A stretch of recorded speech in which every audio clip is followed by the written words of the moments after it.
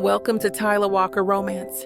You're about to dive into one of Miss Tyla's free full audiobooks. She always knows how to make you forget your life with handsome alpha male billionaire heroes and sassy strong heroines who grab love with both hands. In order for this content to be free, we have to take out the dirty details. Otherwise, we risk disrupting this platform's rules and guidelines. Buy the unabridged version of any Tyla Walker audiobook from TylaWalker.com, and with code SAVE40, you can get 40% off any digital product at checkout. Take this moment to subscribe to the channel, and remember that liking and commenting is what makes these free full audiobooks possible. Thank you for choosing to treat yourself with Miss Tyla.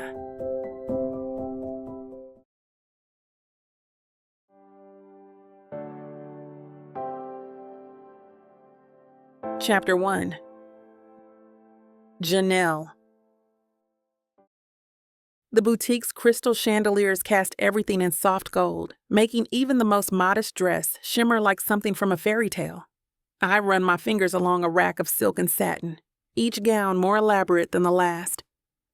This one screams, "Future Senator's Wife," Camille announces, holding up a creation that appears to have swallowed half a swan.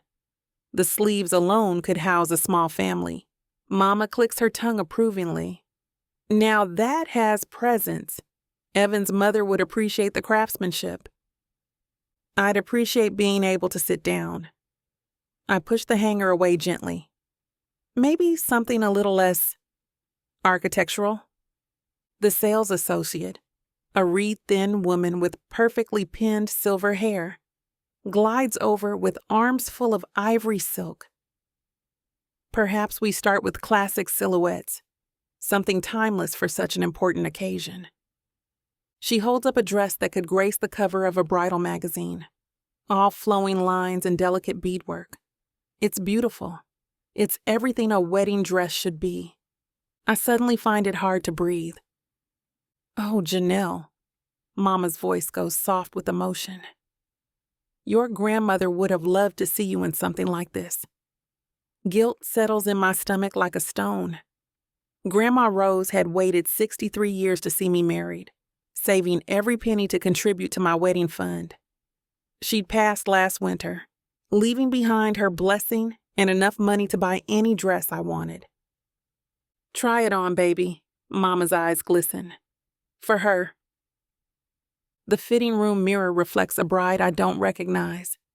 The dress transforms me into someone else entirely. Someone serene and untouchable, floating rather than walking. The beadwork catches the light with every breath. "You look like a princess," the assistant gushes from outside the curtain. "More like a museum exhibit," I mutter, tugging at the neckline. "Did you say something, dear?" "Just admiring the craftsmanship." Camille's voice carries through the curtain, pitched low enough that only I can hear. "You know, when we were kids, you always said you'd wear Grandma's dress. Remember? The one with the pearl buttons?" I freeze, my hand on the curtain. That dress hangs in my closet at home, simple ivory crepe with a fitted bodice and flowing skirt. No beadwork, no drama, just honest elegance that smells faintly of lavender and memories. "That old thing?" Mama's voice rises slightly. This is Janelle's moment to shine. I stare at my reflection, at this perfect stranger wearing my face. 25 dresses later, I find it hanging in the back corner like an afterthought. Simple A-line silk with cap sleeves and a sweetheart neckline. No crystals screaming for attention. No train that requires a small army to manage. Just clean lines that follow my body instead of drowning it. Now, this has possibilities. The assistant sounds surprised, as if she'd forgotten it existed. I slip into the dress without fanfare. The silk moves with me, whispering against my skin instead of announcing my presence to the entire church. In the mirror, I look like myself, just elevated. "Oh my goodness." Mama's hand flies to her throat when I emerge. "Janelle, you look absolutely radiant." Classic elegance. The assistant nods approvingly. It photographs beautifully, too. Camille circles me slowly, her gold bangles chiming. This is it. This is definitely it. You look like you could walk down any aisle in the world and own it. I turn in front of the three-way mirror, watching myself from every angle. The dress fits perfectly, requires minimal alterations. It's everything a wedding dress should be. Timeless, flattering, appropriate for the venue Evan selected. The neckline is perfect for your grandmother's pearls, Mama continues, already planning the accessories. And it won't compete with the cathedral's architecture. Very sophisticated choice, the assistant agrees. You'll look back at these photos in 30 years and still love what you see. They circle me like planets around the sun, their voices blending into background noise. Someone mentions bustles, and someone else talks about the perfect veil length. Camille snaps photos with her phone, while Mama calls my aunt to describe the dress in breathless detail. I stand perfectly still in the center of their excitement, watching my reflection. The woman in the mirror smiles when I smile, nods when I nod. She looks appropriate. She looks exactly what everyone expects. So we're saying yes to the dress? The assistant pulls out her order pad with theatrical flourish. Yes, I hear myself say. This is the one. The word hangs in the air like incense. Final. Decisive, exactly what they all want to hear. Wonderful. Mama claps her hands together. Oh, Janelle, you're going to be the most beautiful bride. They continue their planning around me, delivery dates and final fittings and the perfect shoes to complement the hemline. Their voices fade to white noise as I stare at the stranger in ivory silk, wondering why choosing the perfect dress feels like losing something I can't name. The assistant produces a bottle of Dom Perignon from somewhere behind the counter, the cork popping with ceremonial authority. Crystal flutes appear as if summoned by wedding magic. To the bride-to-be, Mama raises her glass, bubbles dancing toward the surface. And to marrying well. To Janelle and her future state senator, the assistant chimes in, clearly delighted to be part of the moment. Camille lifts her flute with a theatrical flourish. To bagging the most eligible bachelor in 3 counties and looking absolutely stunning while doing it. The champagne tastes expensive and hollow. I manage another sip while they continue their toasts around me. Evan's going places, Mama continues, settling into her favorite topic. The party's already talking about grooming him for bigger things. Governor, maybe. Can you imagine? Governor Brooks? First Lady Janelle has a nice ring to it. The assistant agrees. They paint pictures of my future with broad, confident strokes, charity galas and campaign events, tasteful Christmas cards featuring our beautiful children. A life measured in approval ratings and photo opportunities. You know what I love most about Evan? Mama swirls her champagne thoughtfully. He understands the importance of image. A man in his position needs a wife who reflects his values. Reflects them or embodies them? I ask before I can stop myself. Mama blinks. What's the difference, sweetheart? Nothing. I take another sip.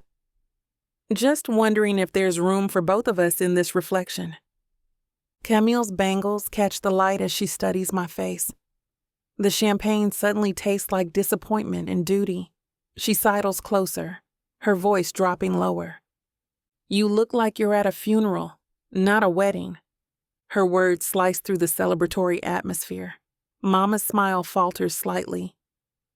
Camille, Mama warns. What? I'm just saying. Camille gestures toward me with her glass. Most brides don't look like they're planning their own execution when they find the perfect dress. I'm fine. The words erupt sharper than intended, just overwhelmed. It's a big decision. Choosing a dress or choosing a life? The question hangs between us like smoke. Mama sets down her champagne with deliberate care. Camille Marie Carter, that's quite enough. Is it, though? Camille's purple-tipped curls bounce as she shakes her head. Because I've known Janelle since we were kids, drawing wedding dresses on napkins, and she never once drew herself looking miserable in ivory silk. The assistant suddenly finds urgent business arranging hangers in the far corner. I'm not miserable, I protest, but the words sound thin even to me. Then prove it. Camille raises her glass again. Toast to marrying the man of your dreams. Go ahead. Her challenge settles over the boutique like dust. Mama watches me with careful eyes, while the assistant pretends not to listen. I lift my glass, the crystal cold against my palm. To marrying the man of my dreams. The words taste like champagne and lies. To a future full of possibilities. Camille's eyes narrow at my diplomatic evasion, but she clinks her glass against mine anyway. Mama beams with maternal satisfaction. There's my girl, Mama says, relief evident in her voice. Sometimes the magnitude of it all just takes a moment to sink in. I drain my champagne in 2 quick swallows, the bubbles sharp against my throat. The assistant returns with measuring tape and scheduling books, the business of becoming Mrs. Brooks resuming its steady march forward. Now, for the final fitting, we'll want to schedule about 3 weeks before the ceremony, she explains, jotting notes. That gives us time for any last-minute adjustments. For last-minute adjustments. The phrase echoes strangely in my head as I step out of the dress with mechanical precision. I'll call you with some dates, I tell her, accepting the garment bag like it contains someone else's future. The drive home passes in a blur of Mama's excited chatter about venues and flowers and the caterer's latest menu suggestions. Camille stays unusually quiet in the back seat, occasionally catching my eye in the rearview mirror with expressions I pretend not to understand. Oh, and Evan called while we were out, Mama mentions as we pull into her driveway. Something about dinner reservations tonight. He sounded pleased about something. My stomach tightens. Evan's pleased voice usually means he's landed another endorsement or secured another stepping stone in his carefully mapped political ascent. It means he expects me to celebrate whatever victory he's achieved, to reflect his success back at him with appropriate enthusiasm. Did he say what for? Some sort of announcement, I think. You know how he loves his surprises. Camille finally speaks up. What kind of surprises does a man like Evan Brooks spring on people? The good kind, Mama says firmly. He's very thoughtful that way. I carry the dress bag upstairs to my childhood bedroom, now transformed into a wedding command center. Sample invitations cover the desk, fabric swatches pinned to the bulletin board, and venue brochures stack in neat piles on the dresser. Everything organized, everything decided, everything perfect. I hang the dress in the closet next to 3 potential bridesmaid options and Grandma's forgotten gown. The ivory silk disappears between them, like it belongs there, just another costume waiting for its performance. My phone buzzes with a text from Evan. Can't wait to see you tonight. Big news to share. Wear the blue dress I got you. I stare at the message, noting how he's already chosen my outfit for celebrating whatever milestone he's reached today. The blue dress hangs in my apartment closet. Elegant, expensive, and somehow always making me feel like I'm playing dress-up in someone else's life. Another text follows immediately. You're going to love this. Everything's falling into place perfectly. Everything's falling into place.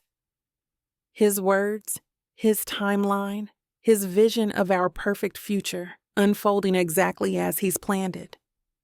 I sink onto my childhood bed, surrounded by wedding preparations that feel more like battle plans for a war I never signed up to fight. I don't know if I can go through with this.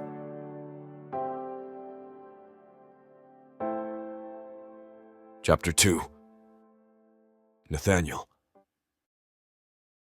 The Riverside Club's main dining room buzzes with the kind of conversations that shape city policy over perfectly prepared lamb. I adjust my cufflinks for the 3rd time, watching Robert work the room with his usual commanding presence while Evan follows half a step behind, collecting introductions like campaign contributions. Nathaniel. Robert's voice cuts through the crowd as he approaches our reserve table. Perfect timing. The mayor's about to announce the infrastructure committee appointments. Should be interesting. I stand to greet him, my attention already fragmenting as Janelle appears beside Evan across the room. The blue dress stops my breath entirely. It's not the most elaborate gown in the room. That honor belongs to the councilwoman near the bar whose sequins could signal aircraft. But the way the silk moves with Janelle's body, the way it brings out the warm undertones in her dark skin and makes her eyes luminous in the chandelier light. Christ. I force my gaze back to Robert before he notices my distraction. Committee assignments matter more than most people realize, Robert continues, settling into his chair. Infrastructure contracts can make or break the next election cycle, assuming the mayor's smart enough to balance development with environmental concerns. I manage to sound engaged while tracking Janelle's movement in my peripheral vision. Evan guides her toward our table with a proprietary hand at the small of her back, his smile broader than usual.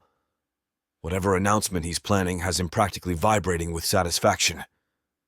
Gentlemen, Evan pulls out Janelle's chair with a grand flourish. Sorry we're late. Had to make a stop first. No apology necessary, Robert says, standing again to kiss his daughter's cheek. You look beautiful, sweetheart. Thank you, Daddy. Her voice carries that particular note it gets when she's performing her role as the perfect daughter. She settles into her chair with fluid grace, the blue fabric shifting like water. I focus intently on my water glass, counting the ice cubes like they contain all the secrets of the universe. Nathaniel. Her voice draws my attention despite my best efforts. How's the Patterson project coming along? Ahead of schedule. I meet her eyes briefly, noting the subtle tension around them that no one else seems to detect. Your father's vision for sustainable development is paying off. Janelle has excellent instincts about these things, Evan interjects, his hand finding hers on the table. She suggested the Green Roof Initiative that landed us the city contract. Did she? I keep my voice neutral while something sharp twists in my chest. That was brilliant strategic thinking. Her cheeks flush slightly. It just seemed obvious. Why not use every available surface? Because most people don't think three-dimensionally, Robert says proudly. Takes real intelligence to see possibilities others miss. The mayor approaches the podium with the usual fanfare, tapping the microphone to quiet the room. I should focus on his words. These committee appointments could affect our business for years. Instead, I find myself studying the way Janelle's fingers toy with her engagement ring, turning it in small, unconscious circles. Ladies and gentlemen, thank you for joining us tonight. The mayor's voice fades to background noise as Janelle shifts in her seat, crossing her legs beneath the table. The movement draws the blue silk tighter across her thighs for just a moment, before it settles again into perfect draping. Proud to announce the members of our new Infrastructure Development Committee. Evan's grip on her hand tightens with each name announced, his political calculator clearly running probability assessments. Janelle maintains her attentive expression, but I catch the slight glazing of her eyes that suggests her mind has wandered elsewhere entirely. And chairing the Environmental Impact Subcommittee, Robert Carter. Applause erupts around our table. Robert accepts congratulations with gracious nods, while Evan practically bounces in his seat. This is perfect, Evan whispers to Janelle, leaning close enough that his breath moves the hair near her ear. With your father chairing environmental impact and my connections on the zoning board, we're positioned beautifully for the next development cycle. She nods automatically, but her attention seems fixed on something beyond the podium, the way her thumb traces the stem of her wine glass, perhaps, or the pattern the chandelier light makes on the white tablecloth. Nathaniel, you must be thrilled, the councilwoman beside me says, having your business partner in such an influential position. Robert earned it. I force myself to engage with the conversation instead of cataloging the way Janelle's collarbone catches the light above that blue neckline. He's been advocating for sustainable development long before it became politically fashionable. Speaking of development, Evan's voice rises with barely contained excitement. We actually have some news of our own to share. The air around our table shifts as everyone leans forward with anticipation. Evan's smile stretches wider, the kind that belongs in campaign photos rather than intimate moments. Well, he begins, his voice carrying across nearby tables. As some of you know, Janelle and I have been discussing our timeline. Janelle's fingers find the edge of her napkin, folding and unfolding the corner in precise, mechanical movements. Her smile never wavers, but I catch the microscopic tightening around her eyes. We've decided to move the wedding up, Evan announces, pausing for dramatic effect like he's revealing election results. Fall instead of next summer. Robert's eyebrows climb toward his hairline. Fall? That's only 4 months away. When you know, you know. Evan squeezes Janelle's hand, missing entirely how her fingers have gone rigid. Besides, with all these new political connections, it makes sense to capitalize on the momentum. How romantic, the councilwoman beside me coos. A beautiful fall wedding. Janelle's laugh comes out pitched slightly too high. Evan loves efficiency. I love you, he corrects, leaning over to kiss her temple with public affection that makes my jaw tight. And I love the idea of starting our life together sooner rather than later. Her fingers abandon the napkin and begin a soft percussion against the white tablecloth. Thumb, index, middle, ring, pinky, then back again. A pianist practicing scales no one else can hear. That's wonderful news, Robert declares, raising his wine glass, though your mother might have something to say about the compressed timeline. Mother will adapt. Janelle's voice carries the kind of certainty that suggests she's already calculated every logistical nightmare ahead. She's remarkably resourceful when properly motivated. Especially when properly motivated by her only daughter's happiness, Evan adds with another of those practiced grins. Speaking of which, I may have a few surprises planned for the honeymoon. Let's just say the Mediterranean in fall is spectacular. The finger drumming accelerates slightly, a jazz tempo now instead of classical. Greece? The councilwoman asks. Or Italy? Both, actually. 3 weeks touring the coast. Evan's chest puffs with pride at his own generosity. I've chartered a yacht. Janelle deserves nothing but the best. That sounds incredible, someone else chimes in. But Janelle's response is lost as her free hand joins the percussion section, both sets of fingers now tapping out complex rhythms only she can follow. The conversation swirls around wedding venues and Mediterranean weather while I watch her retreat further behind that perfect smile. Each compliment from Evan draws her fingers into faster, more agitated patterns against the cloth. Nathaniel, you'll have to give me some advice about Italian wines, Evan continues, oblivious to the small symphony of anxiety playing beside him. I want everything to be perfect for my beautiful bride. The endearment makes Janelle's tapping halt abruptly, her hands going completely still against the table. But the smile remains, frozen and flawless as museum glass. The crowd begins to thin as dessert plates disappear and coffee grows cold. Evan excuses himself to schmooze with the city planning commissioner, leaving Robert and me alone at the table while Janelle steps outside for air. I have to hand it to you, Nathaniel. Robert swirls the cognac in his snifter, his voice warm with paternal satisfaction. You called it right about Evan from the beginning. My throat constricts around nothing. Did I? Remember when Janelle first brought him around? You said he had solid fundamentals. Robert chuckles at the memory. Like you were scouting a quarterback instead of evaluating my daughter's boyfriend. The words taste like poison in my mouth now, but I'd meant them at the time. Evan did have solid fundamentals. On paper. Good family. Stable career. Appropriate ambitions. Everything a father could want for his daughter's security. He's exceeded even my expectations, Robert continues, leaning back in his chair with the contentment of a man whose careful plans are bearing fruit. Moving up the wedding timeline shows real decisiveness. None of this endless engagement nonsense some couples drag out for years. Decisiveness, I repeat, the words scraping against my vocal cords. Exactly. And the way he handles himself in these political situations, natural instincts. He'll be an asset to her career as much as she'll be to his. Robert's eyes follow Evan across the room as he works the remaining crowd with practiced ease. Perfect symbiosis. The cognac burns when I force myself to take a sip, but it's nothing compared to the acid pooling in my chest. Perfect symbiosis, like a business merger dressed in white silk and wedding cake. Plus, he genuinely adores her. Robert's voice drops to the confessional tone reserved for moments between trusted friends.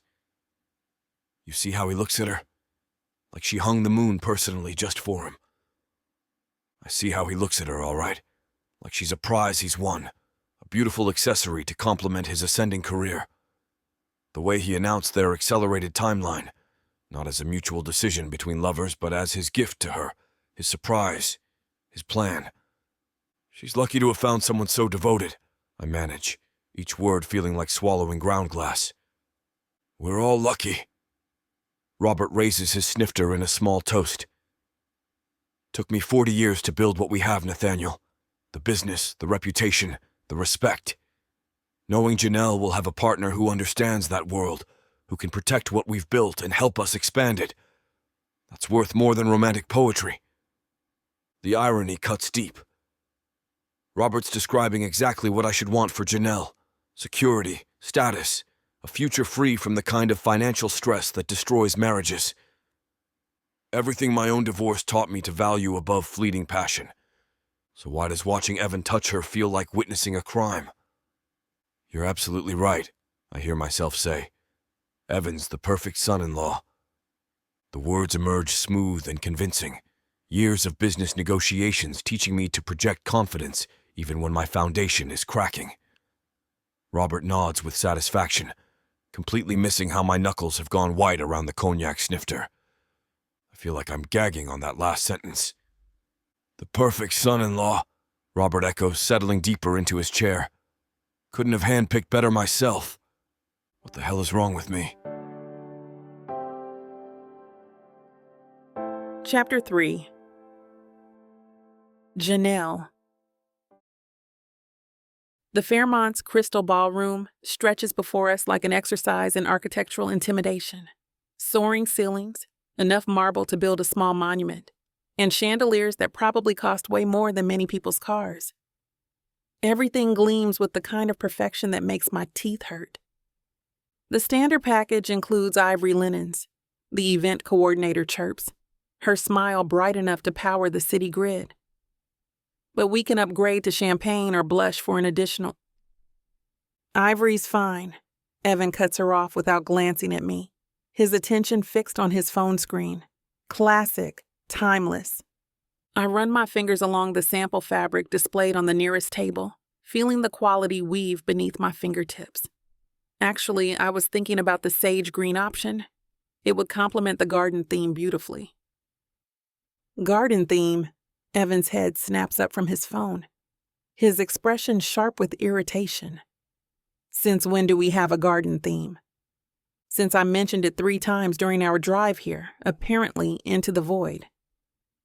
The outdoor seating section, natural elements, we discussed incorporating. We discussed a lot of things. He waves his hand dismissively, returning to whatever's capturing his attention on that screen. Doesn't mean we're doing all of them. The coordinator shifts uncomfortably, her practiced smile wavering as she senses the tension crackling between us. Perhaps we could look at some centerpiece options while you decide on linens? Excellent idea. I force brightness into my voice, though my jaw feels wired shut. I'd love to see what seasonal arrangements you recommend. We trail behind her across the parquet floor, our heels clicking in a rhythm that sounds like an argument waiting to happen. Evan walks half a step ahead, his shoulders rigid beneath his perfectly tailored jacket. Now, for fall weddings, we typically suggest rich autumnal palettes. The coordinator begins, gesturing toward elaborate displays of burgundy and gold. These create such warmth and sophistication. Too garish? Evan doesn't even slow down to examine the arrangement. We want elegant, not rustic. Something that photographs well. Of course. The woman's smile strains at the edges. Perhaps something more minimalist? White roses with eucalyptus? I study the suggested arrangement. Beautiful, certainly, but sterile as a medical facility. What about incorporating some color, maybe deep purple orchids or white roses are perfect. Evan's tone carries the finality of a judge's gavel. Clean lines. Won't clash with anything. Won't clash with his vision, he means. I bite back my response and nod at the coordinator, who makes notes on her tablet with the enthusiasm of someone documenting a funeral. Wonderful. Now, for lighting, we have several options. She leads us toward a display of different ambient settings. Warm golden tones create romance, while cooler whites offer more dramatic effect. Golden, I answer before Evan can speak, earning myself a sharp look. Warm lighting is more flattering for photography. Since when are you an expert on wedding photography? His voice carries a snippy edge I've never heard before, cutting through the ballroom's elegant atmosphere like broken glass. Since I started planning my own wedding, the words emerged sharper than intended. I thought we were making these decisions together. We are. But his attention drifts back to his phone, fingers flying across the screen with urgent precision. You're just overcomplicating everything. It doesn't need to be this hard, babe. The coordinator clears her throat delicately. Perhaps I could give you both some time to discuss your preferences. The cafe downstairs has excellent coffee, if you'd like to. That won't be necessary. Evan finally pockets his phone, but his expression remains thunderous. We'll stick with the ivory linens, white roses, and golden lighting. Simple, classic, done.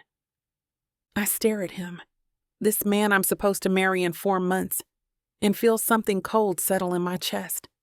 When did he become so dismissive, so completely uninterested in my thoughts about our own wedding? Don't you think we should at least discuss Janelle? My name sounds like a warning. We don't have time for endless deliberation. The timeline's compressed enough as it is. The timeline he compressed, without asking me first. Right. I fold my hands in front of me, the perfect picture of an agreeable bride. Simple and classic it is. His smile returns, but it doesn't reach his eyes. See? We make a great team when we're practical about things. Practical.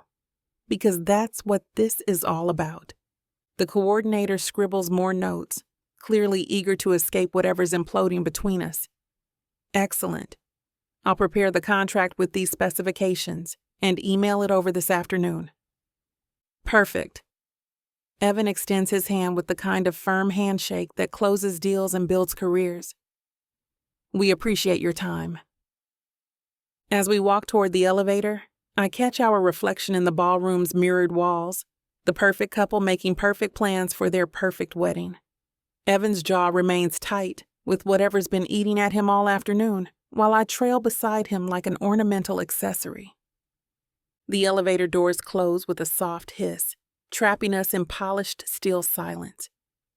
Evan checks his phone again immediately, his thumb scrolling with almost angry precision. Busy day? I ask, though I'm not sure I want the answer. Always. He doesn't look up. Some of us have actual work to do. The jab lands exactly where he intended. I work too, at Daddy's company, in a position everyone knows I didn't exactly earn through merit alone. Another perfect accessory to complete the perfect life. 47 floors to the ground. 46. 45. Evan, what's going on with you today? His thumb pauses mid-scroll, but he doesn't lift his eyes from the screen. Nothing's going on, just work stuff. Work stuff that makes you dismiss every single thing I say about our wedding? I'm not dismissing anything. His voice carries that clipped tone he uses with difficult clients. I'm being practical. We can't debate every napkin fold and flower petal all the time. The elevator dings softly as we pass the 20th floor. 19. 18. I wasn't debating. I was participating. There's a difference. Look, can we not do this right now? He finally glances up, his expression tight with irritation.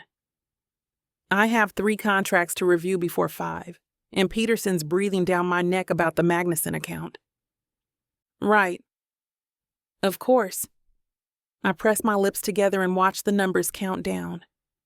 7, 6, 5. I just need to get back to the office, okay? We'll talk about this later. Later. The magic word that means never in Evan's vocabulary. The elevator opens into the marble lobby, and we step out together one last time before splitting like actors leaving the stage. He heads toward the revolving doors, without looking back, already pulling his phone out again.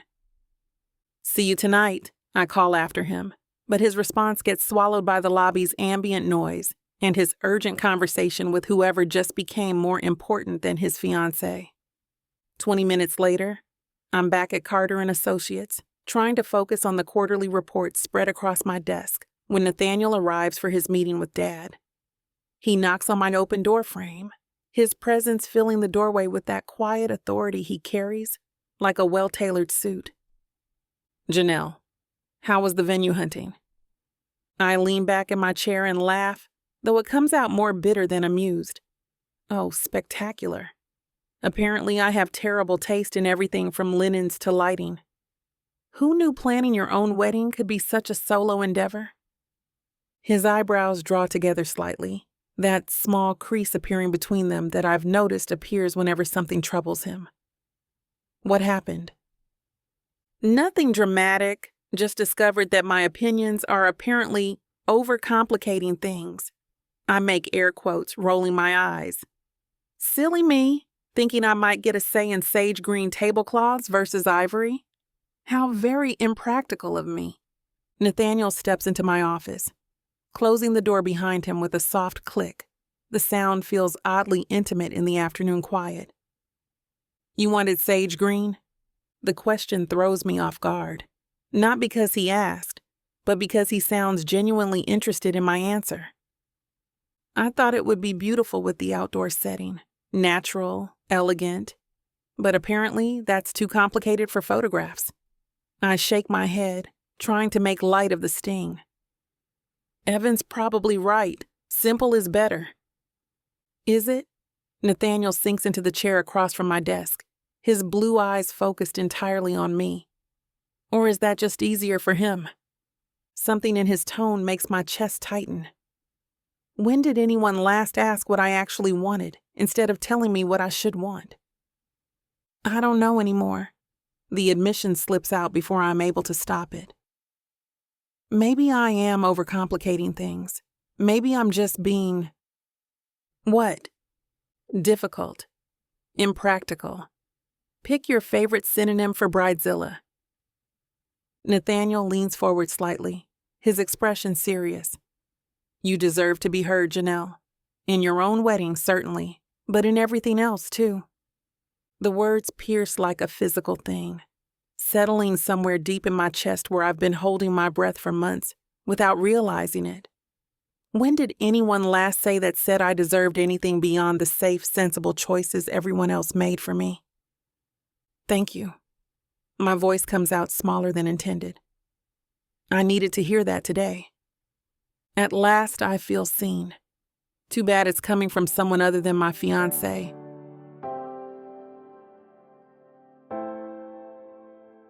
Chapter 4. Nathaniel.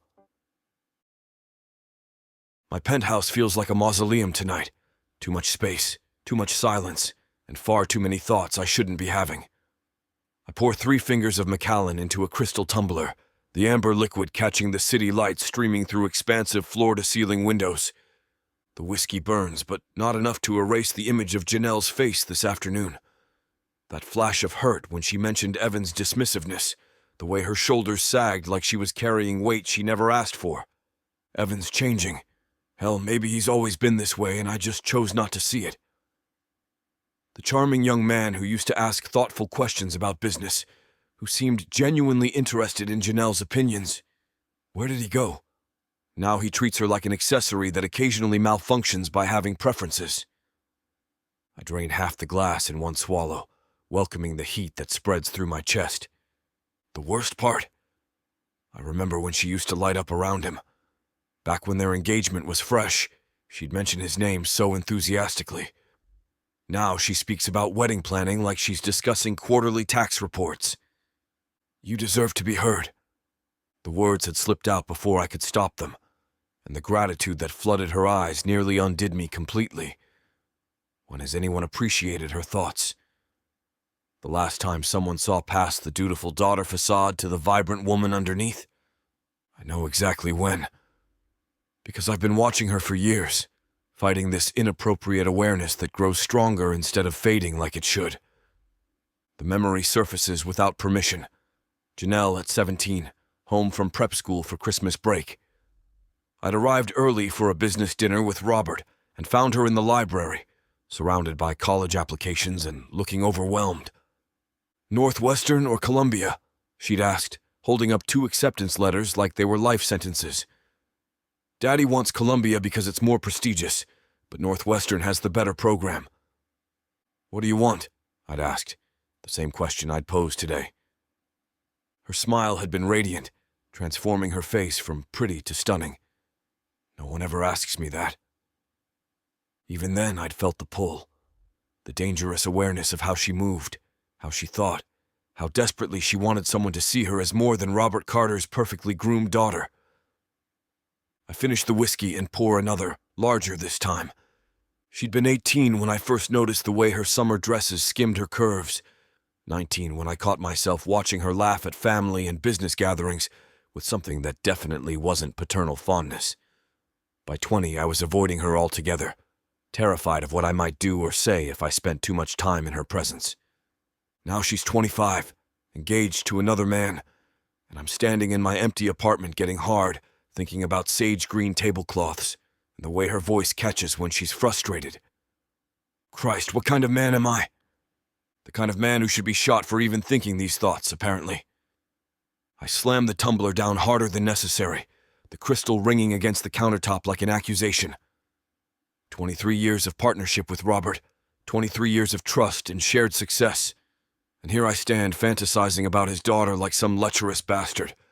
But watching Evan tonight, Christ, watching him dismiss her ideas about centerpieces like she was an intern suggesting font changes, made my hands clench into fists under the table. The way he patted her hand when she tried to speak, that condescending little smile that said he was humoring her. She deserves so much better than being managed. I paced to the window, the city sprawling below like a constellation of broken promises.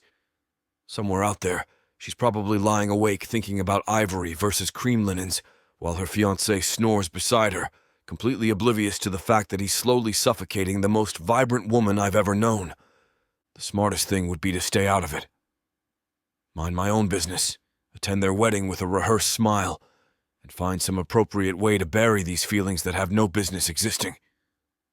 But every instinct I've honed in business screams at me when I see a valuable asset being squandered, and Janelle is being criminally undervalued. I could talk to Evan. Pull him aside during one of our meetings, frame it as avuncular advice. Marriage is partnership, not ownership. Something diplomatic that might penetrate that thick skull of his without revealing my own twisted motivations. The irony tastes bitter as the whiskey. Here I am, plotting to counsel another man on how to properly cherish the woman I'm half in love with myself. What does that make me? Noble or pathetic? Both, probably. My phone buzzes on the granite counter. Text from Robert. Dinner Sunday? Evelyn's making her famous lamb. I type back quickly. Wouldn't miss it. Another family dinner where I'll watch Evan treat Janelle like an extension of his ego while I sit there making polite conversation, burning from the inside out. But maybe I can find a moment alone with him. Maybe I can plant the seed that she needs to be heard, needs to be valued, needs to be seen as more than just the perfect wife-shaped accessory. If I can't have her, and I can't, will never let myself even try, then at least I can attempt to preserve what makes her special. Even if it kills me to watch someone else fail to appreciate it. I set the empty tumbler in the sink and force myself to walk away from the whiskey. 3 drinks won't solve anything, and 4 will leave me useless tomorrow when I need every defense I can muster. Distance. That's the solution here. The only solution that doesn't end with me destroying 2 decades of partnership and friendship. No more lingering conversations about wedding planning. No more offering opinions on tablecloth colors or venue choices. No more positioning myself as her confidant when her fiancé fails to listen. The word confidant sits sour in my mouth. What I want to be is so much more dangerous than that. I loosen my tie as I head toward the master bedroom, each step feeling like a retreat from battle. Tomorrow I'll call Robert, suggest we handle more business remotely for the next few months. Frame it as efficiency. Less travel time, more productivity. He'll buy it because it makes sense and because he trusts me not to lie to him. Christ, the irony burns in my chest. My reflection catches in the hallway mirror and I pause. Silver at my temples, lines around my eyes that weren't there 5 years ago. 48 years old, lusting after a woman young enough to be. No, that calculation leads nowhere. I strip off my shirt and toss it toward the hamper, missing by a foot. Even my aim's compromised tonight. The cool air hits my skin, but it doesn't quell the heat that's been building since this afternoon, since Janelle looked at me like I was the first person to truly see her in months. Maybe years. The king-sized bed stretches before me, Egyptian cotton sheets turned down by the housekeeper who comes twice a week to maintain this monument to successful bachelorhood. Lydia used to say the bedroom was too stark, too masculine. Like sleeping in a boardroom, she'd complained during our last month together. She wasn't wrong. Everything in here speaks to control, order, the absence of compromise. No throw pillows in clashing colors, no romance novels on the nightstand, no feminine chaos to soften the sharp edges. No warmth. I slide between the sheets and immediately regret the choice. The silence amplifies every thought I've been trying to suppress. The way Janelle's eyes lit up when I validated her opinion today. How her laugh sounds when it's genuine instead of polite. The graceful line of her neck when she tilts her head, considering a question. Stop it. Now. I reach for my phone, scrolling through emails that can wait until morning. Quarterly reports that mean nothing. Anything to crowd out the images forming behind my closed eyelids. But my thumb hovers over Robert's contact instead. Tell him Janelle deserves better. The unsent message glows on the screen before I delete it character by character. I set the phone aside and force my eyes shut, willing sleep to come quickly. Dreamless sleep, the kind that obliterates consciousness without offering the subconscious playground where discipline dissolves. But even as I drift toward unconsciousness, I catch myself forming a prayer I haven't uttered since childhood. A desperate plea to whatever God might be listening that I won't dream of deep brown eyes and the way her voice sounded when she said my name. The prayer feels futile even as I think it. Chapter 5. Janelle. The sushi at Nobu downtown costs more than most people spend on groceries in a week, but Camille insists on celebrating my last months of freedom with the kind of lunch that requires reservations made a month in advance. She sits across from me in a burnt orange wrap dress that makes her skin glow, turquoise earrings catching the light every time she gestures with her chopsticks. You're doing that thing again. She points a piece of yellowtail at me like an accusation. What thing? That thing where you stare at your food like it personally offended you. You've rearranged that same piece of salmon 3 times. I set down my chopsticks, caught. The pristine presentation of my chirashi bowl suddenly feels too perfect, too arranged, like everything else in my life lately. I'm fine. The restaurant hums around us, conversations in multiple languages, the soft clink of expensive china. The kind of atmospheric wealth that's supposed to make you feel sophisticated. Instead, I feel like I'm performing sophistication for an audience of one. It's just wedding stress. Nonsense. Camille leans forward, lowering her voice but not her intensity. Wedding stress looks like arguments over flower arrangements and guest lists. You look like someone switched your champagne for cough syrup.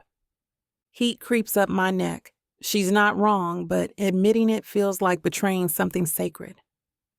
The engagement everyone calls perfect. The future everyone envies. Things change, Cam. What kind of things? I reach for my water glass, buying time. The truth sits on my tongue like a stone I can't swallow. Evan's been different lately. Different how? More withdrawn, snippy. The words come slowly, each one feeling like a small betrayal. Yesterday, I suggested we serve past hors d'oeuvres instead of a seated first course, and he actually rolled his eyes at me. Camille's eyebrows climbed toward her hairline. He rolled his eyes? At you? He said I was overthinking things, that I should trust the caterer to know what works. I push rice around my bowl, creating tiny mountains. But it's my wedding too, isn't it? Our wedding, you mean? What? You said my wedding, not our wedding. She sets down her chopsticks entirely, giving me her full attention. That's telling. The correction hits like cold water. She's right. I've been thinking of it as something happening to me rather than something we're building together. When did that shift happen? He's still kind, I say quickly, as if defending him will make it true. Still stable. Still everything Dad wants in a son-in-law. Screw what your dad wants for a minute. Camille's voice carries enough edge to make the businessman at the next table glance over. What do you want? The question hangs between us like smoke. It's the same one Nathaniel asked yesterday about tablecloths, but applied to something infinitely more terrifying. I start, then stop. What do I want? I want to feel excited again. About the wedding? About him. The admission escapes before I can help it. I used to get butterflies when he texts me. Now I see his name on my phone and feel nothing. Sometimes less than nothing. Sometimes I just get sad, angry. Camille reaches across the table, covering my hand with hers. Her rings are warm against my skin, a chunky silver band on her thumb, the delicate gold promise ring her girlfriend gave her last Christmas. When did you stop getting butterflies? I think back through the months of engagement, trying to pinpoint the exact moment enthusiasm curdled into obligation. Was it when he started planning our honeymoon without asking my input? When he told me to stop wearing my grandmother's ring because it didn't match his aesthetic vision for us? When he stopped asking what I thought and started telling me what I should think? I don't know. Gradually, then, all at once. I meet her eyes, seeing my own uncertainty reflected there. He's not a bad person, Cam. He's successful, attractive, responsible. You're describing a resume, not someone you're in love with. The words land like a physical blow. Because she's right, and I've been trying not to see it for months. Marriage isn't just about passion, I say, parroting advice I've heard from Mother, from Evan's mother, from every well-meaning married woman in our social circle. It's about partnership, stability, building something lasting. Says who? The women who married for their father's approval and spent 30 years regretting it? Her bluntness cuts through my defenses like a heated knife through butter. I want to argue, to defend the wisdom of choosing security over uncertainty, but the words won't come. Something has changed, I admit finally, and I really don't know how to change it back. The waiter appears at our table like a well-trained ghost, replacing our empty teapot with a fresh one that steams fragrant jasmine into the space between us. His movements are precise, reverent, the kind of service that costs extra but pretends to be effortless. Ladies, might I interest you in our dessert selection today? We have a lovely black sesame creme brulee, or perhaps the yuzu tart with white chocolate mousse. Camille waves him off with a smile that's somehow both dismissive and charming. Just the tea for now, thanks. He retreats, leaving us cocooned again in our conversation. Camille pours the fresh tea into our cups, the liquid pale green and deliciously fragrant. She's giving me time to gather my thoughts, but I can feel her patience thinning like ice in spring. He is kind, I say finally, wrapping my hands around the warm porcelain. That's not nothing. He remembers when I have important meetings. He brings me coffee the way I like it. He holds doors, pays for dinner, treats me with respect. Most of the time, anyway. Well, not lately. You're describing a well-trained golden retriever. I nearly choke on my tea. Camille. What? I'm serious? Dogs are loyal, reliable, and they fetch things for you. Doesn't mean you marry one. She leans back in her chair, studying me with the intensity of someone solving a particularly vexing puzzle. When's the last time Evan surprised you? The question catches me off guard. I search through recent memories, dinners at the same 3 restaurants he likes, movies he chooses because they're critically acclaimed, conversations that follow familiar patterns like well-worn grooves. He surprised me with that weekend in Napa last month. The one where he spent the entire time networking with other guests instead of talking to you? Heat floods my cheeks. She listened to me complain about that trip for an hour over the phone, how he turned what was supposed to be romantic into a business opportunity. That's not fair. Isn't it? She sips her tea, letting the silence linger. I'm not saying he's terrible. I'm saying he doesn't make you feel alive. The word hits like a diagnosis I've been avoiding. Alive. When did I stop feeling alive? When did contentment become my highest aspiration? Maybe feeling alive is overrated, I say, but the words taste just like ash. Maybe it's just about finding someone who won't hurt you. Camille sets down her cup with enough force to make it ring against the saucer. If you're marrying him just to feel safe, you'll regret it. The certainty in her voice makes my chest tighten. How can you be so sure? Because I know you. She reaches across the table again, this time gripping my wrist. I know the woman who used to sneak out to hear live music in dive bars, who painted murals on her bedroom walls, even though your mother had a fit, who wrote poetry that made people cry. That was college. That was you. The real you, before you decided being safe was more important than being yourself. I force a laugh, the sound brittle even to my own ears. You're being dramatic. I'm fine. We're fine. Are you, though? Camille doesn't let me retreat. She never does. Because from where I'm sitting, you look like someone trying to convince herself of something she doesn't believe. I stand abruptly, my chair scraping against the polished floor with enough noise to draw glances from nearby tables. I need to use the restroom. Running away won't make this conversation disappear. I'm not running away. I'm excusing myself like a civilized person. But even as I weave through the restaurant toward the back, her words chase me. The real you. Before you decided being safe was more important than being yourself. The accusation burrows under my skin like a splinter I can't reach. The bathroom at Nobu is all black marble and soft lighting, designed to make everyone look like they're starring in their own luxury commercial. I stare at my reflection in the mirror. The woman looking back wears a navy shirt dress that cost more than my first car, her hair pulled into the kind of low chignon that screams, responsible future wife. When did I start dressing like my mother?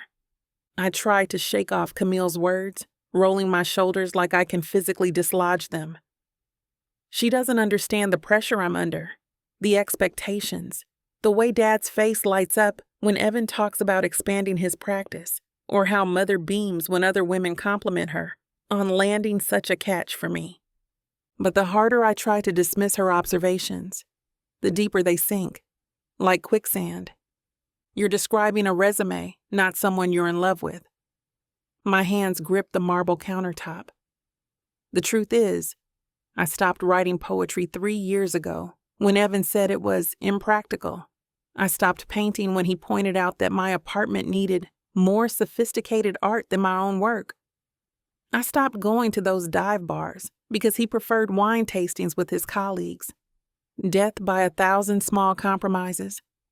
A woman emerges from one of the stalls, glancing at me with the polite concern of a stranger, witnessing someone else's private breakdown.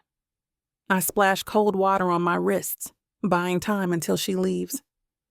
When I return to our table, Camille has ordered the black sesame creme brulee anyway. She slides it between us without commentary, offering me a spoon.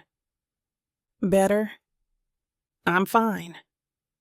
We've established that fine is your default lie.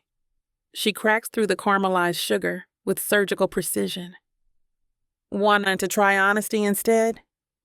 The dessert tastes like toasted warmth and expensive comfort, but it might as well be sawdust. Her words have lodged themselves so deep, I can feel them reshaping how I see everything. My engagement ring suddenly feels heavier, the weight of obligation rather than promise. This is it, baby. This is what you can get me that'll make me happy. You know I'll get you whatever you want. All you need to do is ask me and I'll give it to you. This ain't just it. This is everything I could ever want. Now I'm curious. What does a strong, sassy woman like yourself want so badly? Baby, you know what I want? I can't wait to hear. The Big Baddie Bundle from Tyla Walker. It has everything I need. 20 ebooks with over 1 million words of sassy romance and spice that'll keep you on your toes. 10 audiobooks containing over 60 hours of that seductive voice telling me naughty things all night long. You don't need an audiobook for that, baby. Right here. You may be fine and all, but no one tells it like the way Miss Tyla does. And I need her in my life. The Big Baddie Bundle is everything you need. You can get it for 80% off. Go to TylaWalker.com to browse the bundles that earn you the best deals. It's time you treat yourself. Because you deserve it. Escape your life with Miss Tyla.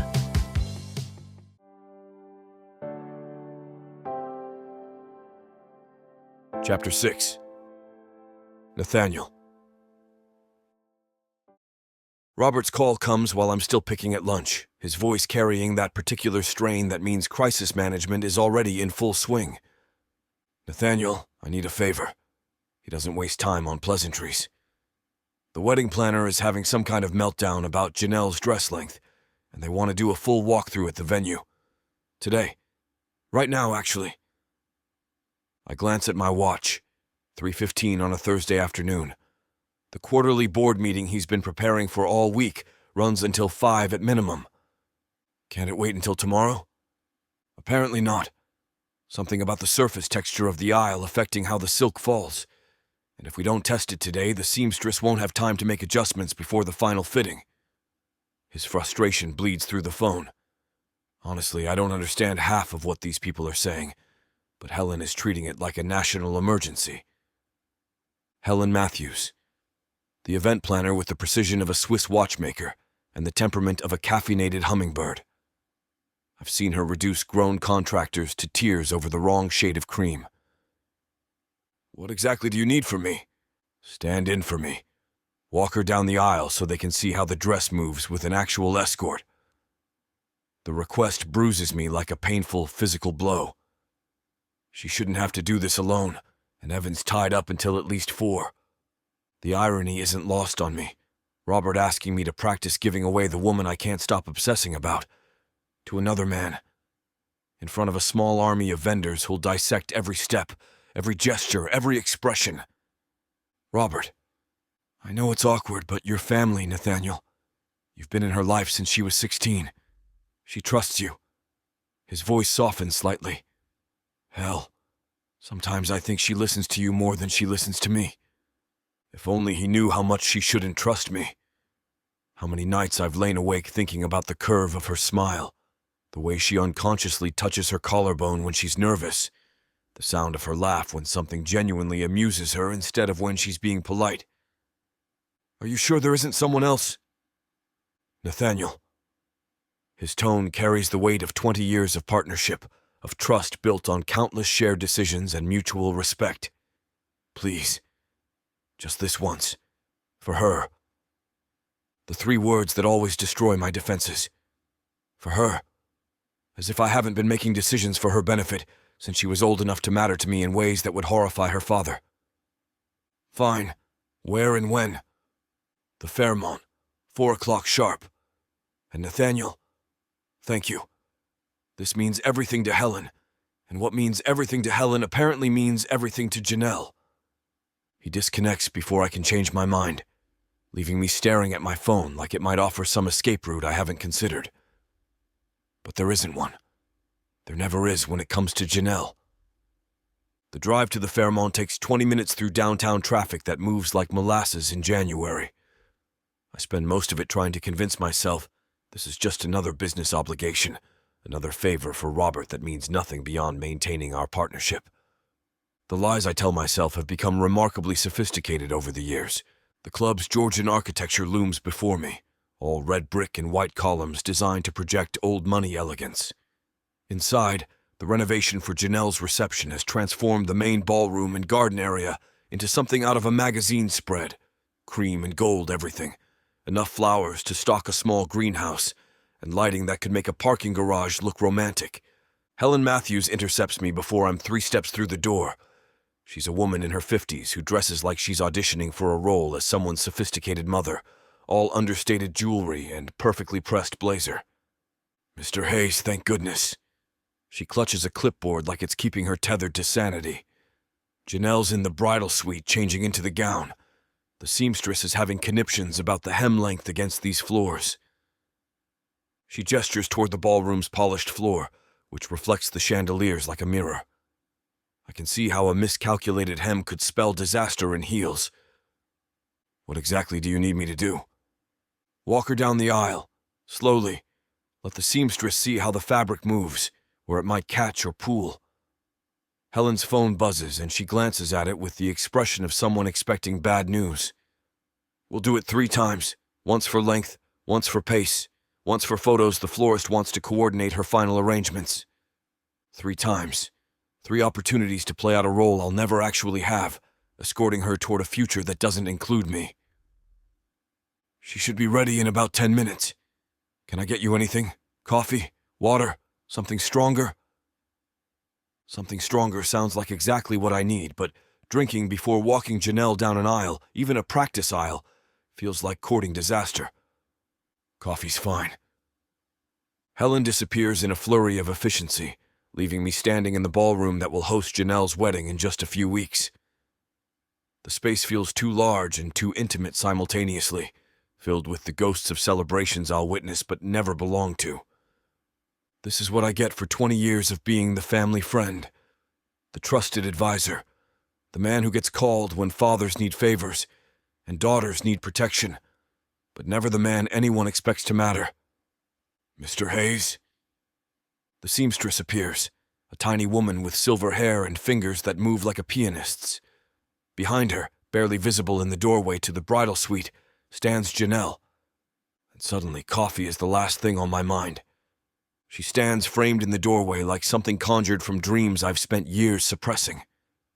The gown transforms her, ivory silk that catches the light and throws it back in waves, a bodice that follows the lines of her figure without clinging, sleeves that float when she moves. Her hair is swept up, revealing the elegant angle of her neck and the expression on her face. She looks terrified, luminous and absolutely terrified. Janelle moves closer, her fingers worrying the delicate fabric at her waist. The seamstress circles her like a satellite, adjusting invisible details with the focused intensity of a surgeon. You look... I stop myself before I finish the sentence, because breathtaking isn't something you say to your business partner's daughter, not when she's wearing another man's ring. The dress is perfect. Her smile wavers at the edges. I feel like I'm playing dress-up in someone else's life. The honesty in her voice hits me square in the chest. Helen, bless her, is too busy coordinating with the photographer to catch the undertone. Ready for the walkthrough? Helen claps her hands once, the sound sharp enough to refocus everyone's attention. Remember, we're looking for natural movement. Don't overthink it. Don't overthink it. Right. I offer Janelle my arm, the way I've done at a dozen family events over the years, but this time the simple contact sends electricity up my spine. She weighs nothing against my arm, but somehow her presence beside me feels heavier than gravity. The ballroom stretches before us, an aisle marked by cream ribbon and scattered rose petals that will be replaced by the real thing in a few weeks. At the altar, a temporary arch draped in silk and flowers, the efficient stand waits empty. Slowly, Helen calls from somewhere behind us. Think of it as a meditation, not a march. Janelle's breathing is shallow, rapid. Her fingers tighten slightly on my arm. Easy, I murmur, just loud enough for her to hear. One step at a time. We make it perhaps halfway down the aisle before disaster strikes. Her heel, a delicate stiletto that belongs in a museum, not on a ballroom floor, catches the edge of her train. The silk pulls taut. Physics takes over and she stumbles forward with a small, startled cry. Instinct overrides common sense. My free arm comes around her waist, pulling her against my chest to steady her before she can fall. For a heartbeat that stretches into eternity, she's pressed against me, her face tilted up toward mine, close enough so that I can see the flecks of gold in her brown eyes, close enough to count her eyelashes, close enough to feel her breath against my throat. Careful there. My voice comes out rougher, more intimate than intended. Her hands have landed flat against my chest, and I can feel the warmth of them through my shirt. Thank you. The words barely qualify as a whisper. I'm not usually this clumsy. The shoes are a complete hazard. I should step back, release her, restore proper distance. Instead, I find myself memorizing the way she fits against me, the faint scent of her perfume, something warm and subtle that makes me think of summer evenings. Are you hurt? She shakes her head but doesn't immediately pull away. For a moment that feels stolen from time, we stand frozen in this almost embrace while Helen and the seamstress flutter around us, checking for damage to the dress, adjusting the train, offering solutions. Perhaps we should try again? The seamstress's voice cuts through whatever spell has fallen over us. More carefully this time. Janelle steps back, her cheeks flushed, fingers smoothing non-existent wrinkles from the silk. Yes, of course. Sorry. But when she looks at me again, something has shifted. Something dangerous and inevitable that makes my chest tight with equal parts, hope and dread. Shall we? I extend my arm again, and this time when she takes it, her grip is steadier, more certain, more deliberate. The second walk down the aisle proceeds without incident. No stumbles, no near falls, no excuses for my hands to find her waist. But the damage is done. Every step we take together feels charged, electric, like walking through a storm that hasn't quite broken yet. When we reach the altar, Helen calls for us to pause, turn, face each other for the photographer's reference shots. Standard procedure. Nothing unusual about it, except the way Janelle looks at me when we turn. Except the way time seems to crystallize around us, trapping us in amber while Helen's voice fades to white noise somewhere in the distance. Her eyes search mine, dark and questioning, as if she's trying to decode something written in a language she's only just learning to read. My hands rest at her waist, Helen's instruction for the photographer, nothing more. But the silk beneath my palms feels like a live wire. Warm, alive, dangerous. Nathaniel. She says my name like a secret, barely audible over the rustle of fabric and the seamstress's murmured adjustments. I should step back, should release her, should remember that we're surrounded by vendors who will gossip, that this is her wedding dress, that in just a few weeks she'll be wearing it for another man. Instead, I let my thumb trace a barely perceptible circle against the silk at her waist. A touch so light it might be imaginary, except for the way her breath catches. Perfect. Helen's voice shatters the moment like glass. That's exactly the positioning we need. Now let's try the recessional. Sorry I'm late. Evan's voice cuts through the ballroom like a blade, sharp with the particular irritation of a man who's had to leave important business for wedding minutiae. Traffic was murder. He strides across the ballroom with all the swagger of someone who's never questioned his place in any room he enters.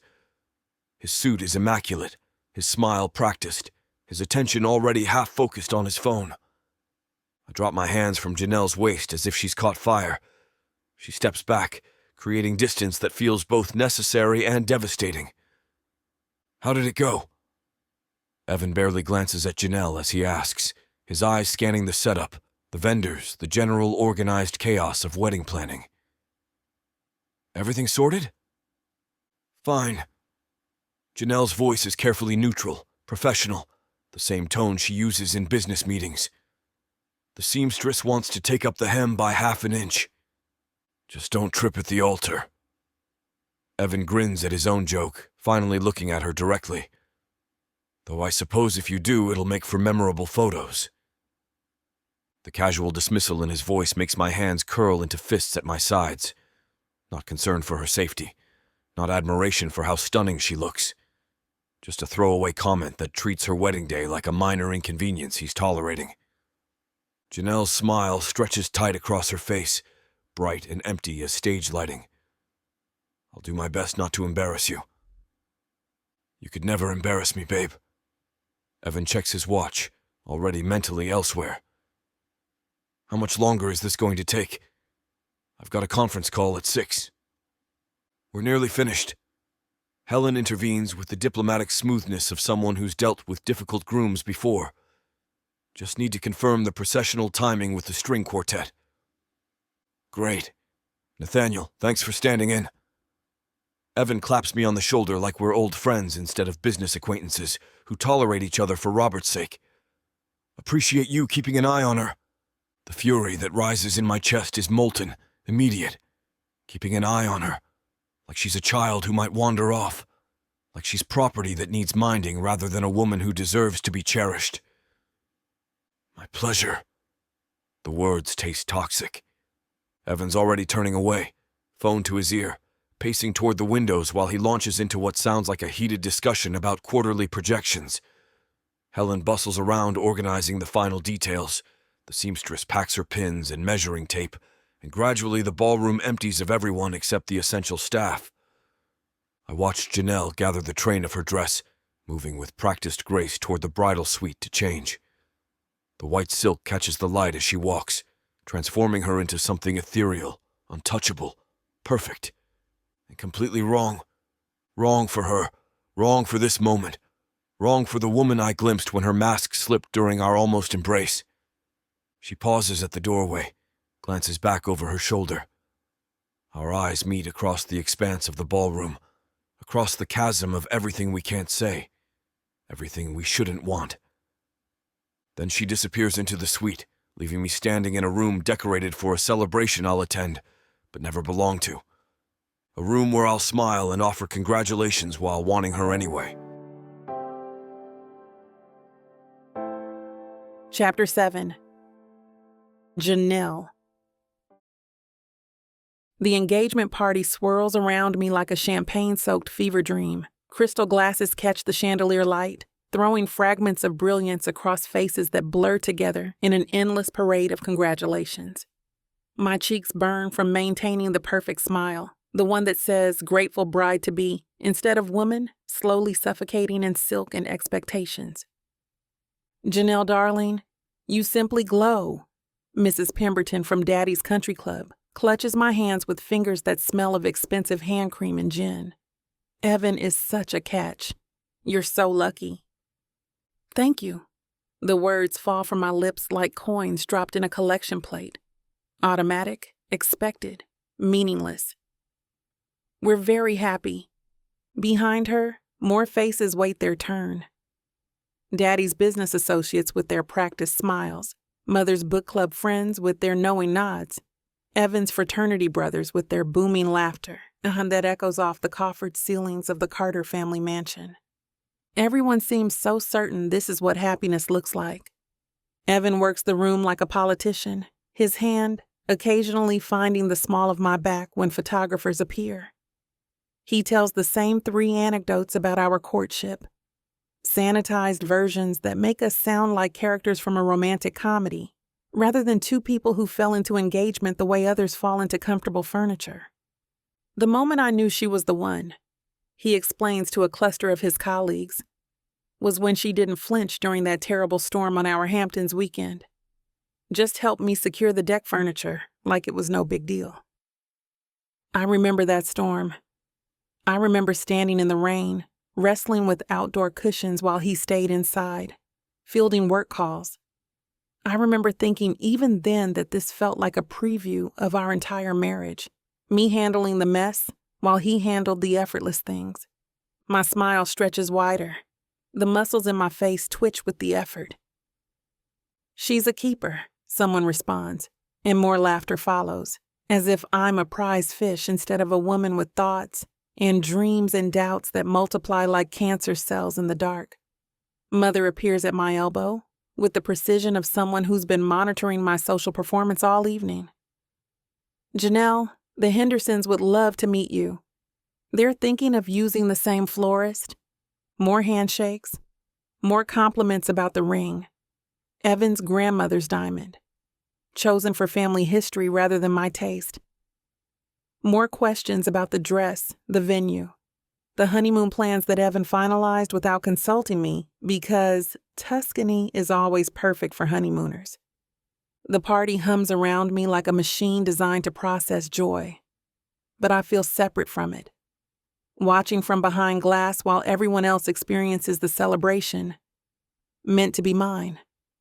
Champagne glasses clink, applause erupts when Daddy makes his toast about welcoming Evan into the family. Flashbulbs pop as the photographer captures moments that will look perfect in albums I'll flip through in 20 years, wondering where the woman in those pictures went. During a brief lull, when the attention shifts to the elaborate dessert display, I slip away from the crowd. The French doors leading to the back terrace stand slightly ajar, promising escape. I slide through them like smoke, praying no one notices my absence. Cool October air hits my overheated skin like salvation. The sounds of the party, laughter, conversation. The gentle jazz quartet fade to a muffled backdrop as I step onto the stone balcony that overlooks the neighborhood. Below, manicured gardens stretch toward the street, where passing cars trace lines of light through the darkness. I grip the wrought iron railing, my knuckles white hot against the metal that's cold enough to sting.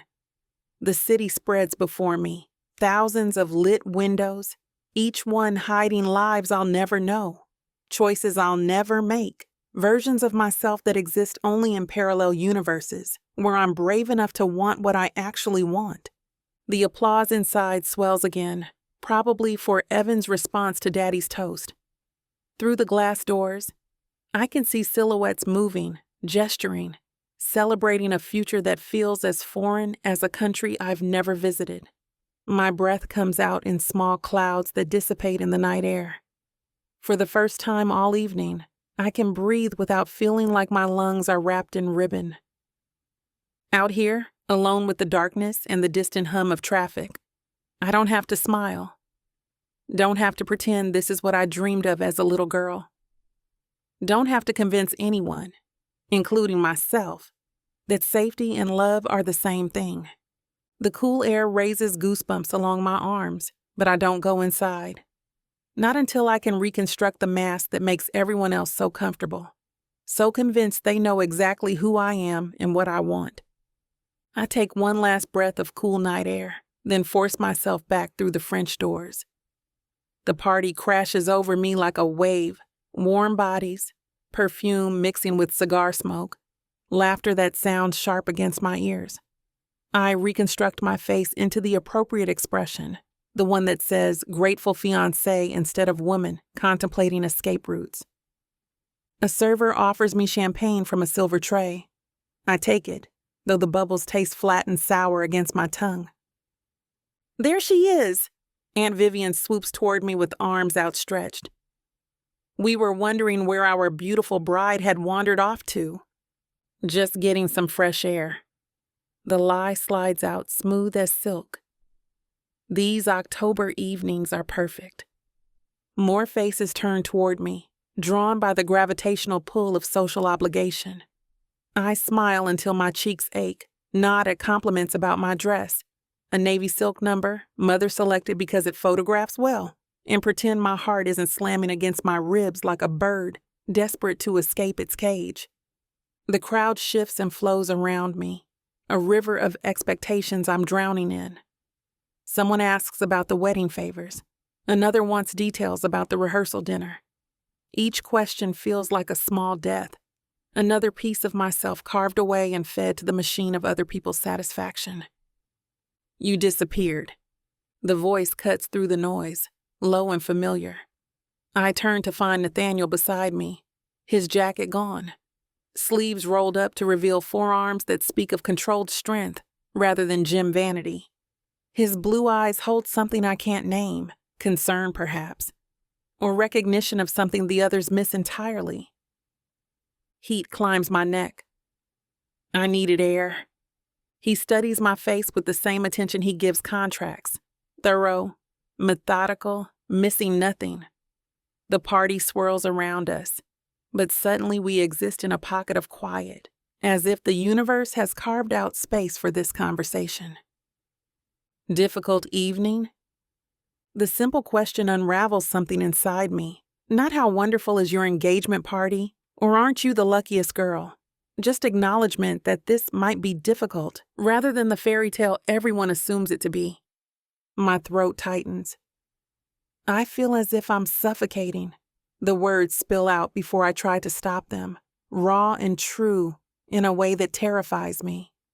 Like I'm vanishing piece by piece while everyone cheers for what's left. His expression doesn't change, but something shifts behind his eyes. Understanding, maybe, or recognition of a feeling he knows intimately. The woman they're celebrating. My voice drops to match his, barely audible above the party noise. She's not me. She's this perfect version they've all agreed exists, but I can't find her anywhere inside myself. Nathaniel's jaw tightens almost imperceptibly. His gaze flicks toward the crowd, toward Evan holding court near the bar, then back to me. Maybe, he says quietly. The woman they're celebrating was never supposed to exist. The space between us crackles with something dangerous. His words hang in the air like smoke. The woman they're celebrating was never supposed to exist. And I watch his hand start to rise toward me. His fingers twitch with the beginning of a gesture that would shatter every boundary we've carefully maintained. Janelle? My name falls from his lips like a confession, rough and unguarded. The sound hits me in the chest, stealing my breath. But then his jaw snaps shut. His hand drops to his side with the force of a man catching himself before stepping off a cliff. The muscle in his neck jumps as he swallows whatever words were clawing their way up his throat. The silence lingers between us, loaded with everything we can't say.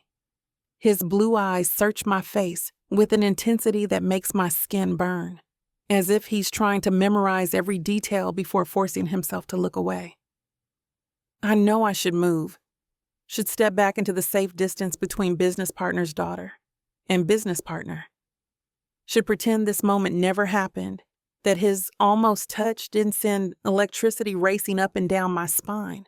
Instead, I stand frozen, caught between terror and longing as the party continues to swirl around us like we're invisible. I start, but my voice cracks. Yes. His response comes too quickly, too sharp. You should. The dismissal stings even though I know it's necessary. Even though I know he's protecting us both from something that would detonate our careful lives like a bomb.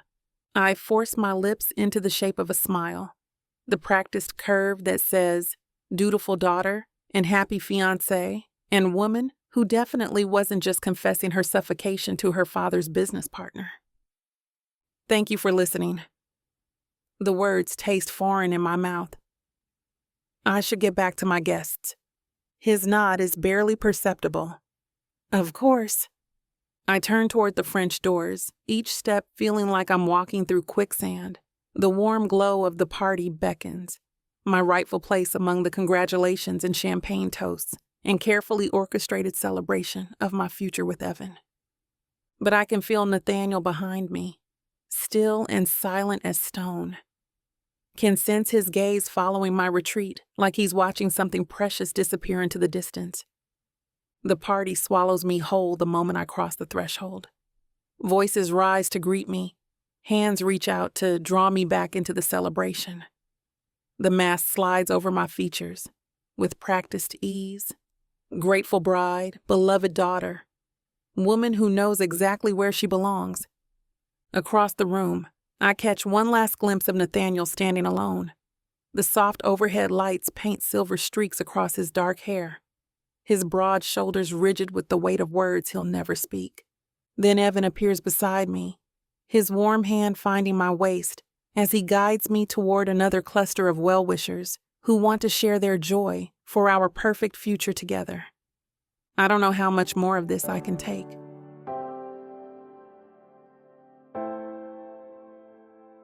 Chapter 8. Nathaniel. The drive home passes in a blur of streetlights and self-recrimination. My hands twist the steering wheel with enough force to leave marks in the leather, but it does nothing to stop the echo of Janelle's voice from carving itself deeper into my chest with each mile. My building stands like a monument to controlled living when I pull into the parking garage.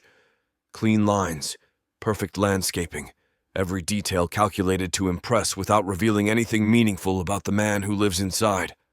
The kind of place magazine photographers use for spreads about successful bachelor lifestyles. The front door swings open with a whisper, revealing rooms that could double as museum displays. Everything in its place, nothing suggesting the chaos currently tearing through my thoughts. Hardwood floors gleam under carefully positioned lighting. Abstract art hangs at precise intervals along walls, painted in shades of gray that speak of sophistication rather than warmth. I pour myself a stiff drink and stand in the center of my living room, surrounded by furniture that cost more than it should, but feels as welcoming as a doctor's waiting room. The silence presses against my eardrums like water pressure, thick, suffocating, complete. At the party, surrounded by laughter and conversation and the warm glow of celebration, this house felt like a refuge. Now it feels like a tomb I've built for myself, one tasteful brick at a time. The scotch burns my throat, but it does nothing to wash away the memory of how Janelle looked at the party, lost and beautiful and desperate for someone to see her. How her eyes searched mine like she was drowning, and I was the only one close enough to pull her to shore. The worst part isn't that I wanted to touch her. The worst part is that for one reckless moment, I almost convinced myself I had the right to. My phone vibrates against the granite counter near the bar, the sound sharp enough to make me flinch. The display shows a name that makes my blood run cold. Lydia. I consider letting it go to voicemail, but Lydia never calls without reason. And when she does call, ignoring her only makes whatever she wants more expensive. Lydia. Nathaniel. Her voice slides through the speaker like silk over steel, warm and dangerous in equal measure. How was the engagement party? I heard it was quite the affair. Of course she heard. Lydia maintains her social connections the way generals maintain their supply lines, strategically, ruthlessly, with an eye toward maximum advantage. It was fine. Only fine. She laughs, the sound crystalline and sharp. Poor Nathaniel, sitting in that glass museum you call a home, surrounded by all that expensive silence. It must be deafening after watching young love bloom so beautifully. My jaw tightens. Lydia has always possessed the particular talent of finding the exact words designed to slide between my ribs like a blade. What do you want, Lydia? Want? Can't an ex-wife call to check on her former husband's emotional well-being? Especially when that husband has been looking rather strained lately. The Scotch glass pauses halfway to my lips. Strained? What are you talking about? You haven't seen me lately. Oh, darling, you forget how well I know you. That little muscle in your jaw that jumps when you're fighting yourself. I'm sure it's been working overtime lately. Almost like you're wrestling with something you shouldn't be wrestling with. Heat creeps up my neck. Lydia always could read me like a balance sheet. Every asset, every liability, every hidden debt that might prove useful later. You're imagining things. Am I? Because I was at the Whitmore Gala last week, and you looked positively tortured when Robert started gushing about his perfect future son-in-law, like a man watching something precious slip away. The phone feels slippery in my grip. Robert's daughter is engaged to a good man. End of story. Janelle. She draws out the name like she's tasting wine. Such a lovely girl. So young, so full of life. The kind of woman who deserves passion, don't you think? Real fire, not the safe little ember she's settling for. Lydia, tell me, Nathaniel, how quiet is it there tonight? In your beautiful, sterile monument to emotional constipation? Does the silence echo differently when you're thinking about what you can't have? I clear my throat, reaching for the familiar armor of professional distance. Speaking of business, the Henderson project closes next week. Robert's been pushing for the accelerated timeline. Oh, Nathaniel. Her laugh cuts through my words like a scalpel through skin. Still hiding behind spreadsheets and contract negotiations when the conversation gets uncomfortable, some things never change. My fingers tighten around the glass. I'm not hiding behind anything. Aren't you? You've perfected the art of emotional avoidance, darling. Turn everything into a transaction. Keep your feelings locked away in some vault where they can't hurt anyone. Especially you. The scotch tastes bitter now, metallic. Lydia, it's late. If you called just to psychoanalyze, you've always loved what you can't have, Nathaniel. The words wound me like a painful blow, ripping the air from my lungs. The glass freezes halfway to my lips as her voice settles into the silence of my apartment, each syllable finding its mark with surgical precision. That's not your father's approval when you were young, my heart when we were married, and now? She lets the pause stretch, savoring it like expensive wine. Well, now you're repeating the pattern with someone associated with your best friend, someone young enough to be... Don't. The word comes out sharp enough to cut glass. The truth hurts, doesn't it? That's why I left, Nathaniel. Not because you didn't love me, but because you only loved the idea of having me. The challenge of winning something that felt impossible. Once you had me, the thrill disappeared. My throat constricts. She's wrong. She has to be wrong. But the certainty I reach for crumbles before I can grasp it. And poor Janelle. Lydia's voice softens to something almost resembling sympathy. She doesn't even know she's become your latest impossible dream, does she? How deliciously tragic for both of you. The line goes dead with a soft click that echoes through my empty apartment like a gunshot. I stand there for a long moment, phone still pressed to my ear, listening to the dial tone that sounds like judgment. The glass slips from my other hand, crystal shattering against hardwood in a spray of amber and light. Hours later, I lie in bed staring at the ceiling, where shadows shift and dance in patterns that spell out her name. Janelle. The syllables loop through my mind like a prayer I'm not allowed to say, each repetition carving deeper grooves of want into my chest. The sheets feel cold against my skin. Everything in this house feels cold. The marble countertops, the steel appliances, the carefully curated art that means nothing to anyone but the decorator who chose it. I built this place as a fortress against feeling, and now I'm trapped inside it with thoughts that refuse to be contained. She looked so lost tonight, standing on that balcony, drowning in a life that does not fit her, while everyone celebrates the beautiful cage they've built around her happiness. And I stood there like a coward, biting back words that might have saved us both. Sleep comes like a reluctant surrender, dragging me under despite the caffeine still coursing through my veins. But even unconsciousness offers no escape.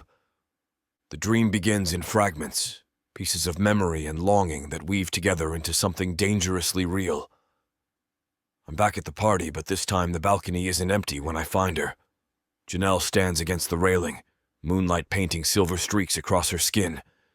And when she faces me, her smile isn't polite or practiced. It's genuine, meant only for me. I wondered when you'd come find me. Her voice carries a warmth I've never heard directed my way, intimate and sexy. I've been waiting. Waiting for what? For you to stop pretending you don't see me. In the dream, I don't hesitate. I don't calculate the cost or weigh the consequences. My hands find her face, thumbs tracing the curve of her cheekbones, and she doesn't pull away. She leans into my touch like she's been starving for it. Nathaniel. My name on her lips sounds like a prayer, like forgiveness, like coming home after years of wandering in the cold. I think about you constantly. The confession spills out without the usual armor of restraint. Every time I close my eyes, every time I try to focus on anything else, then don't stop! Her fingers curl into my shirt, pulling me closer. Don't fight it anymore. The kiss tastes like champagne and rebellion, like every risk I've never taken wrapped into one perfect moment. She feels solid and warm and real against me, not the untouchable fantasy I've built in my mind, but a woman who wants to be touched, who wants to be wanted. Tell me this is real, I whisper against her throat, breathing in the scent that's been haunting my office for weeks. Real as anything I've ever felt. Her laugh bubbles up between us, bright and unguarded. More real than anything else in my life. We move from the balcony to somewhere private, somewhere the world can't intrude with its rules and expectations. Her dress pools around her feet like spilled ink, and when she looks at me, really looks at me, there's no judgment in her eyes. No fear of the age difference or the complications or the way loving me would destroy everything she's built. Just want. Clean and honest and overwhelming. I love you, she whispers as I trace patterns across her skin. I've loved you for longer than I knew how to name it. Janelle. Say it back. Her eyes search mine, vulnerable and brave. Please, just once, let me hear you say it. I love you. The words feel like absolution, like a dam breaking after years of holding back an ocean. God help me. I love you more than I know how to survive. We fit together like we were designed for this moment, like every lonely night and hollow morning was just preparation for finding each other.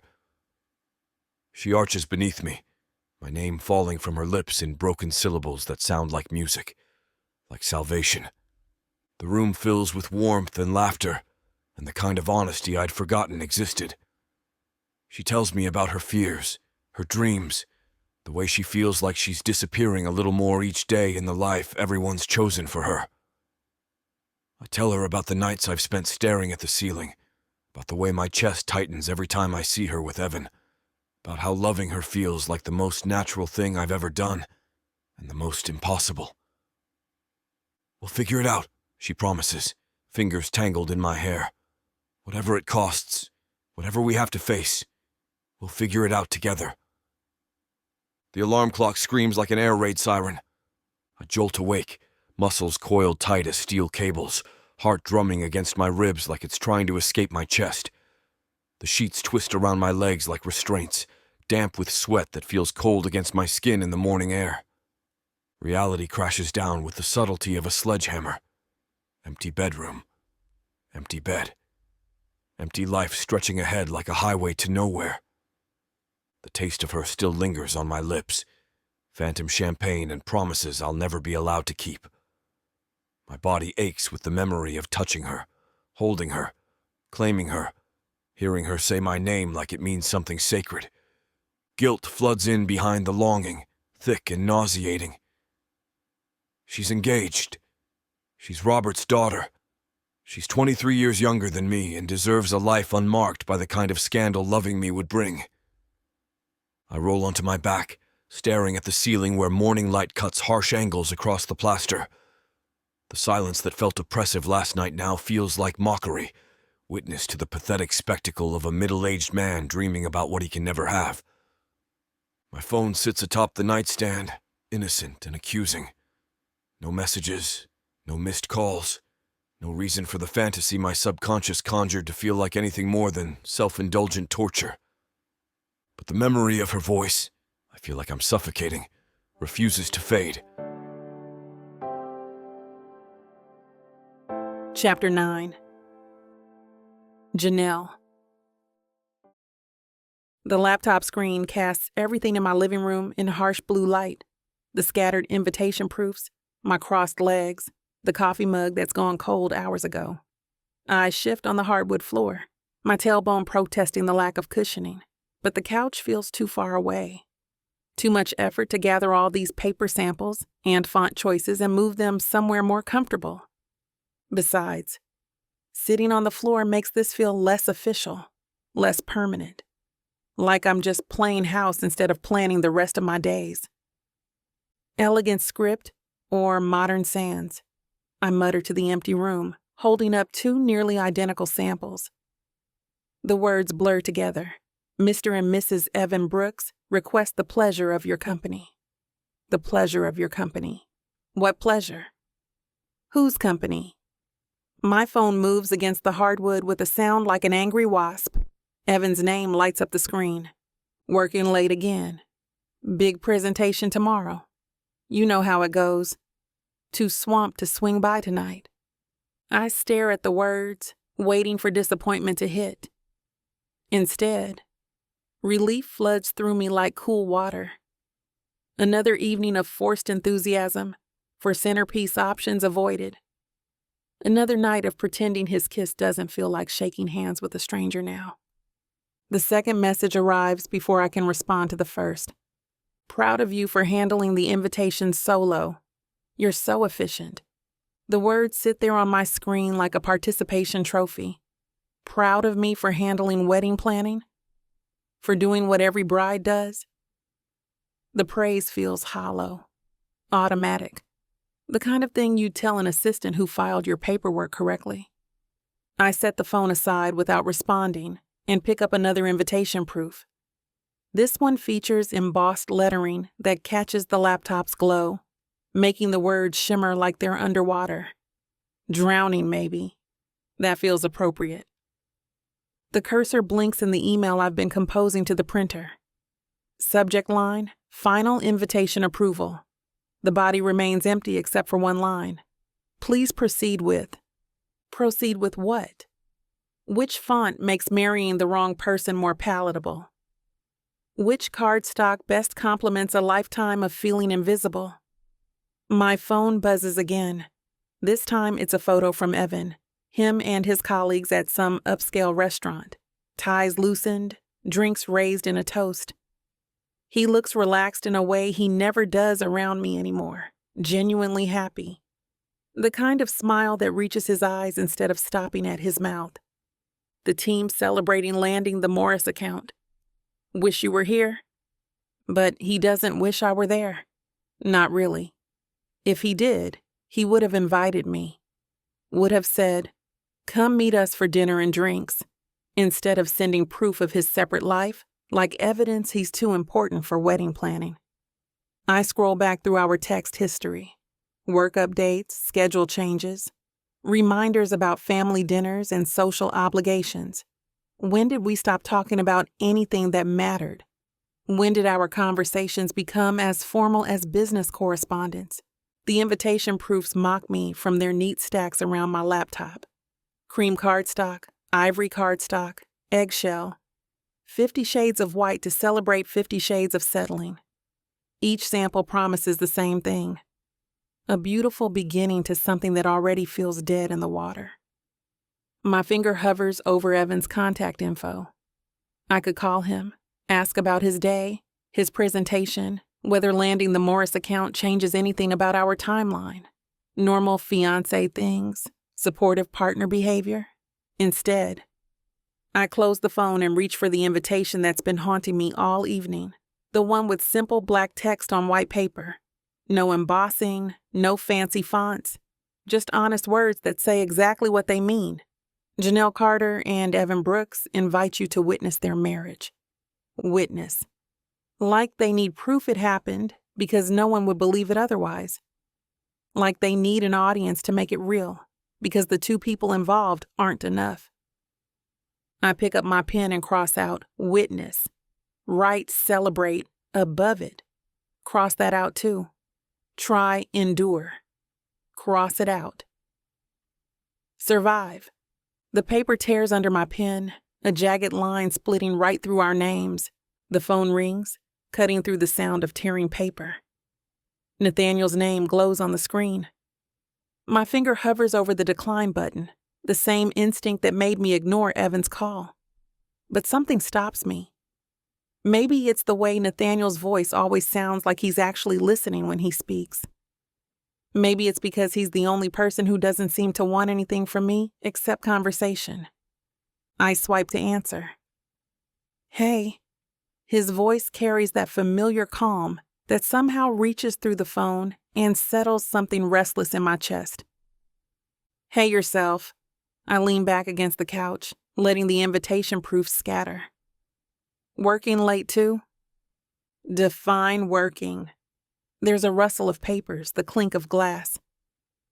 I'm staring at contracts and thinking about that terrible coffee from the venue meeting this afternoon.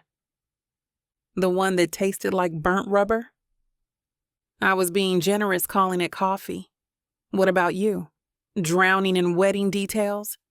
I glance at the chaos around me.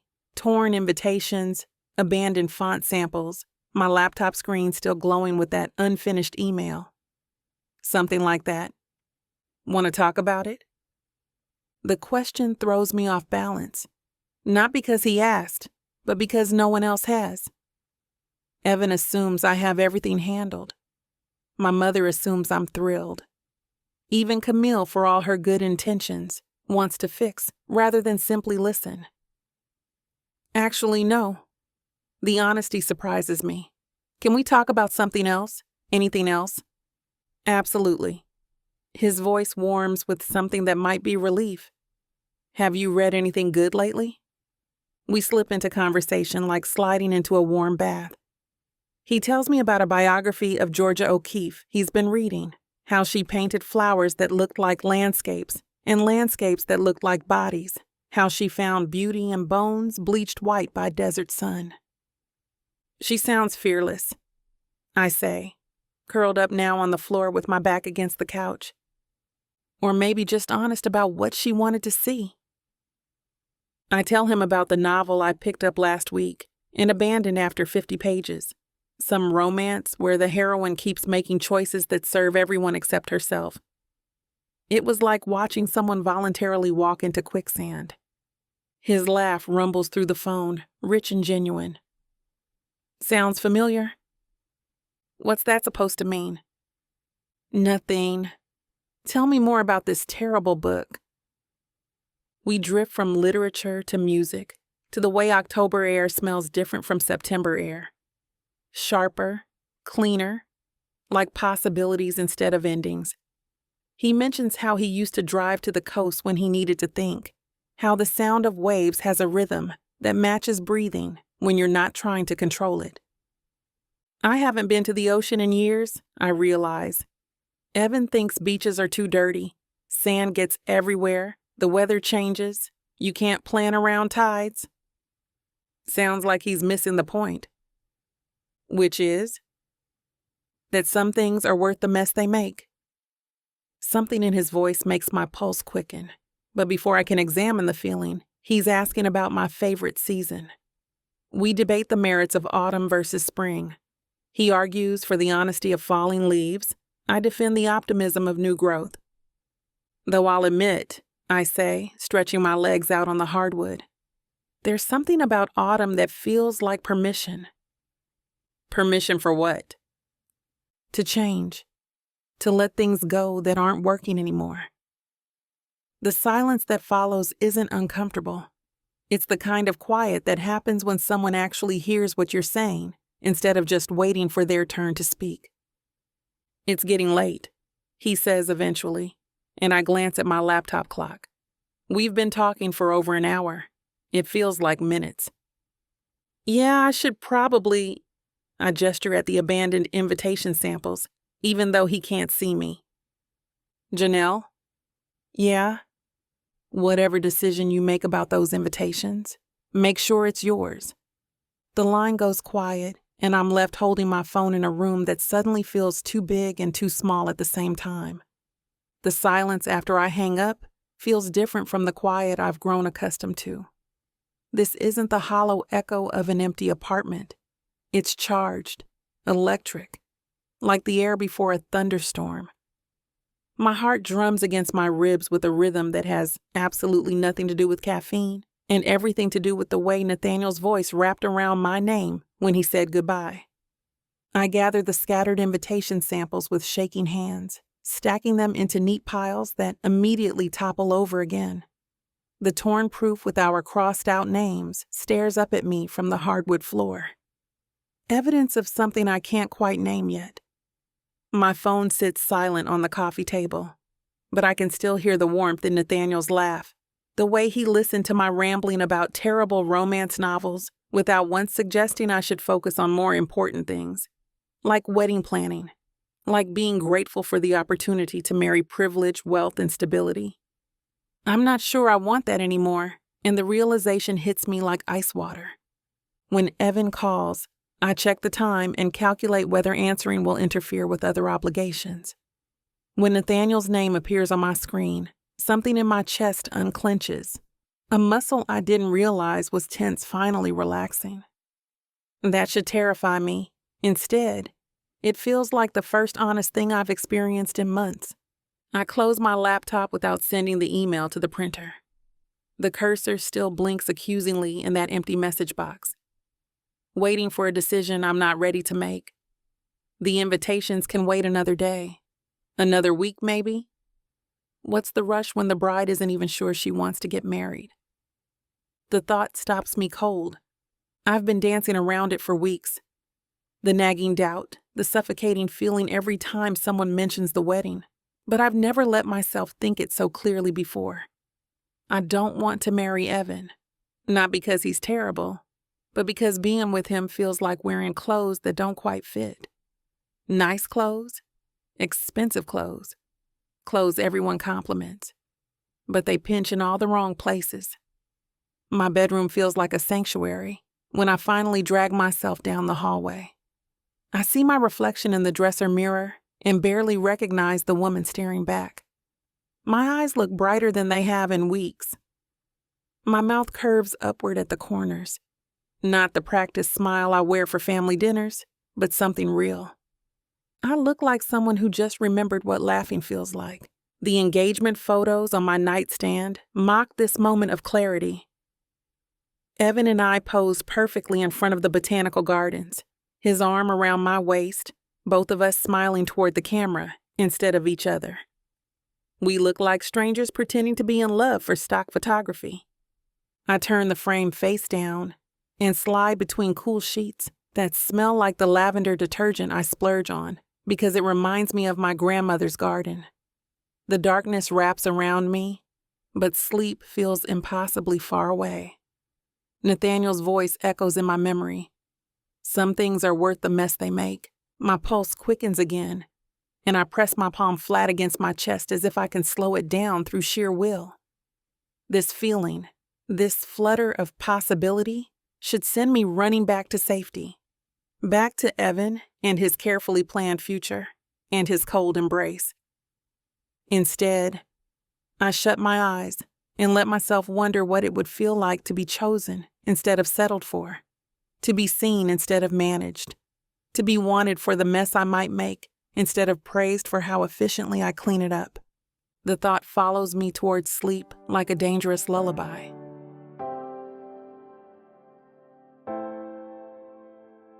Chapter 10. Nathaniel. The phone sits silent on my nightstand, but Janelle's voice still echoes in my head, soft, thoughtful, with that slight rasp that appears when she's tired. An hour. We talked for an entire hour about books and beaches and the way October air tastes different from September. Not once did the conversation feel forced or polite. Not once did I catch myself calculating what to say next. With Lydia, every exchange had been a chess match. Words chosen for maximum effect, silences weaponized, conversations that left me feeling like I'd just survived an audit. Even in our good years, if they could be called that, talking to my ex-wife required the same energy as negotiating a hostile takeover. But Janelle, Christ. Talking to Janelle feels like breathing. I kick off the covers and pad barefoot to the kitchen, my body restless with energy that has nowhere to go. The bottle of Macallan sits on the granite counter where I left it earlier, amber liquid catching the undercabinet lighting like liquid gold. I pour 2 fingers, then add a third because tonight feels like the kind of night that requires extra armor. The whiskey burns exactly the right amount, enough to remind me I'm still capable of feeling something other than this gnawing want that's been eating at me for months. Maybe years, if I'm being honest, which I'm trying very hard not to be. My phone rests on the counter beside the bottle, face up, taunting me. Janelle's contact information glows when I touch the screen. 1 tap. That's all it would take to hear her voice again, to slip back into that easy rhythm of conversation that makes everything else fade to background noise. I could call about the venue contracts, ask if she needs anything for tomorrow's meeting with the florist. Perfectly reasons that have nothing to do with the way she laughs at my terrible jokes or how her voice softens when she talks about books she loves. And none of it that should involve me at this point in her wedding planning. The whiskey makes the idea seem reasonable, neighborly even. A concerned family friend checking in on a bride-to-be who sounded overwhelmed earlier. Nothing inappropriate about that. Nothing that would make Robert question my loyalty or Evan doubt my intentions. My thumb hovers over her name. "You're pathetic," I mutter to the empty kitchen, but I don't move my hand away from the phone. 48 years old and mooning over your business partner's daughter like some teenager with his first crush. Except this doesn't feel like a crush. Crushes are lightweight things, butterfly wings and stomach flutters that dissipate with time and distance. This feels like gravity, like the fundamental force that keeps planets in orbit and makes compass needles point north. Unavoidable, undeniable, dangerous as hell when you're standing at the edge of a cliff. I take another sip of whiskey and set the phone face down on the counter. The smart move, the right move. The move that doesn't destroy 20 years of friendship and trust for the sake of something that can never happen.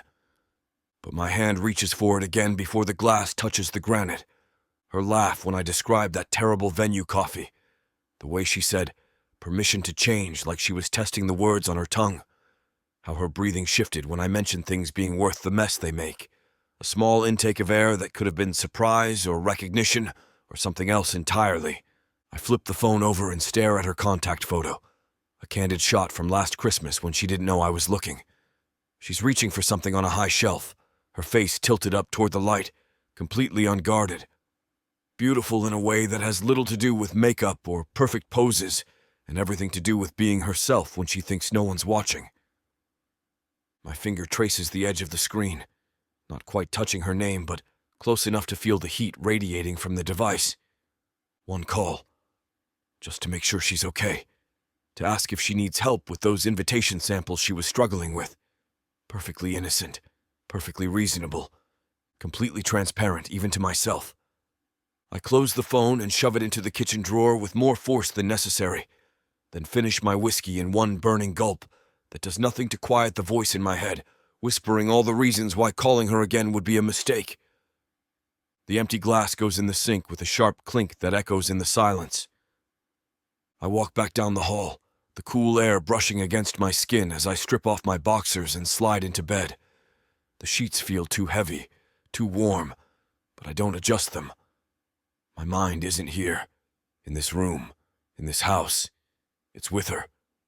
Her smile lingers in the dark, that quiet, knowing curve of her lips that feels like it belongs only to me. Even when Evan's voice cuts through her thoughts, even when her father's expectations weigh her down, that smile, that's mine. I've told myself it's not, that it can't be. But here in the stillness, honesty is harder to avoid. I close my eyes and she's there, vivid, and undeniable. The way she looked in that gown today, the fabric catching the light as she turned, it's etched into my memory. The curve of her waist, the way her shoulders dipped slightly as she reached for something, the faint blush on her cheeks when our eyes met. I shouldn't have noticed, shouldn't have let myself see her like that. But I did. I notice everything about her. I hate to put a stop to a good time, but it looks like we've hit this platform's limit for spiciness. This platform's got some rules we have to play by if we want to keep giving you these stories for free. And trust me, this scene isn't something you want to miss. While we can't get into all the details here, you can still dive into the full, uncut version at tylawalker.com. Miss Tyla has an entire collection of unabridged audiobooks and ebooks waiting for you. And the best part? You can treat yourself with 40% off when you use the code SAVE40. That's right.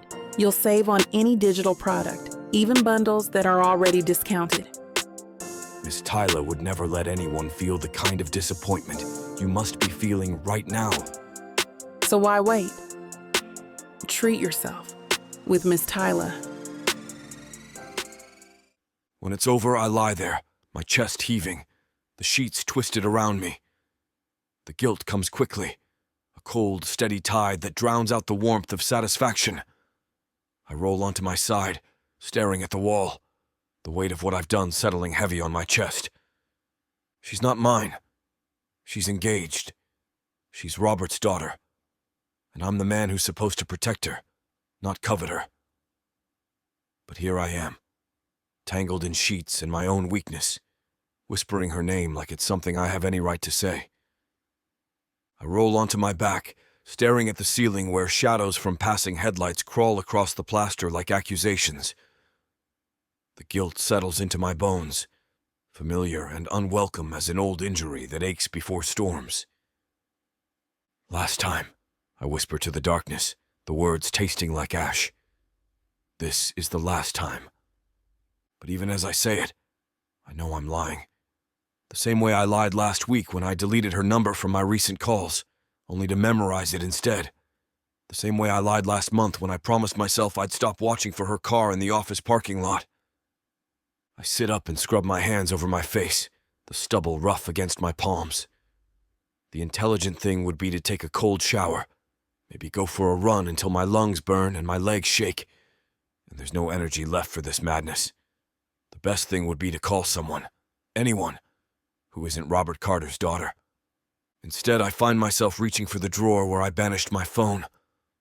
My fingers close around the cool metal, and I pull it out like I'm handling something dangerous.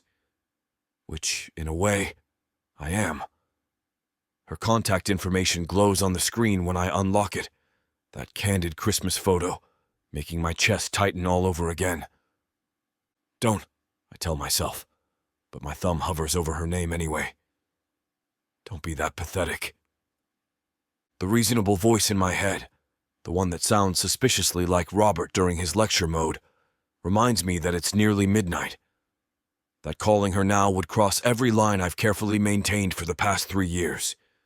That she's probably asleep next to wedding magazines and invitation samples, dreaming of her future with Evan. The unreasonable voice, the one that's been growing louder by the day, whispers that she stayed awake to talk to me for an hour. That she laughed at my jokes and shared stories she probably doesn't tell anyone else. That maybe she's lying in her own bed right now, thinking about our conversation the way I'm currently obsessing over it. I set the phone on the nightstand and lean back against the headboard, closing my eyes. But that's worse. In the darkness, I can conjure her voice perfectly, the way it softens when she's concentrating, how it rises slightly when she's excited about something. The little catch in her breathing when she laughs too hard. The way she said my name tonight, like she was testing how it felt on her tongue. My phone chimes against the wood, and my heart stops. For one wild, impossible moment, I think it might be her. That somehow the universe has decided to throw me a bone, to give me a sign that this isn't all one-sided madness, but it's just a news alert. Something about market futures that I don't give a damn about. I pick up the phone anyway, my thumb moving to her contact before I can stop myself. The call button seems to pulse with its own light, daring me to press it, daring me to find out what her voice sounds like in the dark, sleepy and unguarded. "This is insane," I mutter, but I don't put the phone down. "You're 48 years old. Act like it." Except 48 feels ancient and adolescent all at once when it comes to her. Ancient because I should know better, should have more self-control, should be able to look at my best friend's daughter without my pulse quickening. Adolescent because apparently I never learned how to want something I can't have without it consuming me whole. The phone screen dims, her photo fading to black, and I let it. But I don't put it away. I hold it against my chest like a talisman, the weight of it both comforting and damning. Tomorrow I'll be stronger. I'll focus on work and contracts and all the safe, appropriate things that don't involve imagining what it would feel like to wake up next to her. Tonight, I'll lie here in the dark, her voice echoing in my memory, and pretend that wanting her doesn't make me the worst kind of fool. Chapter 11. Janelle. My cheeks feel like they might crack from the strain of this smile. Another toast rises from the opposite end of the dining table. Aunt Gloria this time, her champagne flute catching the afternoon light, streaming through Mother's good crystal windows. To our beautiful Janelle, who's always been the perfect girl, and now she's found the perfect man. The chorus of agreement that follows makes my stomach twist. Perfect, that word again, wielded like a weapon disguised as a compliment. I raise my own glass, the champagne having gone flat and warm in my grip 20 minutes ago, and let the sweet liquid touch my lips without actually drinking. Evan's lucky to have snagged our girl before someone else could, Uncle Marcus adds, his booming laugh filling the formal dining room. Though I suppose he had to compete with half of Atlanta for her attention. If only they knew how little attention anyone actually pays me, Evan included. She's been planning this wedding since she was 8, Mother chimes in from her seat at the head of the table, pride warming her voice. Remember how you used to arrange your dolls in wedding formations, sweetheart? I don't remember that at all, but I nod anyway because that's what good daughters do at family luncheons designed to celebrate their upcoming nuptials. The tablecloth feels rough under my fingertips as I trace the embroidered pattern.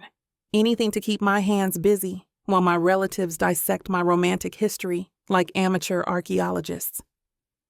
Now, tell us about the honeymoon plans. Cousin Patricia leans forward, her eyes bright with curiosity. Somewhere exotic, I hope? Evan's handling the arrangements. The words come out more clipped than I intend. He loves the element of surprise. Another wave of approving murmurs sweeps the table. How romantic, how thoughtful, how perfectly Evan to take charge of everything, even my own honeymoon preferences. I steal a glance toward the far end of the table, where Dad sits with Nathaniel, both men nursing their whiskey, while the women handle the emotional heavy lifting of wedding enthusiasm. They're discussing quarterly projections or market fluctuations. Something safely masculine and far removed from bridal magazines and flower arrangements. But Nathaniel isn't looking at Dad. His body faces toward the business conversation, head tilted in the appropriate listening pose. But his eyes are on me. The intensity of his gaze makes heat climb my neck, and I quickly look away before anyone notices. What about children? Aunt Gloria's question snaps my attention back to the Inquisition, disguised as family bonding. Any plans for little ones right away? My champagne glass nearly slips from my fingers. We haven't. That's not really. Give them time to enjoy being newlyweds first. Mother rescues me with a laugh that sounds slightly forced. Though I certainly wouldn't mind grandchildren sooner rather than later. The conversation continues to swirl around me. Career plans and housing decisions, and all the ways my life will be neatly organized into the Carter family legacy. I smile and nod at appropriate intervals, but my attention keeps drifting to that steady presence at the other end of the table. Nathaniel's left hand rests on the white tablecloth, fingers drummed in a rhythm that matches my pulse. When he reaches for his whiskey glass, I notice the way his sleeve pulls tight across his forearm, the subtle flex of muscle beneath expensive fabric. "Janelle, honey, you look flushed." Patricia's voice cuts through my wandering thoughts. "Too much champagne?" "Just warm," I manage, fanning myself with my napkin. "It's really bright in here." But it's not the sun making my skin burn. It's the way Nathaniel's mouth curves slightly when Dad makes some joke about market volatility, how his laugh rumbles low enough to carry across the room without drowning out the women's chatter. It's the knowledge that he called me last night just to hear my voice. And I stayed on the phone longer than I should have, because his attention feels like the first real thing that's happened to me in months. Though honestly, Patricia continues, waving her fork for emphasis, I think the real trick to a happy marriage is making sure you're compatible in the bedroom. "Patricia!" Mother's scandalized gasp cuts through the air like a whip crack. I risk another glance toward the men's end of the table, and this time, Nathaniel doesn't look away. His blue eyes find mine across the expanse of white linen and crystal stemware, and the impact hits like grabbing a bare electrical wire. Every nerve ending lights up, heat racing up my throat in a rush that has very little to do with champagne or afternoon sun. The conversation around us fades to static. Patricia's laughter, Mother's continued protests about appropriate lunch topics, the clink of silverware against china, all of it becomes background noise to the thundering of my pulse in my ears. Nathaniel's gaze doesn't waver, steady and intense, like he's memorizing the shape of my face or trying to communicate something he can't say aloud. I should look away. Good daughters don't stare at their father's business partners with heat pooling low in their bellies. Engaged women certainly don't feel this electric pull toward men who aren't their fiancés. But those blue eyes hold me captive, and for a terrifying moment, I forget where I am, who's watching, what I'm supposed to want. "Don't you think, Nell?" Camille's voice snaps the connection like a rubber band. I jerk my attention back to my cousin, who's leaning forward with expectant eyes and a knowing smirk playing at the corners of her mouth. The gold bangles on her wrists catch the light as she gestures, waiting for an answer I don't have because I wasn't listening to a single word. What? My voice comes out rougher than intended. "I said the bridesmaids' dresses would look better in emerald than that sage green you picked." Camille's grin widens, and there's mischief dancing in her dark eyes. "Unless you're too distracted by more pressing matters to discuss your own wedding colors." Heat floods my cheeks. "Of course not. Emerald might clash with the flowers." I laugh. Too loud, too bright. The sound artificial even to my own ears. The guilt coils in my stomach like a snake, cold and heavy. What kind of woman gets lost staring at another man while her family plans her wedding? What kind of daughter disappoints everyone counting on her to be perfect? Right, the flowers. Camille takes a sip of her champagne, but her eyes never leave my face. Those very important white roses that absolutely cannot handle a different shade of green. "They're classic," I defend weakly. She sets down her glass with deliberate precision. "Classic. Like everything else about this wedding." The next toast comes from Uncle Marcus. Something about family traditions and Carter women knowing how to pick winners. His voice sounds like it's traveling through water, distant and muffled, while my pulse thunders against my wrists where they rest on the tablecloth. I lift my glass on autopilot, the crystal stem slick with condensation, or maybe just my sweaty palms. "To Janelle's impeccable taste," someone else adds, and laughter ripples around the table. Impeccable taste. If only they knew how my mouth waters watching Nathaniel's fingers wrap around his whiskey glass, how I memorize the line of his jaw when he tilts his head to listen to Dad's stories. That's not impeccable. That's dangerous. Aunt Gloria launches into another speech about the sanctity of marriage while I focus on breathing. In through my nose, out through my mouth, The way my yoga instructor taught me to manage stress. But there's no managing this electric current running under my skin, this hyper-awareness that makes every sound too loud and every color too bright. And we all know Evan will take wonderful care of our girl. Another chorus of agreement. More glasses raised. I smile until my cheeks ache, nodding at the appropriate moments, while my entire nervous system hums like a live wire. Every few seconds, I feel the weight of attention from across the room, not looking, but knowing. Knowing he's there, knowing those blue eyes might be studying the curve of my neck, or the way my fingers worry the stem of my champagne flute. You're vibrating like a tuning fork, Camille murmurs beside me, her voice low enough that only I can hear. I'm fine. Right. Before I can deflect with another lie, Patricia raises her glass again. To love conquering all, she declares, and I have to bite my tongue to keep from laughing hysterically. Love conquering what, exactly? Convention? Family expectations? The 23-year age gap between me and the man whose attention sets my blood on fire?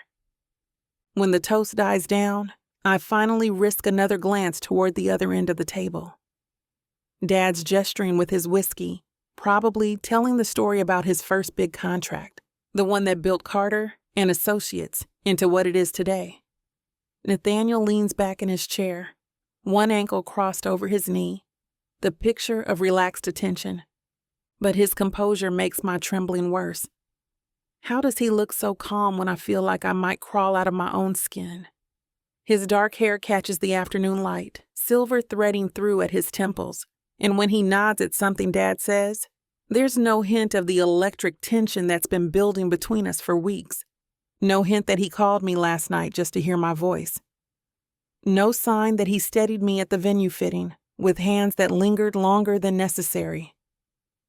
He looks like exactly what he is, Dad's trusted business partner, family friend, perfectly appropriate presence at a pre-wedding celebration, while I feel like a live grenade with a loose pin.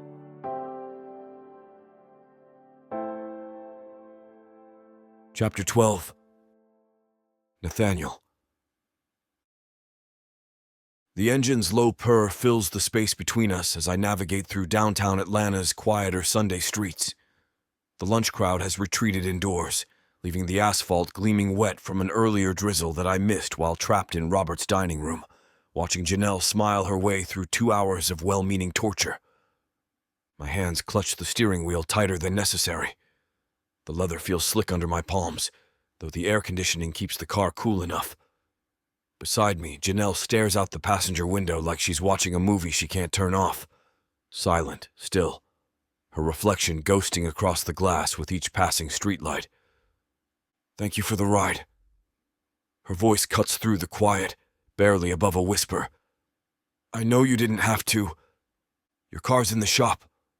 I keep my eyes on the road, though peripherally, I catch the way her fingers twist together in her lap. The silk dress she wore to the event rides up slightly where she sits, exposing another inch of smooth brown skin that I absolutely should not notice. Besides, Evan had that conference call he couldn't miss. The following silence feels heavier than before. Accusatory almost. Evan's third unmissable business commitment this month. But who's counting? Certainly not me. Robert's business partner and family friend, the reliable constant who shows up when others don't. Except today I'm not feeling particularly reliable. Today I feel like a man driving his best friend's daughter through empty streets, while every fiber of his being screams warnings about the electricity crackling in the space between bucket seats. He's very dedicated to his work, she says finally, and there's something flat in her tone that makes me glance over despite myself. Dedication's important. Is it? She turns from the window to look at me directly, and the impact nearly makes me swerve into the next lane. Her warm brown eyes hold a question I can't answer without destroying everything Robert and I have built together. Sometimes I think dedication is just another word for choosing the safe option over and over until you forget there were other choices. The traffic light ahead turns red, giving me an excuse to stop the car and focus on something other than the way her voice carries notes of frustration, she probably doesn't realize she's revealing. The intersection sits empty except for us. Sunday afternoon calm settling over the city like a blanket. Safety isn't a sin, Janelle. No, but it's not living either. Her words hang suspended in the air, dangerous as exposed electrical wire. I should start the car when the light changes. Drive her home to her parents' house where she belongs, where she's safe from men like me who lie awake at night remembering the sound of her laugh over the phone. Instead, I find myself studying her profile in the dashboard's reflected glow. The elegant sweep of her neck, the way her lips part slightly when she's thinking. The same beautiful girl who used to bring me coffee during late business meetings has become a woman whose mere presence undoes decades of self-control. You feel trapped, I say, because sometimes the truth slips out when you're not guarding against it carefully enough. She shifts to face me fully now, and there's surprise flickering across her features. You noticed. I notice everything about you. The confession escapes before I can subdue it, hanging in the climate-controlled air like a grenade with the pin pulled. Janelle's breath catches audibly, her eyes widening slightly, and I realize I've just crossed a line that's been holding us both back from falling off a cliff. Nathaniel, green light. I press the accelerator harder than necessary, the car lurching forward as if it can outrun what I just admitted. The rest of the drive to her parents' house will take exactly 12 minutes. 12 minutes to pretend I didn't just confess to watching her with the attention of a man who wants far more than he has any right to take. But as the streetlights continue their hypnotic slide across the windshield, I catch her studying my hands on the steering wheel, her gaze lingering on my fingers with an intensity that makes the temperature in the car feel like it's climbed 20 degrees. I feel like I'm in a cage made of other people's expectations, she whispers, so quietly I almost miss it over the engine's hum. And every day it gets a little smaller. My grip on the steering wheel tightens until my knuckles go white against the black leather. The muscle in my jaw ticks once, twice, a metronome keeping time with the war between what I should say and what's clawing its way up my throat. Another red light catches us, and this time I welcome the forced pause. Are you happy, Janelle? The question emerges quieter than I intended, barely audible over the car's idle. Actually happy, not performing it for everyone else's benefit. She goes completely still beside me. Even her breathing seems to pause, as if my words have frozen something vital inside her chest. When I risk a glance sideways, her face has gone pale beneath that beautiful brown skin, her lips parted in what might be shock or recognition. She starts, then stops. Her hands flutter up to her throat, fingertips pressing against the hollow there like she's checking for a pulse. That's not a fair question. It's the only question that matters. The light changes, but I don't move. Behind us, the street remains empty, Sunday afternoon Atlanta giving us this pocket of suspended time where dangerous truths can be spoken without witnesses. Janelle's reflection wavers in the passenger window, ghost-like and uncertain. Happy people don't look the way you look today. I keep my voice gentle, though every word feels like I'm dismantling something carefully constructed. They don't smile like they're holding their breath, waiting for permission to stop. Her breath hitches, a sound so small I almost miss it. When she turns to see me, there are tears gathering in those warm brown eyes, threatening to spill over. I don't know. The words come out cracked, broken. I don't know who I'm doing any of this for anymore. My father wants the perfect wedding. Evan wants the perfect wife. Everyone wants the perfect Janelle Carter who says the right things and wears the right dress and never, ever causes problems. A tear escapes, tracking down her cheek in a silver line that catches the dashboard light. She doesn't wipe it away. But what if that perfect version isn't me? What if I'm just...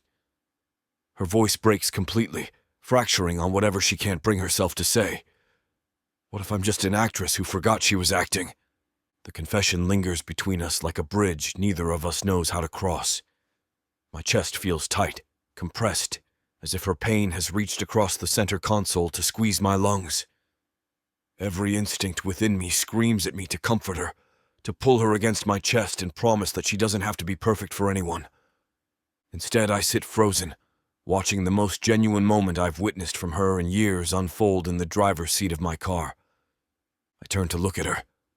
The tears have stopped falling, but they've left silver tracks down her cheeks that catch the light from the dashboard. Her breathing has steadied into something deeper, more controlled, like she's testing whether the air in this car will actually fill her lungs without permission from someone else. The words come out before I can weigh them, measure them, decide if they'll destroy everything I've spent 20 years building with her father. You don't have to do this if it's not what you want. The sentence hovers between us like a lit fuse, simple and devastating. I watch her face change as the meaning sinks in, watch her eyes widen, her lips part, her whole body go rigid against the passenger seat. The silence that follows has weight to it, pressing down on both of us until even the car's air conditioning sounds too loud. She doesn't turn to face me. Neither of us moves. We sit frozen, staring straight ahead through the windshield at the empty intersection, afraid that any sudden movement might shatter whatever fragile thing has just emerged between us.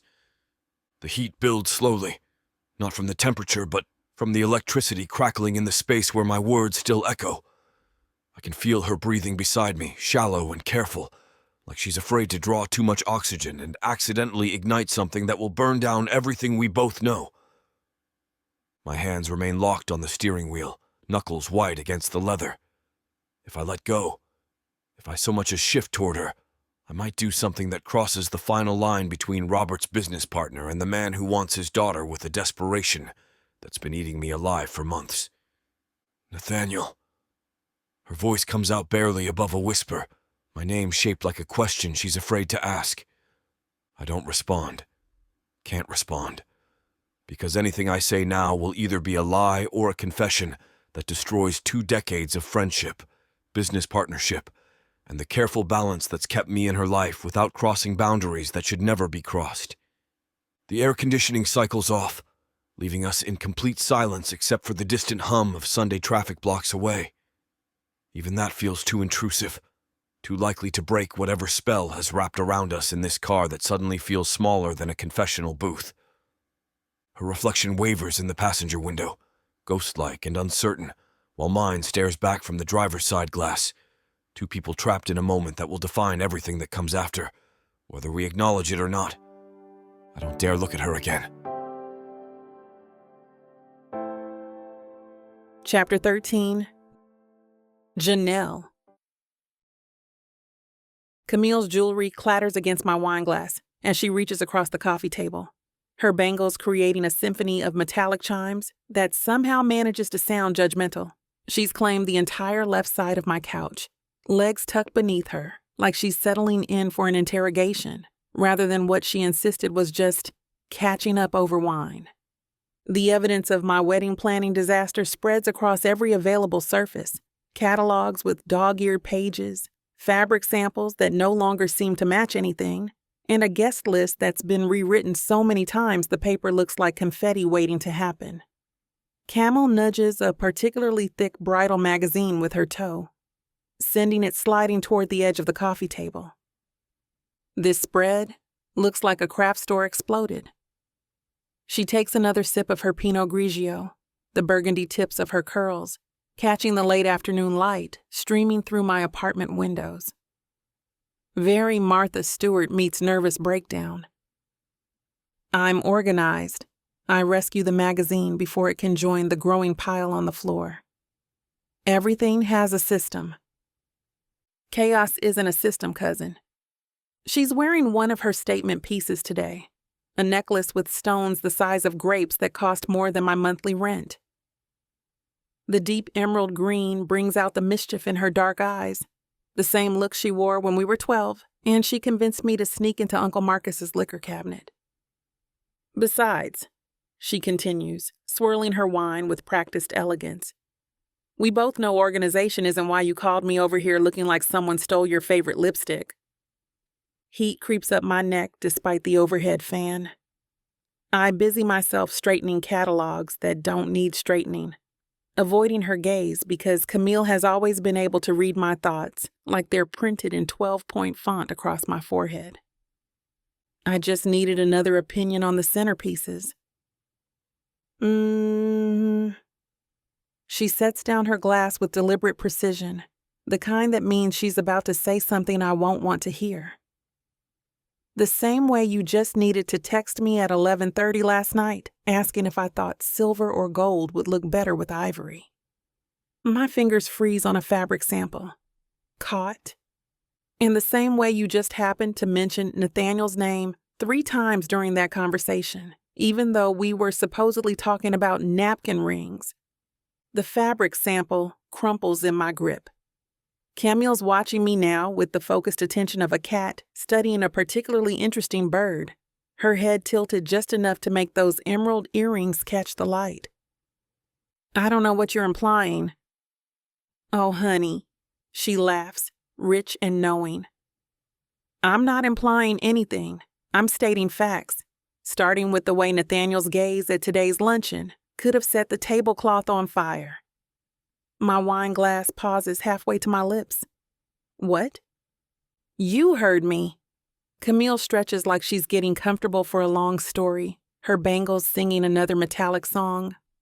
That man spent the entire meal watching you like you were the only person in the room worth looking at. Every time Evan opened his mouth, Nathaniel's jaw got a little tighter. Every time you smiled, really smiled, not that polite thing you do for company, his whole face changed. The room feels suddenly warm, despite the fan working overtime. I set my glass down with shaking fingers, focusing on the way condensation has left rings on the coffee table between discarded wedding magazines. You're imagining things. I'm observant. There's a difference. She leans forward, elbows on her knees, studying my face with uncomfortable intensity. Question is, are you going to keep pretending you didn't notice, or are we going to talk about what's really eating you alive? Laughter bubbles out of me, sharp and brittle as champagne flutes hitting concrete. I grab the nearest stack of invitation samples, my fingers working through cream cardstock and ivory parchment with the desperate efficiency of someone defusing a bomb. Nathaniel was probably just bored out of his mind listening to Daddy drone on about financials. I hold up 2 nearly identical samples, studying them like they hold the secrets of the universe. You know how those business lunches go? Endless talk about market expansion and profit margins. Poor man was probably counting ceiling tiles. The invitations blur slightly as I rifle through them. Calligraphy fonts dance before my eyes. Serif, sans serif, script that looks like it belongs on a Jane Austen novel. Anything to avoid the laser focus of Camille's attention. Besides, I continue, my voice climbing an octave higher than natural, you're reading way too much into basic politeness. The man's known me since I was 13 and couldn't string 2 coherent sentences together around adults. Of course he's going to be attentive. It's called manners. Camille's silence stretches, thick and uncomfortable. I chance a glance at her face and immediately regret it. Her eyes have narrowed to slits, dark and calculating, like a house cat who's just spotted movement behind the curtains. She's gone completely still except for one perfectly manicured finger tracing the rim of her wine glass. Manners, she repeats, the word rolling off her tongue like she's tasting something suspicious. That's what we're calling it. That's what it is. I'm practically shuffling the invitation samples now. The sound of paper against paper, filling the awkward silence. You're making mountains out of molehills, Cam. Next you'll be telling me he's secretly in love with me, or some other ridiculous. Honey?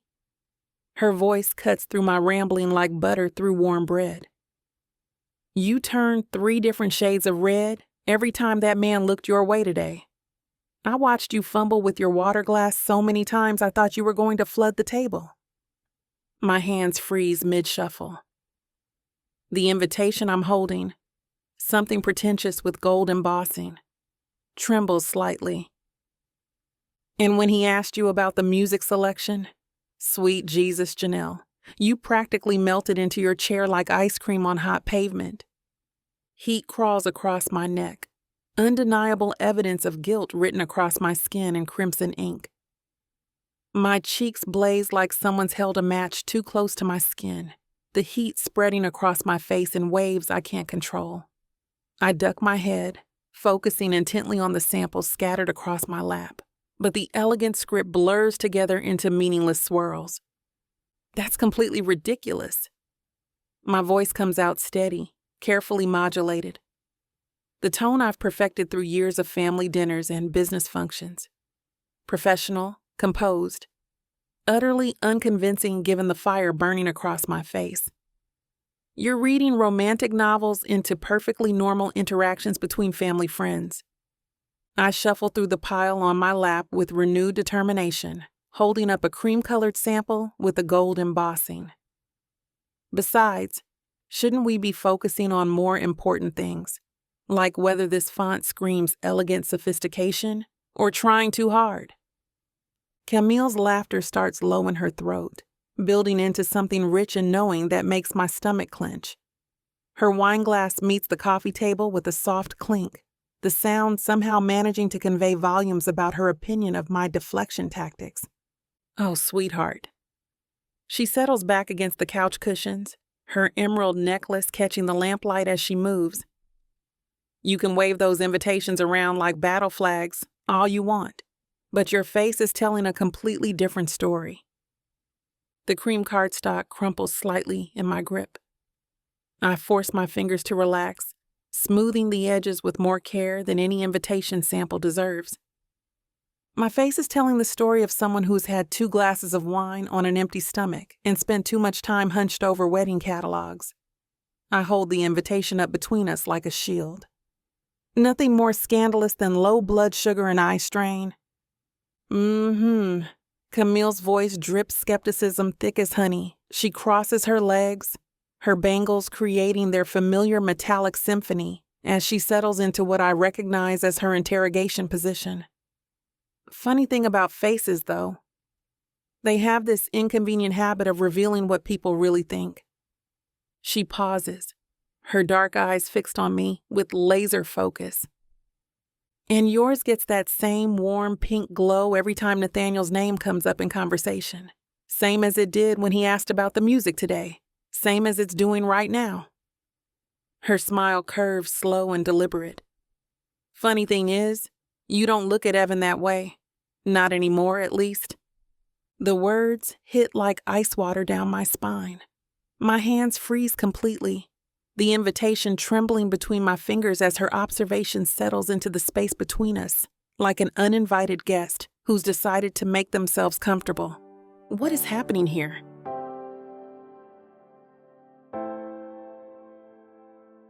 Chapter 14. Nathaniel. The conference room at Carter & Associates feels like it was designed by someone with a grudge against human comfort. 8 chairs crammed around a table meant for 6, fluorescent lighting that turns everyone's skin the color of week-old lettuce, and an air exchange system that gave up the ghost sometime during the Clinton administration. I slide into my usual spot along the far wall, spreading reports across the shiny wooden table like armor against the day ahead. Robert's voice carries from the hallway, animated discussion about market projections mixing with the familiar click of dress shoes on the hallway floors. The door swings open, admitting a parade of executives I've known for years. Peterson from marketing, Roberts from operations, Henderson clutching his ever-present tablet like a security blanket. Then Janelle appears in the doorway, scanning the room with those warm almond eyes that have haunted my sleep for weeks. Her navy dress hugs her figure in ways that test every principle of professional decorum I've spent decades perfecting. Natural curls framing her face catch the harsh fluorescent light, somehow managing to look elegant despite the room's best efforts to make everyone appear sickly. "Sorry I'm late." She balances a leather portfolio against her hip, surveying the occupied chairs with growing dismay. Traffic was murder coming back from the venue meeting. My jaw tightens involuntarily. The venue meeting. Another step closer to walking down an aisle toward the wrong man. "No problem, sweetheart." Robert waves her toward the empty chair beside me, the only remaining seat in the overcrowded space. Nathaniel was just walking us through the third quarter numbers. Riveting stuff. Heat crawls up my collar as she approaches. The chair legs scrape against linoleum as she settles beside me, her movements graceful despite the cramped quarters. The scent of her perfume, something subtle with notes of vanilla and sandalwood, cuts through the room's stale air and coffee-scented desperation. Where did we leave off? Her voice carries that professional warmth she's mastered, the tone that puts clients at ease while keeping appropriate distance. She opens her portfolio, pen poised above a legal pad already covered in her precise handwriting. Revenue projections for the Portland expansion. I managed to keep my voice steady, years of boardroom discipline overriding the way my pulse flutters against my throat. Henderson was just explaining why the timeline needs adjustment. Henderson launches into a detailed explanation about permits and zoning complications, his tablet stylus dancing across the screen as he pulls up charts and spreadsheets. Under normal circumstances, I'd be following every word, taking notes, asking pointed questions about contingency planning.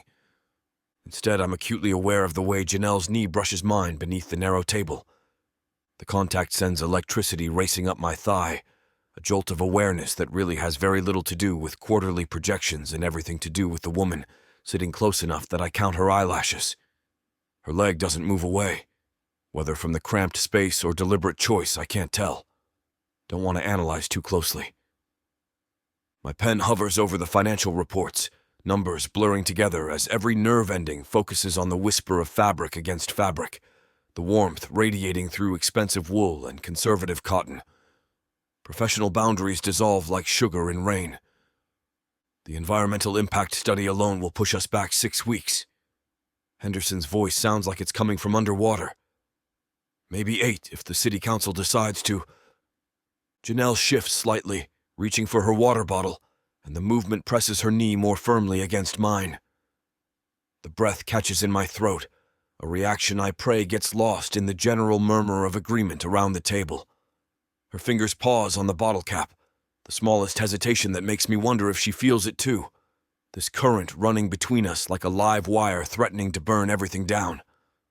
The florist confirmed delivery to the event center by Thursday morning, but the caterer needs an additional day for setup. Janelle's voice cuts through Henderson's droning with professional precision, low and steady as she flips through her notes. I've coordinated with the venue coordinator to ensure access starts Wednesday evening instead of Thursday at noon.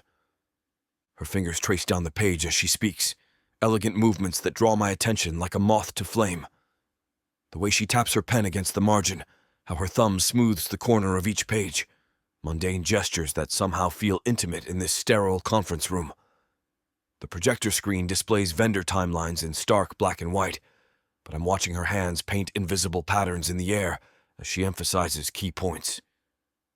The band requires a full sound check by 5 p.m., which means... Her gaze flicks toward me, probably expecting the usual nod of acknowledgement I give during these updates. Instead, she catches me staring at the delicate arch of her wrist, the way sunlight from the window catches the small silver bracelet circling her pulse point. Heat floods my face like I'm 16 and caught passing notes in study hall. Those warm almond eyes widen slightly before darting back to her portfolio, a flush creeping up her neck that matches the fire burning in my chest.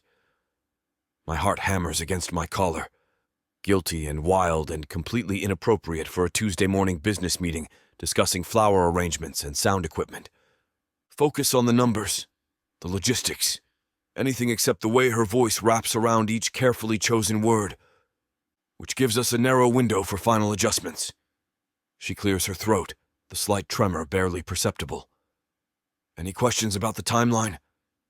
Nathaniel? Robert's voice cuts through my mental fog like a blade. You've been unusually quiet. Thoughts on the investor dinner? Every head turns toward me, including Janelle's, and I realize I've been caught red-handed in my distraction.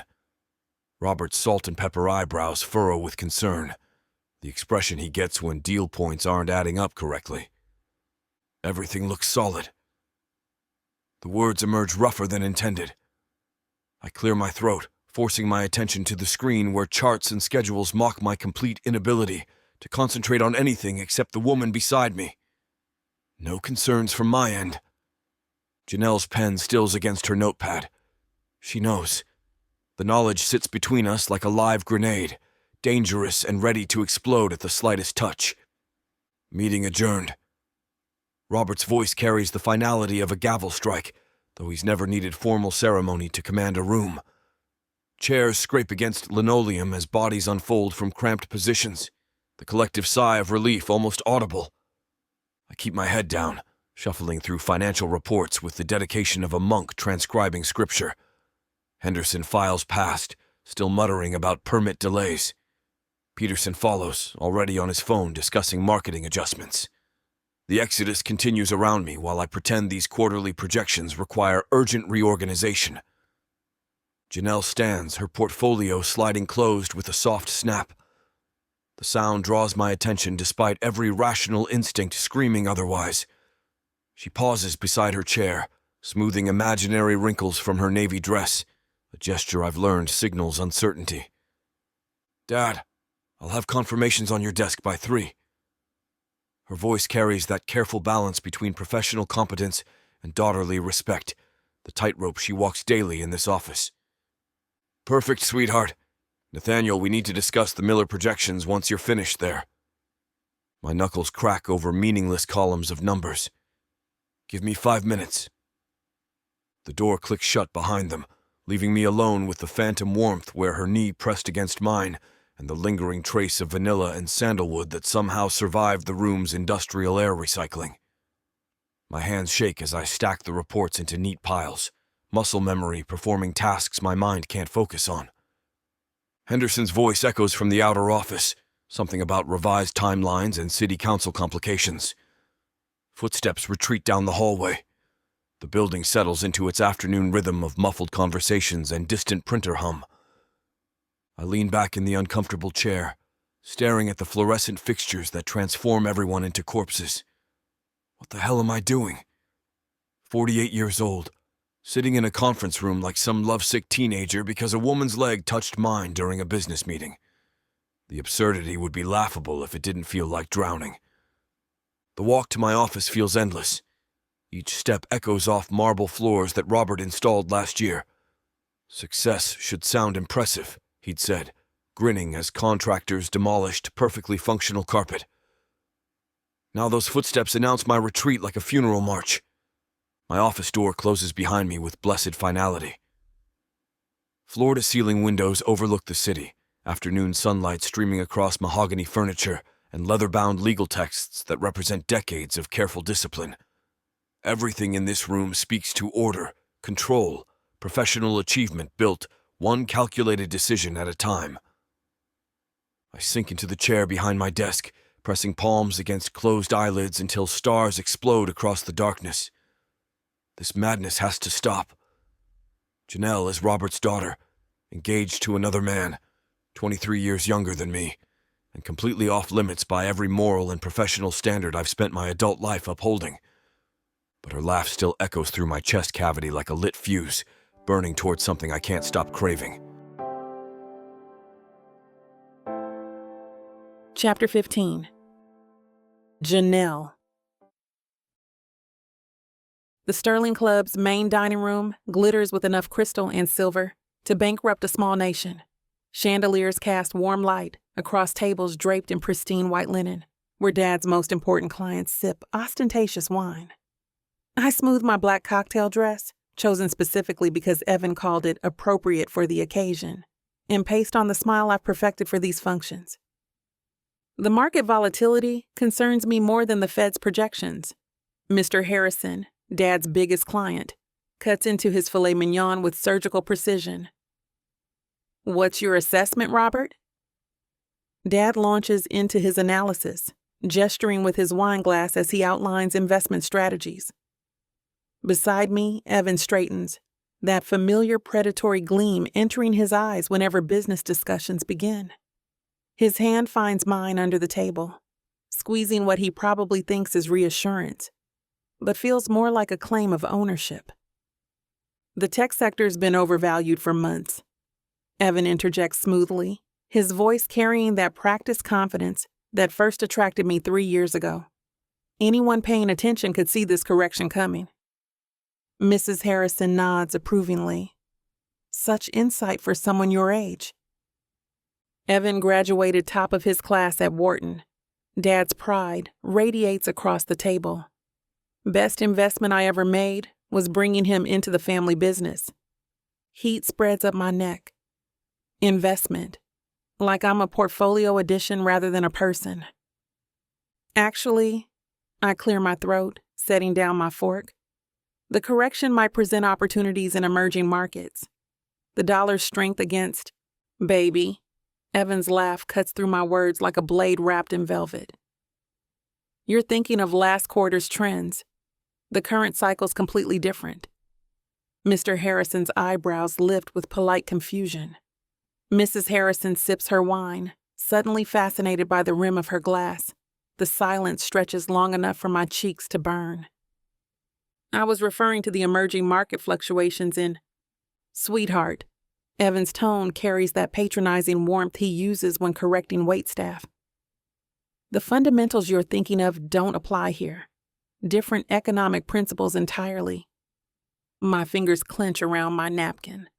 I understand the fundamentals perfectly well. Of course you do. His smile never wavers, practiced and perfect as his pressed shirt. But Harrison Industries operates on a completely different scale than the small vendors you've been dealing with. Polite chuckles ripple around the table. Dad joins in, shaking his head with fond exasperation. Even the waiter hovering near our table smirks as he refills water glasses. Better stick to planning flowers and centerpieces, Evan continues, squeezing my hand again. Leave the high finance to the professionals. The laughter grows warmer, more genuine. Mrs. Harrison actually giggles behind her wine glass. Oh, to be young and in love. Remember when we were planning our wedding, Harold? I thought I knew everything about everything. Thank goodness for patient men who guide us through our delusions. She beams at Evan like he's personally solved world hunger. My throat closes. The room tilts sideways. Chandelier light refracting through sudden tears I absolutely cannot shed here. Not in front of Dad's clients.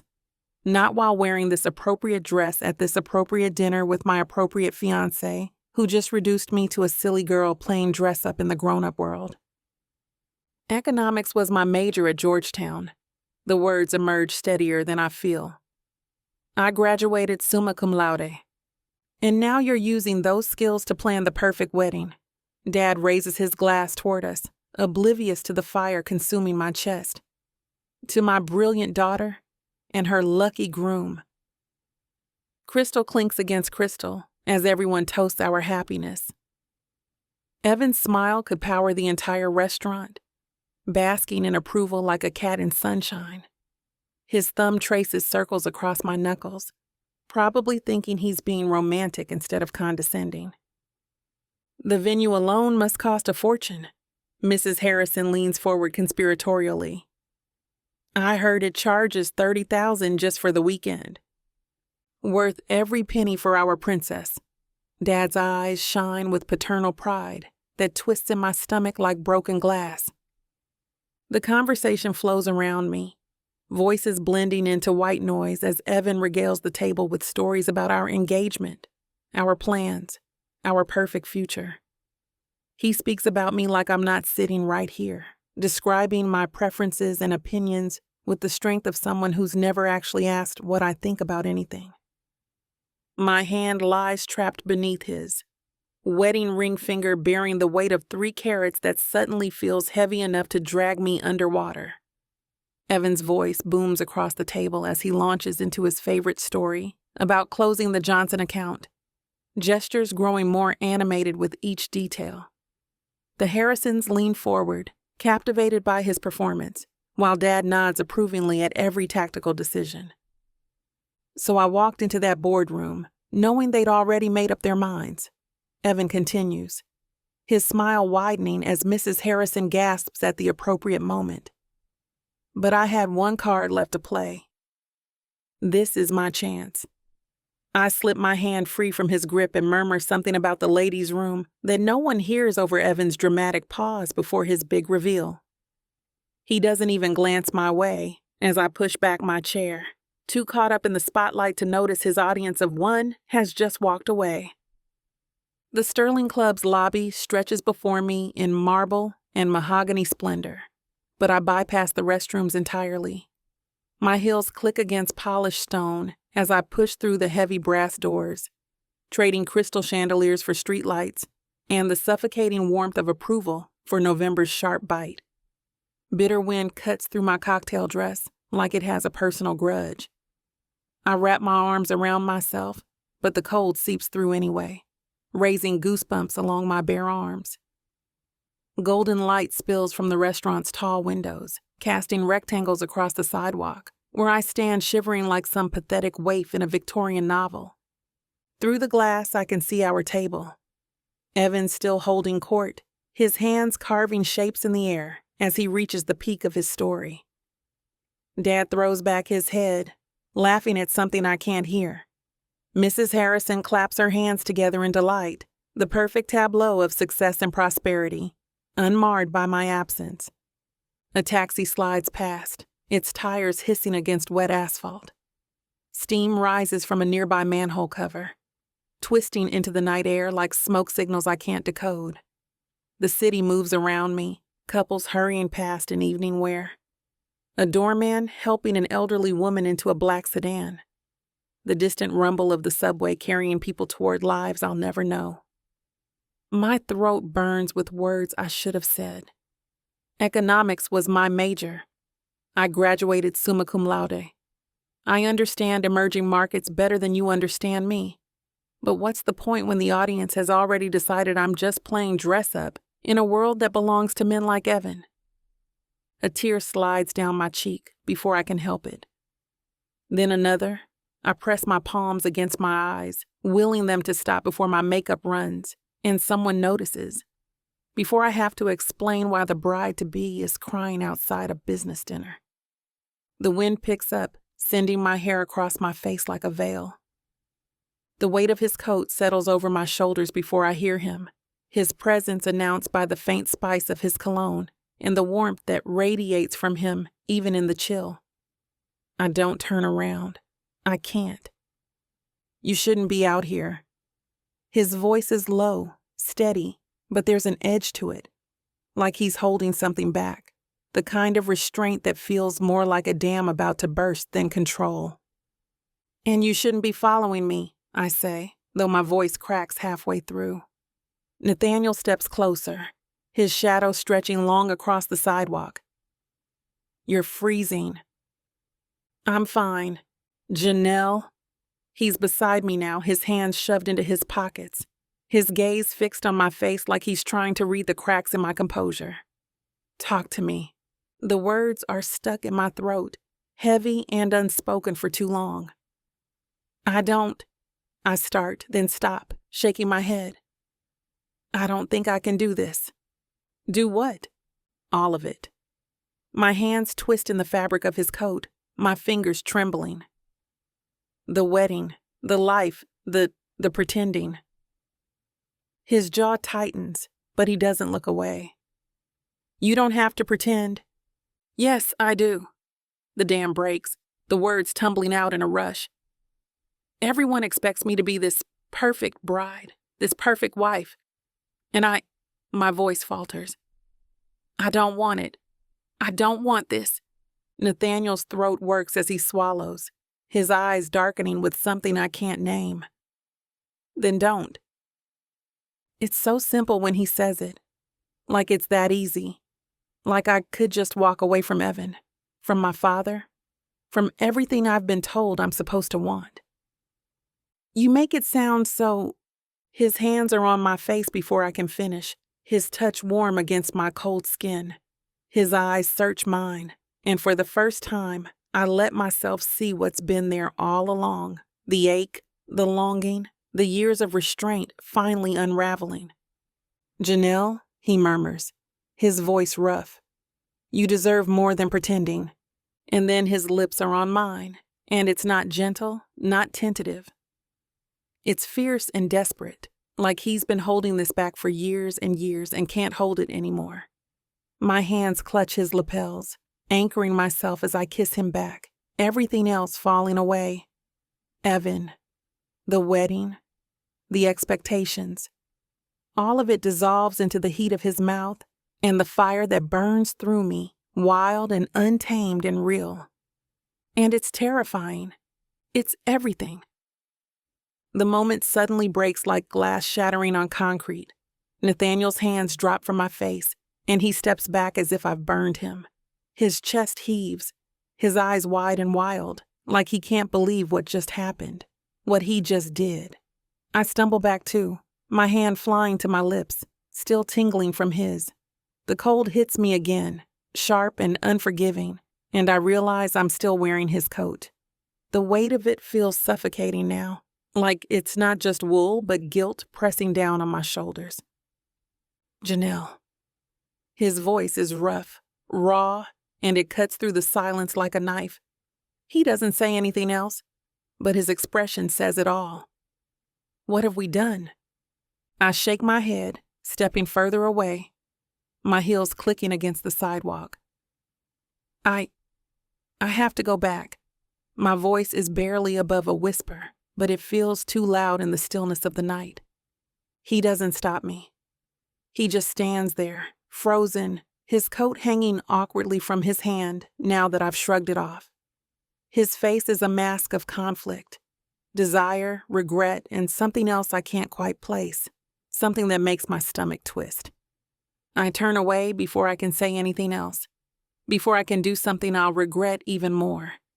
The brass doors of the building loom ahead, and I push through them with shaky hands. The warmth of the lobby hits me like a slap, and I pause, trying to compose myself. My reflection in the mirrored wall is a mess. Hair windswept, lips still slightly swollen, eyes wide and panicked. I smooth my dress, tuck a stray curl behind my ear, and take a deep breath. Evan's laughter rings out from the dining room, loud and confident, and I force myself to walk toward it. Each step feels heavier than the last. By the time I reach the table, I've plastered on that same practiced smile, the one I've worn all night, the one I've been wearing for years. There she is, Evan's voice booms as I slide into my seat. He drapes an arm around my shoulders, pulling me close. Thought you got lost, baby. Just stepped outside for some fresh air, I say, voice steady despite the storm raging inside me.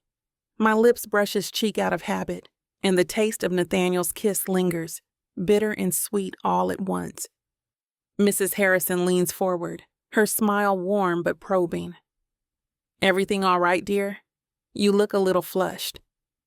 Fine, I lie, reaching for my wine glass.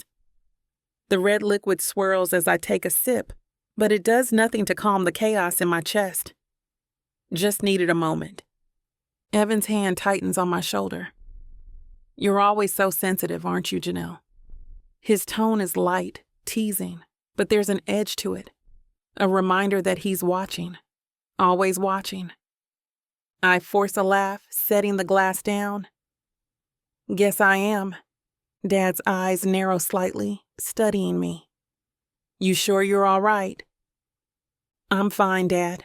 My voice is sharper than I mean it to be, and I soften it with a smile. Just tired. Nathaniel walks back in then, his face calm, composed, as if nothing happened, as if he didn't just kiss me like the world was ending. His coat is back on, perfectly tailored as always, but his hands are shoved deep in his pockets. He doesn't look at me as he takes his seat, his gaze fixed on the table. The conversation picks up again. Evan dominating as always, but I can't focus. My mind races, replaying the kiss, the way Nathaniel's hands felt on my face, the way his voice broke when he said my name. I glance at him, just for a second, but he doesn't look up. He's stone, unreadable, and it's maddening. Evan's hand finds mine under the table again, squeezing. You're quiet tonight, he murmurs, his breath warm against my ear. I force a smile. Just thinking. About what? His tone is light, but there's that edge again, that undercurrent of control. The wedding, the life, the pretending. The wedding flowers, I say instead, the lie slipping out too easily. Can't decide between peonies or roses. He chuckles, his thumb brushing my knuckles. You'll figure it out. You always do.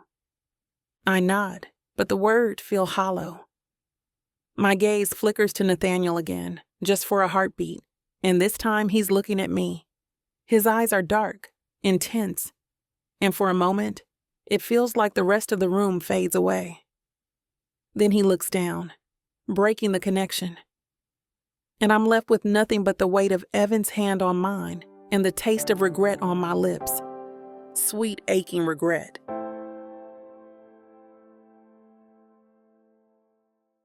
I thought I was getting a fake marriage, but I didn't know my story was being told by Miss Tyla.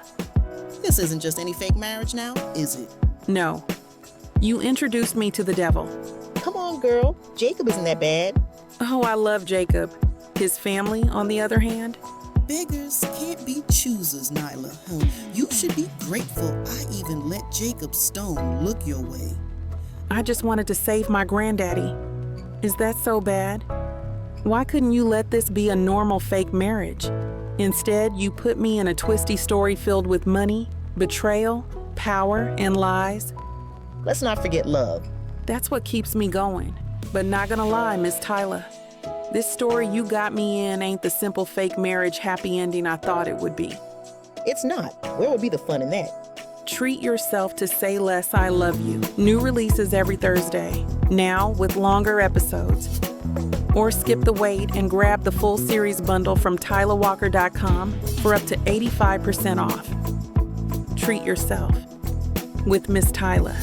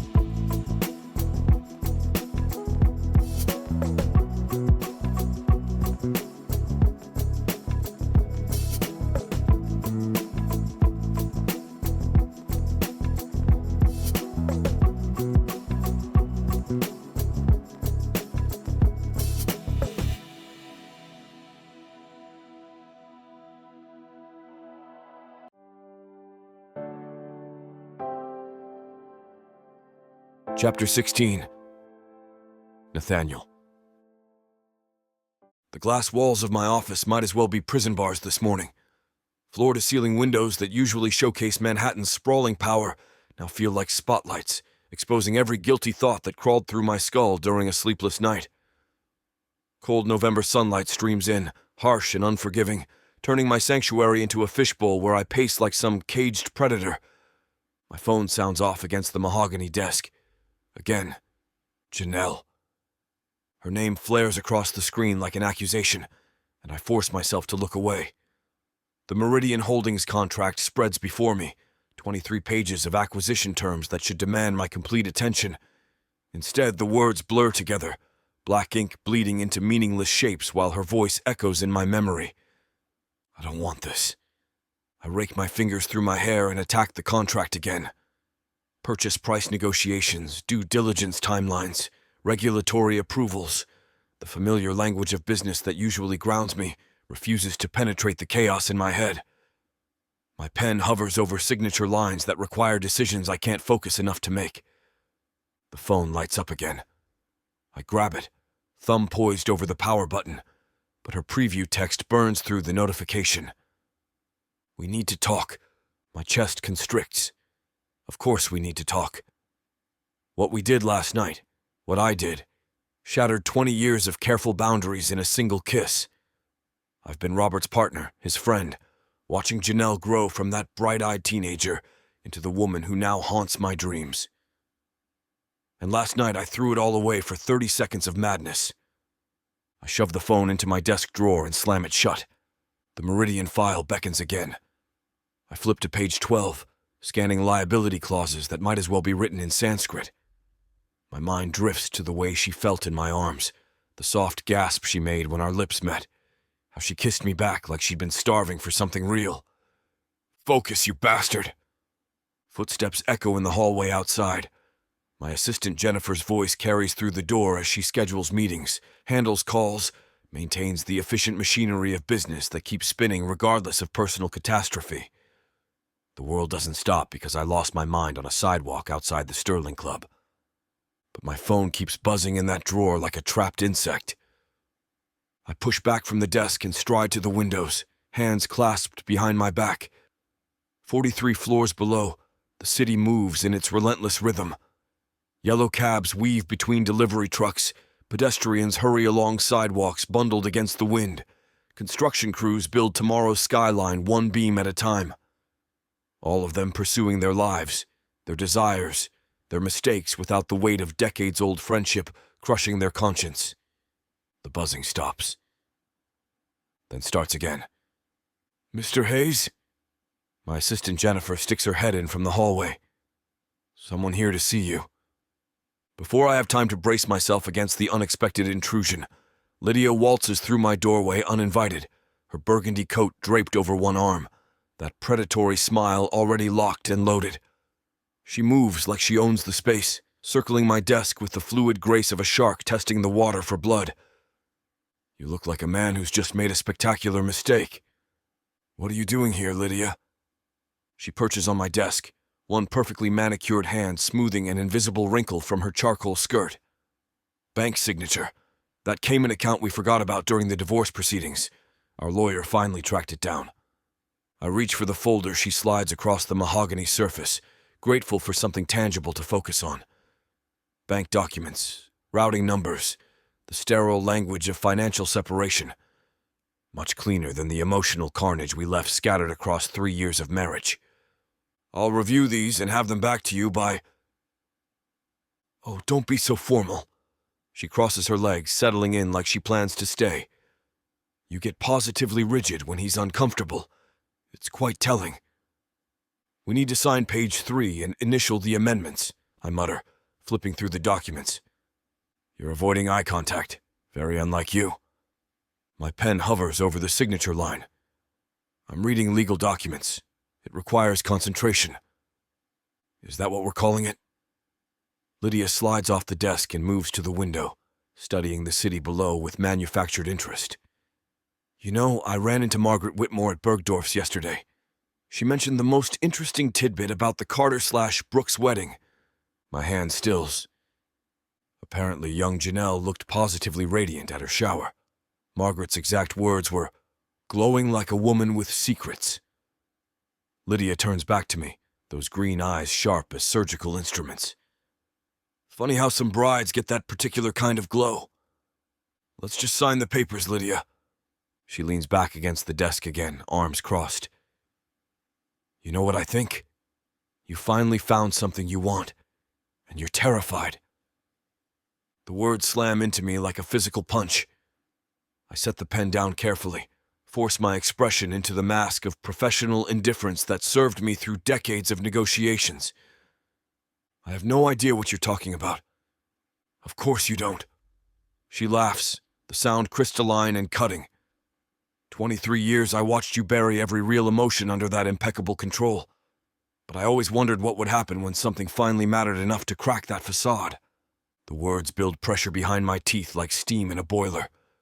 23 years of marriage, and she still knows exactly which buttons to push, which scabs to pick until they bleed. Her smile widens as she watches me struggle, feeding off my discomfort like some elegant vampire. Nothing to say? How disappointing. I thought after all these years you might have finally grown. My palm crashes against the mahogany desk with a sound like a gunshot. Papers scatter, the meridian contract sliding across polished wood as my control shatters into 1,000 pieces. Fine. Yes. You want the truth? The words tear out of my throat, raw and bleeding. I'm in love with someone I can't have.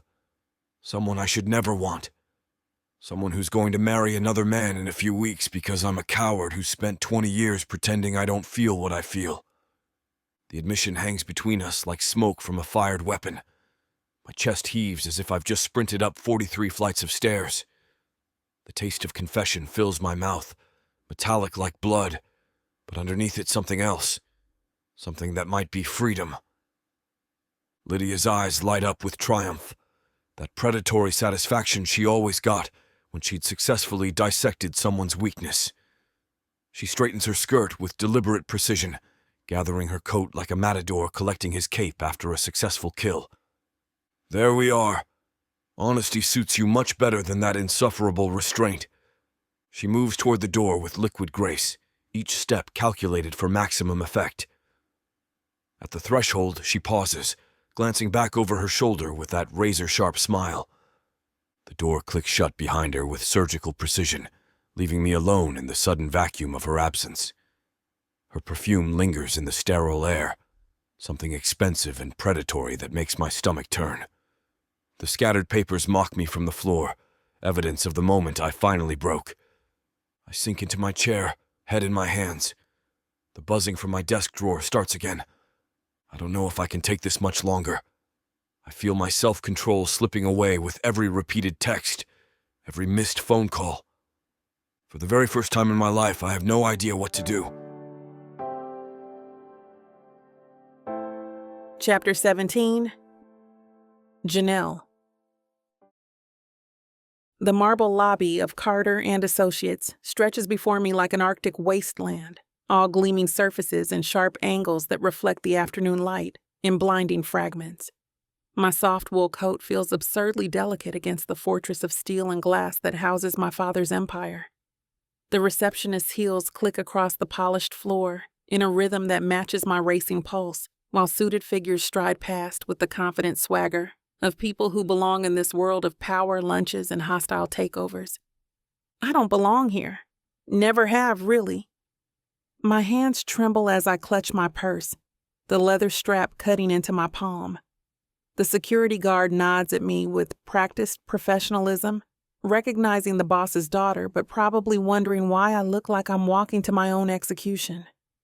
The elevator doors part with a soft chime, revealing mirrored walls that multiply my nervous reflection into infinity.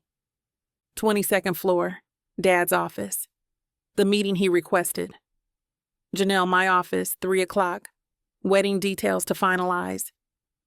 But we both know this isn't about centerpieces or seating charts. The elevator deposits me into a hallway lined with conference rooms, where Carter and Associates conducts the business of acquiring, merging, and occasionally destroying smaller companies. Abstract paintings hang between mahogany doors, splashes of color that cost more than they should. My heels sink into carpet thick enough to muffle secrets. I'm halfway down the corridor, still gathering courage for whatever conversation awaits in my father's corner office, when a door swings open to my left. The sound of voices spills out. Corporate jargon about quarterly projections and market penetration that usually makes my eyes glaze over. Then Nathaniel emerges from the conference room. His dark gray suit fits like armor, every line tailored to perfection.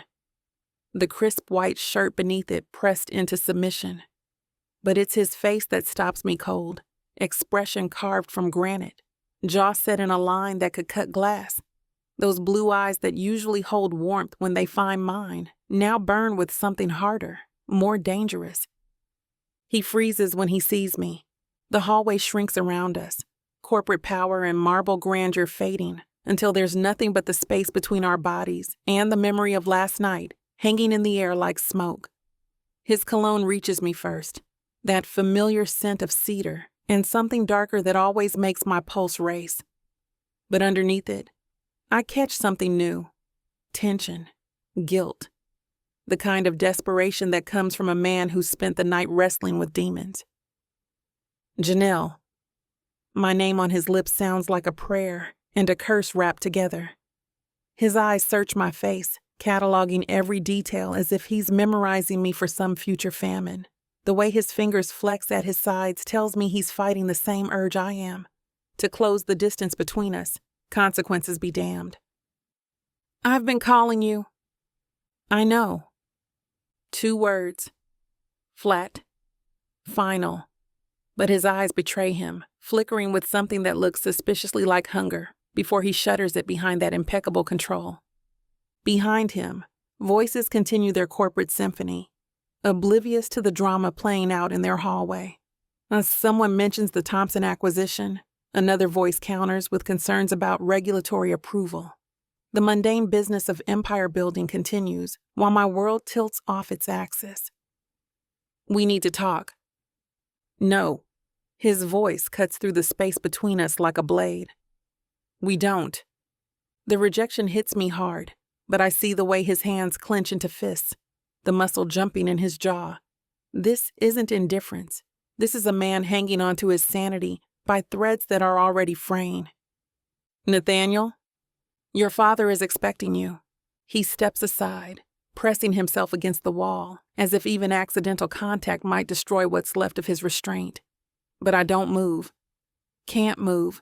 Because 24 hours ago, he kissed me like I was oxygen, and he was drowning. And now he's looking at me like I'm a loaded weapon. Our eyes lock for one suspended second that stretches like molten glass.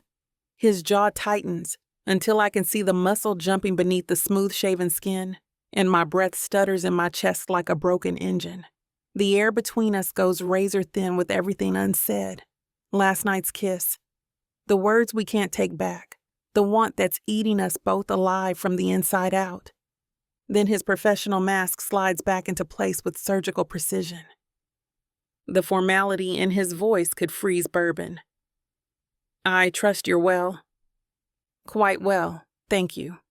My own voice sounds foreign, too bright, like I'm performing in a play I never auditioned for. And you? Busy? The Hartwell merger requires significant attention. We move toward my father's outer office, like actors hitting their marks, our footsteps synchronized on the marble floor. His hand doesn't quite brush mine as he gestures toward the reception area. But I feel the heat of him anyway, that maddening awareness that makes my skin hum with electricity. Patricia, Dad's assistant, glances up from her computer with a smile that could power the building. Janelle, your father's finishing a call. He'll be with you in just a moment. Of course, I settle into one of the leather chairs that cost more than it should, smoothing my skirt with hands that absolutely are not trembling. No rush. Nathaniel takes the chair beside me, close enough that his cologne wraps around me like a guilty secret. He opens a manila folder, thick with contracts and spreadsheets, but I catch the way his gaze flicks to my mouth like he's punishing himself with the memory of how I tasted. My pulse drums against my throat, hard enough that I'm certain he can see it. How are the wedding preparations progressing? His pen hovers over some document that probably determines someone's financial fate. Wonderfully. The lie sits bitter on my tongue. Evan's been very involved. I'm sure he has. Something dark flickers across his features before he buries it in corporate neutrality. Robert speaks highly of his dedication. The words slice through me with surgical precision. This is what we've been reduced to. Polite conversation about my impending marriage to another man, while the ghost of his kiss burns between us like an open flame. Patricia's heels click across the floor as she moves toward the filing cabinets, her back turned to us. The small folded paper I wrote in the car burns against my palm where I've been clutching it like a lifeline. 3 words. That's all. 3 words that could change everything or destroy us both. I lean forward slightly, pretending to examine something in his folder. My fingers brush the corner of the manila file as I slide the note beneath the edge, never breaking eye contact with those blue eyes that hold enough guilt to drown us both. His pupils dilate as he realizes what I've done, but his expression remains carved from marble. His fingers move with corporate precision as he closes the folder, trapping my note between contracts and quarterly reports, like it's just another piece of business correspondence. The gesture is so smooth, so practiced, that anyone watching would assume he's simply organizing his paperwork. But I see the way his knuckles whiten against the manila edge, the micro pause before he tucks the folder against his chest like armor. Patricia continues filing, her back still turned, humming something that sounds vaguely like a wedding march. The irony might kill me. Nathaniel rises from his chair with fluid grace, every movement controlled down to the angle of his shoulders. His blue eyes meet mine for one devastating second, not long enough to raise suspicion, too long for my sanity. In that glance, I see recognition, acknowledgement, the kind of awareness that burns through expensive suits and proper breeding to expose the raw want underneath. Then he's moving past me, his cologne trailing like a ghost of better judgment. Patricia. His voice carries the same authority that builds empires and destroys competitors. Please tell Robert I'll have the Hartwell projections on his desk by morning. Of course, Mr. Hayes. She doesn't even look up from her filing. Should I schedule a follow-up for next week? That won't be necessary. The finality in those words hits me painfully. He's walking away, again, leaving me to sit here with my racing pulse and the knowledge that 3 words on a piece of paper might be the only truth I'll ever get to tell him. His footsteps carry him toward the elevator with measured precision, each step taking him further from this moment. From me, from the electric current that's been building between us since last night's kiss shattered every boundary we'd carefully constructed. The elevator chimes its arrival like a funeral bell.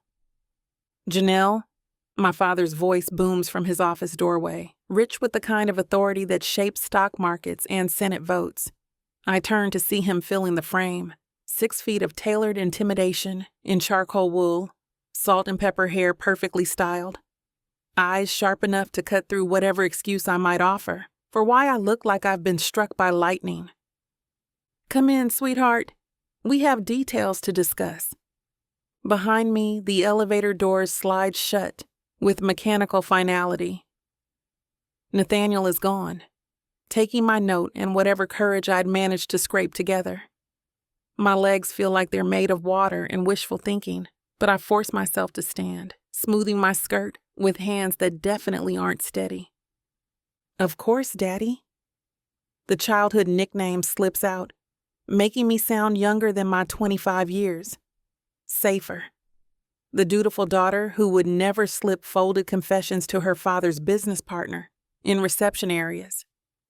Patricia finally glances up, offering me an encouraging smile. Your dress fitting went well, I hope? Perfectly. Another lie to add to my growing collection. Everything's falling into place beautifully. My father's office beckons like a confessional booth where sins are cataloged rather than forgiven.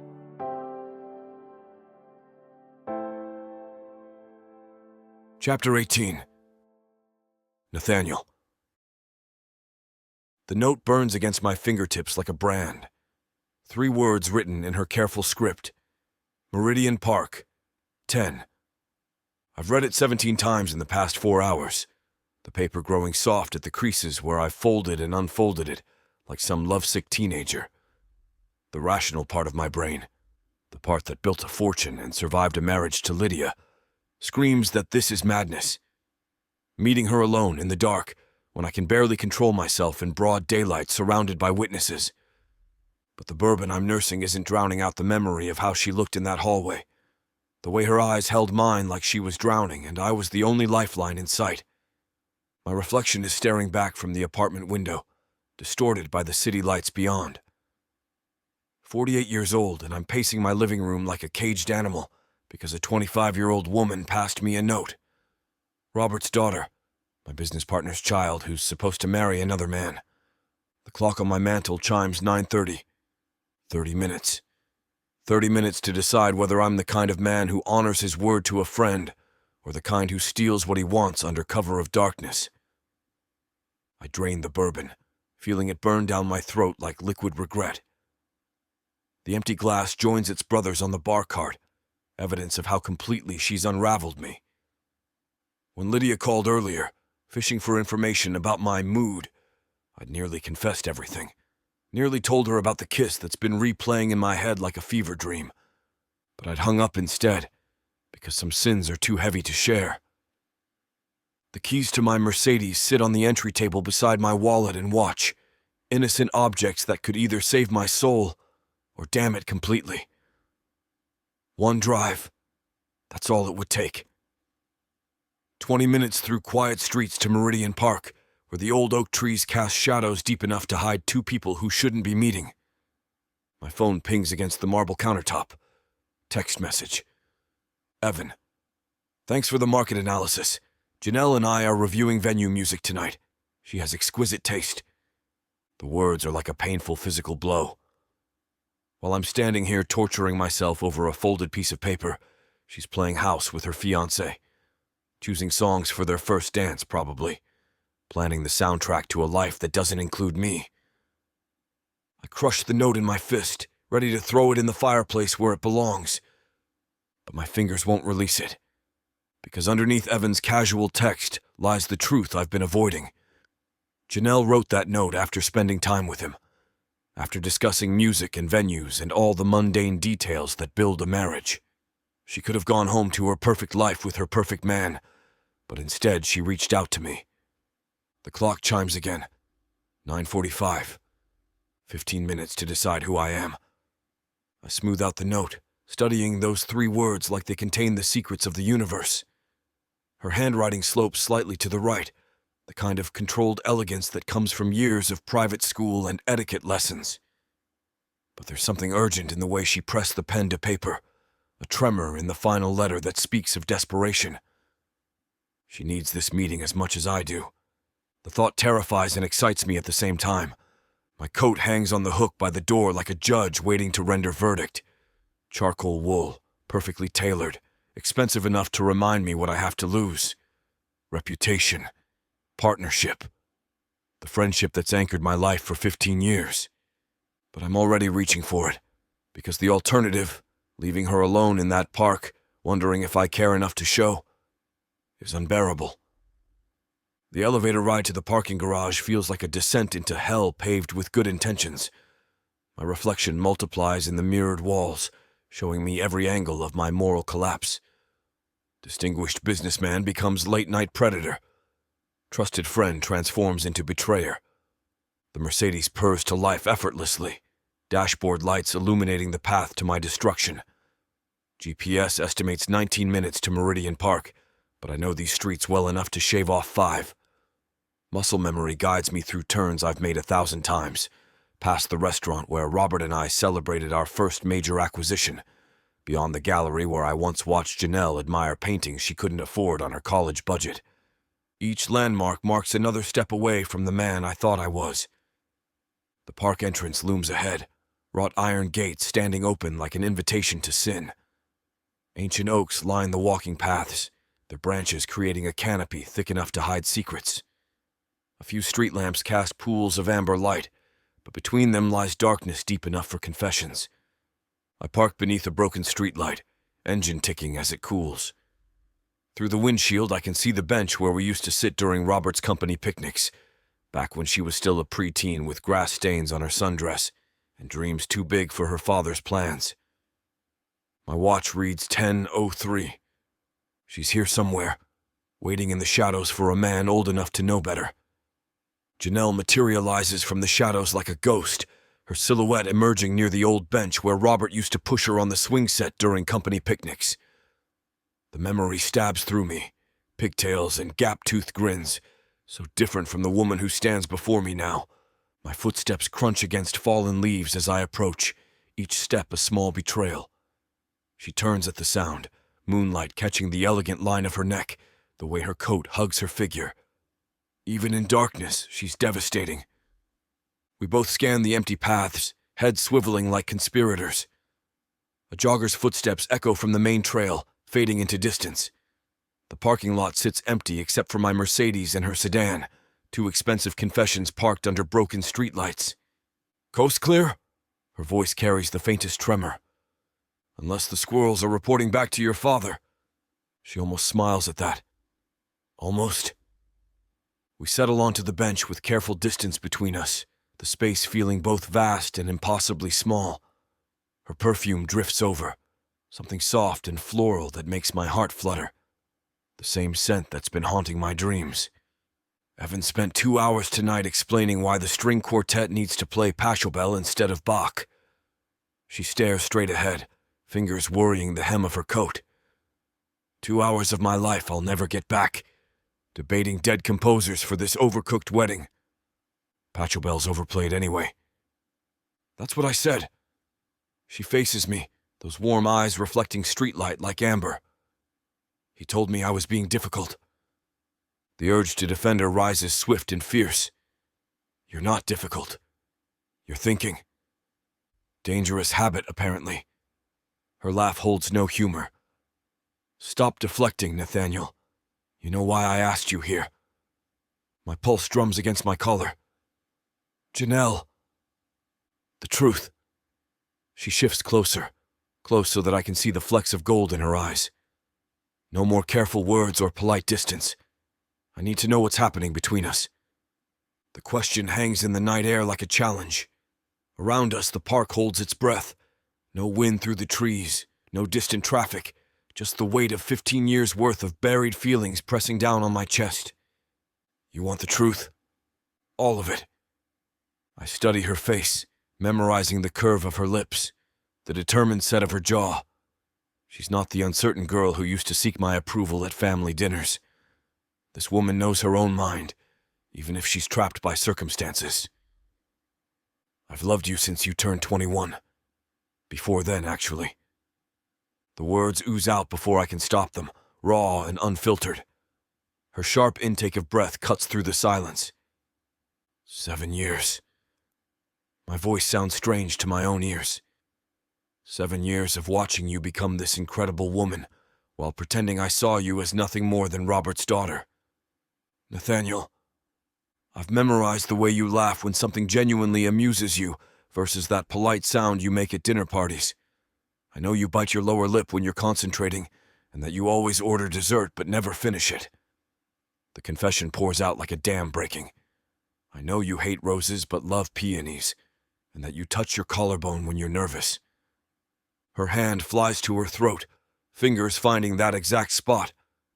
See? Janelle's hand drops from her collarbone, trembling slightly. She stares at me, her breath fogging in the cold night air. You've been watching me that closely? I've been trying not to, believe me. My voice cracks, betraying the years I've spent burying this. But you're impossible to ignore. She shifts closer on the bench, her knee brushing mine. The contact sends a jolt through me, like a live wire sparking to life. Nathaniel, she whispers, her voice barely audible over the rustle of leaves overhead. I feel it too. My chest tightens, my breath catching. Janelle. No. She cuts me off, her voice firm now, her eyes blazing. Don't say it's wrong. Don't say we can't. I'm tired of pretending I don't feel this. Tired of nodding along when Evan talks about our future, like it's some scripted play where I already know my lines. He doesn't even see me anymore. He's become so cold, so distant. I swallow hard, my pulse racing. Your father is not here. She leans in, her breath warm against my cheek. Right now, it's just you and me. And I'm telling you, Nathaniel, I feel the same way. Her words hang between us, fragile and electric. I reach up, brushing a loose curl behind her ear, my fingers trembling. Janelle, I murmur, my voice rough with emotion. I'm twice your age. I've known you since you were a girl. This doesn't make sense. Isn't about age. Her hand grips mine, her grip firm. It's about us. About how you're the only one who sees me. Not the perfect daughter, not the perfect fiancée. Just me. Her eyes search mine, begging me to believe her. And for the first time, I let myself admit it. This isn't just desire or longing. This is something deeper, something real. In the hushed stillness of the park, where the night air wraps around us like a shroud, I lean in slowly, the gravity of the moment weighing heavily upon me. I give Janelle the space to retreat, to reconsider the precipice upon which we stand. Her gaze never leaves mine, a silent affirmation of her resolve. Her breath hitches as my lips finally graze hers, the contact tentative, as if we are both testing the boundaries of this new reality. The initial hesitance soon gives way to a burgeoning confidence. Her hands, once still at her sides, now clutch at the lapels of my coat, pulling me into the orbit of her desire. Our kiss deepens, no longer a fleeting brush of lips, but a profound communion of souls. It is not the frantic, desperate melding of mouths that marked our first steps into this forbidden territory. Instead, it is slow and deliberate, a confession of the heart that unfurls in the sanctity of the shadows. Her lips are a revelation, soft and pliant beneath mine, her taste a sweet nectar that intoxicates my senses. I thread my fingers through the silk of her hair, anchoring myself to her as the world around us dissolves into irrelevance. The bench upon which we sit creaks in protest beneath our combined weight, yet neither of us is willing to break the spell that holds us captive. When we finally emerge from our shared reverie, her forehead comes to rest against mine. Her breath, ragged and uneven, mingles with my own, creating a symphony of raw, unbridled emotion. So, she whispers, her voice trembling with the enormity of the question that hangs suspended in the air. What now? A shaky laugh escapes my lips, the sound a sharp contrast to the pounding of my heart, which threatens to burst out of my chest. Now, I murmur, the words tasting like both a promise and a prayer. We figure out how to stop pretending. Chapter 19. Janelle. My fingers work through ivory satin ribbon, creating perfect bows on guest favors that mock me with their pristine innocence. Each loop I tie feels like another chain binding me to a life I'm not sure I want. The golden boxes hold Jordan almonds, bitter nuts wrapped in sweet shells, which strikes me as horrifically appropriate given my current state of mind. Camille sprawls across my cream sectional, her emerald jumpsuit a splash of defiance against the neutral palette Evan chose for our apartment. She's painting her nails electric blue while scrolling through her phone, occasionally making disgusted sounds at whatever gossip she's consuming.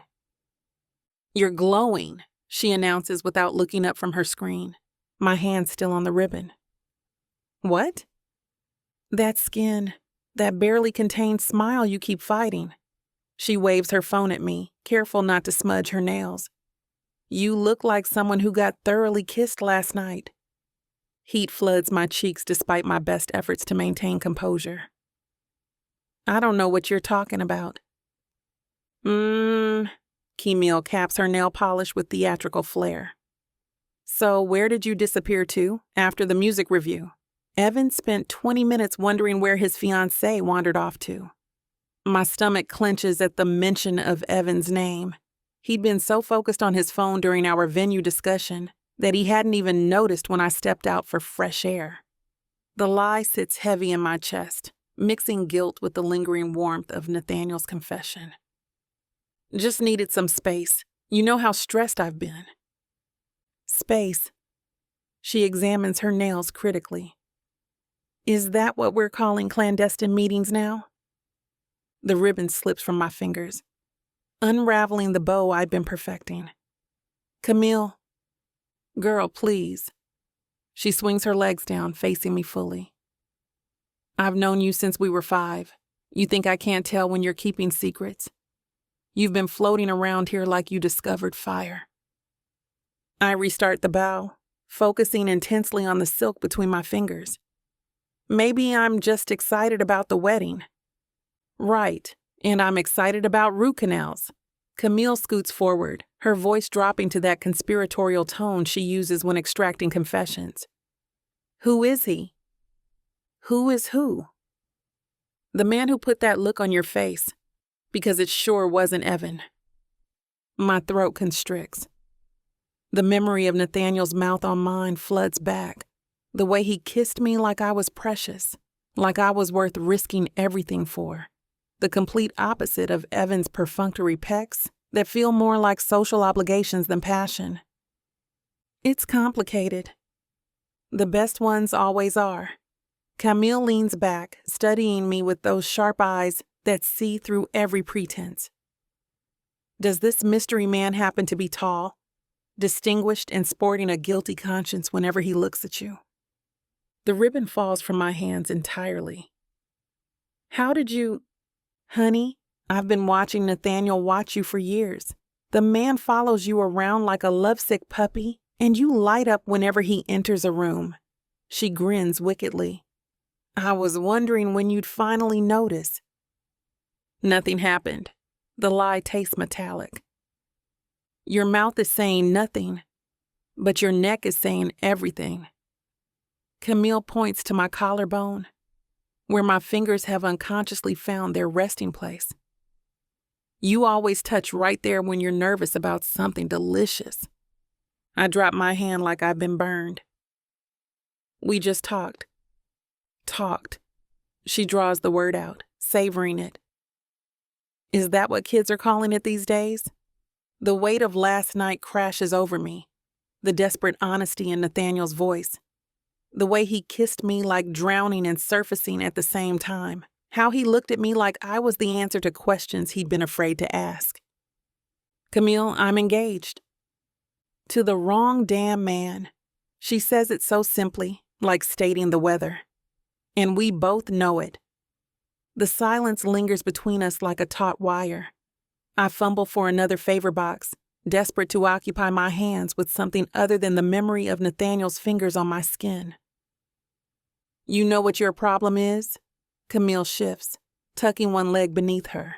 The gold bangles on her wrist chime as she gestures.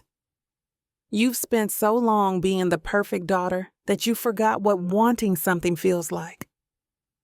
I want plenty of things.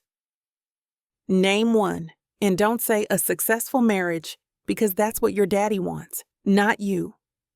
The question stops me cold. When did I last allow myself to want something just for myself? Not because it would make my father proud, or because it fit the image everyone expected me to maintain. The realization makes it hard to breathe. I've been so busy being who everyone needed me to be that I lost track of who I actually am. See? Camille's voice gentles. You can't even answer that. I start, then falter. The truth burns my throat. I want to feel alive. I want someone to look at me like I matter, not like I'm a prize they've already won. And does Mr. Tall, Dark, and Brooding make you feel that way? Heat floods my face again. The way Nathaniel looked at me last night, like I was something precious he'd been searching for his entire life. It carved something open inside me I didn't know existed. It doesn't matter what he makes me feel. I'm marrying Evan in just a few weeks. Are you, though? Camille leans forward, her voice dropping to that dangerous whisper she uses when she's about to say something that changes everything. Because from where I'm sitting, it looks like you're having second thoughts about more than just the centerpieces. My phone pings against the coffee table. Evan's name flashes across the screen, and my stomach clenches with an emotion I refuse to name. 3 missed calls in the past hour, each one feeling more like a leash than love. Answer it, Camille says, watching my face carefully. I don't want to. There it is. She sits back, satisfaction gleaming in her eyes. The first honest thing you've said all day. The phone stops ringing, then immediately starts again. Through the floor-to-ceiling windows of my apartment, I can see couples walking hand in hand along the waterfront, their easy intimacy mocking the careful distance Evan and I maintain, even in private. What am I supposed to do, Camille? Call off the wedding? Break my father's heart? Disappoint everyone who's counting on me? Or, she says, examining her nails with studied casualness, you could disappoint yourself for the rest of your life. But hey, at least everyone else will be happy. The phone stops ringing, leaving an oppressive quiet that Camille fills by blowing on her nails. I stare at the device like it might bite me, then snatch it up before I lose my nerve. Sorry, I was in the bathroom. I lie smoothly when Evan's voice crackles through the speaker. No problem, babe. Just wanted to check in before my conference call with the Singapore team. Camille raises an eyebrow at the word Singapore, mouthing something that looks suspiciously like nonsense. Singapore? Since when do you have clients in Singapore? It's a new opportunity. Big money, but the time difference is killing me. Probably another late night. His voice carries that practiced smoothness he uses with difficult clients. You understand, right? This close to the wedding, we need to secure our future. Right. Our future. The words taste like cardboard. You've been having a lot of late nights lately? You know how it is in finance.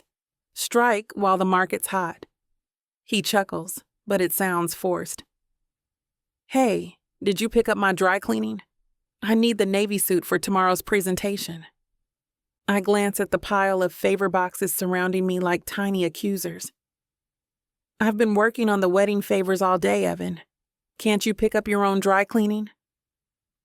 Come on, babe. You know I'm swamped. Besides, you're so much better at that domestic stuff. Camille makes a gagging gesture that almost breaks my composure. The casual dismissal in his voice, like I'm some 1950s housewife whose only purpose is managing his laundry, grates against my skin like sandpaper. Domestic stuff, right. I'll make it up to you after the Singapore deal closes. Maybe we can finally take that honeymoon in Cabo you mentioned. I mentioned Tuscany. You suggested Cabo because your fraternity brother owns a timeshare there. The line goes quiet for a beat too long. Details, babe. We'll figure it out. Look, I've got to run. Another call coming in from overseas. He hangs up before I can respond, leaving me staring at my phone's blank screen. The abrupt dismissal stings more than it should, considering I'd been dreading the conversation anyway. Overseas, Camille repeats, drawing the word out like it's coated in poison.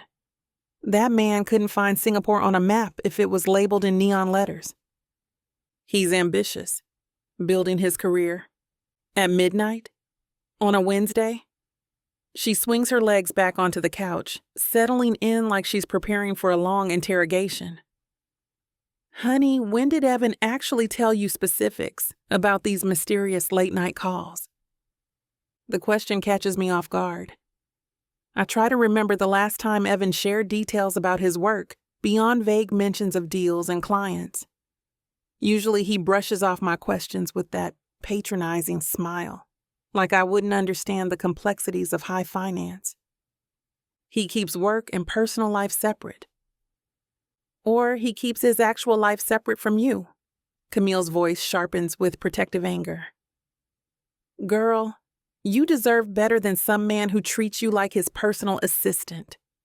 My phone buzzes again, this time with a text. I glance down reflexively, then freeze when I see Nathaniel's name on the screen instead of Evan's. Thinking about you. 2 words that send liquid heat racing through my veins. I clutch the phone against my chest before I realize what I'm doing, then quickly place it face down on the coffee table like it might explode. Camille's eyes narrow with predatory interest. Well, that's not the face of someone reading about Singapore. What?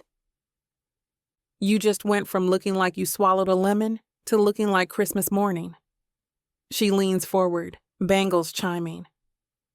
So who's texting you that's got you all flushed and secretive? Nobody.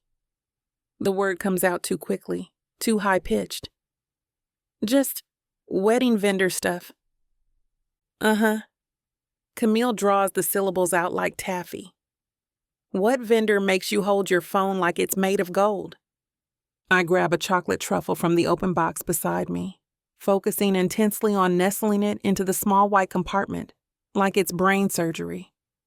The dark chocolate feels smooth and cool against my fingertips, a welcome distraction from the way my pulse fluttered in my throat.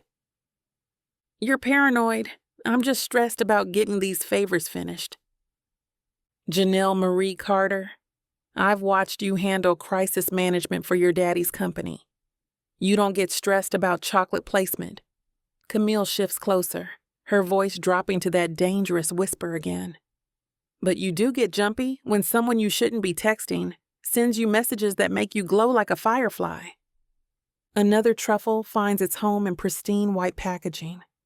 Then another. My movements become mechanical, precise, anything to avoid meeting Camille's knowing gaze.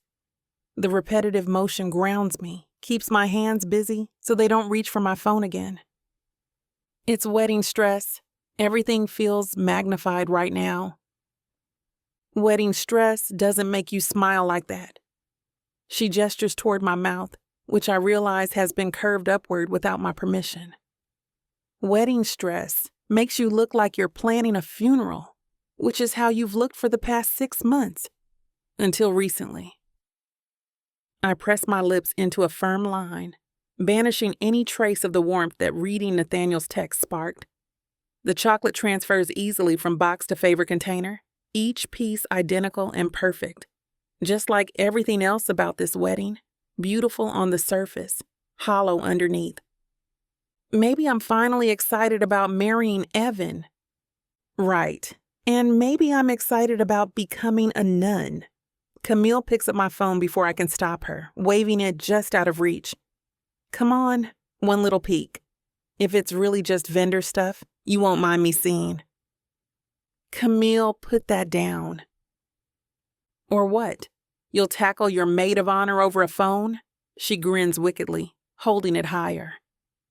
Now I'm definitely curious. What's got you so protective? Panic flutters in my chest like trapped birds. The thought of Camille seeing Nathaniel's text, of having to explain why my father's business partner is thinking of me, makes my stomach clench with equal parts guilt and terror. It's private. Everything's private with you lately. Her voice chides slightly, but she doesn't lower the phone. Nell, talk to me. This isn't over, babe. I'm going to ride you till I get some answers. I have no doubt you will. The apartment feels cavernous after Camille's departure, her absence leaving behind only the faint scent of her perfume and the weight of unspoken truths. I sink deeper into the couch cushions, surrounded by an ocean of half-assembled wedding favors that mock me with their pristine perfection. White boxes, white ribbons, white lies. My phone lies on the coffee table like an unexploded bomb, Nathaniel's text still glowing behind the black screen. Thinking of you. 2 words that unraveled me completely in front of Camille. 2 words that now pulse through my bloodstream like a forbidden drug. I pick up another truffle, turning the smooth chocolate between my fingers. The motion should be soothing, mindless, repetitive, safe. Instead, each piece feels weighted with the crushing reality of what I'm doing. 500 favors for 500 guests who will watch me promise forever to a man who treats me like his personal assistant. The silence stretches, broken only by the distant hum of traffic and my own shallow breathing. Without Camille's protective chatter, my thoughts spiral dangerously toward last night. The park bench where Nathaniel confessed he'd loved me for years. The desperate hunger in his kiss. The way he whispered my name like a prayer against my lips. I abandoned the truffle, pressing my palms against my temples.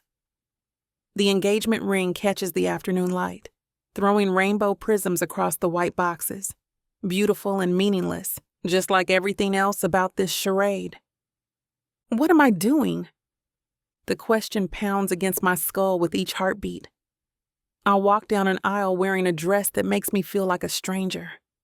I'll promise to love, honor, and cherish a man who hangs up on me mid-conversation. I'll smile for photographs that will hang on walls for decades, capturing the moment I signed away my chance at real happiness. My phone buzzes. Another text from Nathaniel. Can't stop thinking about last night. About you. Heat floods my cheeks despite being alone. I clutch the phone, thumb hovering over the keyboard. Every rational thought screams at me to delete the message, to block his number, to recommit myself to the safe path everyone expects me to follow. Instead, I type back, "Me too." The words disappear into cyberspace before I can reconsider, carrying with them any pretense that I can simply return to being dutiful Janelle. Perfect daughter, perfect fiancée. The woman who kissed Nathaniel Hayes in that park doesn't live in the same world as white wedding favors and Singapore conference calls. I stare at the mess surrounding me, boxes scattered across every surface, ribbons trailing like silk snakes, chocolates abandoned mid-placement. The methodical perfection I'd been maintaining lies in ruins, just like everything else.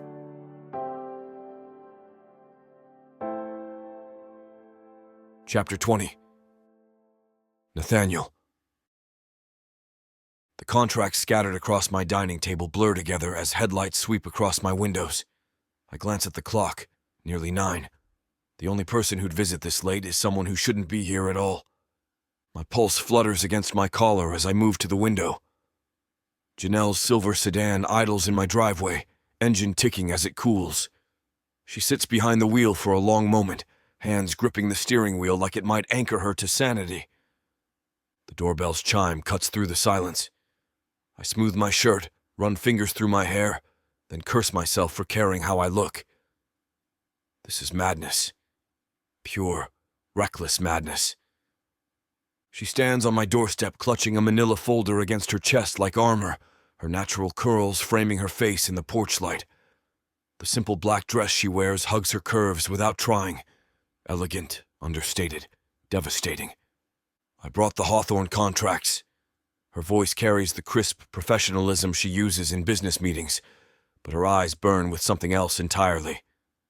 Daddy said some of the clauses needed reviewing before we finalize. At 9 o'clock at night, the vendors are pressing for signatures.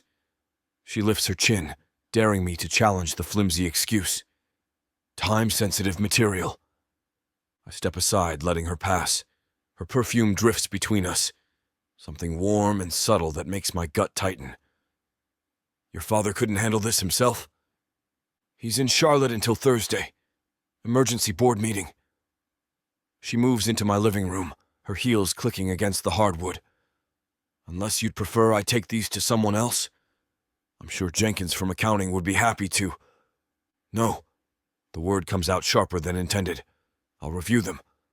She turns, one eyebrow arched in mock surprise. How generous of you. The folder lands on my coffee table with a soft thud. Neither of us moves toward it. Instead, we stand facing each other across the Persian rug, like adversaries sizing up the battlefield, the contracts forgotten between us. Drink?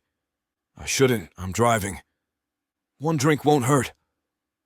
I move toward the bar cart, desperate for something to occupy my hands. Besides, contract review goes better with good scotch. Is that your professional opinion? 20 years of experience. I pour into crystal tumblers, the amber liquid catching the lamplight. Your father taught me that.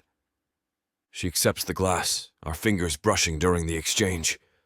The contact lasts a heartbeat longer than necessary, long enough for heat to flare between us like a struck match. To business partnerships, she says, raising her glass with deliberate irony. To crossing lines we shouldn't cross.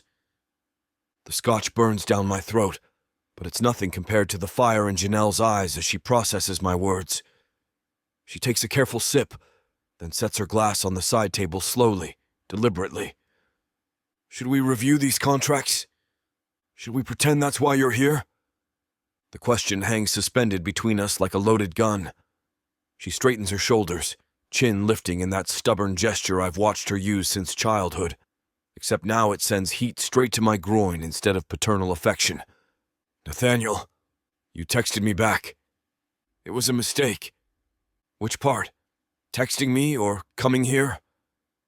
I move closer, drawn by forces I've spent years suppressing, because one of those things can still be undone. Her breath catches as I stop just within arm's reach, close enough to see the pulse fluttering at her throat, close enough to catch the uncertainty flickering behind her professional mask. I shouldn't be here. But you are. The contracts are an excuse, and we both know it.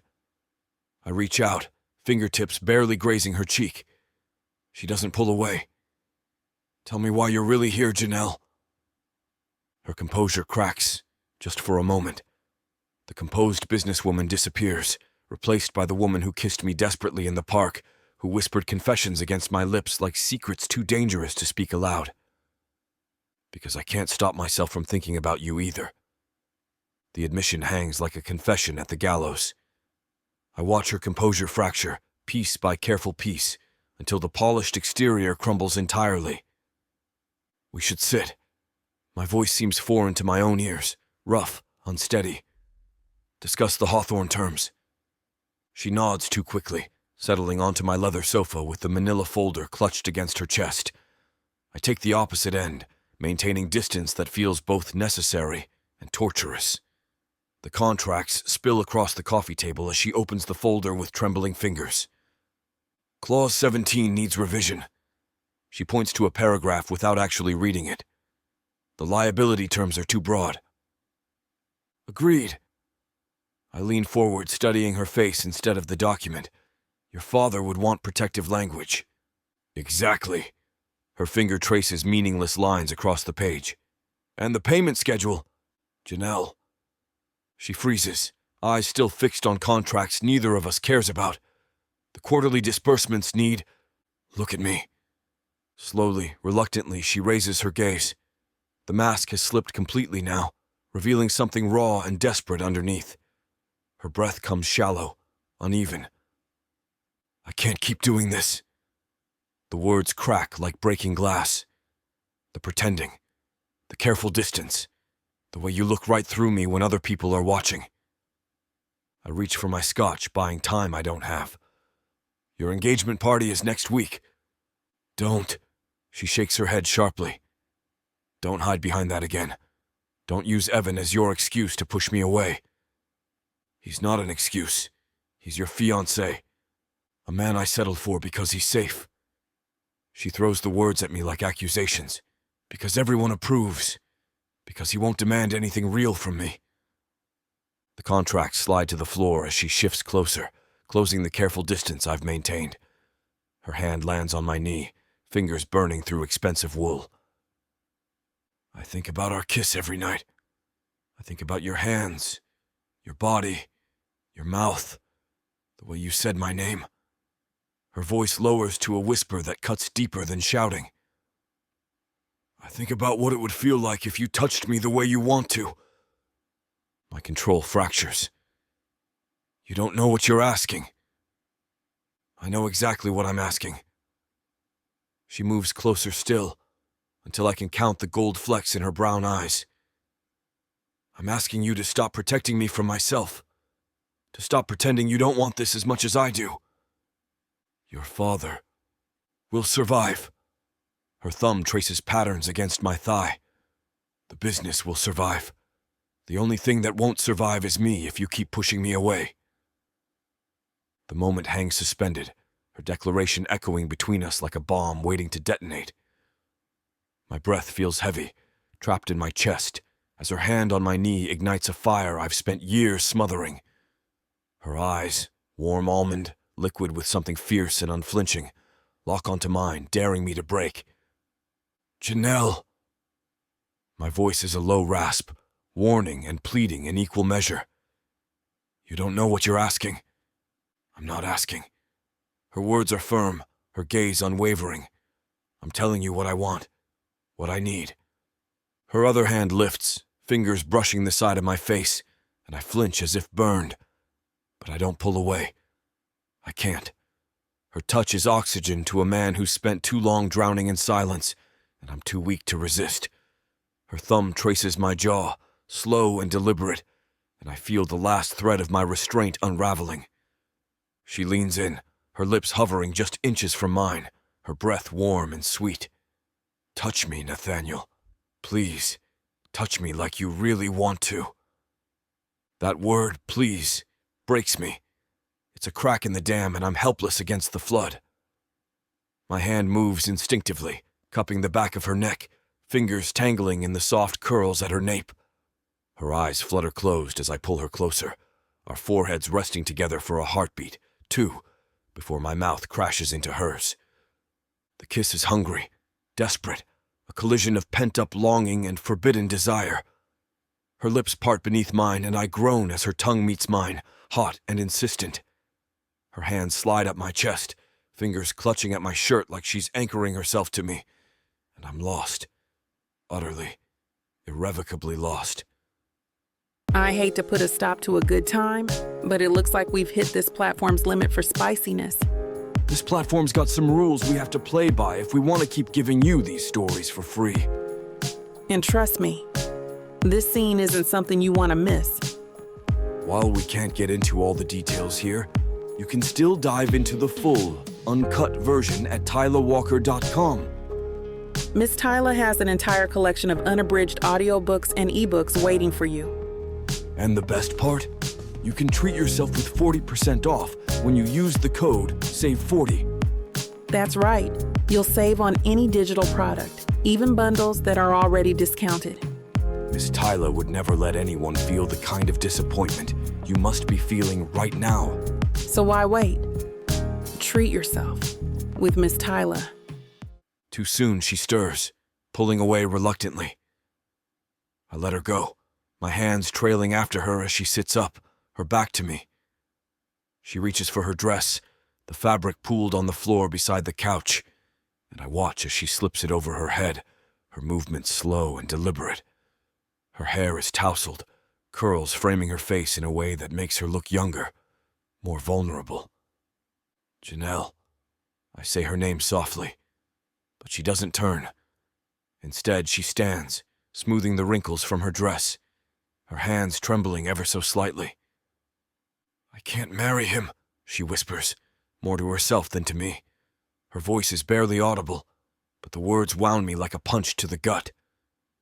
She turns, then her eyes meeting mine, and I can see a resolve there, the determination that's always been just beneath the surface. You don't have to, I say, my voice sounding steady despite the storm raging inside me. You don't owe anyone your life, Janelle. She shakes her head, her lips pressing into a thin line. It's not that simple. My family, Evan, the wedding. Her voice trails off, and I can see fear in her eyes, the weight of expectations and obligations pressing down on her. The silence lingers between us, thick and suffocating. She crosses the room, stopping in front of the mirror to smooth her hair, her movements mechanical, like she's going through the motions of putting herself back together. Her reflection catches mine in the glass, and for a moment, our eyes lock. I'll figure it out, she says finally, her voice firm despite the uncertainty in her eyes. I just need time. I nod, my chest tightening as I watch her pick up her purse, her keys, all the trappings of the life she's supposed to be living. She looks at me, her chin lifted in that stubborn way I've always admired, even as it breaks my heart.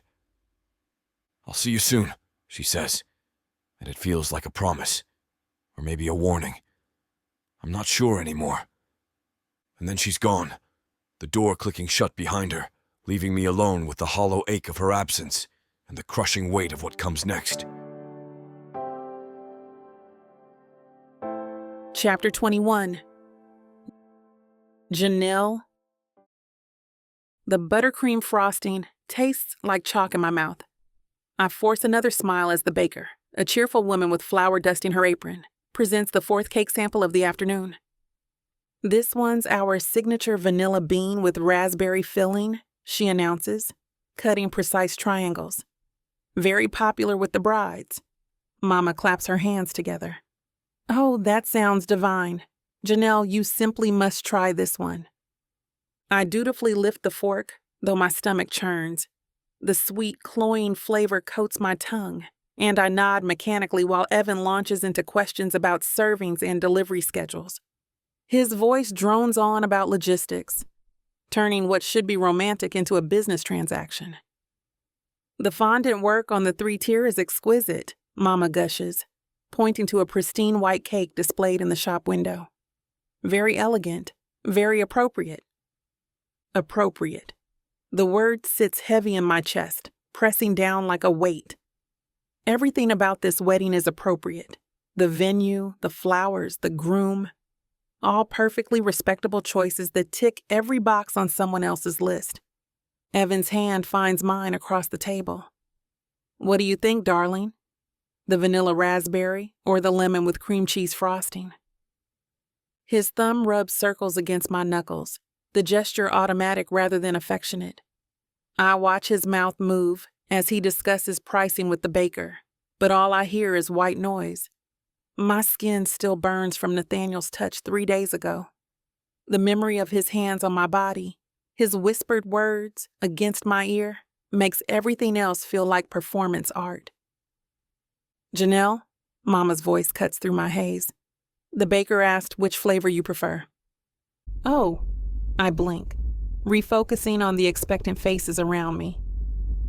"The vanilla raspberry is lovely." The baker beams. "Wonderful choice. Very classic. Now, for the decorating, I was thinking white roses with perhaps some baby's breath." My phone buzzes against the table. A text message. My heart skips, hope flaring that it might be Nathaniel, but it's just a reminder about tomorrow's fitting appointment. "Janelle seems distracted today," Evan observes, his tone light but his eyes sharp. "Wedding planning can be overwhelming, can't it, little pet?" Little pet? What the hell is that? The endearment sounds rehearsed, like he's practicing for an audience. I paste on another smile. Just a lot to coordinate. Actually, I should probably check on the florist while we're out. Make sure the peonies are still available for the centerpieces. Mama frowns. "But we haven't finished here. There's still the groom's cake to discuss, and the baker wanted to show us some decoration options." "You two can handle that."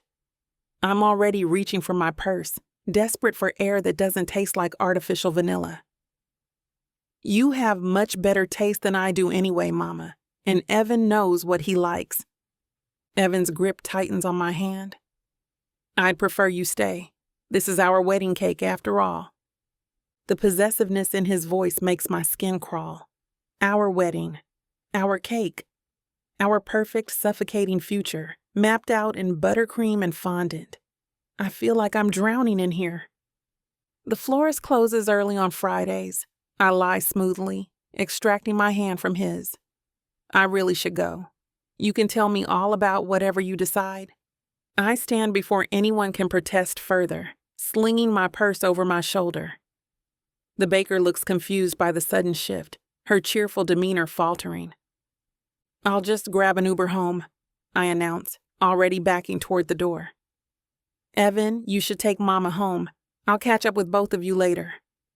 "But Janelle," Mama starts. "The peonies. I repeat firmly, as if flower emergencies are a real and pressing concern. I'll text you. And then I'm outside, gulping down air that doesn't taste like wedding cake, my hands trembling as I fumble for my phone. Not to call an Uber, not to check on fictional peonies, to call the only person who makes me feel like I can breathe. His car idles like a predator, sleek, black, and perfectly still except for the subtle purr of the engine. I spot it immediately on the quiet side street, tucked between a delivery truck and an old sedan like it belongs there. But nothing about Nathaniel Hayes blends in, not even when he's trying to hide. I approach the passenger door, my heels clicking against the pavement in a rhythm that sounds too loud in the afternoon quiet. Through the tinted window, I catch the rigid line of his shoulders, the way his hands dig into the steering wheel like he's anchoring himself to something solid. The door handle is cool under my palm. I slide into the leather seat, and the scent of his cologne, cedar and something darker, wraps around me like a secret. Hey, the word comes out smaller than I intended. Hey yourself. His voice carries that familiar gravelly edge, but his eyes stay fixed straight ahead. How was the cake tasting? Delightful. Apparently, I'm having vanilla raspberry with fondant roses. I buckle my seatbelt with unnecessary precision. Very appropriate for a blushing bride. Appropriate. He repeats the word like it tastes bitter. Your favorite. A laugh escapes me, sharp and brittle. Right up there with sensible and suitable. I hate raspberry. He finally turns to look at me, and the intensity in those blue eyes makes my breath catch. You look like you need to scream. I need to get away from there, from all of it. My hands twist in my lap. Can we just drive somewhere that isn't about centerpieces or guest lists or how many tiers of cake I need to feed 500 people? His jaw tightens. Where? I don't care, just not here. I gesture vaguely toward the patisserie where I can imagine Mama and Evan still debating buttercream techniques. There's a park about 10 minutes away, near the lake. It's usually empty this time of day. Nathaniel shifts into drive without another word. The car moves smoothly through the quiet streets, and I watch the familiar storefronts blur past the window. The silence between us hums with tension, everything we're not saying filling the space until it feels hard to breathe. Evan called me little pet today, I say suddenly, the words tumbling out before I'm able to stop them. His knuckles go white against the steering wheel. What? What is that about? Like I'm some adorable accessory he keeps around for entertainment. I lean my head against the cool window glass. I wanted to tell him where he could shove his pet names, but instead I smiled and made excuses about flowers. Janelle, turn here. I point to a narrow road that winds toward the water. There's a parking area by the old dock. He follows my directions, the car climbing a small hill before descending toward a secluded spot overlooking the lake. Ancient oak trees create a canopy overhead, their branches filtering the afternoon light into dappled patterns across the dashboard. Nathaniel parks and kills the engine. The sudden quiet feels enormous. Better? His voice is soft, careful. I close my eyes and sink deeper into the seat. Much. The silence stretches, taut as a wire. Nathaniel's fingers tap once against the steering wheel, a restless, nervous rhythm. I watch his throat move as he swallows, the sharp line of his jaw clenched tight. Then, without warning, he turns to me. His gaze burns, blue and reckless. I don't think. I just move. Our mouths crash together, teeth clashing before our lips find the right angle. His kiss tastes like bourbon and rain, like everything forbidden and everything I've craved. A groan tears from his throat, rough and desperate, and his hands are already on me, one tangling in my hair, the other sliding down my side, gripping my hip hard enough to bruise. And that's where we're going to put a pause on pleasure. Looks like the rest of this chapter is just too naughty to put on the air. As much as we'd love to share every little detail, we've got to stick to this platform's guidelines to keep these free audiobooks coming. They've got some rules about what we can show, and we wouldn't want to risk losing the chance to bring you more content. As frustrating as it is to build the tension only to be interrupted, Miss Tyla always knows how to make it up to you. You can find the full, uncut scene over at tylawalker.com. With an entire library of unabridged audiobooks and ebooks, Miss Tyla's collection is waiting for you. And if you use code SAVE40, you'll get 40% off any digital product, even on bundles that are already discounted. So don't let the fun stop here. Head over to tylawalker.com and treat yourself with Miss Tyla. Nathaniel pulls away first, wiping his hand on his thigh with a grimace. His expression is wrecked, guilt and hunger warring in his eyes. I swallow hard, my pulse still hammering. Neither of us speaks. What is there to say? The drive back feels endless and over too quickly all at once. Nathaniel's hands grip the steering wheel with white-knuckled intensity, his jaw working like he's chewing glass. The silence between us thrums with everything we can't say, everything we just did, everything that's spiraling beyond our control. This can't keep happening, he says finally, his voice rough around the edges. I watch the familiar streets blur past, each block bringing me closer to the life I'm supposed to want. I know. I mean it, Janelle. What we're doing. He breaks off, running a hand through his hair. Christ, what am I even saying? I can't stay away from you. My chest tightens. So what are you suggesting? That we keep sneaking around until someone catches us? Until Daddy finds out and destroys you? Until Evan? It won't always be this way.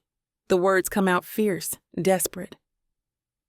There has to be a solution that doesn't end with everyone bleeding.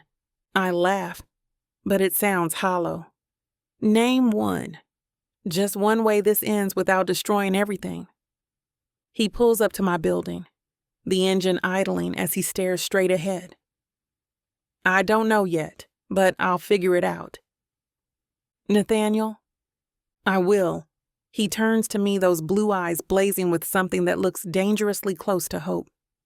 Give me time. Trust me. Trust him, as if I have a choice, as if I haven't already handed him every piece of myself that matters. I should go, but I don't move.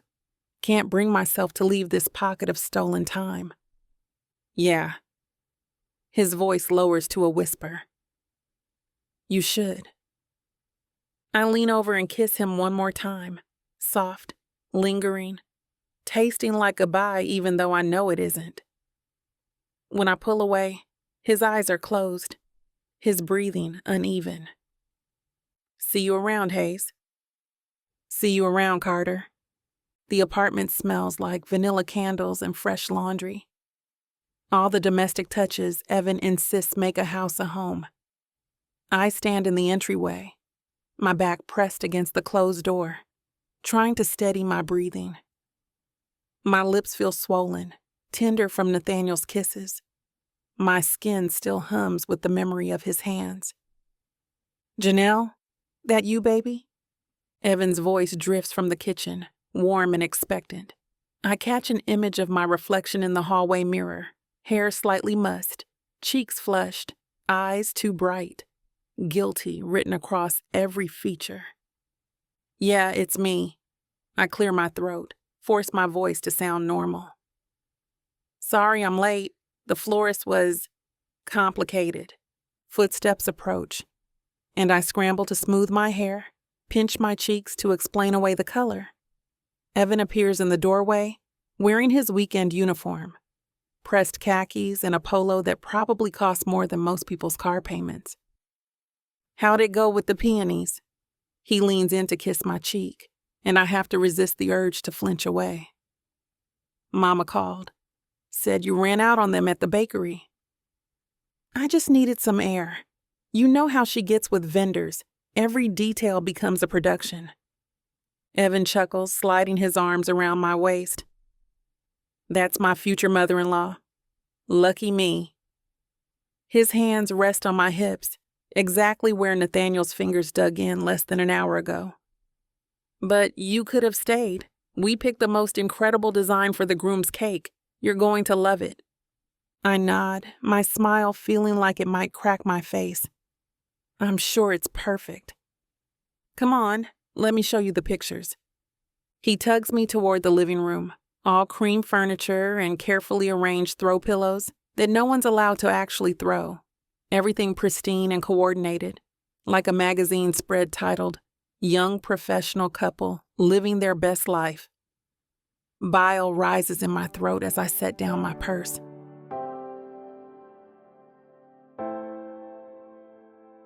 Chapter 22. Nathaniel. Financial projections swim before my eyes like abstract art, columns of numbers that should command my full attention but can't compete with the phantom taste of Janelle's mouth. I grip my Mont Blanc pen, the familiar weight doing nothing to anchor me to this mahogany-paneled reality where I've built my reputation on unshakable focus. Nathaniel, your thoughts on the Q4 forecasts? Robert's voice cuts through my haze, expectant and trusting. I blink, forcing my gaze to sharpen on the presentation screen. Revenue projections, market expansion, growth targets that should excite me. Instead, all I see is the curve of Janelle's neck when she threw her head back in my car, her whispered, "Please," echoing in my skull like a prayer I'm not worthy to hear. The third quarter numbers suggest we're positioned for aggressive expansion, I hear myself say, the words flowing with practiced ease while my pulse thrums against my collar. Conservative estimates put us at 12% growth, but if we leverage the Southeast acquisitions properly, we could push 15. The board members nod, scribbling notes. Michael Kellerman from the pension fund leans forward, his bushy eyebrows raised. That's optimistic given the current market volatility. What's your confidence level on those projections? My confidence level is in free fall, much like my moral compass, but my voice remains steady as bedrock. High. The data supports it. We've diversified enough to weather typical fluctuations, and our cash reserves give us flexibility most competitors lack. Flexibility. The word tastes bitter. I've built a career on calculated risks, measured responses, strategic thinking. Now I'm careening toward disaster with Robert's daughter, and there's nothing measured about the way she looked at me just a few hours ago, desperate and hungry and willing to risk everything for stolen moments in a parked car. The insurance sector concerns me, pipes up Sarah Chisholm, her tablet displaying charts I should be analyzing instead of remembering how Janelle's fingers fumbled with my belt. Claims are up 18% year over year. Cyclical, I respond automatically, though my brain scrambles to catch up with my mouth. Natural disasters always spike claims in quarter 3, hurricane season. The models account for it. Robert beams at me from the head of the table, pride radiating from his weathered features. This is why I keep Nathaniel around. The man is always 3 moves ahead. If only he knew the moves I'm actually planning, the betrayal I'm orchestrating under his very nose. My stomach clenches, but I maintain the composed mask that served me for 20 years in this business. Risk mitigation is what we do, I say, the irony not lost on me. I'm the walking definition of unmitigated risk right now. Speaking of which, Robert continues, shuffling through his papers, I want to discuss the Atlanta acquisition before we adjourn. Nathaniel's been running point on negotiations. Atlanta. Right. The hotel chain we've been courting for 6 months. I should know every detail, every financial model, every potential stumbling block. Instead, my mind serves up the memory of Janelle's skin, warm and soft under my palms, the little gasp she made when Nathaniel? I surface from the dangerous territory of my thoughts to find 12 pairs of eyes focused on me. Waiting, expecting the brilliance they've come to rely on. The Atlanta deal. I straighten my tie, buying myself a second to reconstruct the presentation I gave last week. Their debt-to-equity ratio is higher than we'd prefer, but their revenue streams are solid. Prime real estate in 3 major markets. What about the environmental assessments? Sarah asks, I heard there were some complications with the downtown property. There were soil contamination issues that could delay construction by 8 months. I remember because I spent 2 weeks hammering out contingency clauses while trying not to think about Janelle's engagement party. Minor setbacks, I say smoothly. Nothing we can't manage with the right legal framework. I've structured the deal to minimize our exposure while maximizing long-term value.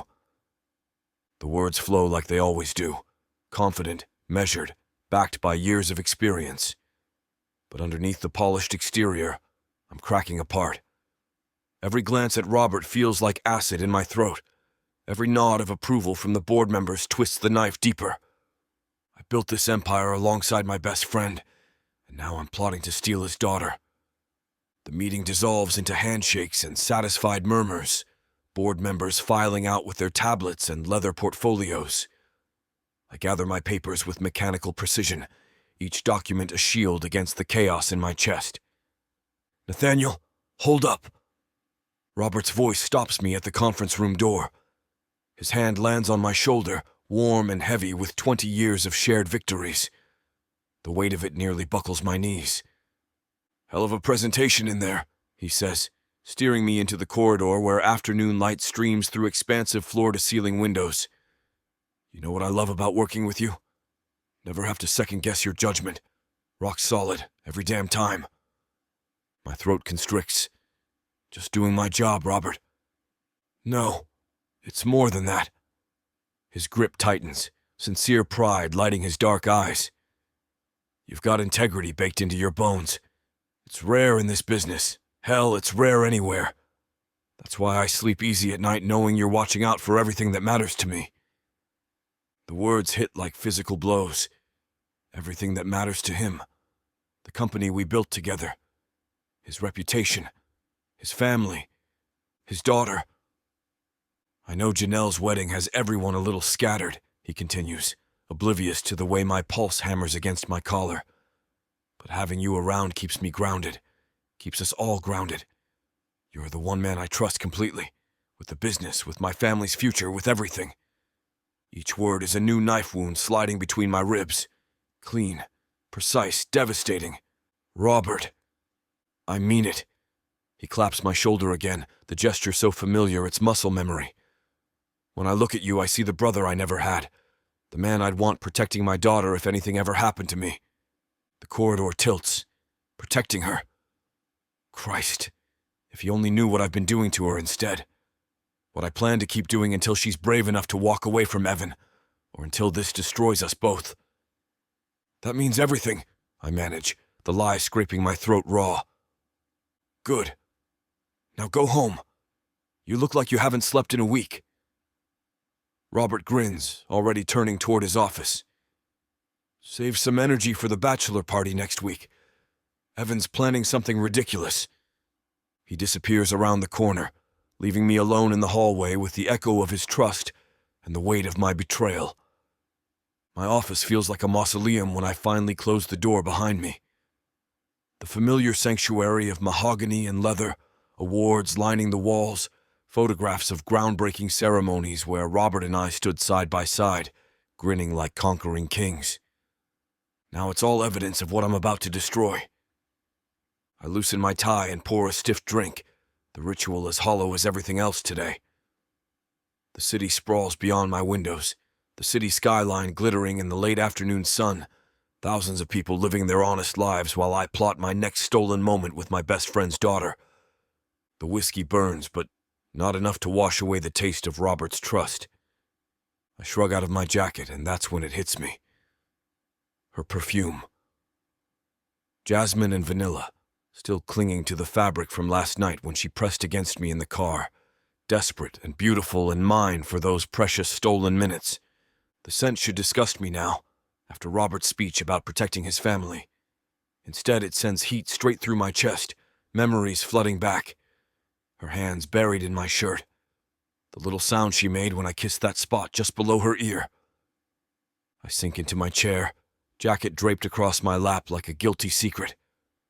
The phone buzzes. A text from her. "Thinking of you." I stare at the screen until it goes dark, my reflection staring back, hollow-eyed and haunted, clutching the evidence of my treachery like a lifeline. My hands find the edge of my desk, palms flat against the mahogany surface Robert and I picked out together 15 years ago. Italian craftsmanship, he'd said, grinning as we signed the purchase order. Built to last generations. The irony tastes like copper in my mouth. I press harder against the wood, knuckles white, trying to anchor myself to something solid while everything inside me fractures. The truth claws up my throat like a living thing, desperate to escape after years of careful burial. I've been lying to him. Not just about Janelle, though Christ, that's the worst of it, but about everything. Every smile when he praised Evan.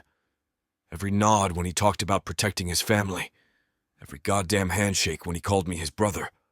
The lies stacked like cards in my chest, each one more fragile than the last. The whole structure ready to collapse at the slightest breath.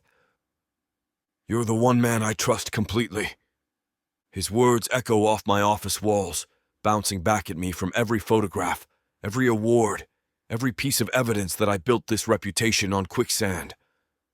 20 years of careful construction, and I'm demolishing it for stolen moments in parking lots. My reflection looks back from the window, hollow-eyed, haunted, wearing the face of a man I don't recognize. When did I become this? When did wanting her become more important than everything else? The phone buzzes against the desk surface, vibrating through my palms like an electric shock. Janelle's name lights the screen, and my heart thunders against my ribs so hard I can hear it in the silence. My thumb hovers over the answer button. One swipe, and I'll hear her voice, soft and questioning, asking when we can meet again. One conversation, and I'll be planning our next betrayal, mapping out lies to feed Robert while I steal moments with his daughter. The phone keeps buzzing, insistent, demanding. I snatch it up and slam it face down on the desk so hard the impact reverberates through my bones. The quiet that follows feels apocalyptic. One heartbeat. That's all that separated me from answering, from diving deeper into this destruction. One heartbeat away from choosing her over everything I've spent my adult life building. The truth sits in my throat like broken glass. I was going to answer. I wanted to answer. I want to call her back right now and arrange another clandestine meeting, another stolen kiss, another step toward the complete annihilation of my integrity. I sink into my chair, head in my hands, and realize I'm not just lying to Robert anymore. I'm lying to myself about having any control left at all. Chapter 23. Janelle. The glass walls of my cramped office feel like a fishbowl when Camille appears in the doorway, wielding an obnoxiously pink bakery box like a weapon of mass interrogation. Behind her, the marketing department's open floor plan stretches out. A maze of desks where my father's employees pretend not to watch the boss's daughter, navigate wedding planning between my daily duties. Truth serum disguised as sugar, she announces, setting the box down with theatrical precision next to my laptop. 2 iced lattes follow, the condensation already beating on their plastic cups, and caffeine for courage. I don't look up from my screen, where vendor emails blur together in a desperate attempt to appear busy. I'm swamped, Camille. The florist is threatening to substitute daisies for garden roses, and apparently that's a crisis requiring immediate... Janelle? The way she says my name, flat, no nonsense, with the weight of 25 years of knowing exactly when I'm deflecting, makes my fingers freeze over the keyboard. What? She settles herself into the chair across from my desk, her emerald-wrapped dress a splash of color against the sterile gray of corporate furniture. Today her curls sport burgundy tips that catch the fluorescent light when she tilts her head, studying me like I'm a specimen under a microscope.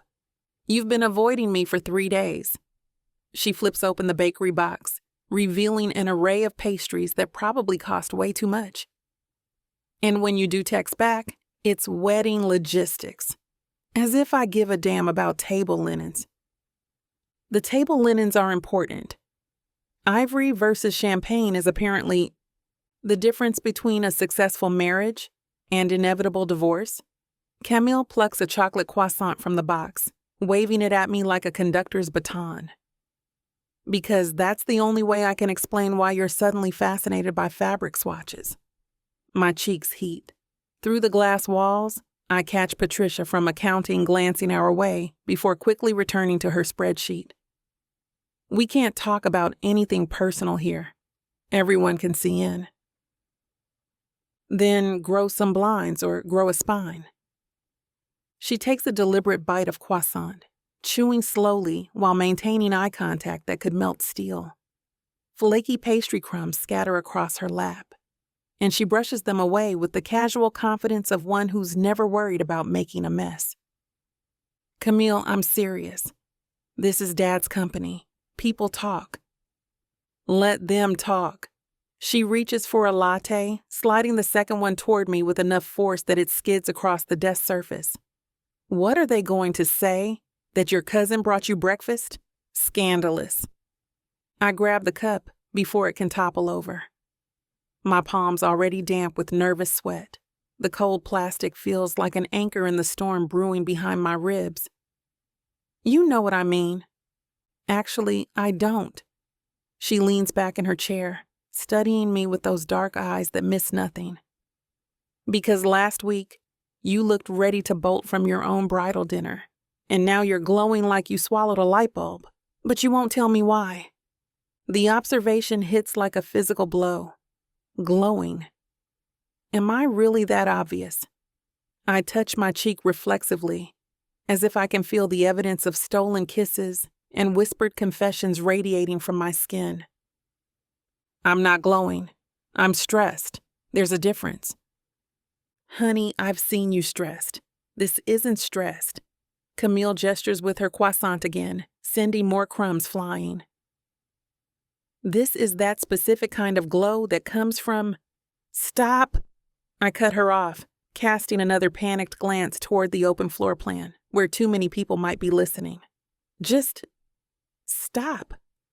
But she doesn't stop. She never stops when she's caught the scent of truth I'm trying to bury. From getting exactly what you need, she continues, voice dropping to a conspiratorial whisper that somehow carries more weight than shouting. The question is, who's giving it to you? Because we both know it isn't Evan.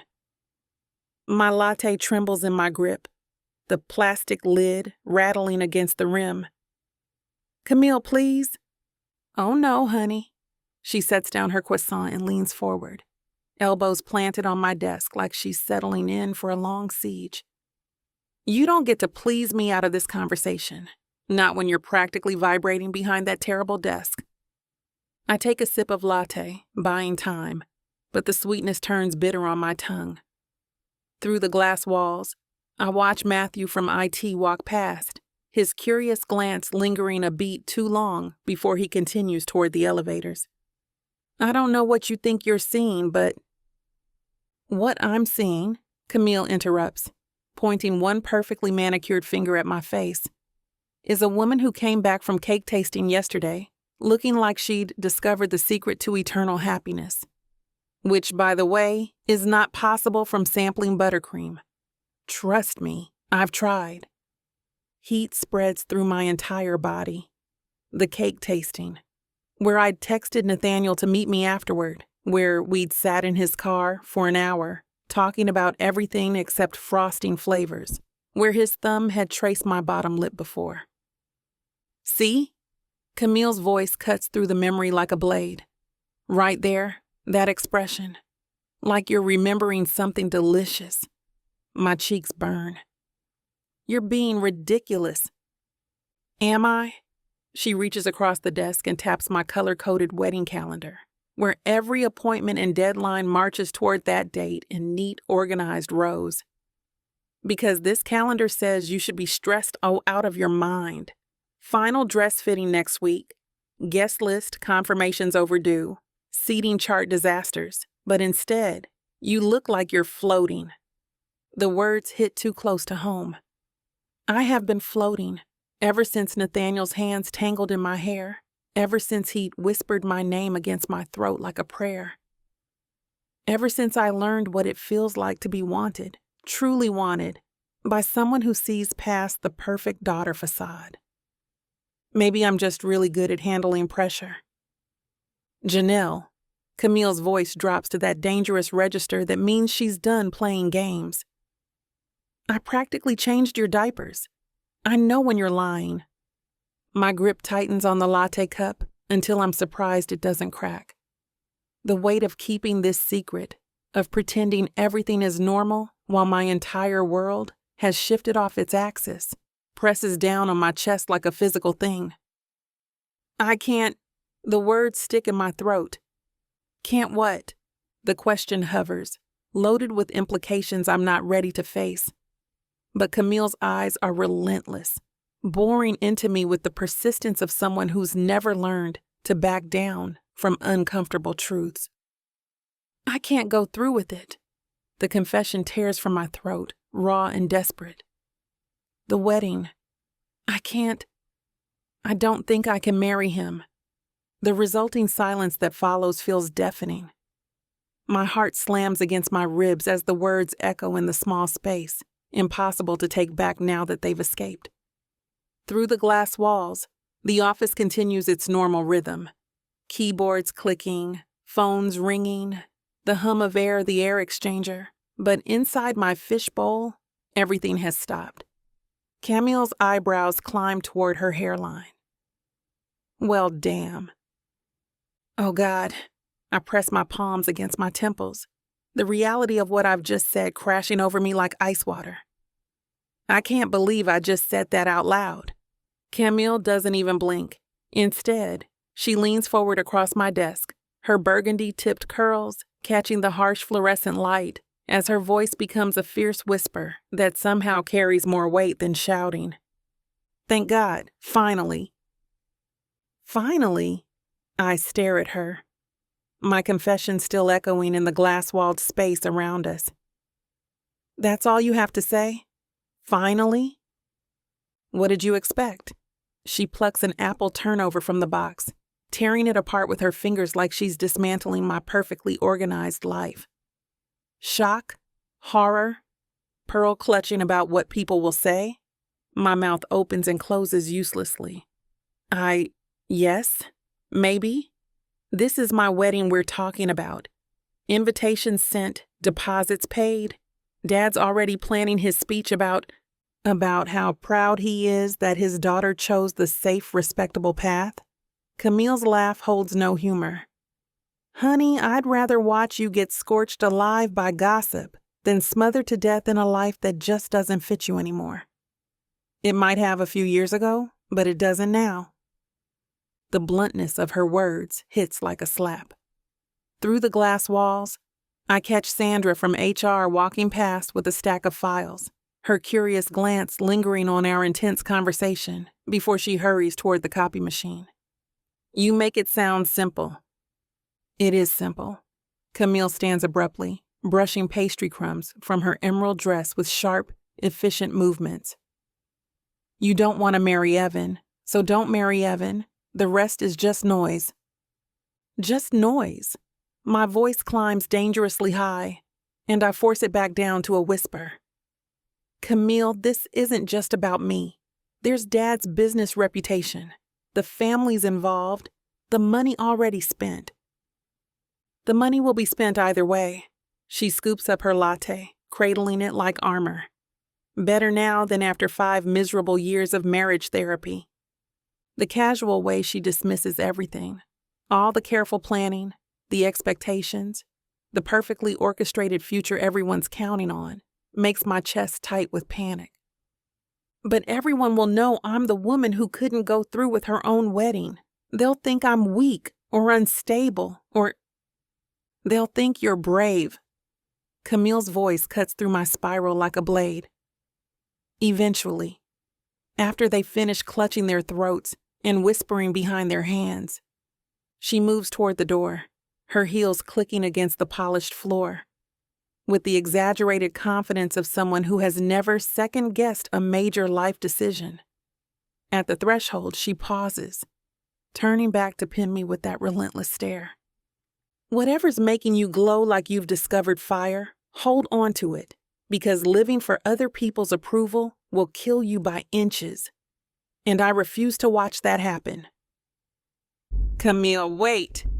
But she's already gone, sweeping out into the maze of cubicles with her coffee and zero remorse, leaving behind only the lingering scent of her perfume and the gravity of her words. I watch her curls disappear around the corner toward the elevators, my heart hammering against my ribs. The office returns to its normal rhythm around me, keyboards clicking, phones ringing, the low hum of productivity. But inside my glass fishbowl, everything has shifted. The carefully constructed walls I've built around my doubts lie in ruins, and Camille's fierce declaration echoes in the silence. I'd rather watch you get scorched alive by gossip than smothered to death in a life that doesn't fit. I sink back into my desk chair, the leather creaking under my weight. My engagement ring catches the afternoon sunlight streaming through the windows, the diamond throwing tiny rainbows across my laptop screen. For 2 years, I've looked at this ring and seen promise, security, stability, the life everyone expected me to want.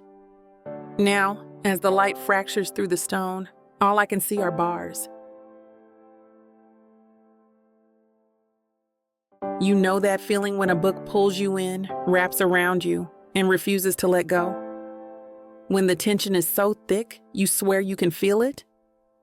Welcome to 30 sinfully addictive romance audiobooks that will ruin your sleep.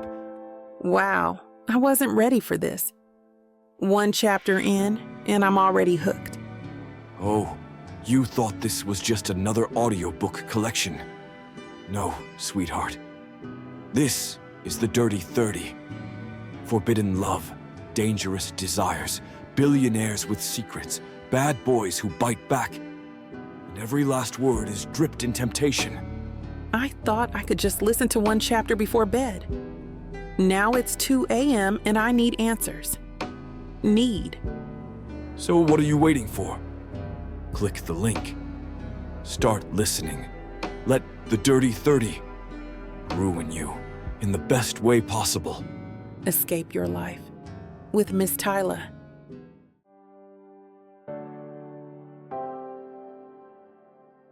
Chapter 24. Nathaniel. The dining room's polished mahogany stretches before me like an accusation. 12 empty chairs surrounding a table built for entertaining I never do anymore. I sit at the head, my bourbon catching the chandelier's light, watching the amber liquid swirl against crystal while takeout containers from the Italian place down the street mock my attempts at civilized living. Osso buco grows cold on bone china that cost more than most people's monthly rent. The irony isn't lost on me, eating alone with enough place settings to host a dinner party, surrounded by the remnants of a life I'd built to impress people who stopped caring years ago. I take another sip of bourbon, letting the burn chase away the phantom taste of Janelle's lips. 3 days since I held her in my arms. 3 days of forcing myself to focus on financial reports and contract negotiations while every cell in my body screams her name. The pasta tastes like cardboard. Everything tastes like cardboard when you're trying to scrub someone from your thoughts. My phone sits face down beside my plate, silent and accusing. I turned off notifications after lunch, afraid I'd cave and text her something stupid. Something that would compromise everything we've managed to keep hidden. The sudden doorbell chimes through the house like a death knell. I freeze, fork halfway to my mouth. Nobody visits unannounced. Not anymore. The few friends I maintain know better than to drop by without calling, and business associates certainly don't make house calls at 8:30 on a Thursday evening. The chime sounds again, more insistent this time. I set down my fork and push back from the table, my footsteps echoing against hardwood as I make my way through the foyer. Through the frosted glass sidelights, I catch a glimpse of hair and the silhouette of someone who clearly has no intention of leaving. The lock disengages with a soft click, and I pull the door open to find Lydia standing on my doorstep like a bad dream I can't shake.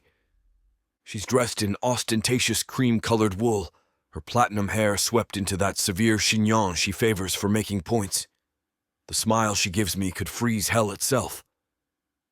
"Hello, Nathaniel." Before I can react, she steps past me into the foyer, her heels clicking against marble with the overinflated confidence of someone who still considers this house half hers despite the divorce decree that says otherwise. "What the hell are you doing here?" The question comes out sharper than intended, but I'm past caring about pleasantries where Lydia's concerned. She has a talent for showing up at precisely the worst possible moments, like a vulture circling roadkill. Such warm hospitality. She glides toward the living room, peeling off her coat to reveal the kind of calculated elegance that used to intimidate me into submission. And here I thought you'd be happy to see me. Happy isn't the word I'd use. I follow her into the room, watching as she drapes herself across the leather sofa, like she's posing for a magazine spread. Surprised, maybe. Annoyed. Definitely. She crosses her legs with deliberate precision, the gesture designed to draw attention to expensive legs and shoes that could fund a small country's defense budget. "I was in the neighborhood. Thought I'd stop by and see how you're managing." The way she says managing makes my teeth clench. Everything with Lydia is subtext and hidden meaning, verbal landmines disguised as casual conversation. "I'm managing just fine. Thanks for the concern." I remain standing, arms crossed, making it clear this isn't a social call I plan to encourage. "Now what do you really want?" Her laugh tinkles like broken glass. "Straight to the point. I've always admired that about you, Nathaniel. No patience for games. Unlike some people." She tilts her head, studying me with those pale eyes that miss nothing. "You look tired, stressed, not sleeping well." The observation hits too close to home. I've been running on caffeine and willpower for days, trying to function normally while my entire world tilts off its axis every time I think about warm brown eyes and the way Janelle whispers my name. "I'm fine." "Of course you are." Her smile sharpens. "You're always fine, aren't you? Even when you're falling apart inside." She rises from the sofa with predatory grace, moving through my living room like she's cataloging evidence for a trial. Her fingers trail along the mantelpiece, pause at the stack of unopened mail on the side table, linger on the bourbon bottle I'd left out earlier. Such domesticated silence in here. Her voice carries the weight of accusation wrapped in silk, like a mausoleum or a guilty conscience. I track her movements, every nerve ending firing warning signals. Lydia on a hunting expedition is more dangerous than a loaded gun in unstable hands. "What exactly are you fishing for?" She picks up a crystal paperweight, a gift from some client whose name I can't even remember, turning it over in her manicured hands like she's examining a clue. "Oh, I'm not fishing, darling. I'm observing." The paperweight finds its way back to the table with deliberate precision. "You've always been so controlled, so perfectly contained. But lately..." Her pause stretches between us like a tripwire. "Lately what?" "Lately you've been distracted. Sloppy, some are saying." She moves toward the dining room, where my abandoned dinner sits cooling in expensive loneliness. "Margaret Magnuson mentioned seeing you at that little cafe on 5th Street last week. Odd choice for you. Too public, too intimate for your usual business meetings." Ice forms in my chest. The cafe where Janelle and I had stolen 30 minutes between her dress fitting and another wedding obligation, where she'd laughed at something I'd said and made me forget every reason why I should stay away. I eat lunch. Shocking revelation. I'm sure you've been eating something lately." Lydia traces the back of one of my dining chairs, her smile sharpening. "And then there's the way you've been acting at social functions. All that careful distance, like you're afraid someone might notice where your attention wanders." She's circling closer to the truth with each calculated word, and we both know it. The smart move is to throw her out, end this fishing expedition before she catches something that could destroy everything. But I can't move. Can't breathe. Can't do anything but watch her dissect my life with cold intent. "You always did love what you couldn't have, Nathaniel. Remember how you used to stare at that vintage Porsche in the dealer's window? You'd drive past it every day for months, but never went inside to actually buy it. This isn't about cars. No. Her eyes meet mine, cold and knowing. This is about your newest obsession. The words wound like a physical blow.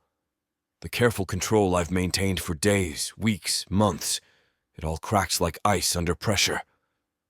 Choose your next words very carefully, Lydia. My voice drops to something barely above a dangerous whisper, but she's known me long enough to recognize the warning beneath the quiet, the kind of tone that used to make corporate adversaries reconsider their strategies. Her smile falters for the first time since she walked through my door. I've been patient with your games, Lydia, but patience has limits. I step closer, close enough to see the calculation flickering behind her pale eyes. The dining room suddenly feels smaller, the air charged with the kind of tension that precedes either surrender or war. You want to play detective? Fine. But remember who has the better connections in this city. My voice stays level, controlled, but the threat underneath cuts like steel. One phone call to the Whitmore Foundation Board, and your precious charity chairwoman position disappears. Another to the country club committee, and your membership gets reviewed. Her perfectly sculpted eyebrows arch, but I catch the slight tightening around her eyes. Direct hits. Then there's your art dealer friend, Mateo, isn't it? The one who's been helping you authenticate those expensive pieces you've been flipping? Interesting how some of those provenance documents look a little too fresh for supposedly century-old acquisitions. The color drains from her cheeks, leaving her foundation looking garish against suddenly pale skin. I'd stumbled onto that particular nugget during our divorce proceedings. Mateo's creative approach to art history had been funding her lifestyle for years. You wouldn't dare. Try me. I move past her toward the foyer, my intention clear. Your social prowess depends entirely on people believing you're above reproach. How long do you think that lasts when the right questions get asked in the right ears? She follows me, her heels clicking faster now, the predatory grace replaced by something closer to panic. But Lydia doesn't survive by folding at the first sign of resistance. At the front door, she pauses to retrieve her coat, draping it over her shoulders with movements that have regained their calculated precision. The composed mask slides back into place, but I've seen the cracks underneath. Such dramatic threats, darling. Her hand finds my shoulder, fingers trailing along the fabric of my shirt, like she's marking territory. But you're forgetting something important. I stand perfectly still under her touch, refusing to give her the satisfaction of flinching away. I know you, Nathaniel, better than anyone. Her voice whispers low, intimate and poison-sweet. I know how you think, how you obsess, how you destroy yourself over things you want, but can't have. And right now, you're so desperate to protect whatever this is that you're making mistakes. Her fingers press once against my shoulder before she steps back, that ice-cold smile returning full force.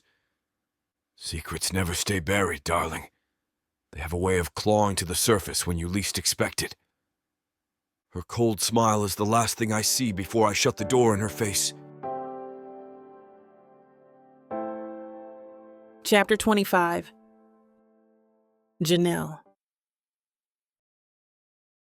The crystal chandelier above our dining table casts shadows that dance across the wedding planning materials, spread like evidence of my impending doom.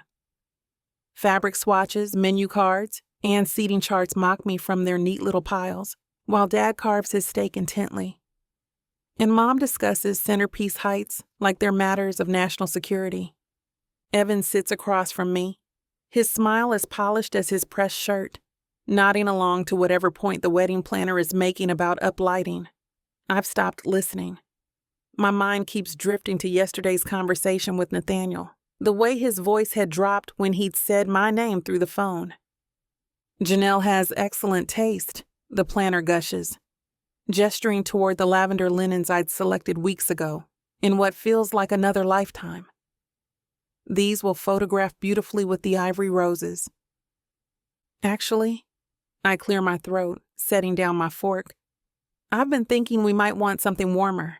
Maybe the blush tones instead of... The lavender's perfect. Evan's interruption cuts clean through my words. We already confirmed it with the florist. Heat creeps up my neck. I know, but I was thinking we could still change.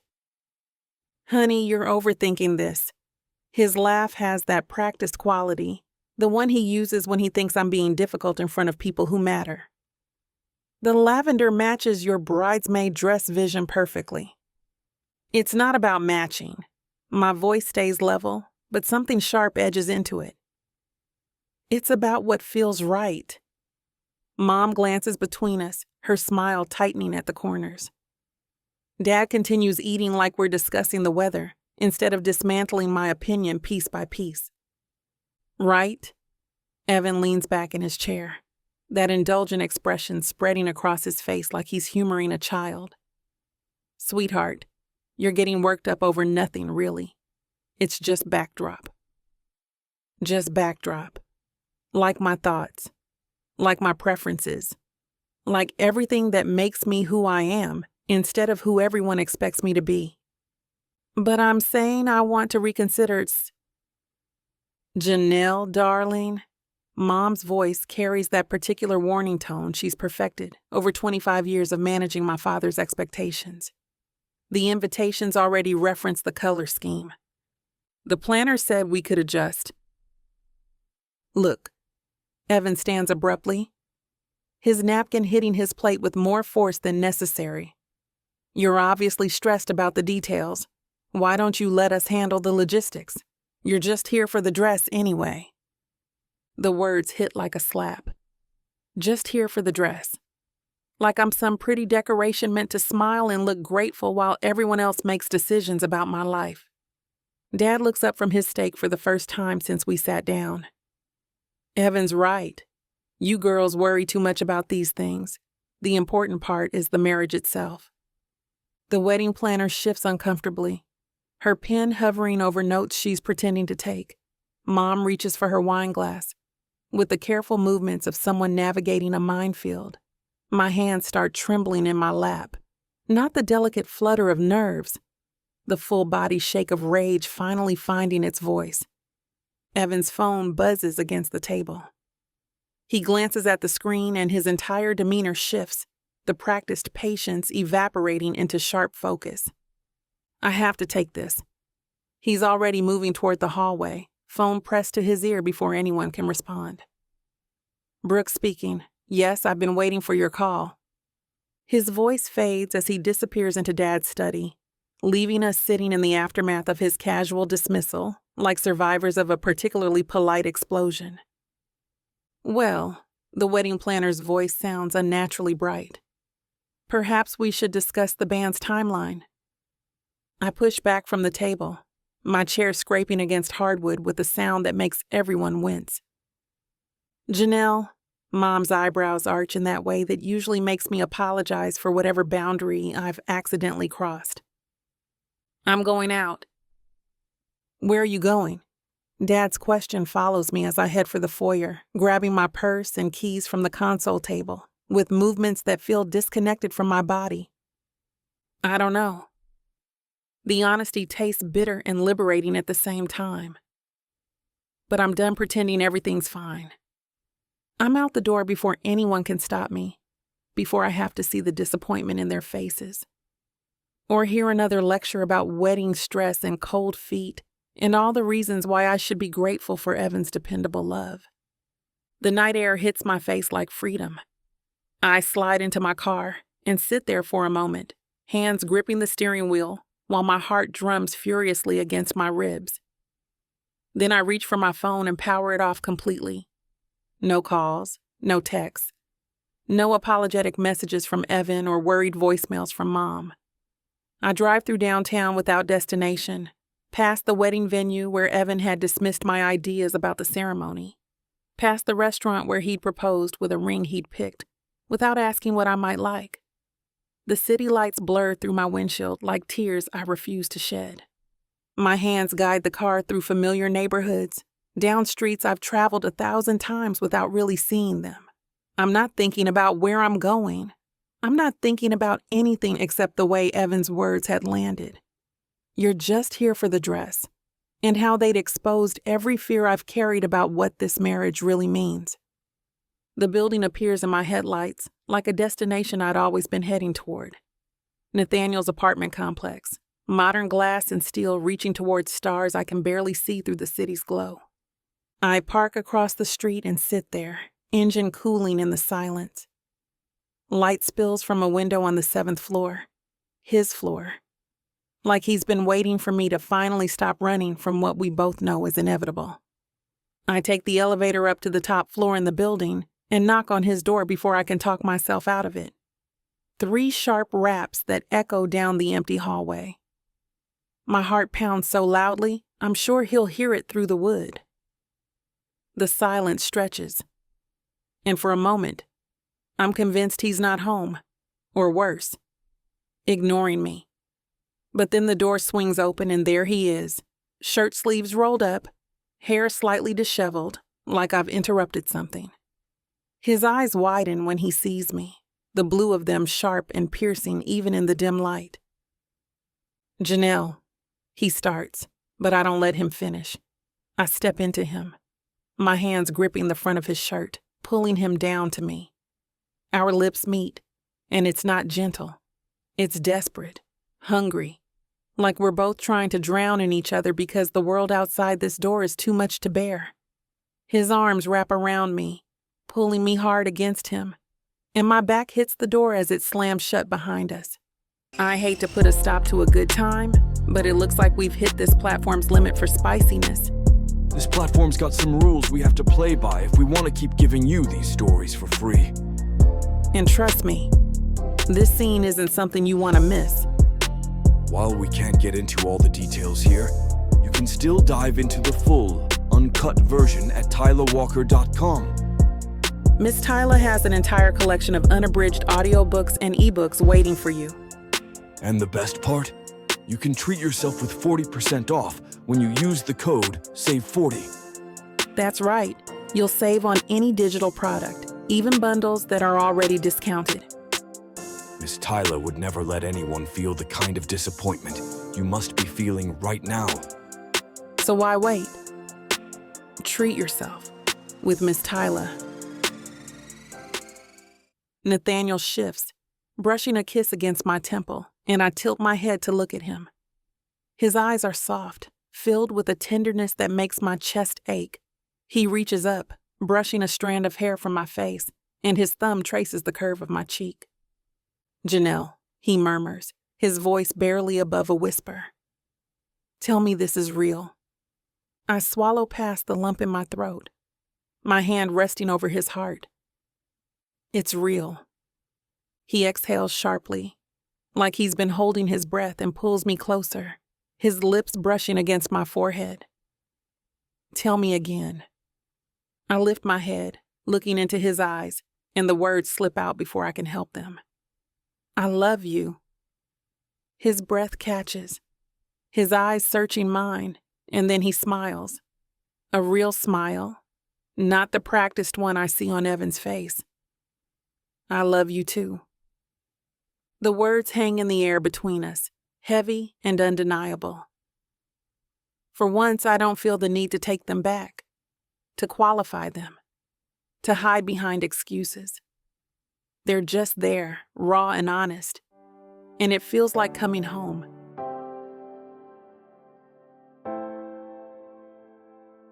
Chapter 26. Nathaniel. Sunlight slices through my penthouse windows like an accusation, cutting gold bars across the hardwood floors and exposing everything I've tried to keep buried in darkness. I wake before Janelle, my internal clock still calibrated to early morning meetings and the disciplined routine that's kept me sane for 20 years. But sanity feels like a luxury I can't afford anymore. She lies beside me, hair spread across my pillow like spilled silk, one arm draped across my chest with the casual possessiveness of sleep. Her breathing is deep and even, face relaxed in a way I rarely see when she's awake. No careful smile, no practiced composure, just Janelle, unguarded and beautiful, and completely mine for these stolen hours. Then the light catches the nightstand. Her engagement ring sits there like a small, glittering landmine. 2 carats of emerald-cut perfection that probably cost Evan 3 months' salary and represents everything I'm destroying just by existing in this bed. The diamond throws tiny rainbows across the ceiling as the sun shifts, each reflection a reminder of promises made and vows about to be broken. I watch her eyelids flutter as consciousness creeps in. Her hand tightens against my chest, fingers splaying as if she's checking to make sure I'm real. When her eyes open, they're soft and unfocused for exactly 3 seconds before reality crashes over her like cold water.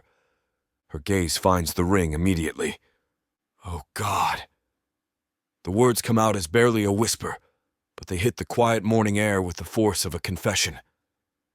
She sits up abruptly, the sheet pooling around her waist, and I have to fight every instinct not to pull her back down into the warmth we've created together. Janelle, what time is it? She's already reaching for her phone, movements sharp with the kind of panic that comes from crossing lines you can't uncross.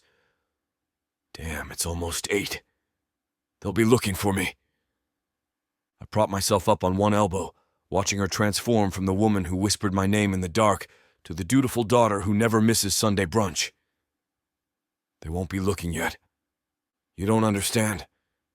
She swings her legs over the side of the bed, reaching for her clothes scattered across my floor like evidence of a crime scene. Mom expects me at 9:30 for wedding cake finalization with Evan.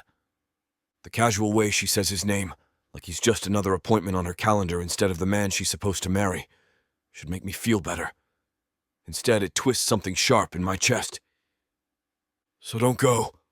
She freezes, bra halfway up her arms, and turns to look at me with eyes that are too wide and too bright. Don't go? Stay here. I sit up fully now, not caring that the sheet falls away completely. Stay with me. Nathaniel. My name on her lips sounds like a prayer and a warning all at once. I can't just... People will ask questions. Let them ask. Easy for you to say. She yanks her blouse over her head with movements that are more violent than necessary. You're not the one whose entire family has planned their social calendar around your wedding for the next month and a half. I stand, not bothering to cover myself, and watch her freeze again as her eyes track down my body. Even now, even with guilt and panic radiating from her like heat, desire flickers across her face before she forces herself to look away. Is that what you want? I move closer, close enough that she has to tilt her head back to meet my eyes. To spend the rest of your life smiling at cake tastings and seating charts while pretending last night didn't happen? Last night was... She starts to step back, but I catch her wrist. What? A mistake? Her breath catches. The engagement ring glints from the nightstand like a third presence in the room. I don't know what it was. The morning light carves harsh angles across the floor, and I move across the room to settle into the leather armchair by the window, still shirtless, still raw from everything we've shared. Janelle perches on my bed like she's ready to bolt at the first sign of trouble. Her blouse is wrinkled, her hair mussed from my hands, and there's a small bruise on her collarbone that I put there with my mouth. She looks thoroughly claimed, and the sight of it makes something primal and possessive roar in my chest.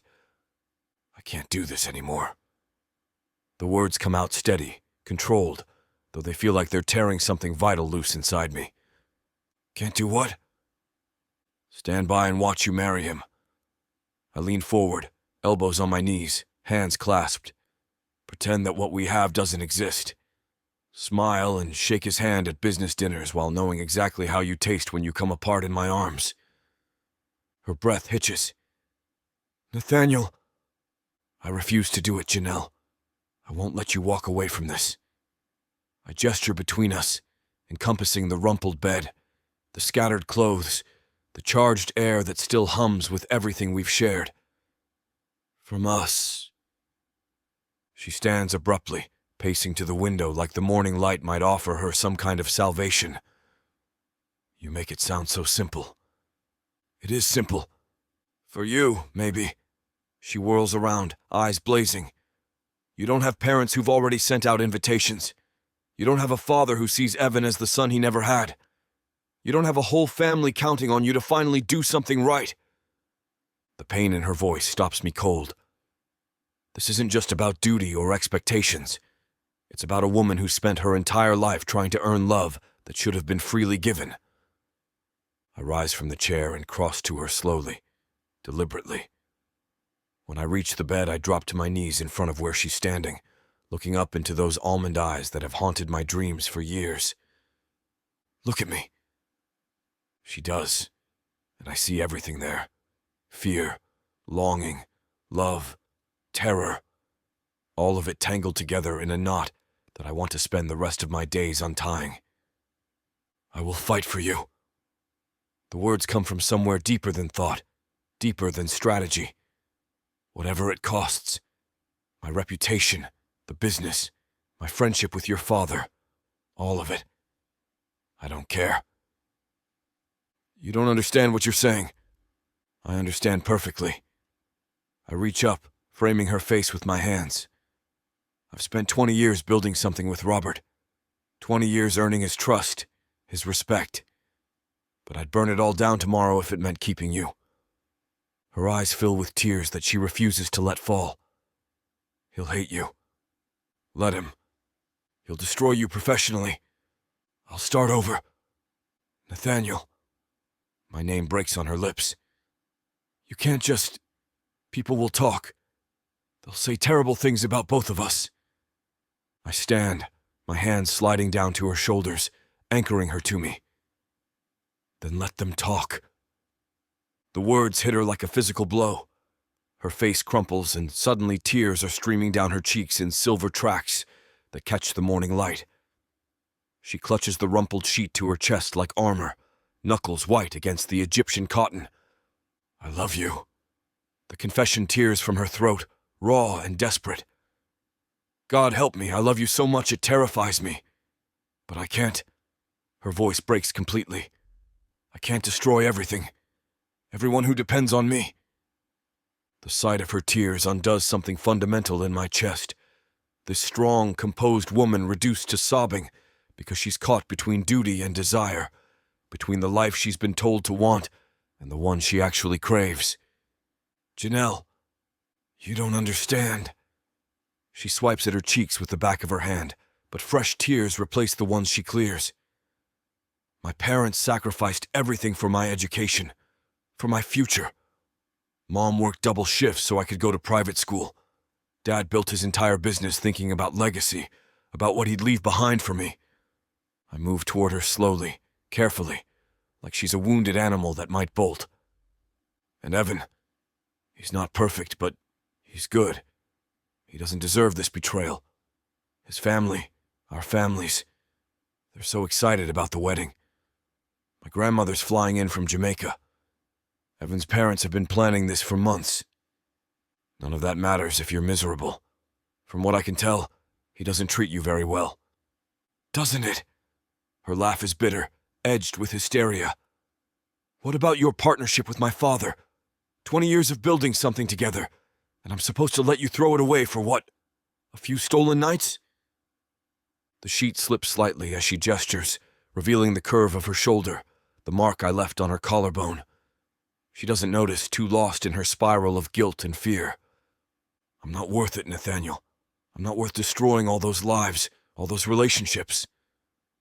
That stops me cold. Not worth it? This brilliant, passionate woman who lights up every room she enters thinks she's not worth fighting for? I close the distance between us in 2 strides, catching her face in my hands before she can retreat. Don't you dare say that. It's true. It's nonsense. My thumbs trace over her cheekbones, wiping away tears that keep falling despite my touch. You're worth everything, Janelle. Every risk, every consequence. Her body starts to shake, small tremors that grow stronger as the weight of everything crashes over her. I gather her against me, sheet and all, feeling her fragility and strength warring beneath my hands. Love is worth the fallout, I murmur into her hair, breathing in the scent that's become my addiction. Whatever comes after, whatever we have to face, it's worth it if we face it together. She trembles harder, caught between my arms and the impossible choice that's tearing her apart. Chapter 27. Janelle.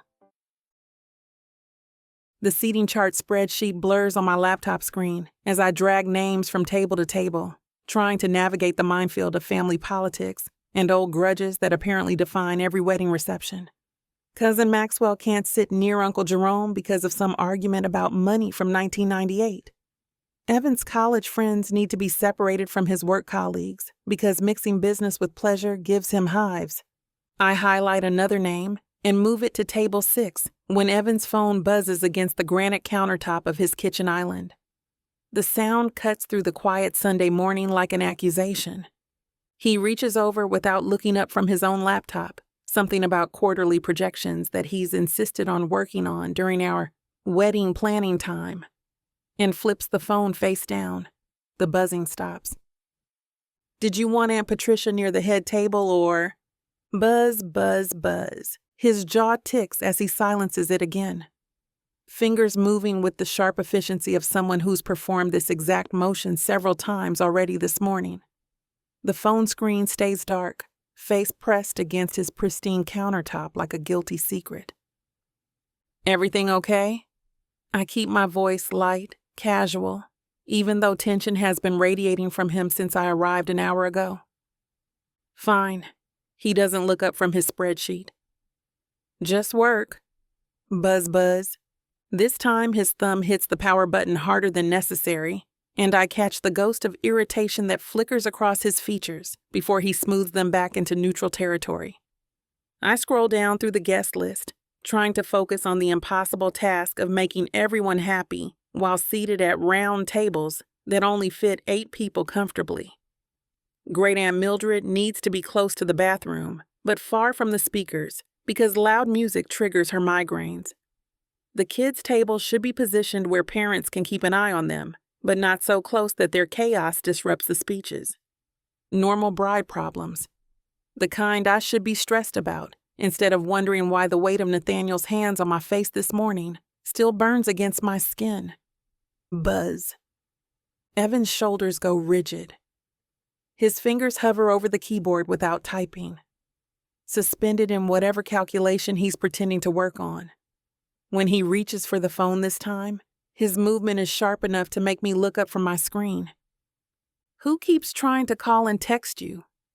The question slips out before I can stop it, curiosity overriding the careful distance I've been maintaining since I walked through his door, with guilt written across my forehead in invisible ink. "Nobody important." He powers the phone off completely this time, the screen going black with finality. "Just some client who doesn't understand personal boundaries." The lie sits between us like a third presence at his breakfast bar.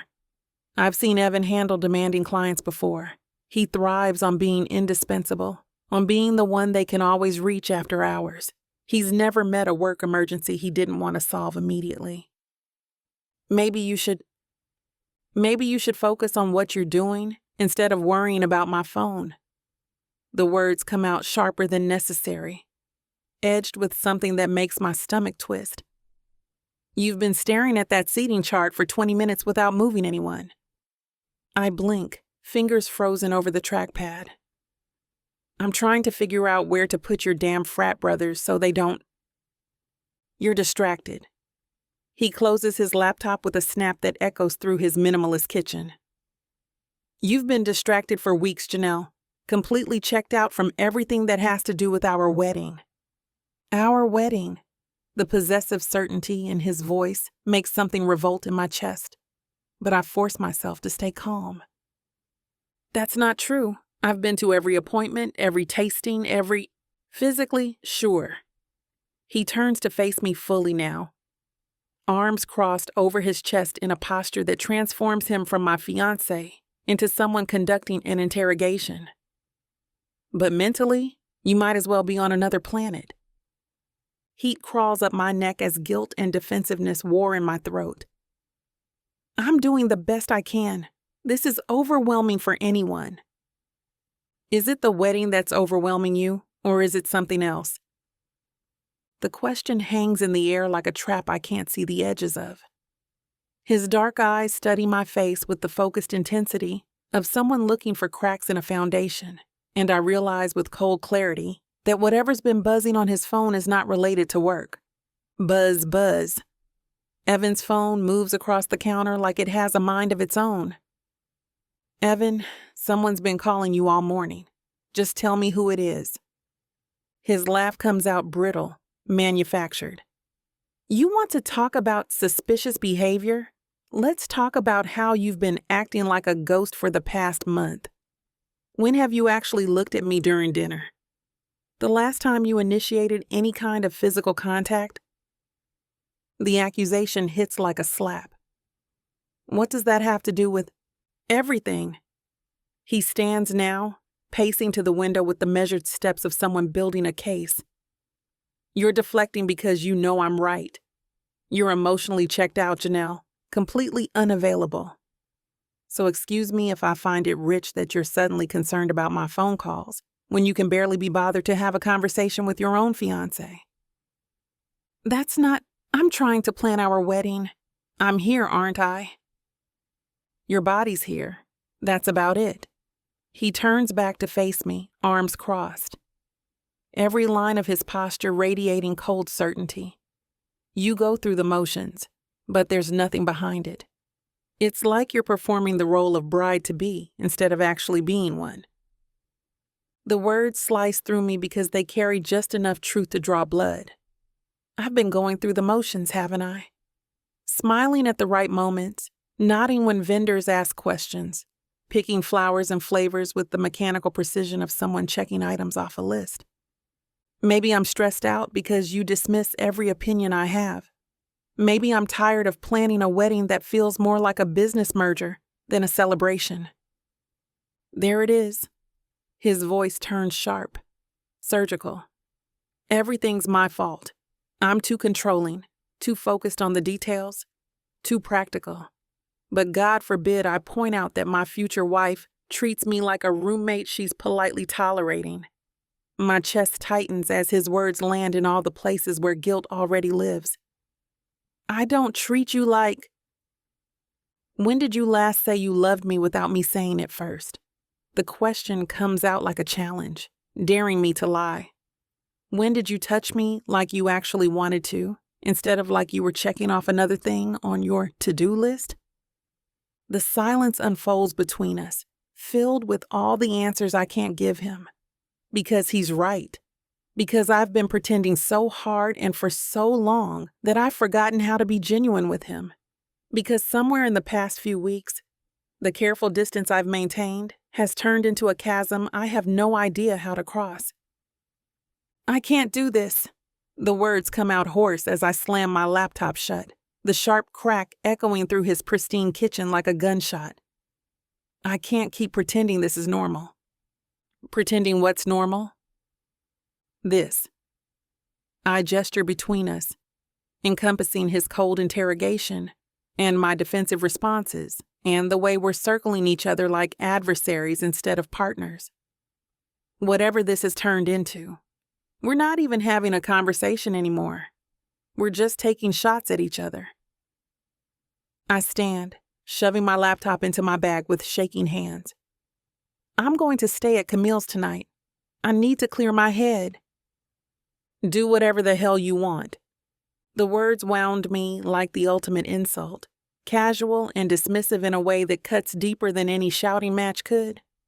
Evan doesn't even look up as he says it, already reaching for his buzzing phone with the air of someone who's written me off entirely. Not please don't go or let's talk about this or even fine, but we're discussing this when you get back. Just do whatever the hell you want, delivered with the same tone he'd use to tell me the weather forecast. His fingers swipe across the screen, and I catch a glimpse of text messages before he angles it away from me. Multiple messages. Recent ones. His thumb moves quickly, typing a response while I stand here with my bag in my hands, apparently invisible. That's it? My voice cracks despite my best efforts to keep it steady. That's all you're going to say? He glances up briefly, expression already smoothed back into that practiced neutrality that makes me feel like I'm talking to a stranger. What do you want me to say, Janelle? You've made it clear you don't want to be here. I want you to ask me to stay. I want you to fight for this conversation, instead of picking up your phone and turning your back the second things get difficult. But he's already looking back at the screen, typing another message with the focused attention he never gives me anymore. The buzzing starts again immediately. Whoever's on the other end is persistent. We'll talk when you're ready to be rational about this. Rational. Like my feelings are some inconvenient data point that doesn't fit his spreadsheet of expectations. Like the fact that I'm drowning in this engagement is something I should logic my way out of instead of something he should care enough to notice. I watch him for another heartbeat, waiting for him to look up, to say something, anything, that acknowledges that his future wife is walking out the door.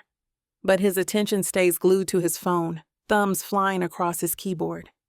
The silence stretches until it becomes unbearable, filled with the soft clicks of his typing and the quiet hum of his expensive appliances, and the complete absence of any indication that he gives a damn whether I leave or stay. Fine. The word comes out sharper than I intend. I'll call you when I'm ready to be rational. I turn toward the door, my footsteps echoing against his polished hardwood floors. Behind me, his phone buzzes again, and I hear the soft sound of him answering it immediately. Hey, sorry about that. His voice drifts after me, warm and engaged in a way it hasn't been with me all morning. Yeah, I can talk now. The words follow me all the way to my car, where I sit in his driveway with my hands gripping the steering wheel and my vision blurring with tears I refuse to shed. Not here. Not where he might glance out his window and see me falling apart. I reverse out of his pristine driveway and onto the tree-lined street, muscle memory guiding me toward the highway that leads to Camille's apartment. She'll have wine and terrible reality TV and the kind of blunt honesty that cuts through nonsense like a surgical blade. She'll listen to me vent about Evan's dismissiveness and probably tell me I'm being dramatic, but she'll also let me crash on her couch and eat ice cream for dinner. But as I merge onto the highway, my hands turn the wheel in the wrong direction. Instead of heading toward downtown and Camille's converted loft, with its exposed brick and protest posters, I find myself taking the exit that leads to Nathaniel's building. The same route I've memorized over the past few weeks. The one that's become as familiar as breathing. I shouldn't be here. I should be analyzing my relationship problems with my cousin over wine and Chinese takeout, not running to the man who's been the source of half my guilt and all of my confusion. But my car keeps moving toward his building like it has a mind of its own, and I don't fight it. That's the only place that feels like home now.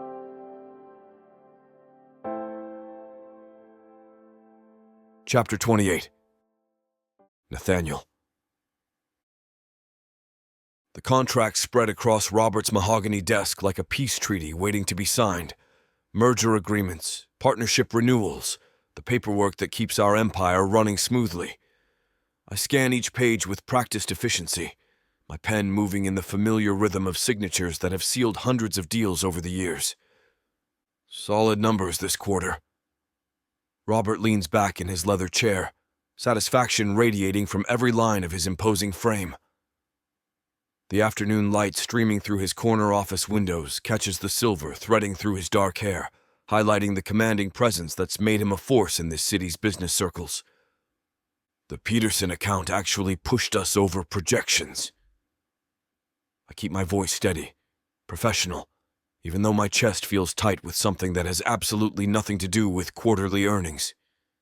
Their expansion plans should carry us well into the black for next year. Always the strategist. Robert chuckles, rising from his chair to pour 2 glasses of the aged whiskey he keeps for celebrations. 20 years we've been doing this dance, and you still surprise me with those moves I never see coming. If he only knew. The amber liquid burns as it slides down my throat, but not as much as the easy camaraderie in his voice. Robert moves to the window, gazing out at the city skyline we've helped shape with our developments and acquisitions. His reflection in the glass shows the satisfied expression of a man who's built something he's proud of. You know what the best part about this partnership has been? He turns back to face me, and something in his tone makes my pen freeze over the final contract. It's not the money. Hell, it's not even the success. I force myself to look up from the paperwork, meeting his steady gaze with what I hope passes for casual interest. What then? Trust. The word hits the air between us with the weight of absolute certainty. Robert moves closer, his footsteps muffled by the Persian rug underfoot. 20 years, Nathaniel. 20 years of you having my back when everyone else was trying to stab it. My hand tightens around the pen until my knuckles go white. Robert. No. Let me finish. He stops in front of my chair, close enough to see the genuine affection in his dark eyes. You're the only man I've ever met who understands what loyalty actually means. Not the fair-weather kind that disappears when things get complicated. Real loyalty. The kind that costs something. The contracts blur as my vision goes soft around the edges. Somewhere in the building's ventilation system, air moves through ducts with a mechanical rhythm that sounds like accusations. Betrayer. Liar. Fraud. I trust you with everything that matters to me. Robert's hand lands on my shoulder, warm and heavy with the weight of decades of shared decisions. My business. My reputation. My family. My family. The words echo in my skull like cathedral bells, each repetition driving deeper into the guilt that's been eating me alive for weeks. His hand squeezes my shoulder in the gesture of a man who's never doubted the foundation beneath his feet. You're the closest thing to a brother I've ever had. The pen slips from my fingers, clattering against the mahogany desk with a sound that seems to echo forever.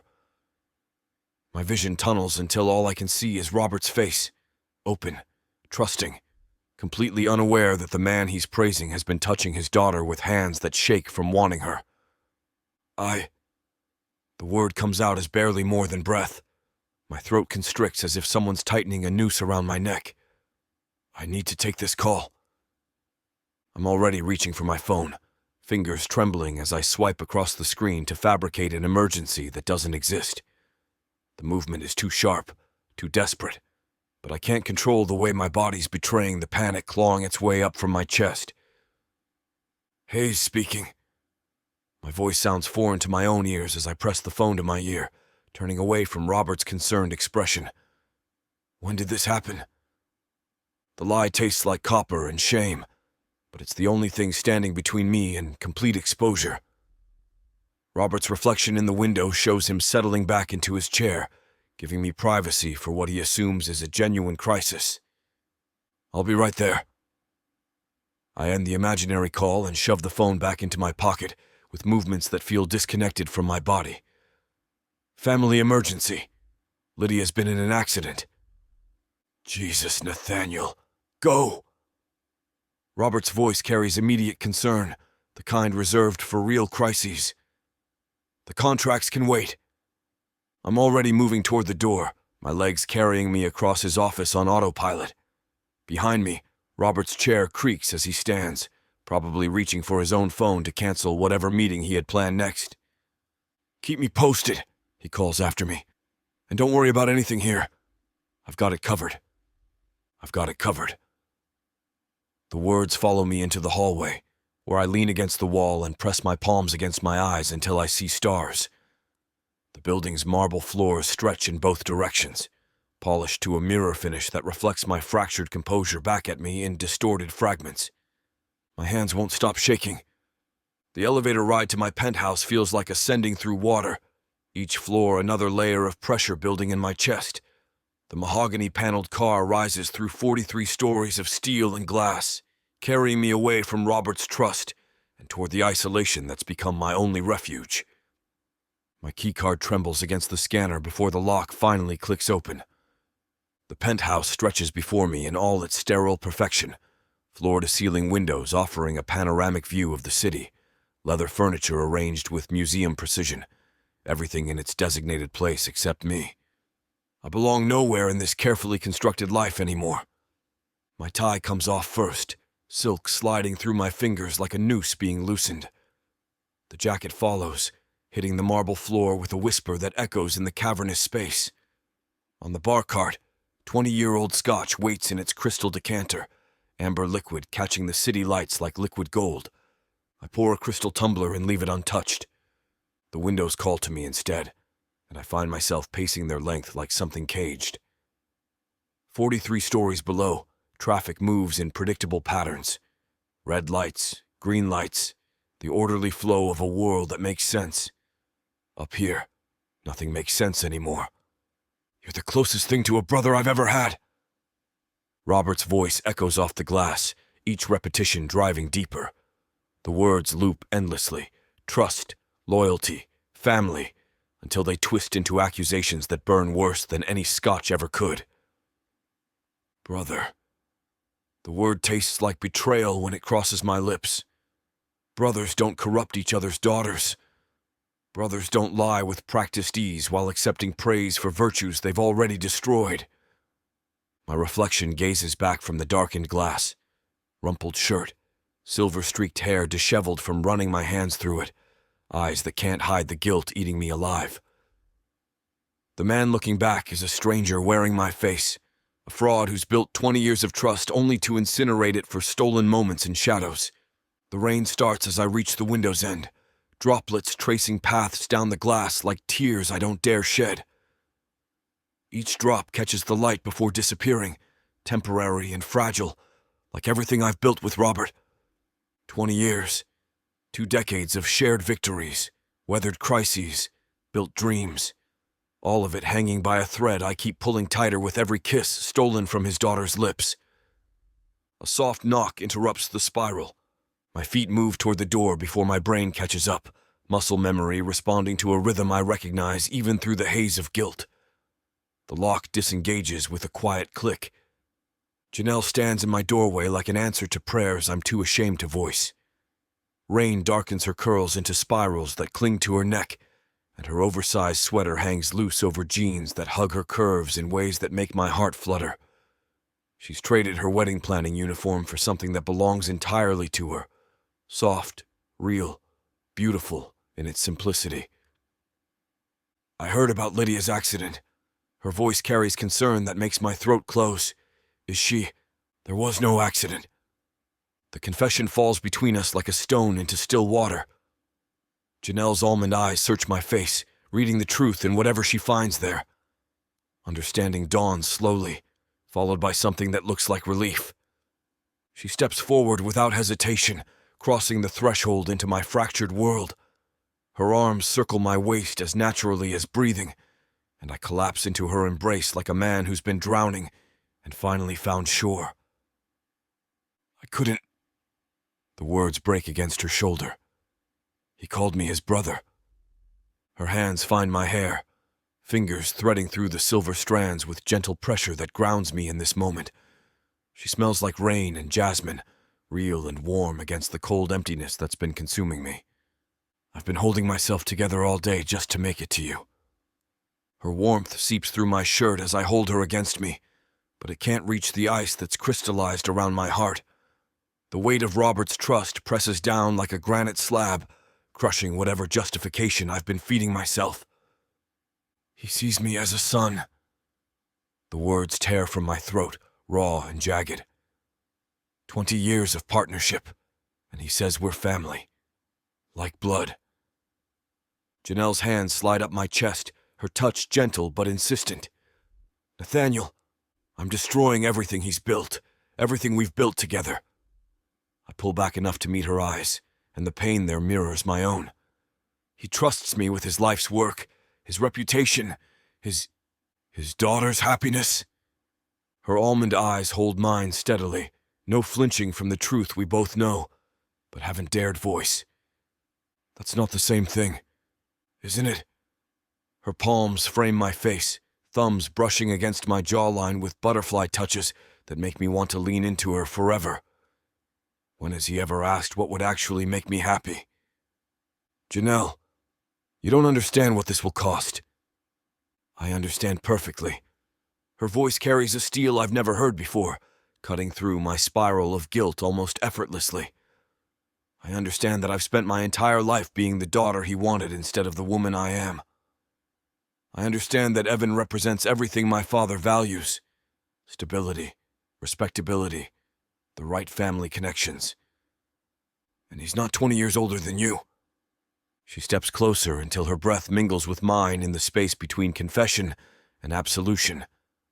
And I understand that I'd rather be hated for loving honestly than praised for living a lie.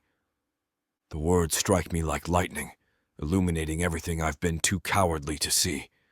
Her fingers tighten against my face, anchoring me to this moment, to her, to the truth that's been burning between us since that first stolen kiss. "You think he'll hate you?" I ask, voice barely above a whisper. "I think he'll hate us both." She doesn't blink, doesn't soften the blow with false comfort. I think he'll feel betrayed and furious, and like his world has been turned upside down. Then why? Because I can't marry Evan. Her words come out steady, certain, each syllable weighted with decision. Because I can't stand at that altar and promise to love someone else when my heart belongs to you. The city lights blur beyond the windows, reduced to streaks of gold and white against the gathering dusk. Rain continues its percussion against the glass, but inside this bubble we've created, there's only us and the choice that's been building since we first touched. "I've been living half a life," she continues, her thumbs tracing the lines around my eyes. "Saying yes to things I don't want, being grateful for crumbs when I'm starving for a feast. I'm done apologizing for wanting more. The fallout will be brutal. I know." She presses her forehead against mine, and I close my eyes, breathing in her certainty like oxygen. "But I'd rather weather that storm with you than spend my life wondering what we could have been." The silence opens between us, heavy with understanding. Her hands slide down to rest against my chest, over the heart that's been hers longer than either of us wants to admit. Through the expanse of floor-to-ceiling windows, the city sprawls below us, millions of people living their careful, constructed lives, playing by rules that suddenly seem as fragile as spun glass. "Together," I whisper, the word tasting like both promise and benediction. "Together," she echoes. And in the dim light of my living room, with our foreheads pressed together and our futures hanging in the balance, we make the quiet pact that will either save us or destroy everything we've ever known. Chapter 29. Janelle. The leather sofa cradles me like a confession booth, cool against my bare legs, where my oversized t-shirt has ridden up. The apartment breathes around me in that peculiar way spaces do at 2 a.m, ceiling fan humming its mechanical lullaby, the distant whisper of traffic 40 floors below. Evan's steady breathing, drifting from the bedroom. My journal lies open across my knees, pages filled with ink that looks black in the lamplight, but shows blue under closer inspection. The pen moves across paper with scratchy persistence, forming words I wouldn't dare speak aloud. Sometimes I feel like a bird in a cage made of gold. Everyone admires how beautiful the bars are, how perfectly they complement the room's decor. They don't see how the bird beats her wings raw against them. I pause, chewing the pen cap until the plastic gives slightly under my teeth. The metaphor feels too obvious, too much like the poetry I used to write in high school, before Dad convinced me that creative writing wouldn't pay the bills. There's a storm building on the horizon, not the kind meteorologists track with satellites and warn about on the evening news, the kind that builds inside a person when they've been holding their breath too long, when they've been saying yes when they mean no, when they've been grateful for scraps, when they're starving for a feast. The words Nathaniel and I exchanged earlier echo in my memory, mixing with the guilt that sits heavy in my chest like undigested food. I flip to a fresh page, letting the pen move without censoring. What happens when you meet someone who sees through the careful construction of your life? When they look past the smile you've perfected and the responses you've rehearsed? When they make you remember that you used to have opinions about things beyond flower arrangements and place settings? Silver threads catch lamplight like secrets. Blue eyes hold storms I want to sail into. Hands that know the weight of responsibility, but touch like prayer. The bedroom door opens with the softest click. I freeze, pen hovering over the page, as footsteps pad across the hardwood floors. Evan emerges from the darkness of his bedroom, shirtless and moving, with the careful grace of someone pretending to be more casual than they feel. His chest catches the light from my reading lamp, highlighting the definition he maintains with religious dedication to his personal trainer. Nell, his voice carries that tone he uses when he's fishing for information while pretending concern. Everything okay? It's late. Couldn't sleep. I close the journal with deliberate calm, but not before catching a glimpse of my latest entry sprawled across the page in handwriting that looks guilty even to me. Wedding planning brain. You know how it is? Evan settles onto the sofa beside me, close enough that his thigh presses against mine with proprietary familiarity. His hand finds my knee, thumb tracing circles against skin that doesn't respond the way it used to. Wedding planning at 2 a.m.? The question comes wrapped in a smile that doesn't reach his eyes. What's keeping you up? The flowers, the seating chart? Just general stress, worried about the details. The lie tastes stale, rehearsed from too much practice. You know how I get when there are a lot of moving pieces. His gaze drops to the journal clutched against my chest, and something shifts in his expression. The practiced concern sharpens into something more calculating. You've been doing a lot of writing lately. His fingers drum against my knee, a rhythm that feels more like interrogation than affection. Mind if I take a look? Maybe I can help with whatever's stressing you out. It's just stream of consciousness stuff, nothing coherent. All the more reason I should see it. His hand extends, palm up, with the expectant confidence of one who's never been denied access to anything he's wanted. Come on, Janelle. We're getting married. We shouldn't have secrets. The word secret slices through the air like an accusation. I clutch the journal tighter, acutely aware of the pages upon pages of veiled references to Nathaniel, to feelings I've been too cowardly to name directly but too desperate to keep entirely silent. Evan, really, it's just rambling. Then you won't mind sharing. His tone remains light, but still underlies the words. The hand on my knee tightens just enough to feel like a warning. What's mine is yours. What's yours is mine, right? Isn't that how marriage works? Before I can protest further, he leans forward and plucks several loose pages from the coffee table, sheets I'd torn from the journal earlier. Discarded drafts of thoughts too dangerous to preserve. The paper crinkles as he unfolds them, and my heart hammers against my ribs like something trying to escape. His eyes scan the first page, moving left to right with the mechanical precision of someone reading a contract. I watch his expression shift from casual interest to something colder, more focused. Sometimes I feel like a bird in a cage made of gold, he reads aloud, voice gaining an edge that makes my skin prickle. Everyone admires how beautiful the bars are. Evan. What happens when you meet someone who sees through the careful construction of your life? He looks up, dark eyes holding mine with laser intensity. Interesting wedding planning notes, baby. Very philosophical. The endearment sounds like an insult in his mouth. He flips to the next page, and I watch color drain from his face as he finds the passage about silver threads and blue eyes. Wedding planning notes that read more like escape plans. A laugh bubbles up from my throat, sharp and brittle as broken glass.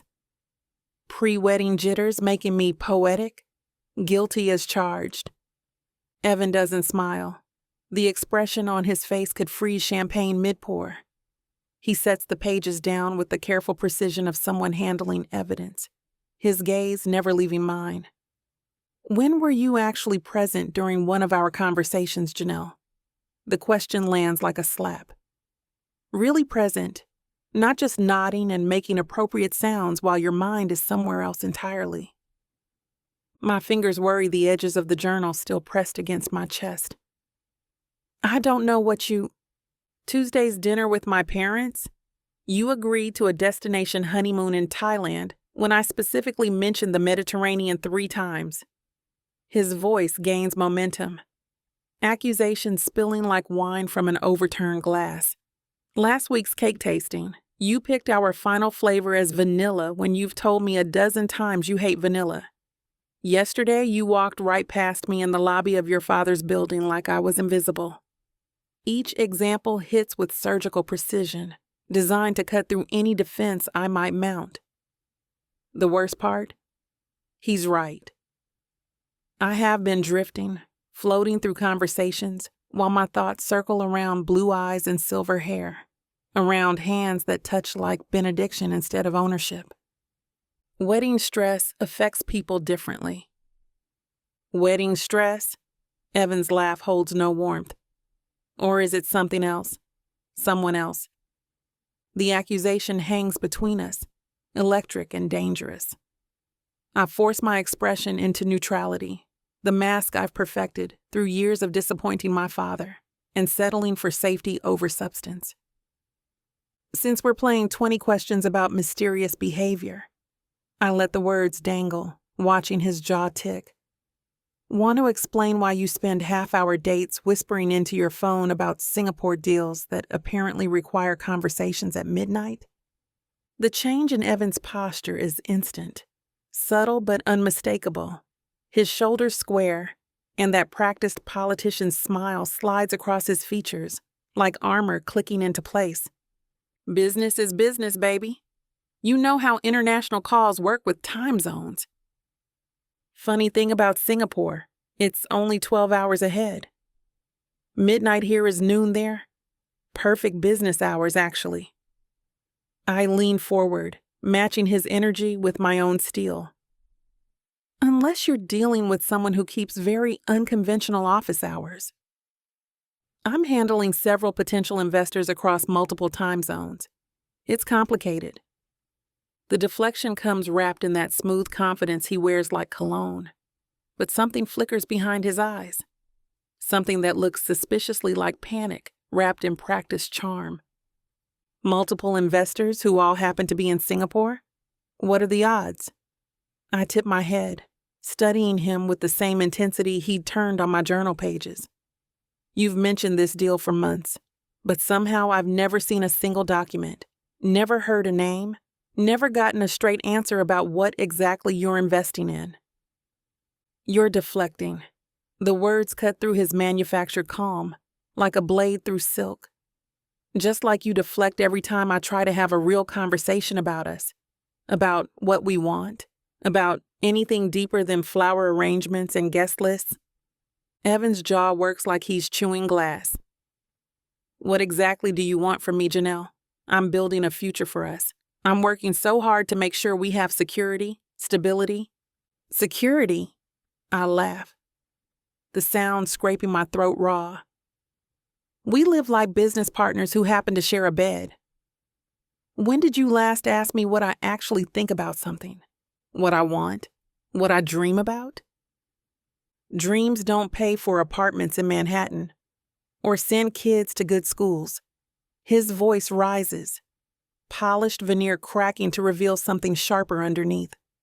Dreams don't build the kind of life your father expects for you. Maybe I don't want the kind of life my father expects. The admission slips out before I can catch it, dangerous and honest as a loaded gun. Evan's eyes narrow to slits. You're being so dramatic, pre-wedding nerves making you second-guess everything. It's normal. Normal? I clutch the journal tighter, pages crinkling under my grip. Nothing about this feels normal, Evan. We're planning a wedding like we're organizing a corporate merger, all logistics and no heart. There's plenty of heart. When? Show me when. I lean forward, challenge blazing in my voice. When did you last look at me, really look at me, and see something that made you smile? Not that sickening rehearsed smile you use for your clients, but a real one? His mouth opens and closes like a fish gasping for water. The oppressive silence stretches between us, thick with everything he can't say. We'll be fine after the wedding. The words drop flat as stones. Once all this stress is over, once we settle into married life, it'll get better. You just need to get over all of this. Get over this? The phrase tastes bitter as burnt coffee. You mean get through marrying you? You're twisting my words. I'm hearing them clearly for the first time. I stand, journal pressed against my chest like armor. You want me to get through becoming your wife like it's a dental procedure. Evan rises too, hands clenched at his sides. I'm trying to be understanding here, but you're making this impossible. 3 weeks, Janelle. 3 weeks until we're married. And you want to blow everything up over journal entries and philosophical nonsense? I want to feel something real again. The words crack like breaking glass. I want to matter more than the guest list and the seating chart and whatever Singapore deal you're hiding from me. I'm not hiding anything. Then show me the damn contracts. Show me one piece of paper, one email, one shred of evidence that this business you disappear for exists. His face hardens into marble. I don't have to prove anything to you. No. I back toward the hallway, journal clutched like a lifeline. You don't, just like I don't have to keep pretending this suffocation feels like a real relationship. Evan's control finally snaps. Fine. Go write in your little diary about how misunderstood you are. But when you wake up tomorrow, remember that walking away from me means walking away from everything. The security, the respect, your father's approval. Everything. He stalks toward his office, shoulders rigid with fury. The door slams with enough force to rattle the picture frames on the walls.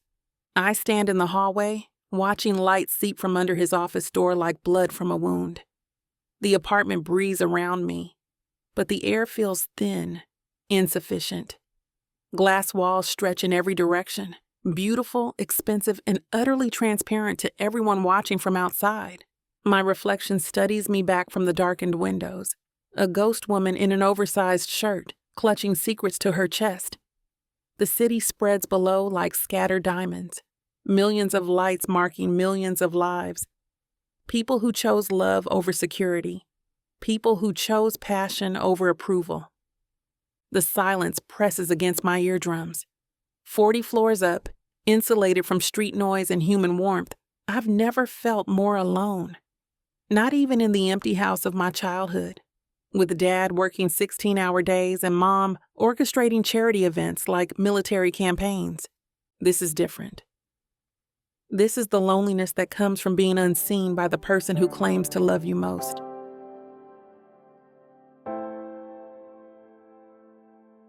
Chapter 30. Nathaniel. The passenger door opens with the soft click of expensive engineering, and Janelle slides into the leather seat like she's seeking sanctuary. Her hands wrap around a coffee cup from the Marina Cafe, knuckles white against the cardboard sleeve. Steam rises between us, carrying the bitter scent of over-extracted espresso, the kind of coffee you drink for function, not pleasure. I watch her reflection in the windshield as she stares out at Elliott Bay. The water stretches gray and restless under overcast skies, ferry boats cutting white wakes through the chop like scars. Her profile looks carved from shadow, cheekbones sharp with exhaustion, lips pressed into a line that speaks of words held back too long. You look like you've been through hell and back.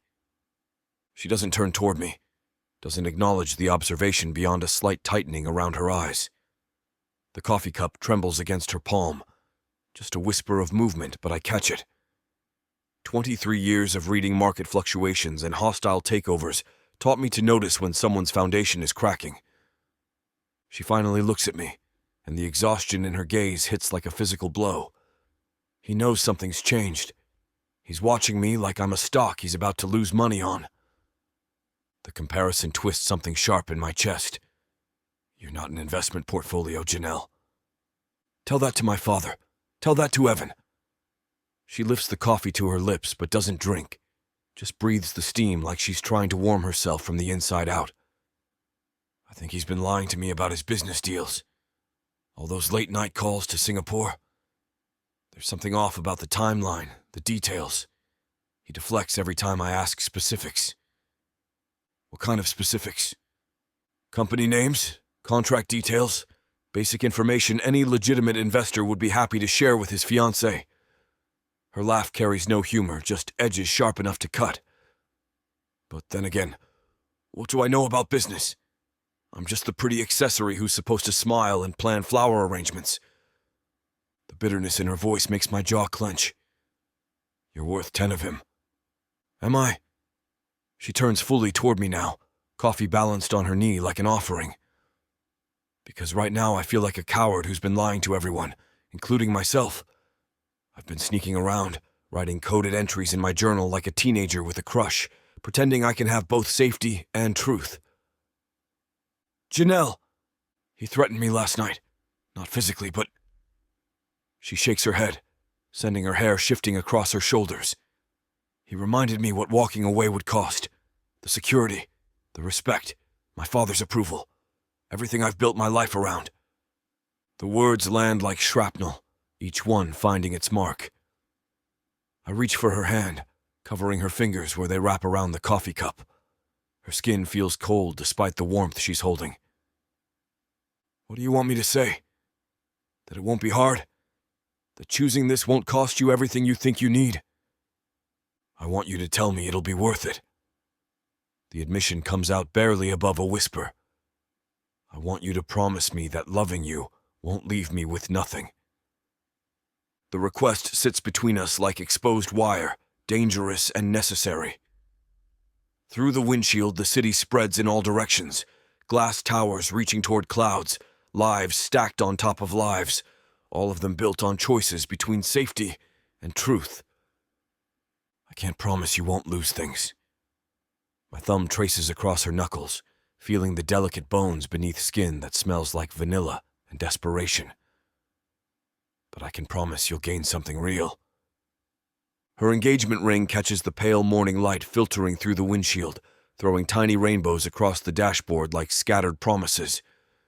The diamond sits there on her finger, a monument to everything we're destroying with every stolen moment, every whispered confession in the dark.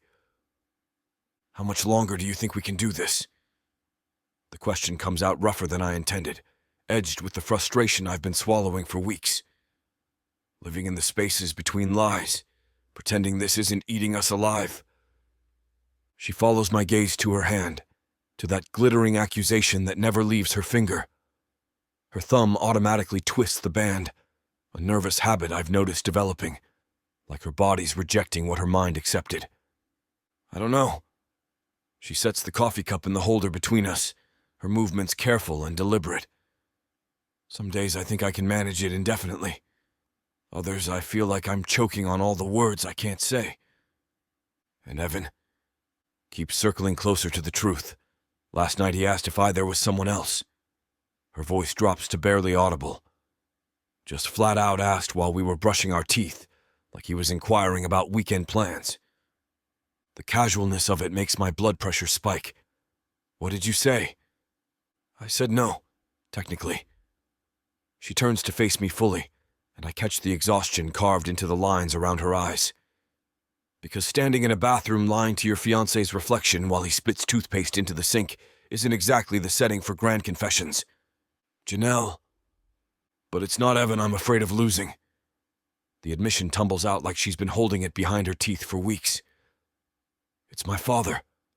God, Nathaniel. I've spent 25 years trying not to disappoint Robert Carter. Every grade, every choice, every boyfriend, all measured against his approval. Her hands shake as she reaches for mine, fingers cold despite the car's warmth. He looks at me like I'm his greatest achievement, his perfect daughter who made the perfect choice with the perfect man. Tears gather in her almond eyes, threatening to spill. How do I tell him I've been lying? That I've been sneaking around with his business partner, destroying everything he thinks he knows about me? You think loving me makes you less perfect? I think it makes me human. The tears fall now, tracking down her cheeks in silver lines. And I'm terrified he won't forgive me for that. I pull my hands away from hers, needing distance to say what comes next. The words taste like copper and broken glass, but they've been building pressure behind my teeth for weeks. This limbo we're living in, it's killing us both. My voice sounds rougher than I intended, scraped raw by sleepless nights and stolen moments that never feel like enough. You think staying with him protects you from breaking? You're already breaking, Janelle.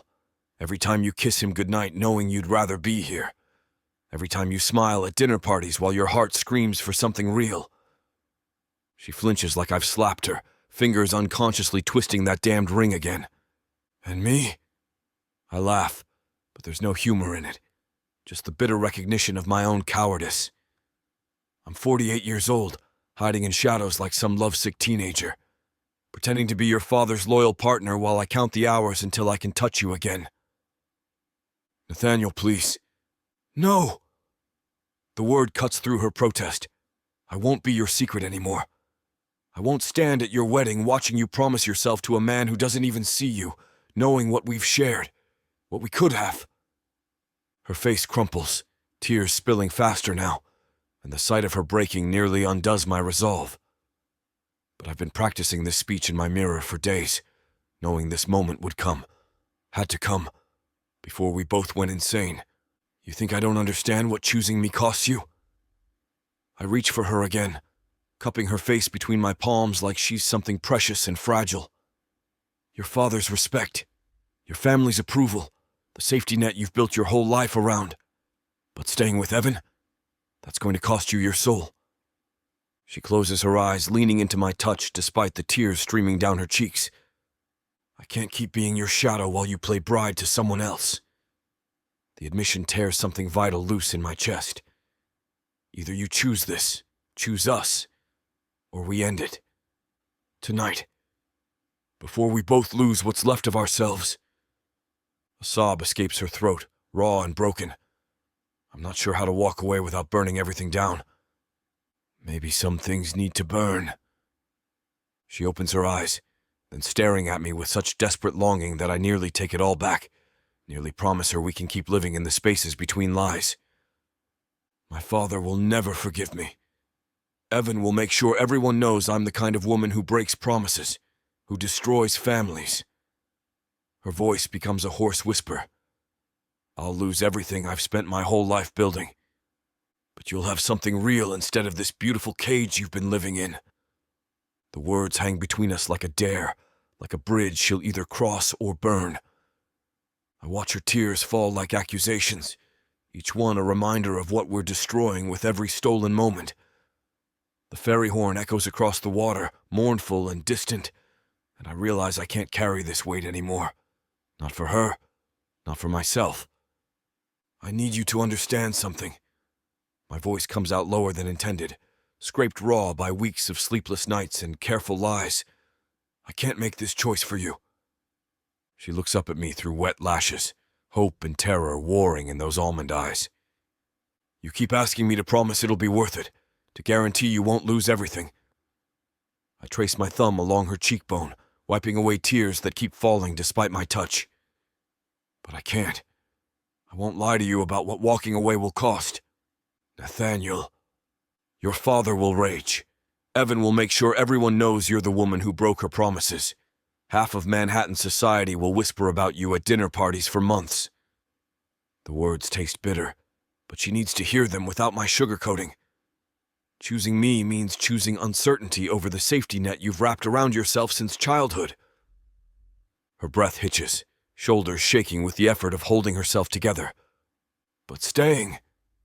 I lean closer, close enough to smell the vanilla scent of her skin beneath the salt of tears. Marrying him while you love me? That's not safety, Janelle. That's a slow death disguised as respectability. The coffee cup sits forgotten between us, steam no longer rising from its surface. Everything feels cold suddenly. The leather seats, the morning air seeping through the windows, the space between us that grows wider with every word I speak. Either way, we're destroying ourselves. I pull back, needing distance to say what comes next. If you choose him, I'll spend all the days of my life watching you pretend to be happy, while something vital withers inside you.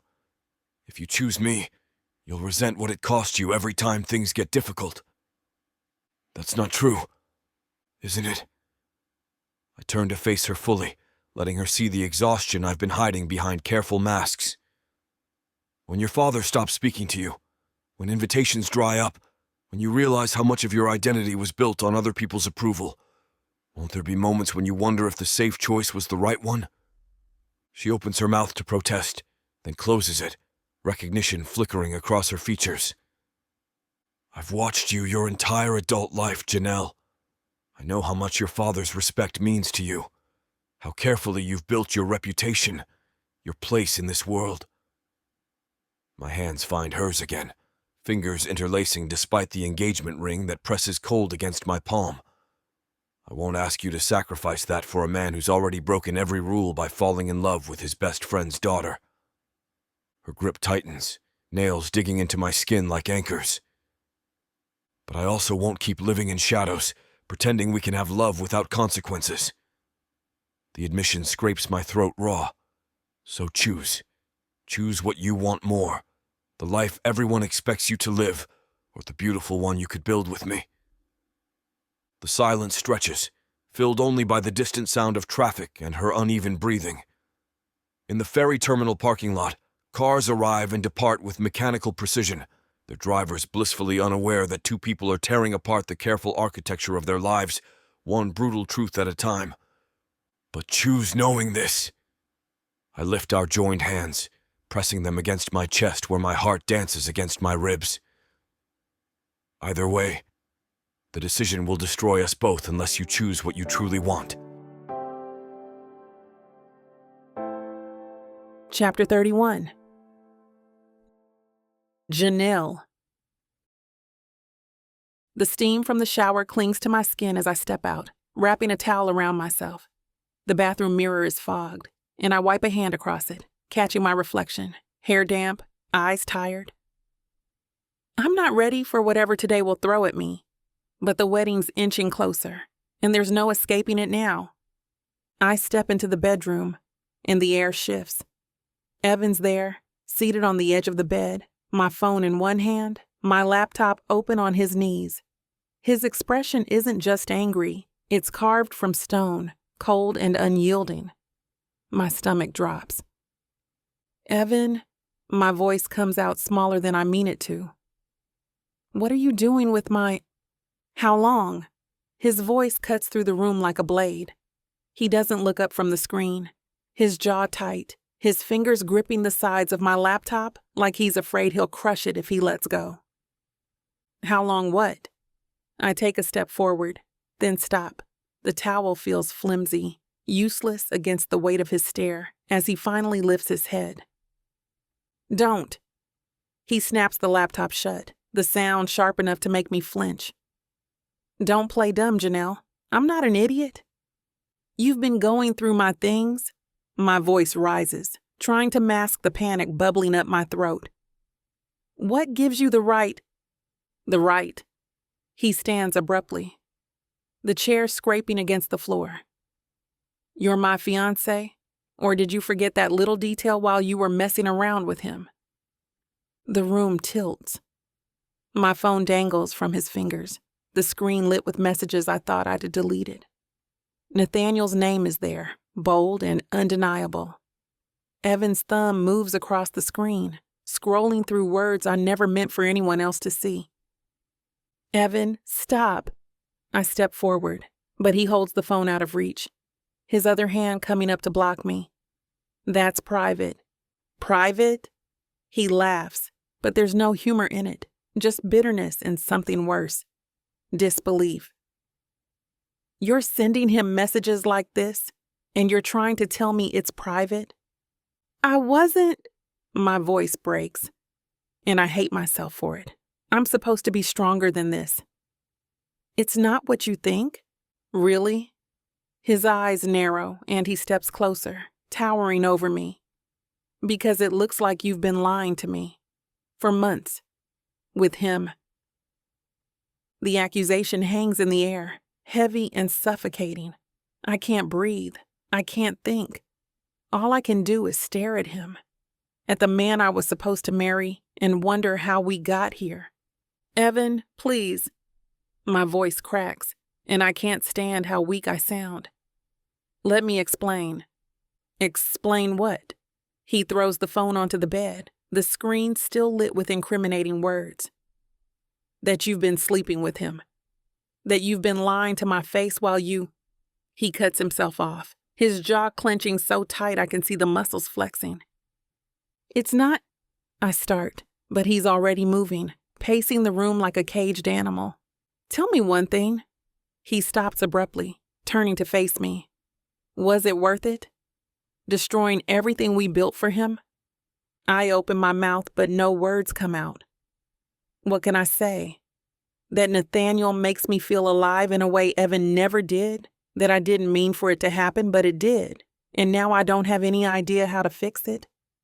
Answer me, Janelle. His voice is low, dangerous. I swallow hard, my throat dry. I don't know. The admission hangs between us, heavy and final. Evan's face hardens, and for a moment I think he might hit something. The wall, the chair, me. But he doesn't. He just stands there, staring at me with a look of disgusted hatred. Get out, he says finally, his voice flat. Evan, get out. He doesn't raise his voice, but the coldness in his tone is worse than shouting. Take your things and leave. I don't want to look at you right now. I stand there, frozen. The towel still clinging to my damp skin. The room feels smaller, tighter, like the walls are closing in. Evan turns away, his back to me, and I know there's nothing left to say. Evan's voice is calm, but it's the kind of calm that makes my skin crawl, like the stillness before a storm. He holds my phone in one hand, scrolling with his thumb, his eyes skimming over the screen. His jaw is tight, but his tone is measured, deliberate. I miss you. I think about you all the time. He reads the text aloud, his voice flat, and it's worse than if he'd shouted. Every time I'm with him, all I want is you.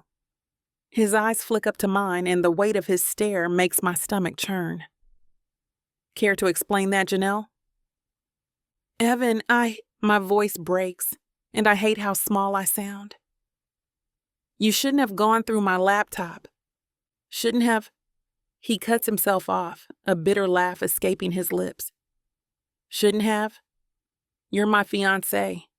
Or were you forgetting that while you were sending these? He holds the phone up, the screen bright with my guilt. How long has this been going on? Weeks? Months? I swallow hard, my throat dry. It wasn't supposed to happen. I didn't plan... Oh, spare me the goddamn cliches. His voice snaps like a whip, and I flinch. You didn't plan to fall for him? Didn't plan to humiliate me? Destroy everything we built? He steps closer, and I can just see the anger simmering beneath his calm exterior. Do you even realize what you've done? What you're risking? I know, I whisper, my hands clenching at my sides. I never wanted to hurt you, but you did. His voice is low now, dangerous. You chose him, over me, over us, over everything we were supposed to be. And for what? Some ridiculous fling? It's not a fling. The words burst out before I can stop them, and his eyes narrow. Really? He steps closer, his voice rising. Because that's what it looks like from where I'm standing. You threw away our future for a man twice your age, who's probably just using you to stroke his ego. Do you honestly think he loves you? Don't. My voice cracks, and I hate the way it sounds, weak, unsure. You don't get to decide what he feels. And you don't get to decide who I am. The words explode out of him, his composure shattering. You don't get to lie to me, betray me, and then act like you're the victim here. You humiliated me, Janelle. You made a fool of me. I never meant to, but you did. His voice is raw now, his anger cutting through the room. You did. And now there's no coming back from this. You've destroyed us. For him. He spits the last word like it's poison, and something in my chest breaks open. Evan, please, I whisper, reaching for him, but he steps back, his expression hardening. Don't. His voice is cold, final. Just don't. Evan's laugh is sharp, cutting through the room like shards of glass. You think you're so special, don't you? He steps closer, his voice dripping with disdain. You're lucky I even chose you. Lucky someone like me wanted you. Did you ever stop to think about that? Lucky? My voice shakes, but I step forward anyway, my hands balling into fists at my sides. You think I'm lucky? To be suffocated? To be told what to think, what to feel, what to wear? To be treated like some accessory in your perfect, sterile little life? Evan exhales a sharp, humorless laugh, rolling his shoulders back like he's loosening up for a fight. His fingers tap once against the edge of my phone before tossing it onto the bed between us. You think you're the only one who's been playing games? I freeze. His smirk is too sharp, too satisfied. What? The word comes out brittle. He leans in, voice dropping to a vicious whisper. Months, Janelle. My assistant, Elise. You've met her. Blonde, quiet, eager to please. His grin widens at the way my breath hitches. She's been in my bed every time you cancel plans to work on wedding stuff. The room tilts. My fingers dig into the towel still wrapped around me, the damp fabric suddenly suffocating. You're lying. Check my text. He shrugs, nodding toward his phone on the dresser. Unless you're too scared to see how little you mattered. I don't move. Can't. My pulse thunders in my throat, but Evan just watches me, cold amusement flickering in his eyes. Here's the fun part, he continues, stepping closer until the heat of his anger licks at my skin. I was going to end it with her after the wedding, do the right thing, he scoffs. But now I'm walking away clean. And you? He leans in, his breath hot against my ear. You don't get to be the heartbroken fiancé. You don't get to run to Nathaniel like some tragic heroine. I jerk back. You wouldn't. Oh, I will. His hand snaps out, gripping my wrist hard enough to bruise. First, I'll tell your father, then the press. And Nathaniel? He releases me with a shove. He'll drop you the second he realizes you're not worth losing everything over. My knees threaten to buckle, but I lock them, forcing my voice steady. You're pathetic. Evan barks a laugh. And you're finished. He snatches his keys off the nightstand, pausing at the door. Pack your dump. I want you gone by the time I get back. The slam of the door rattles the walls. I don't realize I'm shaking until my nails bite into my palms. Elise. The name slithers through my mind, twisting like a knife. I have to call Nathaniel.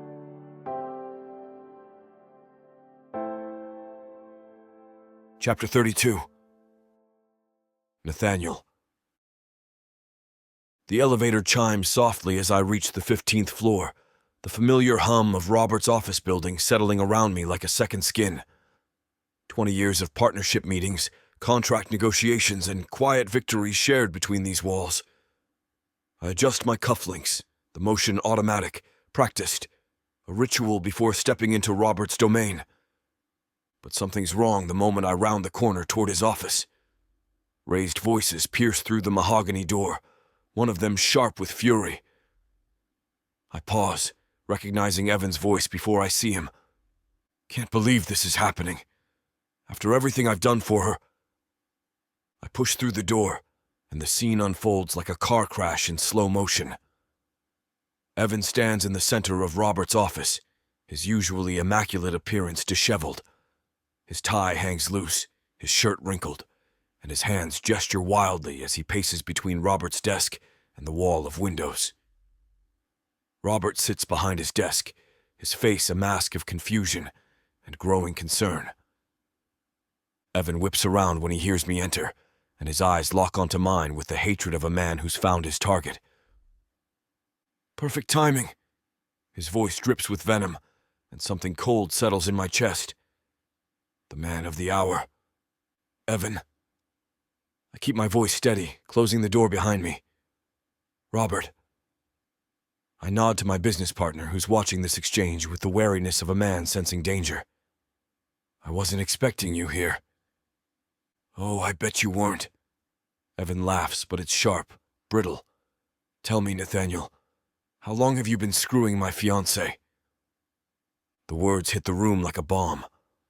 Robert's face goes slack, his coffee mug frozen halfway to his lips. I feel the blood drain from my face. But years of boardroom negotiations have taught me to keep my expression neutral even when the world tilts off its axis. Excuse me?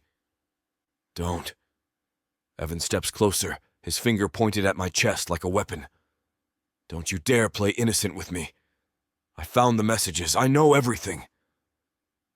Robert's mug hits his desk with a sharp crack, coffee sloshing over the rim. What the hell is going on here? Evan turns to Robert, his movements jerky, uncontrolled. Your daughter has been having an affair. With him. He jerks his thumb toward me, his voice rising. Your trusted business partner. Your friend. The man you invited into your home, your family. That's enough. My voice cuts through his rant, low and dangerous. Every instinct screams to deny it, to deflect, to protect what I can. But looking at Evan's face, twisted with rage and humiliation, I know there's no point.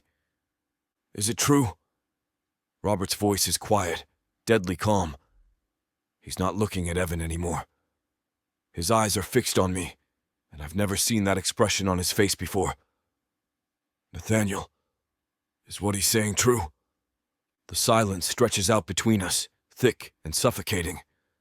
Through the windows, the city continues its relentless pace, oblivious to the destruction happening in this room. Answer me.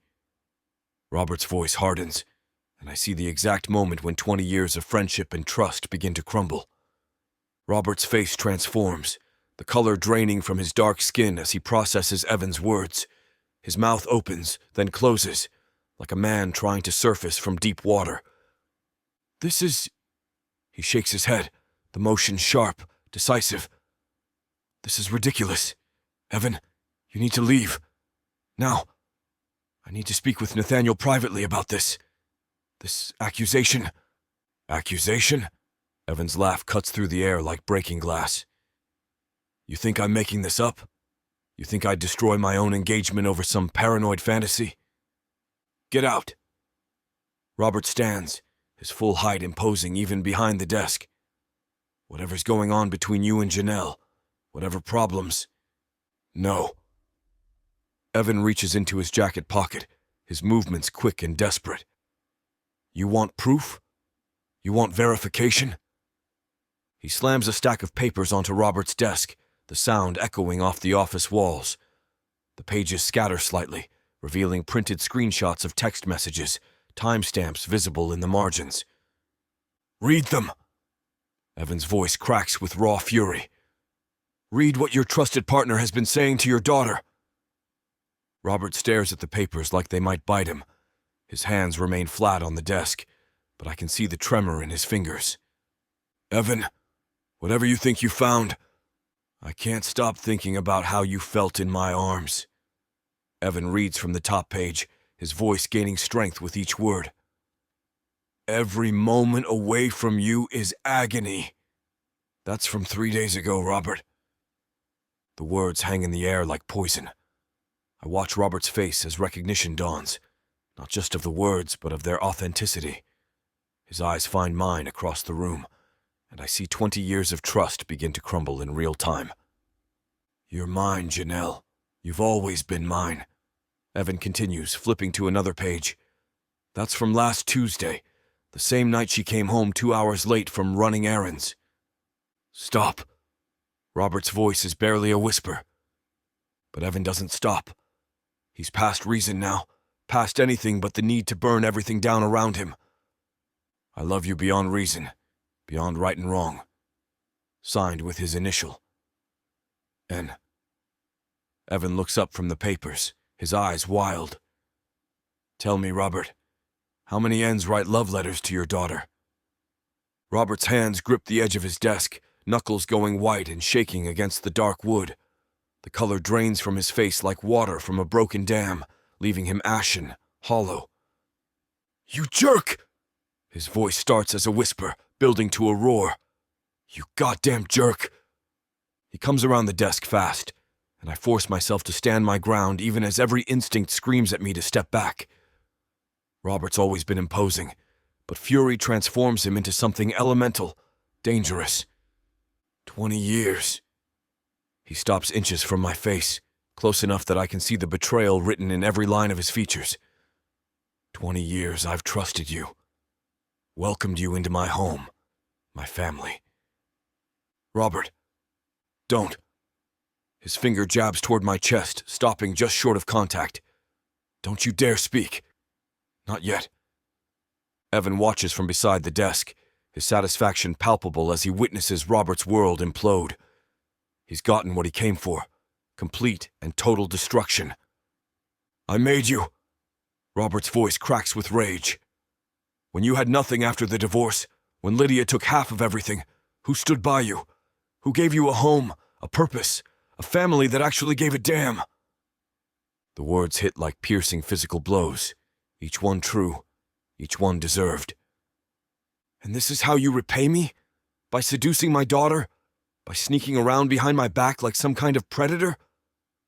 I never intended... Intended? Robert's laugh is bitter, sharp enough to cut. What exactly did you intend, Nathaniel? To screw her until you got bored?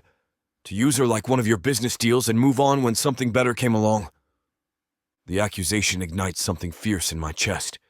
My hands clench into fists at my sides, and I feel the careful control I've maintained for months finally crack. No. My voice comes out harder than I've ever used with Robert. That's not what this is.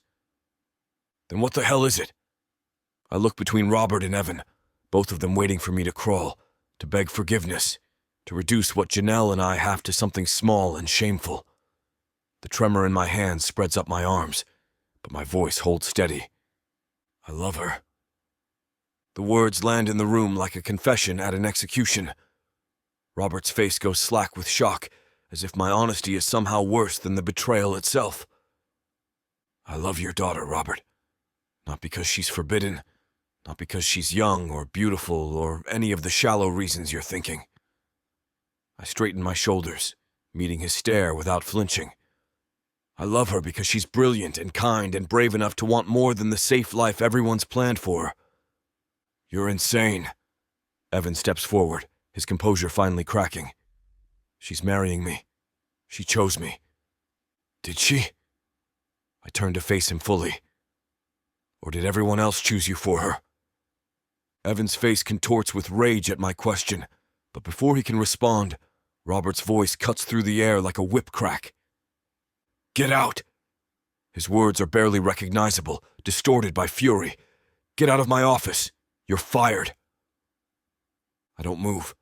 20 years of partnership, of building something together from nothing, reduced to a few angry words.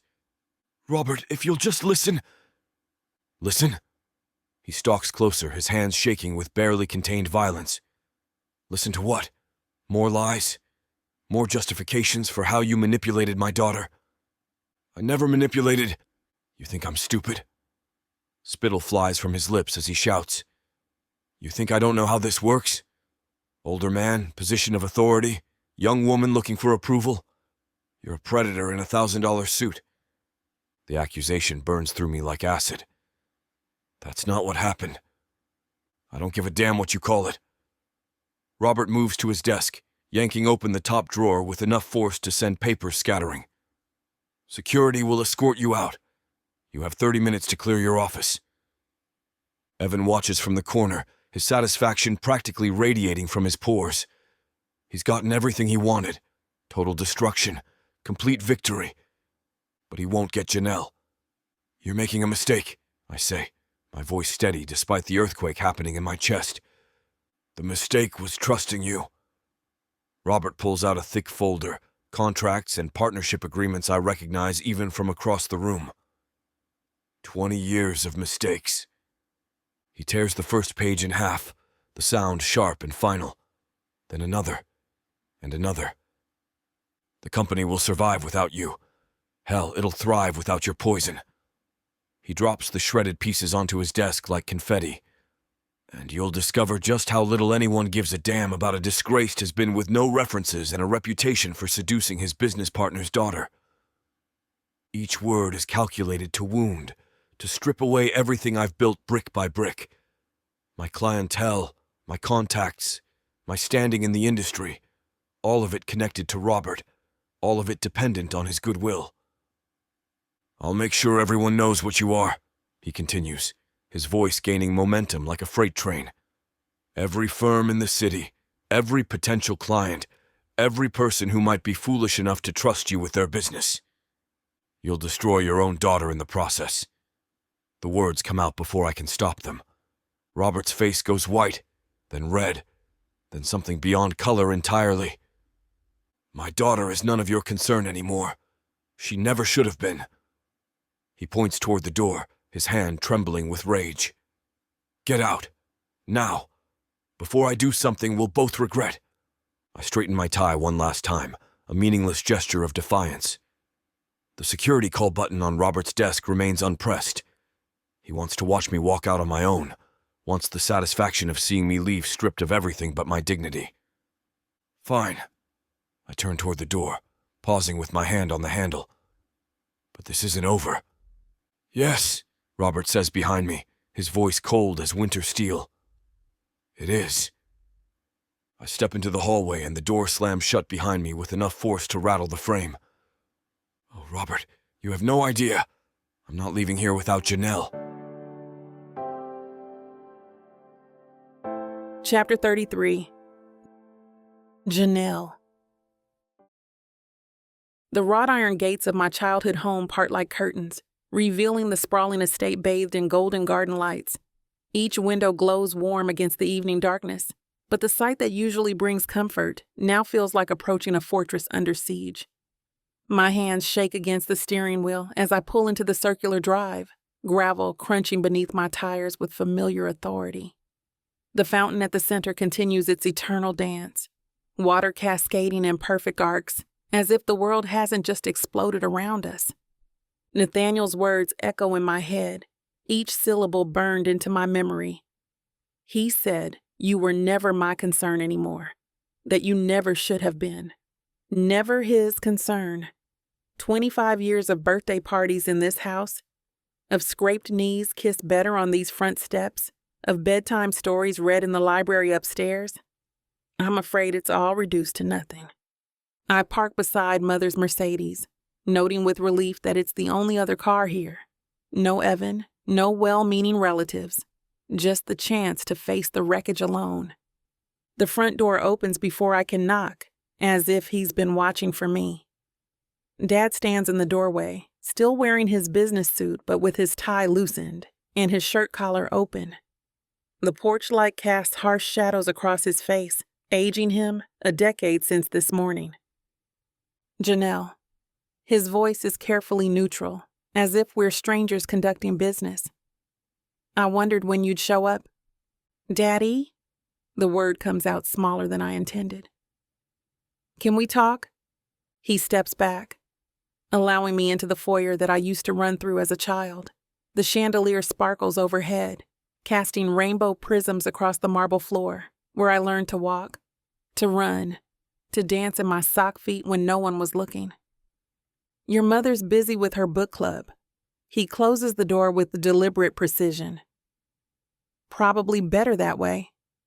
I follow him through the hallway, lined with family portraits, christenings and graduations, holiday dinners and business awards. All of us smiling, all of us perfect. all of us lying. He leads me to his study, the sanctuary where he's made every important decision in our family's history. The room smells of leather and whiskey, of success and tradition. Floor-to-ceiling bookshelves line the walls, broken only by windows that overlook the gardens where I played as a child. But it's the desk that stops my breath. Scattered across its surface are framed photographs. Me at 5 in pigtails, gap-toothed, and grinning. Me at 10 with my first cello recital program. Me at 18 in my cap and gown, him beaming beside me at graduation. And there, in the corner, the photo from my college acceptance letter. The moment he said he'd never been prouder of anyone in his life. Sit. He gestures to the chair across from his desk, the same one where I've received praise and punishment for as long as I can remember. I perch on the edge of the leather seat, my spine straight despite the tremor in my hands. He settles behind his desk like a judge behind a bench, and I realize this isn't a conversation. It's a trial.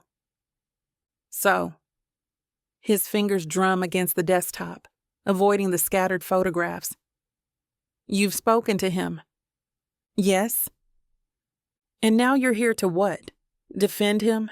Justify what you've done? The accusation hits like a slap, but I force myself to meet his gaze. I'm here to talk to my father.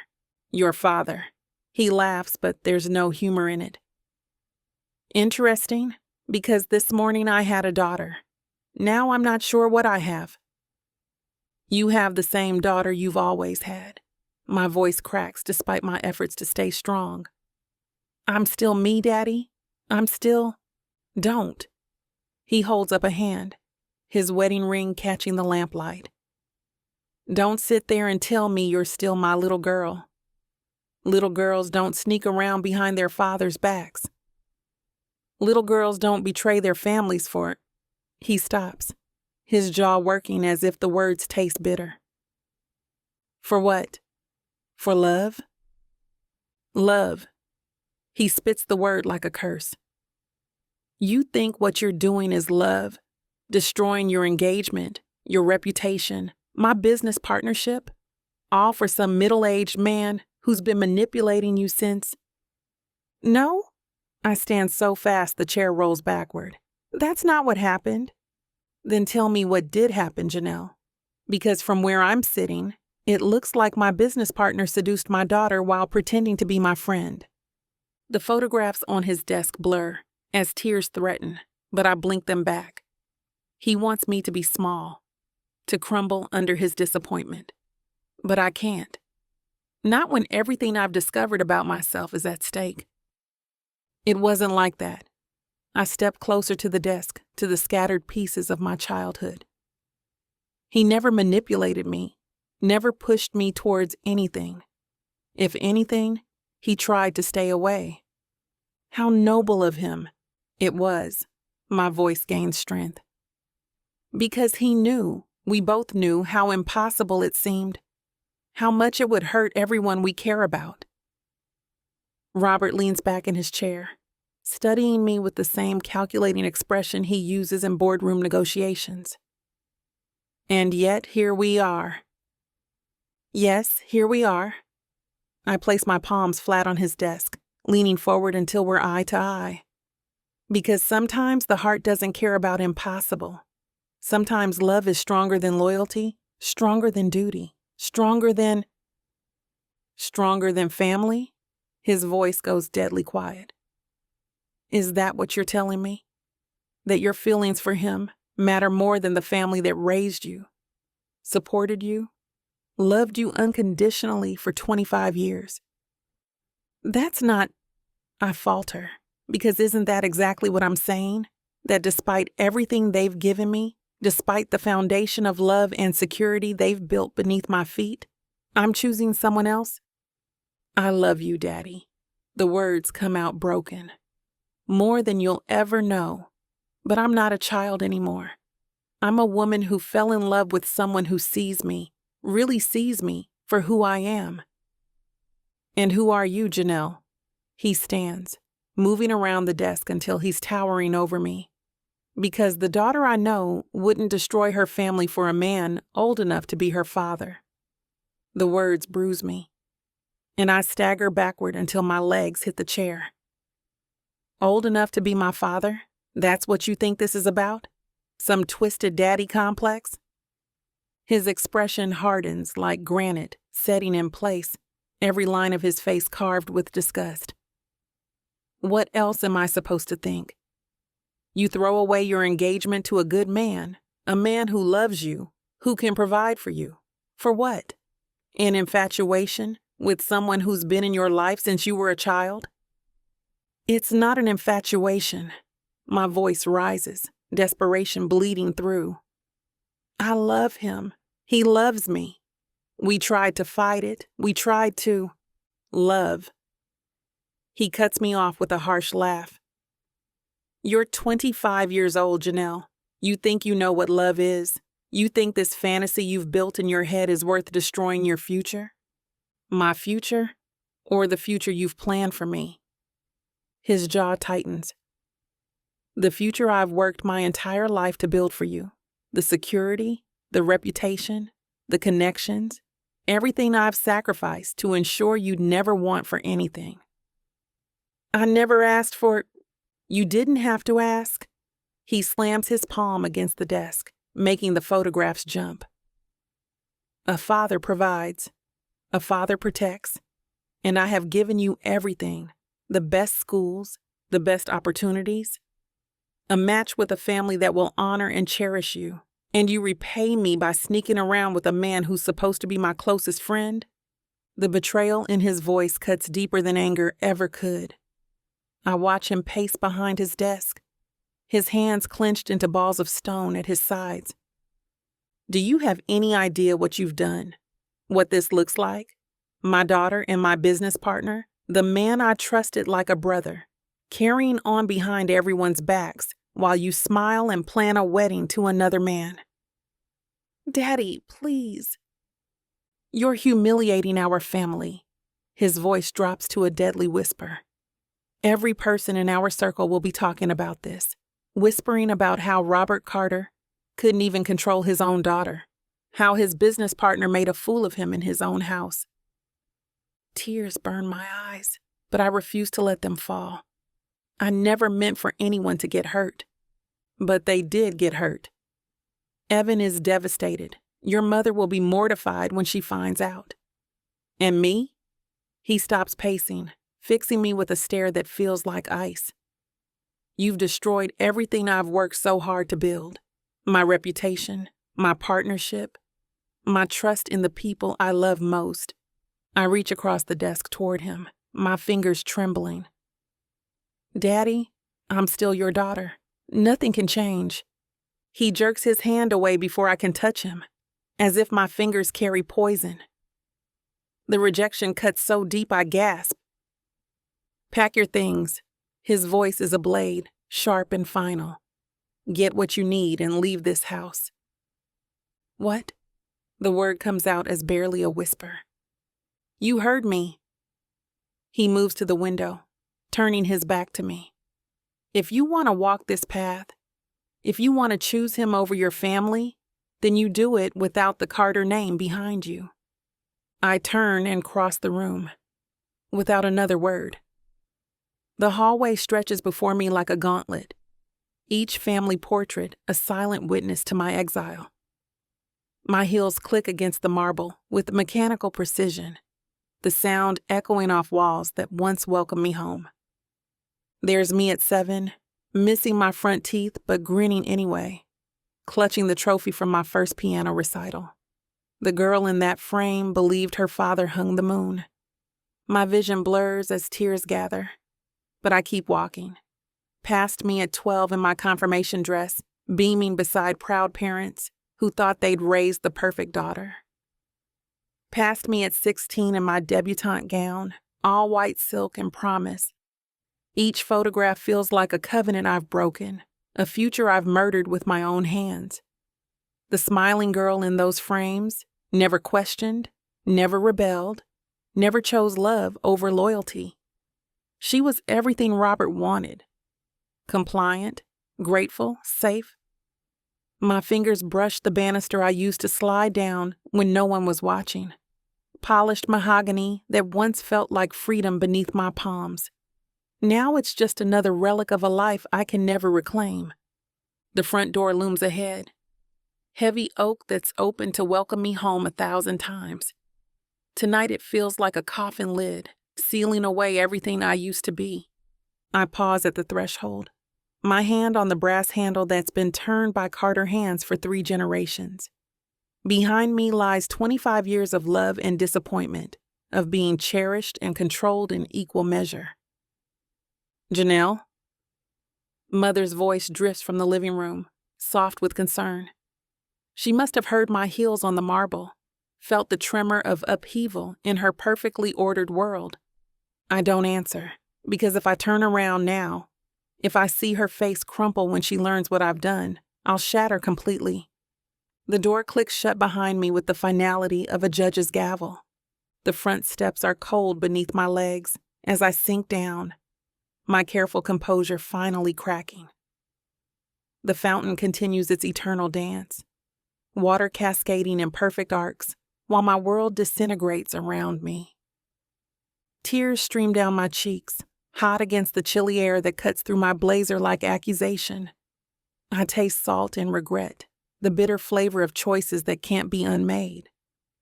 My phone buzzes, a text from Nathaniel asking if I'm all right. The screen blurs through my tears, but his name alone sends warmth through my chest. I wipe my face with trembling fingers, tasting the rebellion on my lips.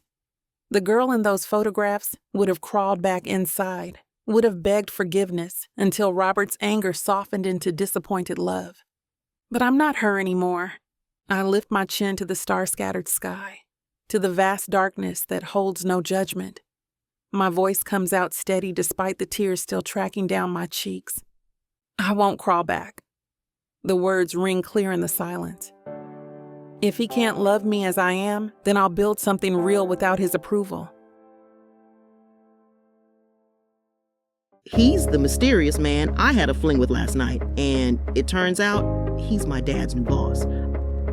I was getting IVF, but the donor came in and wanted his stuff back. It was too late. Now we're stuck together and I'm having his baby. Ready to dive into a world where passion meets intrigue, where love knows no bounds. If I don't find a woman to marry in the next 24 hours, then my entire company is going to be taken from me. There's only one woman I can ask, but she hates me because I ruined her father. Introducing the Escape Your Life with Romance Book Bundle by Amazon best-selling author Tyla Walker, a collection of 100 standalone romances that promised to sweep you off your feet. And the best part? Get 90% off on the whole bundle, baby. For $99.99, you'll get over 800 hours of pure romance with strong alpha males and sassy women who don't back down. They can pass all the tariffs they want, ladies. But you won't find this deal for 100 audiobooks for less than $1 each anywhere else. 90 cents per book for all the dirty fun I can handle? How could I say no to that? Visit TylaWalker.com to grab this bundle today. Get ready to escape your life. With Miss Tyla.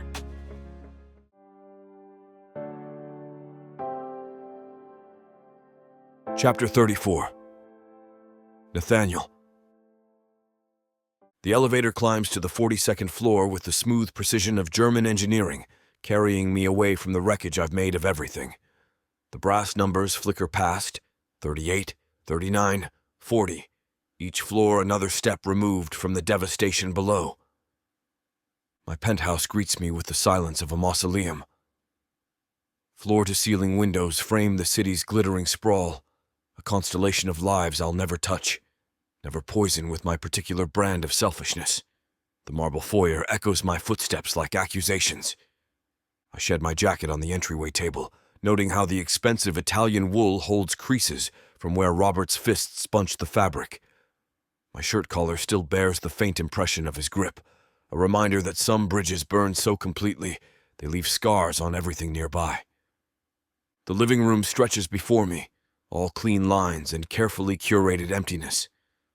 No family photographs clutter the surfaces. No wedding invitations demand responses. Just the sterile perfection of a man who convinced himself that isolation equaled control. My briefcase clicks open with mechanical precision, spilling files across the coffee table like entrails.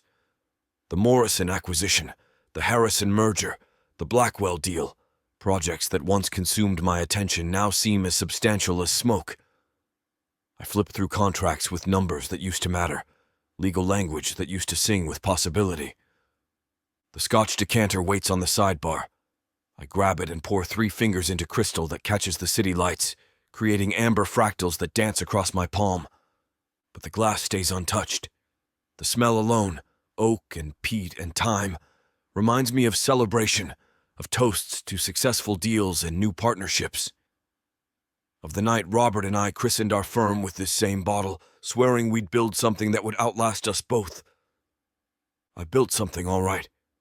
A reputation for loyalty that crumbled the moment I wanted something more than I feared losing everything. The files blur as I flip through depositions and financial statements, searching for something to occupy the machinery of my mind. Numbers that once organized themselves into elegant solutions now swim meaninglessly across the pages. Legal precedents that used to illuminate clear paths forward dissolve into gibberish. My phone sits silent on the table, screen dark like an accusation. No messages from Robert demanding explanations I can't give. No calls from Evan seeking apologies I don't deserve to offer. No texts from Janelle. I close that thought before it can take root. She's better off without my particular brand of poison spreading through her bloodstream, contaminating everything she touches with the stench of scandal. The Scotch finally finds my lips, burning a path down my throat that feels like penance. Like the first honest thing I've done in months. Dawn creeps across the windows with reluctant fingers, painting the marble floors in shades of regret. I've been walking these halls for hours, bare feet silent against stone that once felt like sanctuary. Every room holds echoes I can't escape.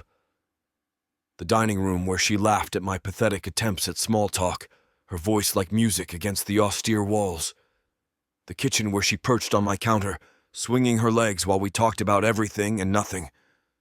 The bedroom where I worshipped her with hands that had no right to know her skin. I pause in the doorway, staring at sheets I haven't changed because they still smell like her. Jasmine and possibility, warmth, and the kind of hope I thought I'd forgotten how to feel. The indent of her head on my pillow looks like an accusation in the half-light.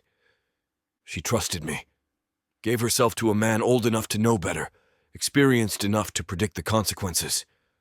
I told her I'd fight for her, protect her, stand between her and the fallout.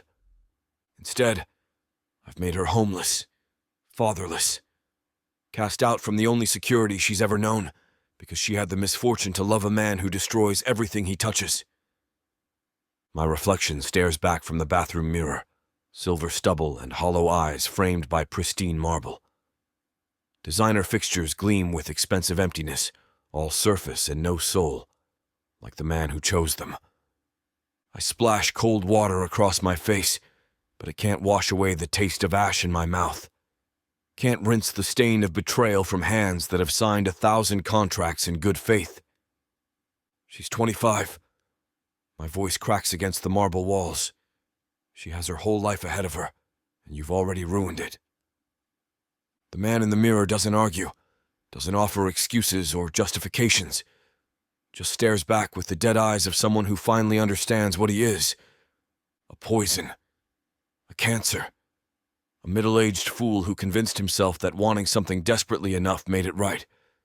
I close my eyes, but I can still see her face in Robert's study, tears streaming while she defended choices that will haunt her forever. Can still hear her voice breaking as she stood between 2 impossible futures, choosing love over safety because I was too selfish to walk away. The scotch tastes like vinegar when I return to the living room, but I drink it anyway. 1 glass becomes 2, becomes 3. Liquid numbness that dulls the edges without erasing the shape of my guilt. Files scatter across the floor where I've knocked them, legal documents mixing with financial projections in a chaos that mirrors the state of my life. 20 years of careful planning, of building something that mattered, reduced to paper scraps by one moment of honesty. My phone lights up with a text notification, and my heart stops. But it's not her, just my assistant confirming tomorrow's meetings, oblivious to the fact that Hayes and Carter probably no longer exists. I delete the message without responding. Some conversations require more courage than I possess.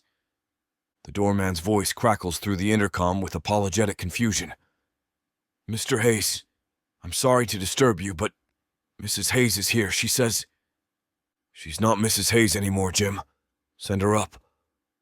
I disconnect before he can finish explaining whatever lie she's spun. Lydia never announces herself unless she wants something, and given the spectacular destruction of my reputation over the past 24 hours, her timing feels less coincidental than predatory. I don't bother changing from the wrinkled shirt I've worn for 2 days. Don't attempt to mask the scotch on my breath or the stubble that's edged past fashionable into disheveled. Let her see what her prophecies have wrought. The elevator dings with mechanical cheer, followed by the staccato percussion of designer heels across marble. She doesn't knock, never has, even after the divorce papers dried, just sweeps through my foyer like she owns the air itself. "Nathaniel." Her voice carries the particular satisfaction of someone whose worst predictions have come true. "You look terrible." She's dressed for conquest in pearl gray silk, her hair pulled into a chignon that could cut glass. The diamonds at her throat catch the morning light like fragments of ice. "Lydia." I don't rise from the sofa, don't offer drinks or pleasantries. To what do I owe this unexpected visit? Can a concerned ex-wife check on an old friend? She perches on the edge of my leather chair with feline precision, spine straight as accusation. Especially one who's just destroyed his life so spectacularly. The morning news hadn't carried the story. Wouldn't, given the private nature of our circle. But gossip travels faster than wildfire among people with too much money and too little purpose. Someone saw Evans storming out of Robert's office yesterday. The pieces assembled themselves into scandal with ruthless efficiency. I suppose congratulations are in order. I pour another scotch, noting how steady my hands remain. Your predictions about my self-destructive tendencies proved remarkably accurate. Oh, darling. Her smile sharpens to surgical precision. I take no pleasure in being right about this. The lie sits between us like a third person, obvious and unacknowledged. Lydia has always found vindication more intoxicating than wine. Of course, the poor girl will recover. She examines her manicure with studied casualness. 25 is so resilient, isn't it? She'll find someone more appropriate, someone closer to her own age, her own circumstances. The scotch turns to acid in my throat. Is that your professional opinion, Dr. Hayes? It's reality, Nathaniel. Her voice carries the patronizing patience she reserves for particularly slow children. You've had your midlife crisis, quite thoroughly, I must say. But now comes the cleanup phase. She rises with fluid grace, moving to my windows where the city spreads below like a chessboard. Robert will calm down eventually. Evan will find another suitable bride, and that little girl will realize she confused gratitude with love. Her name is Janelle. I know what her name is. Lydia doesn't turn from the window. Just as I know this was inevitable from the moment you started looking at her, like she was salvation instead of sin. My glass hits the coffee table harder than intended, crystal ringing against marble like a bell tolling. You don't know anything about this. Don't I? She pivots with theatrical precision, eyes bright with cruel amusement. I know you, Nathaniel, better than anyone. You've always been drawn to the forbidden, the impossible. It's what made you so deliciously miserable to live with. The words hit their target with sniper accuracy. She's not wrong, has never been wrong about the darkness that drives me, the hunger for things just beyond reach. But she's miscalculated the depth of what she's trying to dismiss. You're right about one thing. I stand slowly, deliberately, letting my full height tower over her petite frame. You do know me, which means you should recognize when I'm done playing your games. Her smile falters at the edges, uncertainty flickering across features schooled in perpetual control. Janelle isn't a phase or a mistake or some symptom of middle-aged desperation. Each word drops like a stone into still water. She's the woman I love. The woman I'd destroy everything for all over again, without hesitation. Nathaniel, and your days of manipulating my guilt, of feeding on my self-doubt like some emotional vampire. I step closer, watching her retreat toward the window. Those days are over. Lydia's eyes widen, her mouth pursing into a thin line of disapproval. Without another word, she turns and walks toward the hallway. The elevator closes behind Lydia with mechanical finality, sealing me back into my pristine tomb. Her perfume lingers like smoke from a house fire, expensive and toxic, clinging to everything it touches. I pour another scotch, though the bottle feels lighter than it should. The amber liquid catches the late afternoon sun streaming through my windows, creating patterns that dance across marble floors like mockery. Coward. The word echoes off the walls, spoken to my reflection in the darkening glass. Hide behind your guilt, and call it nobility. The city spreads below me in geometric precision, glass towers reaching toward clouds that promise rain. Traffic flows in arteries of light, each car carrying someone with purpose, with destinations that matter. I used to be one of them, a man who moved through the world with intention, who built things that lasted. Now I stand 42 floors above the wreckage of everything I've touched, convincing myself that isolation equals honor. My phone stares at me from the coffee table, screen dark as accusation. No messages, no calls. Just the digital silence of a man who's burned every bridge worth crossing. She's out there somewhere. In a hotel room, maybe, or sleeping on Camille's couch. Homeless because she chose me over safety. Fatherless because I was too selfish to walk away, when walking away might have saved her. The scotch burns going down, but it can't cauterize the wound that keeps bleeding. Can't numb the voice that sounds suspiciously like Lydia, whispering poison about age differences and appropriate choices and the natural order of things. 23 years. I press my forehead against the cool glass, watching my breath fog the surface. What kind of future could I give her? Gray hair and reading glasses and joints that creak when I stand too fast? But even as I catalog my inadequacies, her voice cuts through the static, breathless and certain in my darkened bedroom, fingers tracing patterns across my chest while she spoke of the life we could build together. I don't care about any of that, she'd whispered against my neck. I care about this, about us, about the way you see me. The way I see her, not as Robert's daughter or Evan's appropriate bride, but as Janelle, brilliant and funny and fierce beneath all that careful composure. A woman who deserved to be chosen for herself, not settled for out of obligation. She loved you.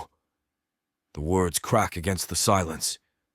Not your money or your reputation or your carefully constructed image.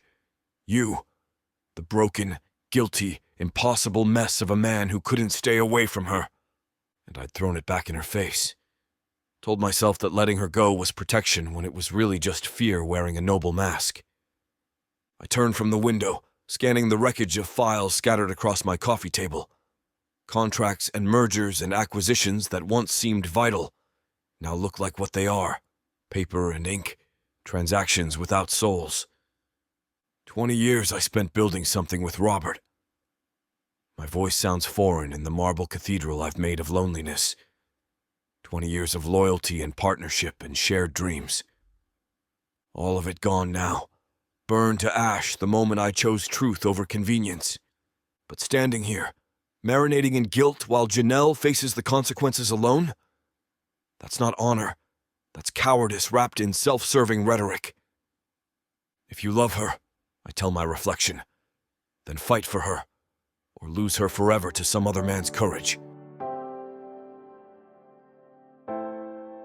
Chapter 35. Janelle. The elevator in Camille's building wheezes between floors like an old man climbing stairs, each mechanical groan matching the ache in my chest. My overnight bag feels impossibly heavy for something containing so little. A toothbrush, clean underwear, the silk pajamas I grabbed while Daddy's voice still echoed through the house like thunder. Get out! You're no daughter of mine. The words loop in my head with the persistence of a broken record, scratching deeper grooves with each repetition. 25 years of being his perfect princess, and it all crumbled the moment I chose my own path over his carefully constructed plan. Camille's door swings open before I can knock, her expression shifting from curiosity to concern in the space between breaths. She's wearing paint-splattered overalls and a head wrap that somehow manages to look editorial rather than utilitarian, the kind of effortless style that's always made me feel like I'm playing dress-up in my own life. Janelle, what? I step past her into the warmth of her living room, where canvases lean against exposed brick walls, and the air smells like turpentine and the vanilla candles she burns to mask it. Her easel holds a half-finished painting of women dancing, their faces tilted towards light that seems to pour from their skin rather than the sky above. My legs give out somewhere between the doorway and her vintage leather couch, depositing me onto cushions that have absorbed years of late-night conversations and wine-soaked confessions. The overnight bag slides from my shoulder, landing with a soft thump that somehow sounds like finality. My voice cracks like ice under pressure. Can I stay here, just for tonight? Maybe longer? I don't know. Baby. Camille closes the door with deliberate quiet, the lock clicking home like a period at the end of a sentence. What happened? The question opens something inside me that I've been holding closed with the last shreds of my self-control. The tears come in waves, each one carrying pieces of the life I've spent years building. The perfect daughter, the appropriate fiancé, the woman who never caused trouble or made waves or wanted anything beyond what others deemed suitable. Daddy threw me out. The words taste like ash and betrayal, bitter on my tongue. Told me I'm no daughter of his, that I've disgraced everything he worked to build. Camille sinks onto the coffee table across from me, her knees brushing mine in a gesture of solidarity that makes me cry harder. She doesn't offer platitudes or rush to fill the silence with solutions, just sits with me in the wreckage, like she's done since we were children, scraping our knees on playground asphalt. Evan found the messages. I swipe at my cheeks with the back of my hand, but the tears keep coming. Text messages between Nathaniel and me. Nothing explicit, just enough.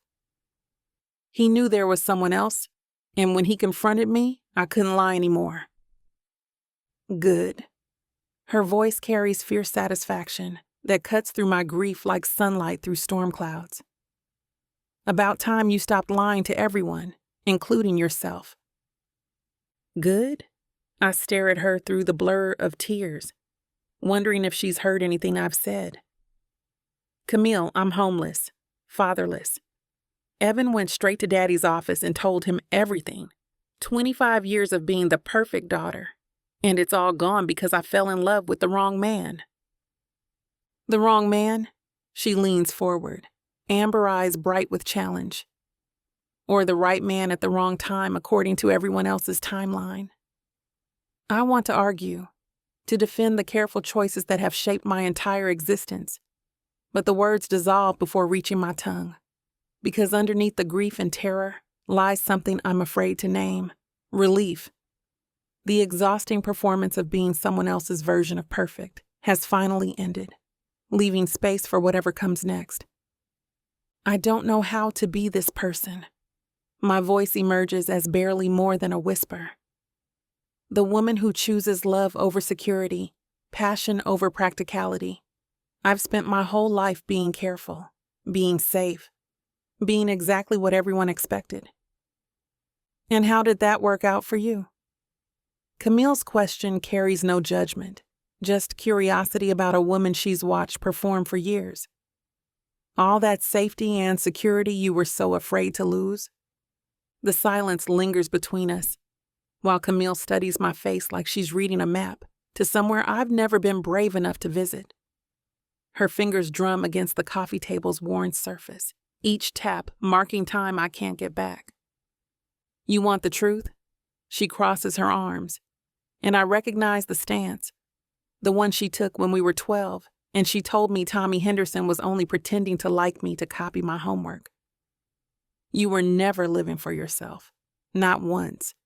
Every choice, every smile, every careful word, all performance for an audience that was never going to applaud anyway. That's not fair, true. Her laugh carries no humor, just the sharp edge of recognition. Janelle, when's the last time you picked something because you wanted it? Not because Daddy would approve, or Evan would smile, or the church ladies would nod? When? The question hangs in the air like smoke, stinging my eyes with its clarity. I reach back through years of careful decisions, searching for a moment of pure choice, of wanting something simply because it made me feel alive. The search comes up empty, and the realization sits in my chest like a stone. I can't, my voice fractures.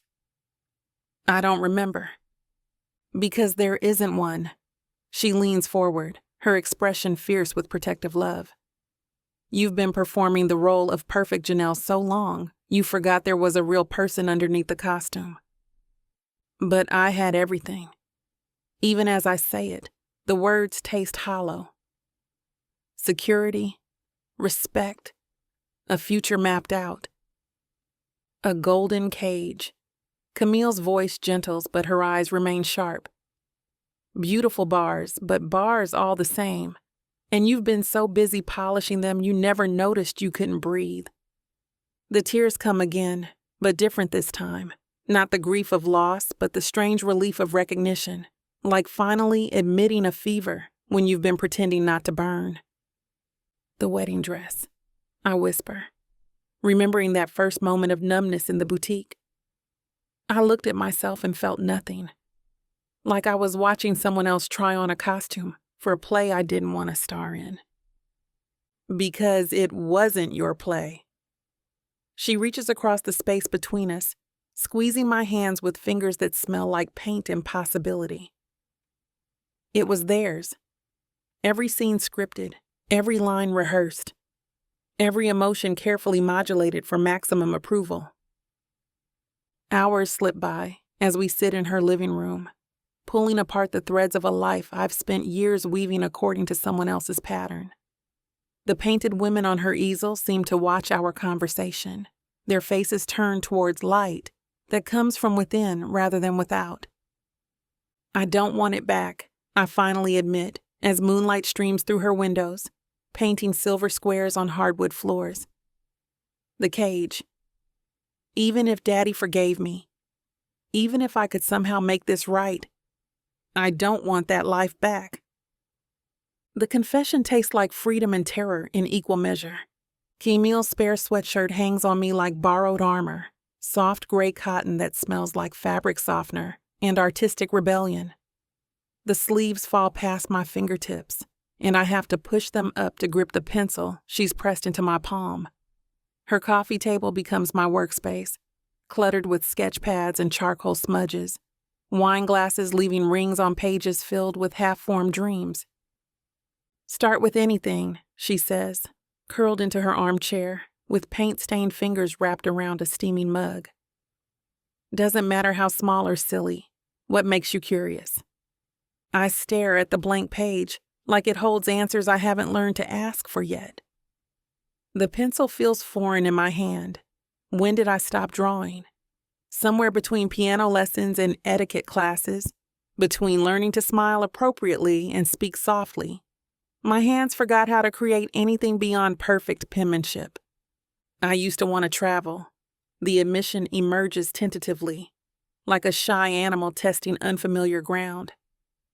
Before college, before Evan, I had this ridiculous fantasy about backpacking through Europe, sketching cathedrals and sleeping in hostels and eating bread for breakfast. Ridiculous how? Camille's voice carries challenge wrapped in curiosity. Impractical, dangerous for a woman alone, expensive, I repeat the reasons like a catechism learned by heart. Daddy said I could see Europe properly. First-class hotels, guided tours, appropriate companions. Ah, yes, the sanitized version. She settles deeper into her chair, watching me with the intensity of someone studying a particularly stubborn knot. Because, God forbid, you should experience anything authentic. My pencil starts moving almost without conscious direction, sketching rough lines that might become buildings or mountains, or simply the shape of possibility.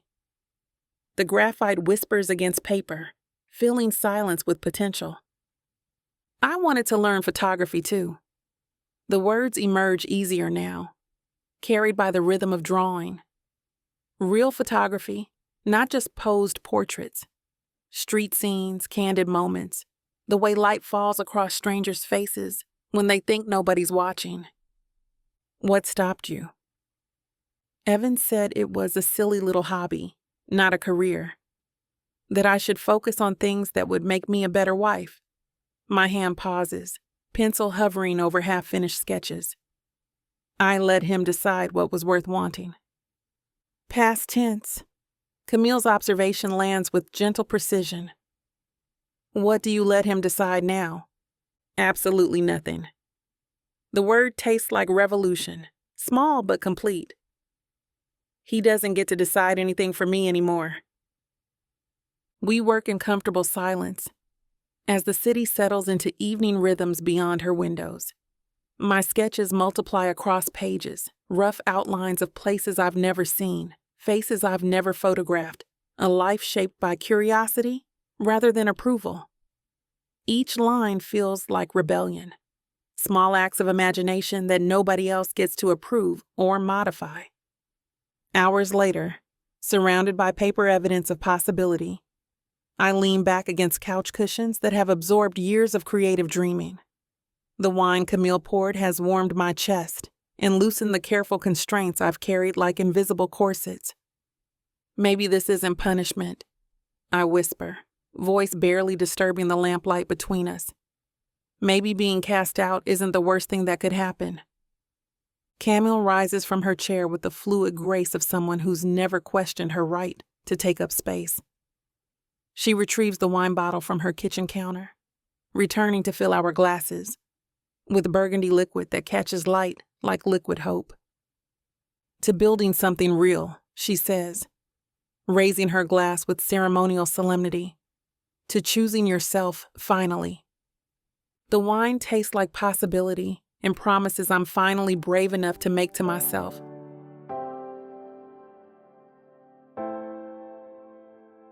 Chapter 36. Nathaniel. The industrial elevator in Camille's building climbs with the grinding persistence of something that's seen better decades. Each floor marker dings past like a countdown to either salvation or complete destruction. I've stopped pretending to know which. My reflection in the scratched metal doors shows a man I barely recognize. No tie, shirt sleeves rolled to the elbows, hair disheveled from running my hands through it for the 100th time today. 3 weeks. 21 days of radio silence since Robert's office became ground zero for the implosion of everything I thought I knew about loyalty, friendship, and the careful architecture of a life built on other people's expectations. 21 nights of staring at my ceiling, wondering if she's safe, if she hates me, if I've destroyed the only woman I've ever loved by loving her too late and too desperately. The private investigator's report sits folded in my jacket pocket, like evidence of my own pathetic desperation. Subject located at 1247 Industrial Boulevard, Loft 6B. Appears to be staying with cousin Camille Carter. 48 hours of professional surveillance reduced to an address and the knowledge that she's alive, which was apparently all my sanity required to stop its complete unraveling. Floor 6 arrives with mechanical finality. The hallway smells like coffee and turpentine, exposed brick walls lined with oversized doors that suggest artists and dreamers rather than the careful respectability I've spent decades cultivating. My footsteps echo against concrete floors as I navigate towards 6B, each one a small act of rebellion against everything I used to believe about appropriate behavior and proper boundaries. I pause outside her door, Camille's door, hand raised to knock while my heart hammers against my throat like something desperate to escape. The muffled sound of laughter filters through the steel, Janelle's voice threading through it like sunlight through storm clouds. She's laughing. After everything that's happened, everything I've cost her, she's found something worth laughing about. The sound breaks something in my chest that's been holding itself rigid since the moment Evan stormed into Robert's office with murder in his eyes and betrayal on his tongue. My knuckles connect with the door in 3 measured raps that sound absurdly formal in this space that breathes creativity and freedom. The laughter stops. Footsteps approach, and I can practically feel someone studying me through the peephole, deciding whether I deserve admission to whatever sanctuary they've built here. Well, well. Camille's voice carries through the door with amusement and something sharper. Evaluation, maybe, or the particular wariness reserved for men who've caused her cousin pain. Nathaniel Hayes, come calling without his armor. The locks turn with deliberate ceremony, each click marking another step across a threshold I can't see, but feel in my bones. The door swings open to reveal Camille in paint-splattered overalls, her expression cycling through surprise, assessment, and what might be grudging approval as she takes in my deliberately casual appearance. Lost your corporate uniform? She steps aside, gesturing me into a space that feels like controlled chaos. Canvases propped against exposed brick, the scent of oil paint and possibility thick in the air. Or finally figured out it was a costume. Something like that. My voice emerges rougher than intended, 3 weeks of silence having stripped it of its usual polish. Is she... Janelle. The name isn't a question but a summons, carrying across the loft with the kind of authority that suggests Camille has appointed herself guardian of whatever healing has been happening here. You have a visitor. The silence stretches long enough for doubt to creep in. Maybe she doesn't want to see me. Maybe the private investigator was wrong, and she's not here at all. Footsteps approach from deeper in the loft, bare feet against hardwood floors that don't require the careful click of heels I've grown accustomed to tracking. My breath catches somewhere between my lungs and my throat as she appears in the doorway, and the sight of her stops my heart entirely. She's barefoot, wearing clothes that actually fit her body instead of hiding it. Soft jeans that hug her hips, an oversized sweater that slips off one shoulder to reveal skin I've memorized in dreams. Her hair falls in natural waves around her face, and there's a streak of cerulean blue across her left wrist like a badge of creative rebellion. But it's her eyes that knock the air from my lungs, clear and bright and alive in a way I've never seen them, as if someone's finally turned on lights in rooms that have been dark too long. Nathaniel. My name emerges as barely more than a whisper, carrying surprise and something else I'm afraid to name. Hope, maybe. Or recognition of something neither of us expected to find again. You look... I start, then stop, because every word feels inadequate to describe the transformation standing before me. She looks like herself. Finally, completely, unapologetically herself. You look like you can breathe. Her laugh carries no bitterness, just recognition of truth spoken plainly. I can. I actually can. Can we... My voice cracks like I'm 16 again, asking someone to prom instead of a woman to hear me out after I've helped destroy her life. Could I talk to you? Please. Janelle's eyes find Camille's across the loft, some silent conversation passing between them in the way of women who've shared secrets and survived storms together.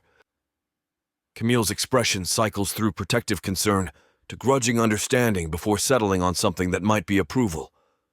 Right.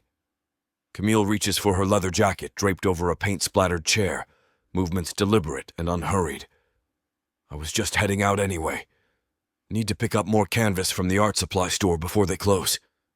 She shrugs into the jacket with theatrical flair, then pauses to study me with the kind of assessment that suggests she's cataloging every detail for future reference. You heard her again, and I'll paint your portrait using nothing but your own body fluids and bad decisions. Understood. The word emerges steady despite the chaos rioting through my chest. The door closes behind her with a soft click that somehow sounds final, leaving us alone in a space that suddenly feels both too large and impossibly intimate. The silence stretches long between us, thick with everything unsaid and the weight of 3 weeks spent apart. I clear my throat, trying to find words that don't sound rehearsed or hollow. I've been a coward.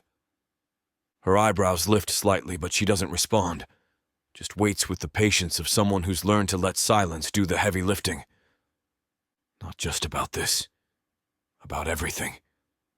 About you. About what I felt. About what I should have done years ago instead of hiding behind Robert's friendship and my own guilt. The words tumble out faster now. 21 days of self-recrimination finding their voice. I told myself I was being noble, keeping my distance, letting you live your life without my complications. But that was just fear dressed up as honor. She moves to the window, afternoon light catching the blue paint streak on her wrist, like a small rebellion against everything proper and expected. What changed? Losing you. The admission scrapes against my throat like broken glass. Realizing that I can live without the company, without Robert's partnership, without any of it. But I can't live in a world where you exist and I'm not fighting for you. Her fingers trace patterns on the windowsill, and I watch the movement like it holds answers to questions I'm still learning to ask. You think it's that simple? That you can just show up here and... No. I step closer, close enough to see the way the light brings out gold flecks in her eyes. I think it's the most important thing I've ever tried to do. She turns from the window and something shifts in her expression. A crack in whatever walls she's built around herself in this place.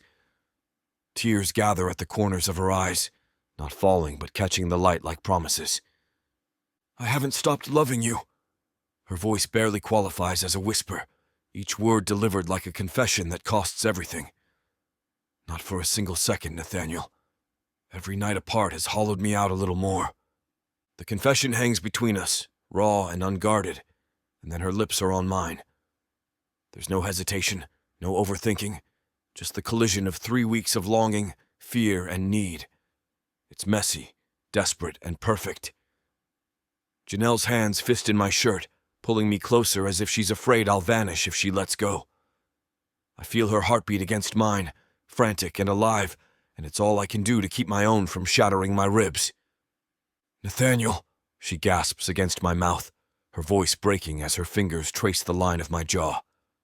I need you. I need all of this. Us. I don't answer with words. My hands find her waist, lifting her effortlessly as she wraps her legs around me. Her sweater slips off her shoulder completely, and I press my lips to the exposed skin, tasting salt and sunlight and her. She shudders, her nails digging into my back as I carry her away from the window, toward the center of the loft. I hate to put a stop to a good time, but it looks like we've hit this platform's limit for spiciness. This platform's got some rules we have to play by if we want to keep giving you these stories for free.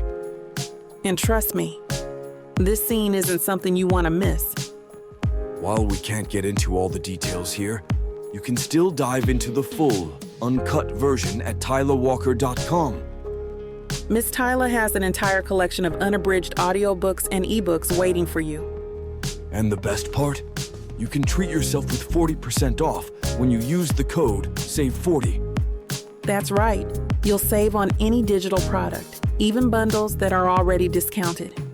Miss Tyla would never let anyone feel the kind of disappointment you must be feeling right now. So why wait? Treat yourself with Miss Tyla. I love you. The words are barely a whisper, but they resonate in my bones. I tighten my arms around her, not close enough, and drag my mouth along the curve of her ear. I love you too, I murmur, the truth a live wire under my ribs. More than anything. Chapter 37. Janelle. Sunlight streams across Camille's loft floor in golden ribbons, and I wake to the peculiar weightlessness of a day that should have been monumentally different. My phone screen glows with the date, November 15th. The same numbers that were embossed in silver on 300 cream-colored invitations, now scattered like confetti in some distant trash bin. I stretch against the makeshift bed Camille created from cushions and throw blankets, my body still humming from last night's reunion with Nathaniel. The phantom weight of a wedding dress presses against my chest for just a moment. Satin and tulle, and the suffocating promise of becoming someone else's version of perfect. Then I breathe, really breathe, and the feeling dissolves. Morning, runaway bride. Camille's voice drifts from the kitchen area, accompanied by the aggressive hiss of her espresso machine. How's it feel to wake up on your non-wedding day? I sit up, running fingers through hair that's deliciously tangled instead of pinned into submission. Like I can move without breaking something valuable. That's the spirit. She appears with 2 cups, her own hair wrapped in a silk scarf, paint already smudged across her oversized t-shirt, despite the early hour. No regrets about missing your grand entrance to Pachelbel's Canon? The question deserves consideration, so I give it one. Somewhere across town, there's probably chaos. Caterers throwing away food, florists delivering centerpieces to venues that won't need them. Part of me aches for the disappointed faces, the wasted effort, the sheer magnitude of disruption my honesty has caused. But when I try to summon guilt for walking away from the altar, all I find is relief so profound, it makes my ribs expand. Only that I waited so long to run. I reach for my phone, fingers hovering over Nathaniel's contact. The urge to hear his voice feels less like weakness now and more like choosing what I actually want. Are you busy? The response comes within seconds, as if he's been waiting. Not if you need me. Look at you, texting your man like a normal person, instead of sneaking around like some Victorian scandalmonger. Camille settles onto the floor beside me, grinning. It's almost like honesty suits you. I pull on yesterday's jeans, soft denim that actually fits my hips instead of the rigid perfection Evan preferred, and a linen blouse that breathes with me instead of against me. No shapewear, no strategic tucking, no careful posture to maintain an image that was never really mine to begin with. Where are you meeting him? Camille asks, watching me slip into sandals instead of the heels that have been my uniform for years. Botanical garden? Neutral territory? I catch my reflection in the window. Hair loose, face bare of the careful makeup that used to feel like armor. Somewhere that doesn't smell like boardrooms and broken promises. Smart choice. Hard to have dramatic relationship conversations. Surrounded by orchids and old ladies with watering cans. The drive takes 30 minutes, windows down, music loud enough to drown out the phantom church bells that keep chiming in my head. When I pull into the gravel parking lot, Nathaniel's already there, leaning against his car, with the kind of casual elegance that suggests he's been practicing being relaxed. No suit today, just dark jeans and a white button-down, with the sleeves rolled up, looking more like himself than the corporate armor I'm used to seeing him wear. He straightens when he sees me, and there's something in his expression that makes my chest tight. Not anxiety, but recognition. Like he's seeing me clearly for the first time, without the filter of stolen moments and hidden guilt. Hi, the word comes out softer than intended, like I'm still learning how to speak without measuring each syllable for its potential to disappoint someone. Hi yourself. He pushes off from the car, and there's something different in the way he moves, less careful, more present. You look like I slept in my cousin's art studio and forgot to check a mirror. I run a hand through my hair, which probably resembles a bird's nest more than anything wedding appropriate. Beautiful, just like yourself. His fingers brush mine as we fall into step together, heading toward the garden entrance. I was going to say like yourself. The paths wind between towering oaks and carefully cultivated flower beds, tourists and locals drifting past with the unhurried pace of people who have nowhere urgent to be. It feels foreign, this lack of schedule, this absence of the rigid timeline that's governed my life for months. Nathaniel. I stop beside a fountain where water trickles over smooth stones. There's something you need to know about Evan, about why our engagement was doomed before we even got started. His shoulders tense, but he doesn't speak, waiting for me to find the words. He's been sleeping with Elise Hartwell for months, maybe longer. The confession tastes like copper pennies in relief. He threw it at me when I told him about us, like it somehow made us even. Nathaniel goes utterly still. When he turns to face me, devastation and fury war across his features, his jaw working like he's chewing glass. That bastard. While he was playing the devoted fiancé, while your father was singing his praises. Hey, I catch his hand, threading our fingers together. It means what we did didn't destroy something whole. It revealed what was already broken. His grip tightens, and I watch the rage slowly ebb from his expression, replaced by something that looks like grief. All this time, I thought we were the ones betraying. We weren't betraying anything real. The certainty in my voice surprises me. He was building a life that looked perfect from the outside, while I was suffocating inside it. You just helped me remember. I deserve to breathe. We wander deeper into the garden until we find a bench tucked beneath cherry trees heavy with late-season blooms. Pink petals drift down around us like nature's confetti, settling on our shoulders and hair with gentle persistence. I thought I'd be shattered today, I admit, brushing a petal from his sleeve, curled up somewhere crying about everything I'd destroyed. But instead I feel, what? Whole. Like I'm finally showing up to my life as myself instead of as someone's carefully constructed version of who they think I should be. Nathaniel studies my face with the kind of attention that used to make me flush with guilt. Now it just feels like being seen. I've never been prouder of anyone in my life than I am of you right now. The words hit something deep in my chest, a place that's been hungry for exactly this kind of recognition. Not pride in my ability to comply or perform, but pride in my courage to choose authenticity over safety.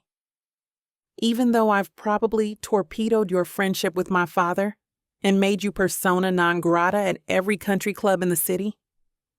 Especially because of that. He leans back against the bench, and for the first time in months, his posture looks genuinely relaxed. Though I have to admit, my cooking skills have taken a serious hit without access to proper restaurants. I tried to make pasta last week and somehow burned water. You burned water? I'm not entirely sure how it happened either. There was smoke involved. The absurdity hits me like a wave, and I start laughing. Not the careful, measured sound I've perfected for social occasions, but something raw and uncontrolled that bubbles up from my belly. Nathaniel joins in, and soon we're both doubled over. Tears streaming down our cheeks like we're teenagers who've just ditched something tedious for something real.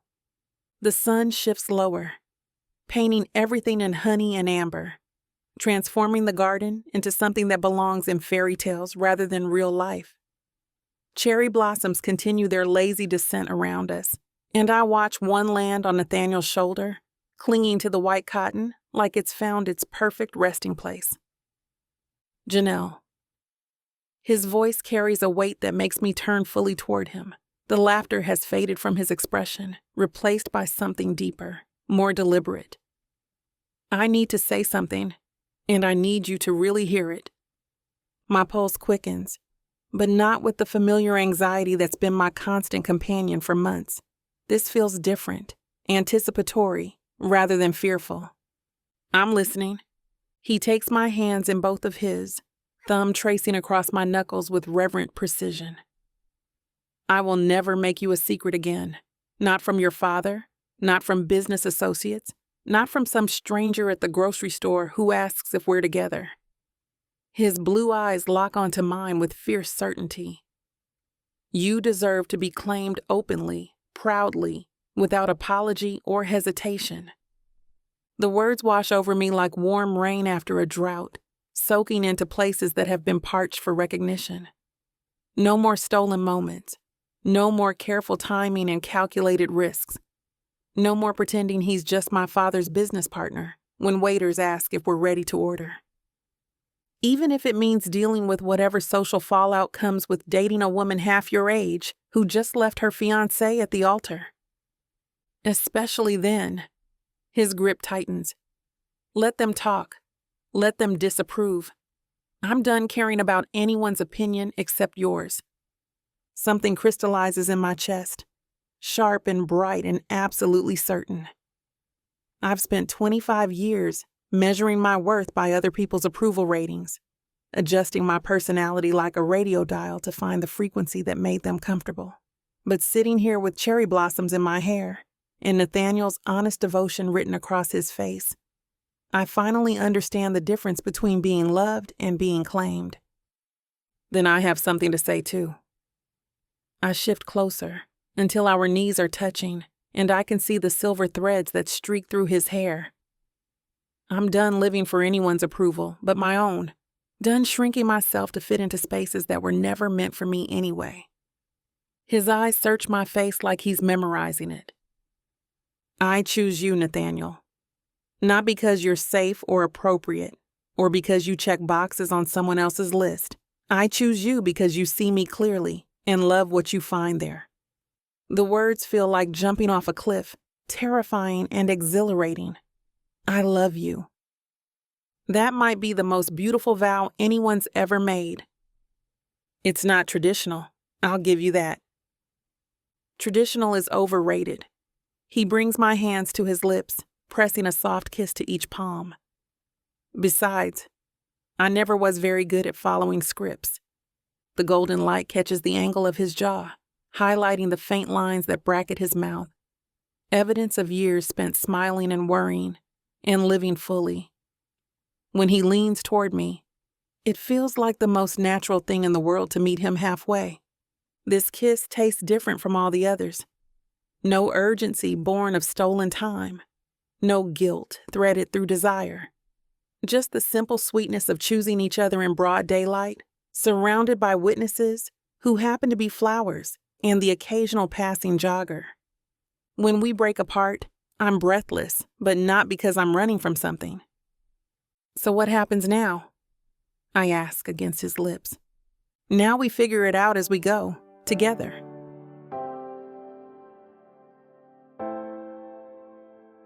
Chapter 38. Nathaniel. The cardboard box feels heavier than it should as I carry the last of my personal effects down the marble corridor of Carter and Associates.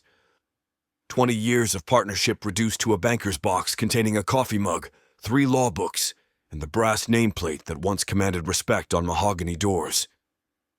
Sarah from accounting pretends to study her computer screen as I pass, but her eyes track my movement like I'm a criminal being perp-walked to the exit. Near the elevator bank, Michael and Julie halt their conversation mid-sentence, offering those tight-lipped smiles reserved for the recently disgraced. Nathaniel, Michael clears his throat. Heard you're transitioning. That's one word for it. I shift the box to my hip, jabbing the elevator call button with more force than necessary. Though exiled for crimes of the heart has a more dramatic ring. Julie's eyes widen. She's always been too young for this place anyway, fresh from law school, still believing in concepts like justice and honor. Will you be starting your own practice? Something like that. The elevator dings, doors sliding open like an escape hatch. Unless Roberts managed to blacklist me from every decent office space in the city.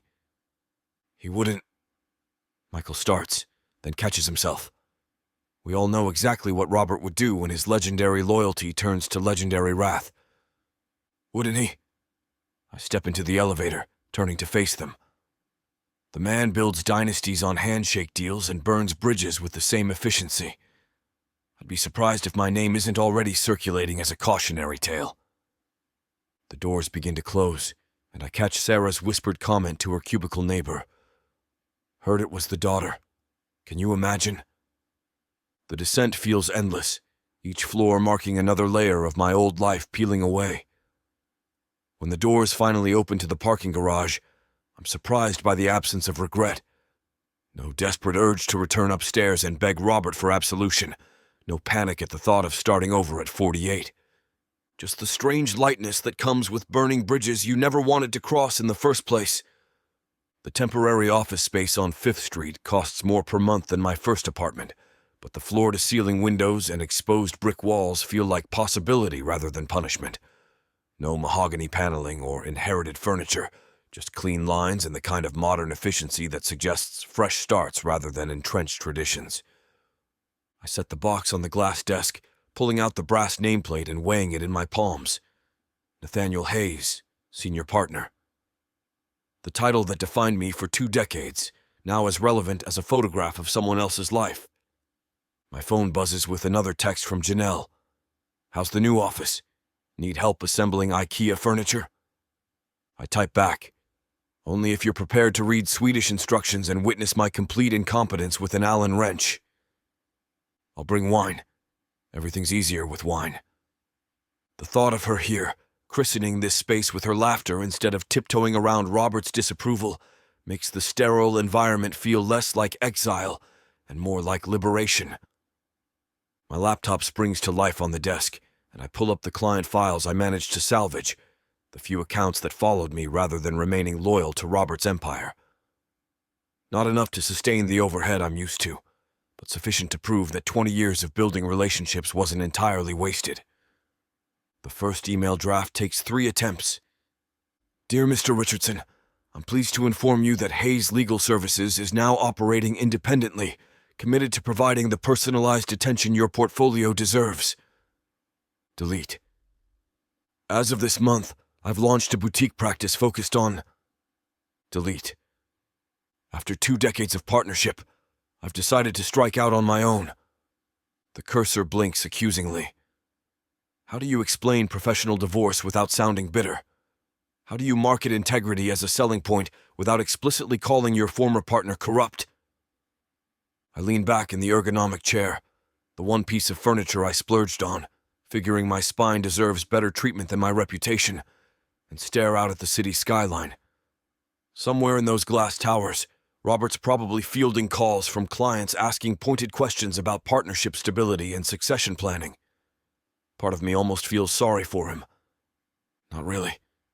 My phone rings, Lydia's name flashing across the screen like a warning label. Let me guess, I answer without preamble. You heard about the office and called to gloat. Actually, I called to congratulate you. Her voice carries that familiar mixture of amusement and condescension. Took you long enough to grow a backbone. Is there a purpose to this call, or are you just checking in on my moral development? Both. Also wanted to mention that Robert's been calling mutual friends, painting you as unstable, midlife crisis, poor judgment, that sort of thing. I'm not surprised, but hearing it confirmed still sends heat crawling up my neck. And what did you tell them? That you're finally acting like someone with functioning testosterone instead of a corporate eunuch. Despite everything, I laugh. Your faith in my character is touching. Oh, I have no faith in your character whatsoever, but I do think this Janelle situation might actually be good for you, assuming you don't screw it up by wallowing in professional self-pity. The line goes quiet except for the distant sound of traffic filtering through her end. Lydia. Yes? Thank you. For once in your life, that was almost helpful. Don't get used to it. After she hangs up, I return to the blank email, fingers hovering over keys that suddenly feel less foreign. Maybe the trick isn't explaining why I left, but focusing on what I'm building instead. Hayes Legal Services represents a commitment to personalized counsel rooted in integrity rather than institutional inertia. The soft knock on my office door interrupts the 3rd draft of another client email. I glance up to find Harper Jackson standing in the doorway, her usually pristine blazer wrinkled and her expression uncharacteristically hesitant. Don't tell me you're here to serve papers on behalf of your new employer. She steps inside, closing the door behind her with the same quiet efficiency that's defined her work for the past 8 years. Actually, I'm here to discuss my resignation letter. My stomach drops. Harper's been my anchor through every major case, every impossible deadline, every moment when Robert's volcanic temperament threatened to consume the office whole. Losing her would be like cutting my remaining professional lifeline. I see. I set down my pen, trying to keep my voice neutral. I assume Robert made you an attractive counteroffer to stay. He did. She approaches my desk, pulling a manila envelope from her briefcase. Senior Administrative Coordinator, 20% salary increase, full benefits package. That's substantial. The words taste like sawdust. When do you start? I don't. She places the envelope on my desk with a decisive thud. That's my resignation from Carter and Associates. I'm here to discuss my employment with Hayes Legal Services, assuming you're hiring. I stare at her, certain I've misheard. Harper, you can't be serious. You're walking away from job security to follow me into professional uncertainty. I prefer to think of it as trading institutional dysfunction for entrepreneurial opportunity. She settles into the chair across from my desk, crossing her legs with her trademark composure. Besides, someone needs to keep you organized while you rebuild your empire. Empire might be overstating things. I'm operating out of a glorified closet with rented furniture. For now. But I've seen you work, Nathaniel. You don't build partnerships. You build dynasties. The only difference is this time, you won't have Robert taking credit for your innovations. The weight of her loyalty hits harder than I expected. Harper's never been one for emotional displays or dramatic gestures, which makes her decision all the more profound. I can't match what Robert offered, I warn. Not initially. I'm not asking you to. I'm asking you to let me help you succeed. She opens her briefcase again, pulling out a tablet. I've already compiled a list of your most profitable client relationships and cross-referenced them against their contract renewal dates. 60% are eligible for transition within the next 6 months. The phone rings, cutting through our conversation like a blade. Harper glances at the caller ID display. Richardson Holdings, she notes. Shall I take it? I shake my head, reaching for the handset.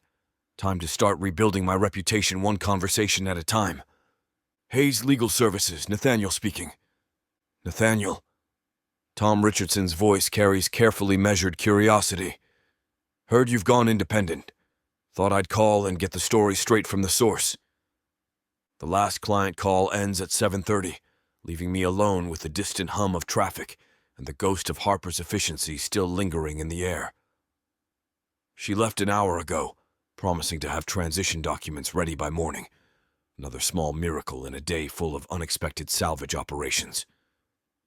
I lean back in my chair, watching the city lights flicker to life beyond the floor-to-ceiling windows. From this height, the streets look manageable, orderly, a grid of possibilities rather than the chaotic maze they become at ground level. My phone sits on the glass desk like an accusation, Janelle's contact information glowing behind the black screen. 3 weeks since the explosion. 3 weeks of careful text exchanges and stolen phone calls, both of us dancing around the question neither wants to voice. What happens now?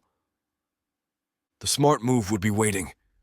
Let the initial shock fade, allow Robert's fury to cool into something resembling reason.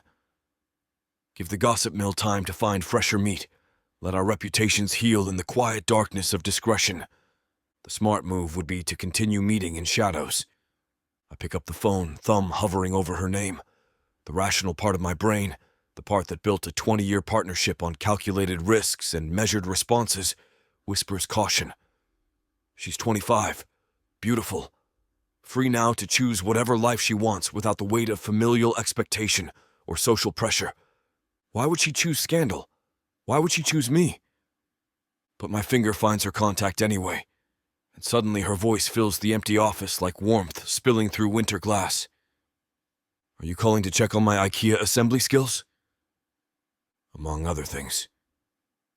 I turn my chair toward the window, watching a plane blink across the darkening sky. How's the temporary living situation? Camille's couch is surprisingly comfortable, though she keeps threatening to charge me rent in the form of relationship advice.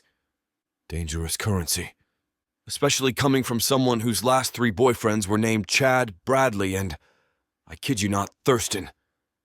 Despite everything, I laugh. This is what I've missed most during our careful separation.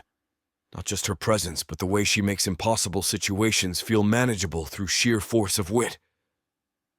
Nathaniel, her voice shifts, losing its playful edge. How was your first day as an independent operator? Surprisingly liberating, though Harper's defection caught me off guard. She quit Carter and Associates, quit and immediately applied for a position with Hayes Legal Services. Apparently my organizational skills are more questionable than I realized. Smart woman. She recognizes empire-building potential when she sees it. Empire-building. Harper used the same phrase, but hearing it from Janelle carries different weight. Not professional ambition, but something deeper. Faith in my ability to create something worth creating. The silence stretches between us, comfortable but charged with unspoken questions.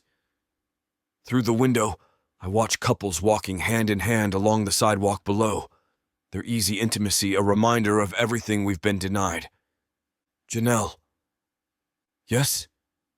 I've been thinking about us, about what comes next. Her breath catches, barely audible through the phone. And? I stand, moving closer to the window until my reflection merges with the city lights beyond. I spent 20 years building a reputation on discretion, keeping secrets, managing appearances, protecting other people's interests above my own truth. That's not necessarily a bad thing. No, but it's not a complete thing either. I press my palm against the cool glass, watching condensation bloom around my fingers. I lost my partnership, my office, probably half my professional contacts. If I'm going to sacrifice everything, it should be for something real, something lived in daylight instead of hidden in shadows. The silence stretches longer this time, and I wonder if I've pushed too hard, too fast. But when she speaks, her voice carries quiet steel that reminds me why I fell for her courage as much as her beauty. What are you saying, Nathaniel? I'm saying I'm tired of pretending we're something shameful. Tired of meeting like criminals when the only crime we've committed is choosing each other. My reflection in the window looks older than 48, silver threading through dark hair catching the overhead lights. But my eyes hold something they've lacked for years. Certainty born of consequence rather than calculation. I'm saying I want to take you to dinner tomorrow night, somewhere public, somewhere we don't have to whisper. I can practically hear her smile through the phone. That would be wonderful. Chapter 39. Janelle. The Carter Foundation. Autumn Gala sprawls before me like a battlefield dressed in silk and crystal. Chandeliers cascade light across the grand ballroom, their brilliance reflecting off champagne flutes and diamond tennis bracelets, with the same cold precision that's defined every family event for the past decade. I pause at the entrance, smoothing my navy dress, chosen specifically because it's elegant without being celebratory, sophisticated without screaming defiance.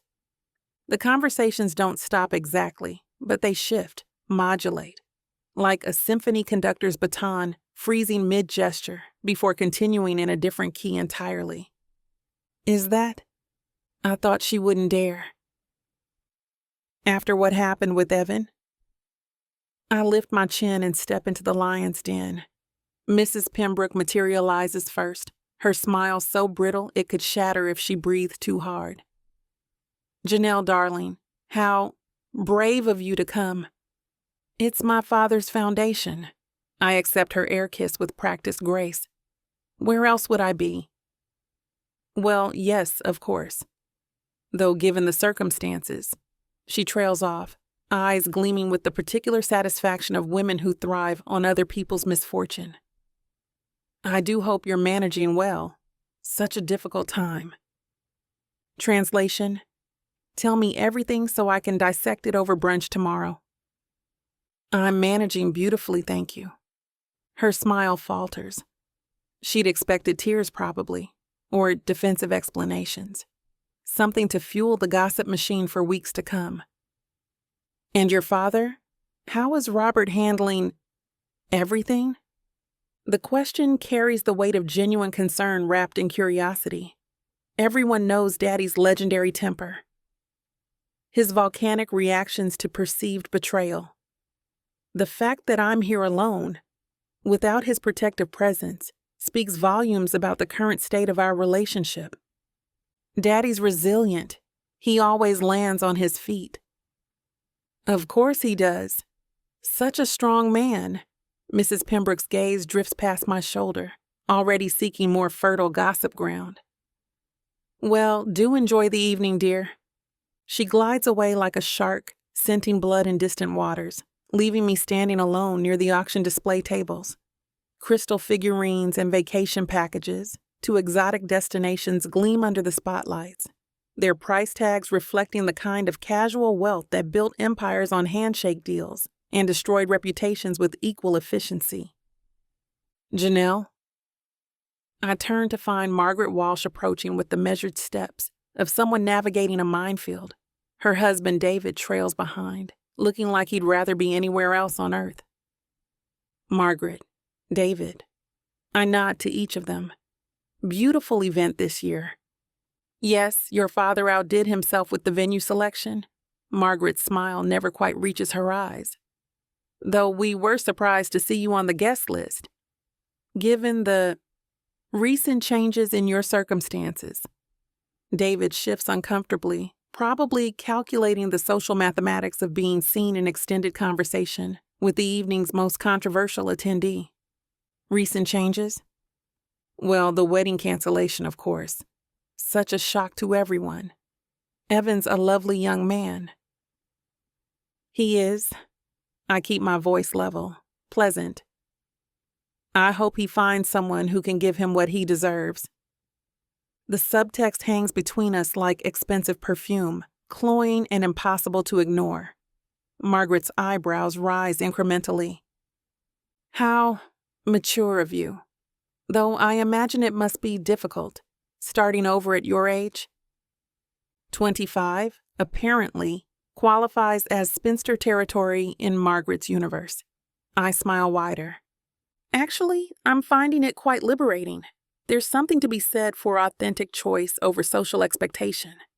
David coughs into his champagne, clearly wishing he'd stayed home with a book and a scotch. Speaking of choices, Margaret continues undeterred. There have been some interesting rumors circulating about your friendship with certain business associates. And there it is. The real reason for this conversation, not concern or curiosity, but the irresistible urge to pick at fresh wounds until they bleed publicly. I wasn't aware my friendships were public access. Oh, of course not. It's just that people talk, especially when those friendships involve married men, former business partners of your father's. The accusation lands with surgical precision, designed to provoke either defensive denial or guilty confession. Instead, I take a careful sip of champagne and let the silence stretch until it becomes uncomfortable. Formerly married men, by the way, people do talk. I finally agree. Usually more about their own insecurities than anyone else's actual business. Margaret's smile sharpens. How philosophical of you. I've had time to develop perspective lately. David tugs at his wife's elbow, muttering something about needing to speak with the Hendersons before they leave early. Margaret allows herself to be guided away, but not before delivering one final salvo. Do give my regards to your father, won't you, when you see him next? The implication being that such a meeting might be rare, given our current estrangement. I watch them retreat towards safer social territory, champagne flutes catching the light like tiny beacons of judgment. The familiar sound of Evan's laugh carries across the marble expanse like fingernails on silk. I turn despite myself, drawn by the magnetic pull of old wounds and newer regrets. He stands near the foundation's donor wall, resplendent in his charcoal Tom Ford suit, the one I helped him pick out last Christmas when we still believed in shared futures. and matching place cards. A small constellation of admirers orbits around him. The Hendersons, my cousin Maxwell, Mrs. Channing from the hospital board. They lean in as he speaks, their faces arranged in expressions of sympathetic concern mixed with voyeuristic fascination. Grateful for everyone's support during this difficult transition, he's saying, his voice carrying that particular note of wounded nobility he's perfected over the past month. Of course, I bear no ill will. Sometimes people change, discover they want different things. Mrs. Henderson touches his arm with maternal comfort. You're handling this with such grace, Evan. Not every man would be so understanding. I just want Janelle to be happy. He pauses, letting the statement settle like expensive cologne in the air. Even if that happiness comes at the expense of everything we built together. The performance is flawless. Poor Evan, the devoted fiancé, blindsided by his beloved's sudden change of heart. No mention of how he dismissed my opinions as if they were background noise. How he planned our entire future without consulting the woman who was supposed to live it. Certainly no acknowledgement of the growing distance that preceded my discovery of what real connection felt like. Maxwell catches sight of me across the room, and his expression shifts, becoming carefully neutral. He whispers something to Evan, whose shoulders tense almost imperceptibly. Janelle's here? Evan's voice carries just far enough for me to catch the edge of it. How interesting. He doesn't turn around, but I feel the weight of his awareness like a physical presence. The group around him shifts, some glancing in my direction, with the kind of fascination usually reserved for traffic accidents and reality television. She looks well, Mrs. Channing observes, with the clinical detachment of someone cataloging symptoms. Considering. She always did handle stress better than most people realize, Evan replies. Janelle's quite resilient when she needs to be. The words sound complimentary on the surface, but I hear the darker current underneath. The suggestion that my resilience extends to casual betrayal, to discarding commitments like outdated accessories. A gentle touch on my elbow draws my attention away from Evan's theater performance. I turn to find my mother approaching, her silver gown catching the light like moon water, her expression carefully composed, but warm around the edges. Mother. I lean into her embrace, breathing in her familiar scent of jasmine and subtle rebellion. She holds me a beat longer than strictly appropriate for public consumption, her hand pressing briefly against my back in the same protective gesture she used when I was 7 and afraid of thunderstorms. You came, she murmurs against my ear, her voice carrying equal parts surprise and pride. Did you think I wouldn't? I hoped you would. Your father wasn't so optimistic. As if summoned by her words, Daddy materializes from the crowd near the silent auction tables. He moves through the room like a battleship, cutting through calm waters, his presence parting conversations and redirecting attention with unconscious authority. The salt and pepper beard he's cultivated since his 40s frames a face carved from the same stone that built empires and demolished opposition with equal efficiency. Our eyes meet across 15 feet of polished marble and political donors. For a moment, the ballroom noise fades to white static, leaving only the weight of everything unsaid between us. He approaches with measured steps, his expression locked in the neutral mask he wears for board meetings and hostile negotiations. When he reaches us, he extends his hand, not for an embrace, not for the casual kiss on the cheek that used to mark our public appearances together, but for a handshake, formal, distant, devastatingly polite. Janelle. Father, the single word contains multitudes, years of approval seeking, months of growing independence, weeks of bitter silence, and the fragile hope that blood might eventually prove thicker than disappointment. His nod acknowledges my presence without granting forgiveness. Professional courtesy extended to a business acquaintance rather than the daughter who once hung on his every word like gospel truth. Mother shifts beside me, her presence a warm anchor in the cold formality stretching between Daddy and me. She clears her throat delicately. Robert, perhaps we should... I'm sure Janelle understands the complexities of tonight. His voice carries the weight of boardroom authority, each word measured and deliberate. Public appearances require a certain decorum. The implication hangs between us like a gauntlet thrown down on marble. Behave yourself. Don't embarrass the family name any further than you already have. For 25 years, I've responded to that tone with immediate compliance. The dutiful daughter who swallowed her opinions, smoothed her rough edges, made herself palatable for public consumption, who chose safe over sorry, approval over authenticity. But something fundamental has shifted in the weeks since I walked away from my perfectly planned life. Standing here in this ballroom, surrounded by people who measure worth in stock portfolios and social standing, I feel the old familiar urge to shrink rising in my chest. And then I think of Nathaniel's hands on my skin, the way he looks at me like I'm something precious and powerful, the way he listens when I speak, as if my thoughts carry weight instead of inconvenience. I straighten my shoulders. Actually, Father, I think I understand perfectly. My voice carries further than intended, drawing glances from nearby conversations. Decorum is about authenticity, isn't it? Being true to your values instead of performing for an audience. His jaw tightens almost imperceptibly. Janelle. I'm done shrinking. The words escape before I can call them back. But I don't want to. They taste like freedom on my tongue. If people want to stare, let them stare. If they want to whisper, let them whisper.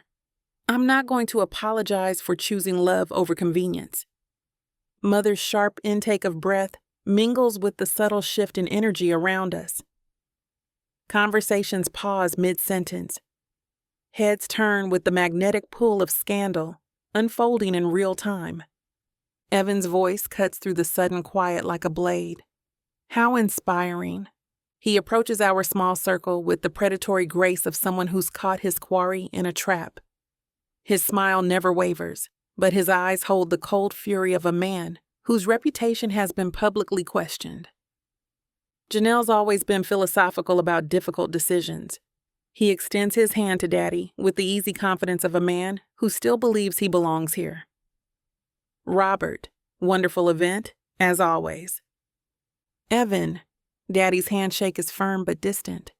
Even he seems uncertain about the social mathematics of this particular interaction. I was just telling the Hendersons how proud I am of Janelle's courage. Evan's gaze finds mine with surgical precision. Not every woman would be brave enough to blow up her entire life for a fantasy. The ballroom has gone quiet enough that even the catering staff pause in their choreographed dance around the edges of the room. This is what they came for, not the charity auction or the networking opportunities, but the blood sport of watching a family implode in public. I lift my chin higher. Some people call it fantasy. I call it refusing to settle for half a life. Half a life. Evan's laugh carries the particular cruelty of familiarity. Is that what our 5 years together were? Half a life? Our 5 years were exactly what they were supposed to be, until I realized I wanted more. The admission lands like a stone in still water, sending ripples through every conversation within earshot. Mother reaches for my arm, whether to steady me or silence me, I can't tell. But before she can speak, the ballroom doors open with enough force to draw every eye in the room. Nathaniel strides through the entrance like he owns the marble beneath his feet. The black tuxedo transforms him into something devastating, all sharp lines and controlled power, silver threading through his dark hair, catching the chandelier light like starfire. His blue eyes sweep the room with the calm assessment of a man who's calculated every possible outcome and decided the risk is worth it. The whispers that had been building around our confrontation die completely, replaced by the kind of electric silence that precedes lightning strikes. He doesn't hesitate, doesn't pause to gauge the social temperature, or calculate the political cost. He walked straight toward our circle with the inexorable certainty of gravity, every step declaring his intentions to a room full of people who've built careers on reading unspoken messages. Daddy's face goes ashen. Mother's grip tightens on my arm. Evan's practiced smile finally cracks at the edges. And every eye in the ballroom swivels between Nathaniel's approach and my face, watching for the moment when months of whispered speculation crystallize into undeniable truth.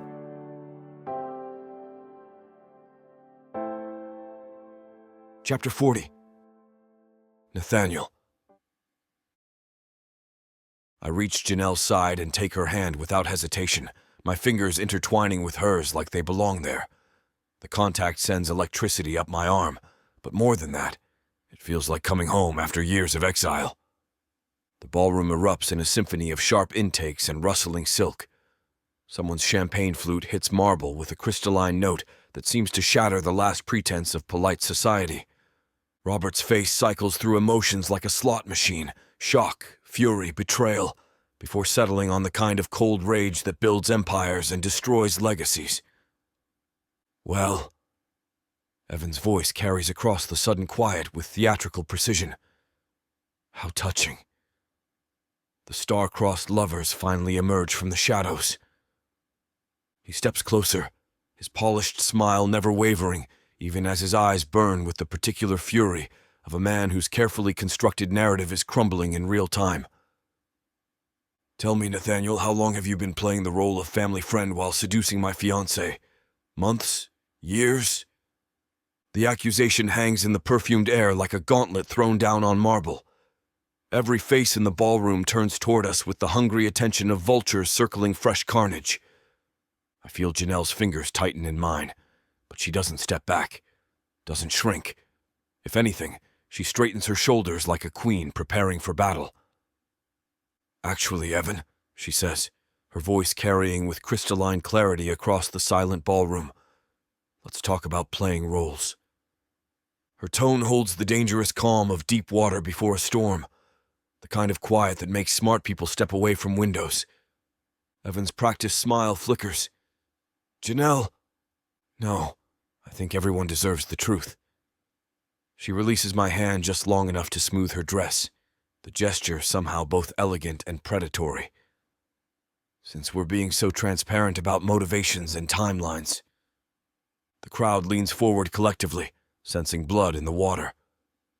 You've spent the evening playing the noble wronged fiancé, Janelle continues, her gaze never leaving Evan's face. The devoted man blindsided by his beloved's sudden change of heart. Very touching performance. It's not a performance. Really? Because I remember quite a few evenings when you were too busy to stop by. Too many business dinners that ran late. Too many weekends when you had to work. Evan's jaw tightens, but his public mask holds firm. My career requires... Your career requires you to sleep with Elise Hartwell. The words detonate like grenades in the marble silence.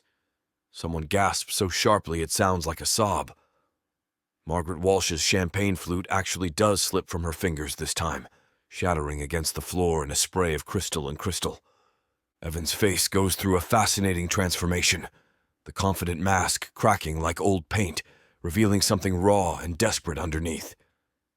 You're delusional.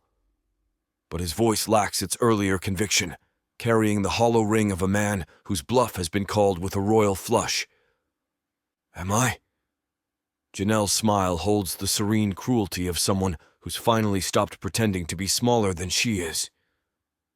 Funny, because Mrs. Henderson saw you both leaving the Ritz-Carlton 3 weeks ago. Didn't you, Mrs. Henderson? Every head in the ballroom swivels toward the older woman like synchronized swimmers. Mrs. Henderson's face cycles through several shades of pink before settling on mortified red. I thought, she stammers, glancing between Evan and the crowd of expectant faces. That is, I did see, but I assumed it was business. The silence stretches like a taut wire, vibrating with the weight of unspoken truths, finally dragged into the light. Business, Janelle repeats, tasting the word like fine wine. Is that what we're calling it? I watch Robert's face transform as the implications crash over him like successive waves against a crumbling seawall. The man who built an empire through grit and gristle looks suddenly fragile, his commanding presence deflating as he processes not just Janelle's revelation, but what it means about his golden boy. The color drains from his dark skin, leaving him looking almost gray under the ballroom's crystal chandeliers. His hands, which have signed million-dollar deals without trembling, shake as he reaches for his drink. "Evan?" The single word carries the weight of a father's faith cracking in real time.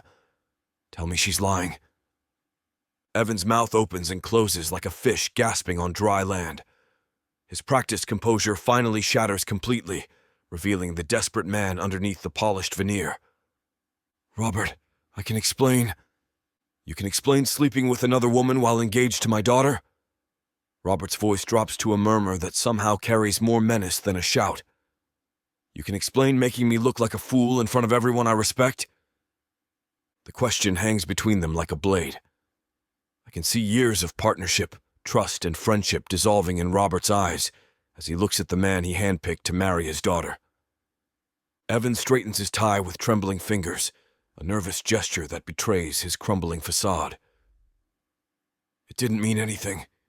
Elise was just..." "Just what?" Janelle's voice cuts through his excuses like a scalpel. "Just more available than your distracted fiancé? Just more grateful for your attention?" The ballroom audience leans forward collectively, their shock transforming into the hungry fascination of watching titans fall.